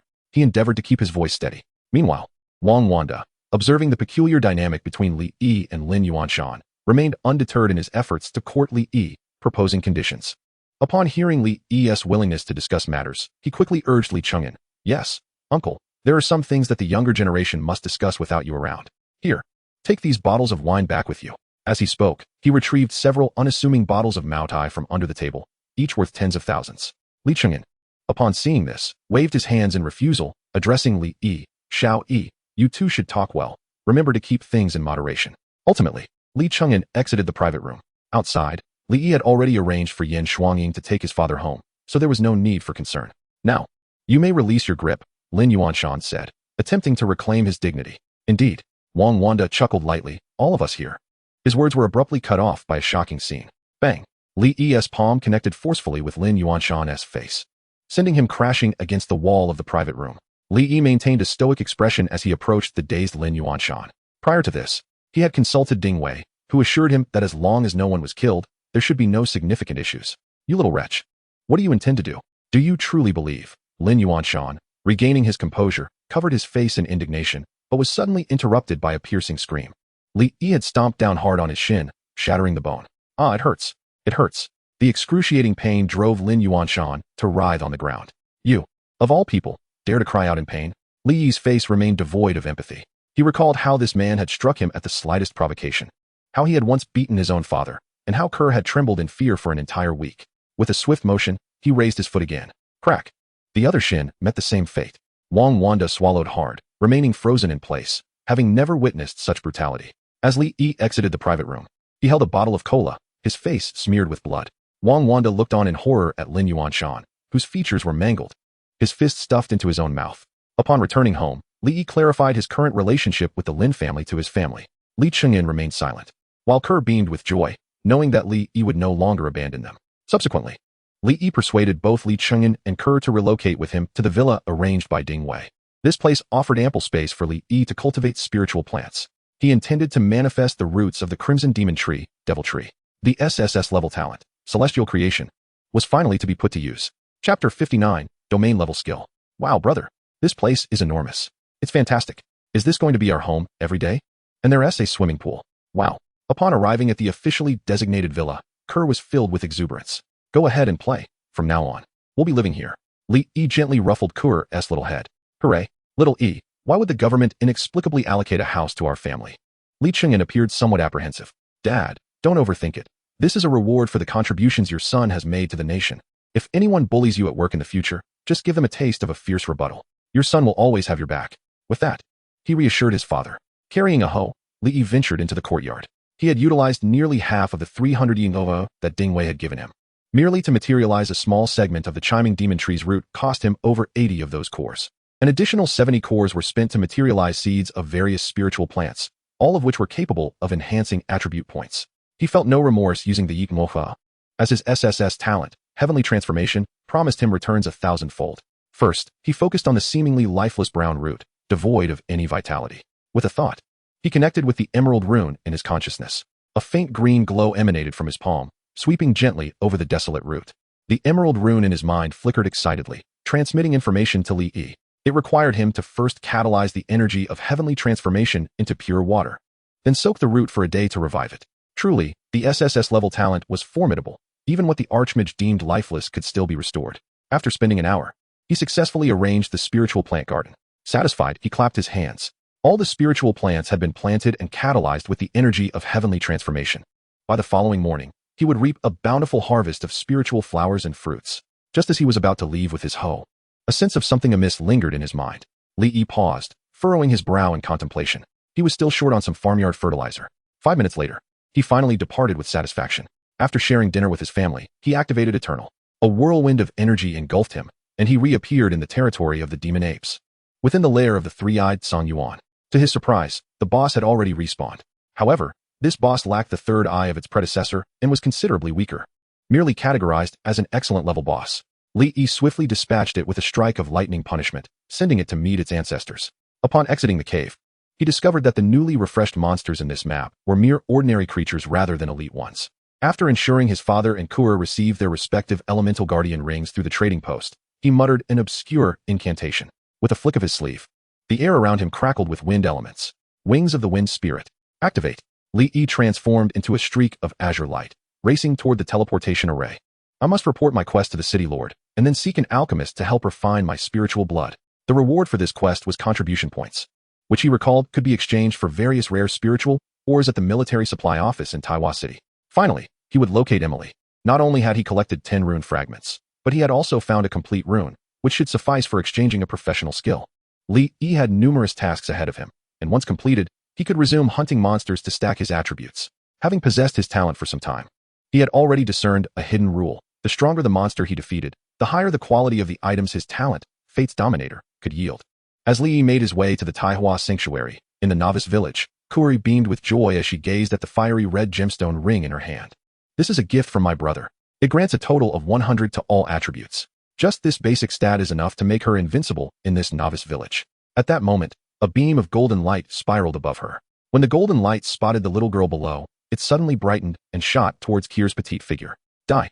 Little girl, I've been soaring through the skies for nearly a day. When Li Yi tore open the scroll of the goddess of luck, Kur had already logged off. Thus, it was only now that the golden light found her. The golden light dove into Kur's body, vanishing without a trace. Oblivious to it all, she had reached level 6 and pondered, should I go hunt? As Kur mused to herself, a group of female players approached her. Wow, little sister. Why is your name so bright? It looks so beautiful. Is it a special effect? You're such a cute little sister. Teach your elder sister how to set special effects. The girls surrounded Kur, chattering excitedly, one of them even reaching out to pinch her chubby cheeks. In a flash, Kur's dagger danced like a butterfly, radiating beams of white light. The girls felt a sudden pain in their waists before transforming into white light and returning to the respawn point. Wow, so many items dropped. Kur joyously discovered several pieces of equipment scattered on the ground. Oh, and a gold coin. She giggled, her eyes narrowing into crescent moons. Today is such a lucky day. Maybe I should hunt a few more players. With that thought in mind, Kur ventured deeper into the wilderness. A few minutes later, a disheveled old man frantically searched for something, muttering, "Where's my gold coin? How infuriating. With that gold coin, I could have explored the Temple of Doom. Why did I fail? And it seems I've been cursed by the God of Doom. Is it because of the curse's activation? This is illogical. The lucky coin was supposed to protect me. My 1,000,000 gold coins. How could they be gone? Boo-hoo. That scoundrel, the God of Doom, has ruined decades of my hard work. My coffin funds." In the Taihua Sanctuary, the Archmage Emily's eyes widened in disbelief. This is a rune. A complete rune. My heavens. It was no wonder Emily was so flustered. A creature capable of naturally birthing runes would possess the strength of an Archmage upon maturity. Those with even a hint of talent could ascend to a more terrifying legendary realm. Such beings were untouchable in the Eternal Continent, akin to Dragonkin, ancient Song Yuan, ancient Golden Phoenixes, and the three-headed Hellhound, among others. Yet, her newly accepted disciple had merely been tasked with slaying a few small monkeys in hopes of obtaining some rune fragments, and he had brought back a complete rune. Emily stared at the intricately complex rune in her hand, speechless. Oh right, and these 10 rune fragments. Let us see what spells or skills we can manifest from the Book of Elements. Li Yi felt a surge of anticipation. Emily blinked her large eyes, contemplating. This rune is of high quality. From my perspective, it belongs to a being not inferior to a dragon. Logically, you should not have been able to defeat such a formidable creature. However, since you have handed me the complete rune, I have no reason to doubt you. I will assist you in offering this rune to the Book of Elements. Emily composed herself, her delicate porcelain-like face now gravely serious. She closed her eyes tightly, murmuring incantations under her breath while her hands formed an intricate gesture. Suddenly, an ancient spellbook materialized from her radiant forehead, and she radiated a soft, ethereal glow. The earth-themed runes trembled momentarily before swirling restlessly above the elemental tome. In an instant, the runes morphed into a series of profound characters, fluttering like butterflies before plunging into the weathered spellbook. Emily abruptly opened her eyes, a kaleidoscope of colors flickering within their depths. It worked. Indeed, it was a domain-level spell. Chapter 60, Archmage Slot. A domain-level spell skill? Li Yi was momentarily taken aback. The official website only listed skill levels up to the Sanctuary rank. Beyond that, players had to explore on their own. You are fortunate. You have obtained a domain-level earth spell skill, Pulse of Earth. Emily seemed exceedingly pleased, conjuring a yellow-brown shell adorned with shimmering golden hues. An advanced item that has changed its form? It's no longer in the form of a skill book? Li Yi quickly took the shell and examined its details. Spell, Pulse of Earth. Level, Domain, 110. Effect, Instant Cast. Creates an Earth domain based on the laws of Earth, affected by intelligence and spirit attributes. Within the domain, the caster and allies receive a 25 reduction in final damage. The caster's Earth spells are enhanced by 50, and temporarily suppress and absorb 25 of the base attributes of enemies within the domain whose core attributes are lower than the caster's. No cooldown. Consumes 200 mana per second. Learning conditions, Intelligence 500, Spirit 500, Elemental Mastery. Indeed, this spell, while powerful, requires at least the mental fortitude of a grand mage to even begin studying it. Exercise caution. Here, I crafted this spell using the 10 earth runes you just provided me and added another 10 fire runes, resulting in a king tier spell with decent power. Emily handed over another skill book. Emily has prepared a special treat for herself. Li Yi was momentarily stunned, gazing at the doll-like girl with a flushed complexion. What are you staring at? Hurry and treat me to cream puffs. Humph. Under Li Yi's scrutinizing gaze, Emily appeared flustered and slightly annoyed. Haha, all right. I want to let a good deal slip away. Li Yi accepted the new skill book. Upon inspection, he discovered it was a rare spell of the elemental guardian type. Dual in earth and fire. Spell, elemental spirit, lava behemoth. Level, King 1-5. Effect, after a 2-second chant, conjures an elemental spirit of earth and fire attributes. The spirit's strength is influenced by the caster's intelligence, lasting for 5 minutes. Learning conditions, level 30, intelligence 100, elemental mastery. Excellent. Both skills can be learned immediately. Emily, is there anything else you need my assistance with? After stowing the items in his backpack, Li Yi inquired, hoping to receive a task that might involve monster hunting. Emily furrowed her brow in contemplation. Let me think. I don't have anything urgent, but Archbishop Slot might need assistance. You could inquire with him. He seems to be dealing with the death cult, and the foes are rather formidable, but with your strength, you should be able to accomplish his request. Archbishop Slot. In the Taiwa Sanctuary, esteemed grand mages like Emily are addressed as archbishops, while those referred to as bishops correspond to mages. After bidding farewell to Emily, Li Yi promptly learned the 2 newly acquired skills and then expended a significant number of skill points to maximize them. The skill points required for upgrading to domain level were exorbitant. Each small tier demanded 15 points, and leveling a single skill to its pinnacle cost a staggering 150 skill points. For an ordinary player, the resources required to elevate it to the highest level would be monumental. Players gain skill points not only through leveling up, but also by completing NPC quests and consuming special items. Upon reaching domain level, the effects of Pulse of Earth increased from a 25 to a 50 damage reduction. The enhancement of spells within the domain rose from 50 to 100. And the suppression and absorption of enemy base attributes improved from 25 to 50. This skill was incredibly formidable. It was almost astonishing. A 50 reduction in final damage equated to enemies entering his domain being ensnared by a weakening effect, while simultaneously absorbing their core attributes to strengthen himself. Most importantly, this was a group buff skill. Although Li Yi had no teammates, he possessed the Imperial Banner. In the future, countless allies would emerge, all of whom would be recognized as his companions. After indulging in his fantasies, he also maxed the skill level of Elemental Spirit, Lava Behemoth, expending 45 skill points to elevate the Lava Behemoth skill to Sanctuary rank, while other attributes remained unchanged. The duration of the Elemental Spirit increased from 5 minutes to 60 minutes. Subsequently, following Emily's guidance, Li Yi arrived at a temple. This was indeed the residence of Archmage Slot. Upon entering, a chill enveloped him, and the interior was adorned with peculiar artifacts, predominantly the remains of magical beasts and some humanoid skeletons. Looking up, he beheld a disheveled old man with gray-white hair resembling a nest, though his beard was meticulously groomed.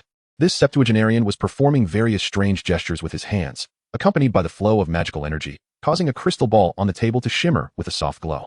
So this is where you are, in the Arakawa Plains. As the final gesture was completed, a fleeting, indistinct scene flashed within the crystal ball, eliciting a momentary gleam of joy on the old man's face, though it was quickly replaced by hesitation. Just then, he sensed the presence of a stranger in the room, and his expression darkened. Who goes there? Do you not know that I, Slot, detest uninvited guests? Upon hearing this, Li Yi offered a slight bow. Archbishop Slot, I am Li Yi, a disciple of the esteemed Grand Mage Emily. It seems you are facing some troubles and require assistance. The old man looked up in surprise, scrutinizing Li Yi with newfound interest. A high-level mage? How did Emily send you here? Ah, you wear the elemental badge? You are Emily's disciple? Clearly. The old man recognized the insignia on Li Yi's robe, an item that could potentially trigger special storylines, which Li Yi had made sure to wear prominently on his chest. Yes, I am the true disciple recently accepted by Emily, Li Yi replied with a gentle smile. Oh, so it is you. Recently, there have been whispers within the sanctuary that Emily has taken on an exceptionally gifted individual, and it appears you are indeed that person. Archbishop Slot's penetrating gaze assessed the young man before him. I heard that a newly formed demon-slaying team returned from a mission, fervently extolling the virtues of a young man named E. There was a dismissive remark about the opponent merely being a mid-level mage. Yet his prowess had already reached the formidable heights of a grand magus, capable even of matching a magus in a test of strength. This prompted Slot to scoff. The title of magus was not something that mere novices could comprehend. However, since Emily had sent this young man to him, it was evident that he possessed remarkable abilities. Preposterous flattery, that would be me. Li Yi responded without a hint of modesty. There was no need for humility. Strength was strength, and weakness was weakness. Oh, the lad has some spirit. Very well. Since Emily has sent you, I shall not seek others. I have received intelligence that the followers of the death cult intend to conduct their preaching within my city of Taiwa. I will personally handle those rascals. But I require an assistant. E, would you be willing to accompany me? Oh, by the way, their so-called preaching involves sowing death and terror within Taiwan City. In the eyes of these madmen, death is the most effective means of proselytization. The task was presented, an SS-level survival and challenge mission. With the departure scheduled for 2.5 hours later, Li Yi had matters to attend to first. He needed to process the blood of the ancient Azure Ape, then find the city lord to report the mission, and finally exchange for spiritual ore. Upon arriving at a nearby alchemical workshop not far from the Taiwan sanctuary, Li Yi was greeted by an extremely pungent odor even before stepping inside. Do you have an appointment? If not, you must make one first. Inside the workshop, a golden-haired, blue-eyed girl resembling an apprentice was engrossed in a book, barely acknowledging Li Yi's presence. I do not have an appointment, but I possess a letter of recommendation from my mentor, Emily, directing me to seek Master Connor. Chapter 61, SSS Level Talent, Gold Eater, Talent Skill, Radiant Light of the Sun. In Taiwan City, nothing could rival the influence of Emily's name. To facilitate his endeavors, Li Yi saw no need to indulge in ostentation. Under the guidance of the golden-haired girl, Li Yi met Master Connor. Oh, you are Emily's newly accepted disciple. Quite the dashing figure. Master Connor stood at merely 3 feet tall, yet his appearance was remarkably rugged. He was an anomaly among the dwarven race, having forsaken their renowned forging skills to delve into the more intricate and capricious arts of alchemy and enchantment. Unlike the typically irascible temperament of other dwarves, Connor exhibited an extraordinary courtesy, resembling a true gentleman. His alchemical prowess was unrivaled in Taiwan City, and he and Emily had been friends for decades. Master Connor, I wish to request your assistance in purifying a type of blood, Li Yi stated directly. Oh, what kind of blood? Connor inquired, his expression calm. The blood of the ancient Azure Ape, Li Yi declared, causing astonishment. What? Are you certain it is the blood of the ancient Azure Ape? Connor's previously composed demeanor shifted dramatically. Li Yi chuckled softly as he produced a small vial and handed it over. You can take a look for yourself. Suddenly, a mechanical arm appeared behind Connor, adeptly receiving the vial from Li Yi's hand. This arm was likely a product of Connor's own alchemical experiments.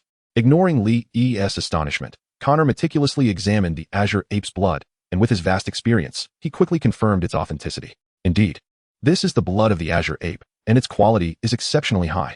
How much do you possess? Connor's expression turned somewhat enraptured. 5 tons. Very good, very good. The previously cheerful Connor suddenly became stunned. 5 tons, you say?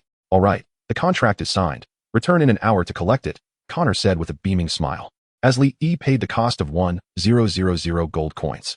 This was indeed a worthy investment, for the purified substance would yield the continent's most exquisite blood-based material, equivalent to divine blood. Furthermore, the signed contract ensured that neither party would exploit the other regarding the blood's authenticity. By the way, it's evident that this Azure Ape's blood comes from the same specimen. Do you possess any other materials from it? Connor suddenly gazed at Li Yi with eager anticipation. There are some. Why do you ask? Li Yi feigned ignorance, having guessed Connor's intent. Hee. I'm curious about that vertical pupil on the forehead of the ancient Azure Ape. I have that too, along with its entire hide and bones. Li Yi revealed without reservation. Really? That is splendid. Would you be able to entrust them to me for processing? I assure you, I will create an enchanted device that will meet your satisfaction. Connor exclaimed in delight. The materials from this ancient Azure Ape were worth as much as a fully grown dragon. Had the ape not been in a state of extreme weakness, Li Yi would have had no chance of subduing it. Such rare materials were something a zealous alchemist like Connor would never wish to overlook. Li Yi remained silent, choosing not to respond. A sense of unease washed over Connor. I will process them for you free of charge. His alchemical skills had hit a bottleneck, and without a top-tier creation, he would be unable to break through this limitation. Li Yi, with a knowing smile, shook his head. Understanding the implications, Connor steeled himself and declared, in the future, if you have any materials that need processing, I will prioritize your requests, and it will be free for life. Li Yi grinned, producing a piece of beast hide. Then let us sign a contract. Connor joyfully signed the agreement. In the days to come, the illustrious Master Connor would ascend to the legendary realm of alchemy, only to spit out a liter of blood while uttering 6 words. Beast, beast, beast, livestock, livestock, livestock. At the City Lord's mansion, the City Lord greeted Li Yi warmly, recognizing him as the true disciple of Lady Emily. I have received intelligence. The magical apes within the magic ape territory no longer dare to venture beyond their domain to cause harm. I never imagined that you would be able to slay them so effectively. After exchanging pleasantries, the City Lord finally settled Li Yi's rewards. Congratulations. You have completed the mission The Golden Tongshu Ape, earning rewards, 2,000 contribution points, Taiwan City, 500,000 experience, and 3 gold coins. After bidding farewell to the City Lord, Li Yi made his way to the Taiwan military supply office, gazing at the dazzling array of items on the exchange list. He licked his dry lips. Radiant sun copper, cold frost iron, and everweight stone. These were all rare-grade spiritual ores, simultaneously serving as nourishment for his SSS level talent, gold eater. Unfortunately, these materials could only be exchanged with contribution points, not purchased with gold. To acquire a substantial amount of spiritual or relying solely on his own efforts would likely prove futile. You consume 1900 contribution points to exchange for 19 pounds of radiant sun copper. You consume 100 contribution points to exchange for 2 contract scrolls. After awakening his talent, the awakened individual can receive feedback from their talent, learning how to utilize and explore it. For instance, upon refining this radiant sun copper, Li Yi would acquire a talent skill known as Radiant Light of the Sun. Though it sounded abstract, it was akin to the laser vision known to his compatriots. With a thought, Li Yi activated his talent, Gold Eater. His lips moved slightly, exhaling a mist of grayish vapor that gently enveloped the dozen or so glowing pieces of radiant sun copper in his hands. Subsequently, the ethereal copper twisted and transformed into myriad points of starlight, following the gray mist into Li Yi's body. You have devoured the radiant copper, Rare 1. Your physical strength has been enhanced. You have devoured the radiant copper, Rare 10. Your physical strength has ascended to a new level for each subsequent level gained. You will receive an additional 2 points in strength and 2 points in constitution. You have comprehended the innate skill, Radiant Light of the Sun. Radiant Light of the Sun. 1. Your eyes gather 2 blazing divine rays to assault the target, possessing formidable destructive power, the potency correlating with the skill's development level. Radiant Copper. I shall consume. Returning to the alchemical workshop, he sought Master Connor. Surely, 5 tons of spiritual blood yielded only this meager amount? Li Yi gazed incredulously at the small vial, no larger than a palm, handed to him by Master Connor. Humph, do you think I dare to breach the contract? Go ahead, take a look. This is genuine spiritual blood, comparable to that of deities. Master Connor retorted with an irritable tone, his complexion pale, evidently drained from the refining process. Upon hearing this, Li Yi's expression shifted. He uncorked the vial, and instantly, a clear roar of an enraged ape resonated from within. To his astonishment, the spiritual blood coalesced into a vividly lifelike miniature golden ape, and more crucially, it bore an additional vertical pupil on its forehead and a singular horn atop its head. It was unmistakably reminiscent of the true spiritual mountain giant ape he had encountered in the cave. The remaining ape materials would undoubtedly take longer to fabricate. Master Connor informed Li Yi that he would need to wait another couple of days, during which he would deliver a flawless answer to him. At the Taiwa Sanctuary, the previously azure sky was suddenly besieged by tempestuous winds, and in the blink of an eye, ominous clouds gathered thickly. Endless thunderbolts flickered within the darkened clouds, resembling chains of purple lightning. In an instant, a colossal shadow of a horned giant ape loomed in the sky, partially obscured, yet unmistakable. The entire congregation within the Taiwa Sanctuary faintly heard an unending roar of fury, as if the very heavens were about to be rent asunder by its wrath. None could fathom the cause of this phenomenon. Emily, with a grave expression, gazed at the celestial anomaly, murmuring, "What a remarkable coincidence for the mountain giant ape. What are you doing?" The Taiwa Sanctuary housed 3 formidable figures of the same caliber as the Grand Sorcerers, which included not only mages, but also numerous other powerful professions. These 3 titans were the Grand Sorceress Emily, the Grand Swordsman Soren, and the Wind Whisperer Avelis. At that moment, the Grand Swordsman Soren scrutinized the sky, bewildered by the sight of the seemingly tempestuous horned beast. Is this the true spirit? The mountain giant ape? Which old coot in the sanctuary is conducting experiments again? The Wind Whisperer Avelis observed the celestial beast with an impassive expression, her beautiful eyes shimmering with purple light, as if striving to penetrate the mystery of the phenomenon. At that instant, the giant ape in the sky appeared to sense something, turning its head to gaze at Avelis with a grin, its vertical pupil emitting a faint black glimmer. Avelis staggered back as if struck by a tremendous force, her eyes losing their purple glow, replaced by a piercing pain. Humph. Avelis, not sensing any malice from the giant ape, surmised that this must be the commotion caused by some individual within the sanctuary. Do not let me discover your identity. Otherwise, I shall ensure your demise. She was a woman who bore grudges.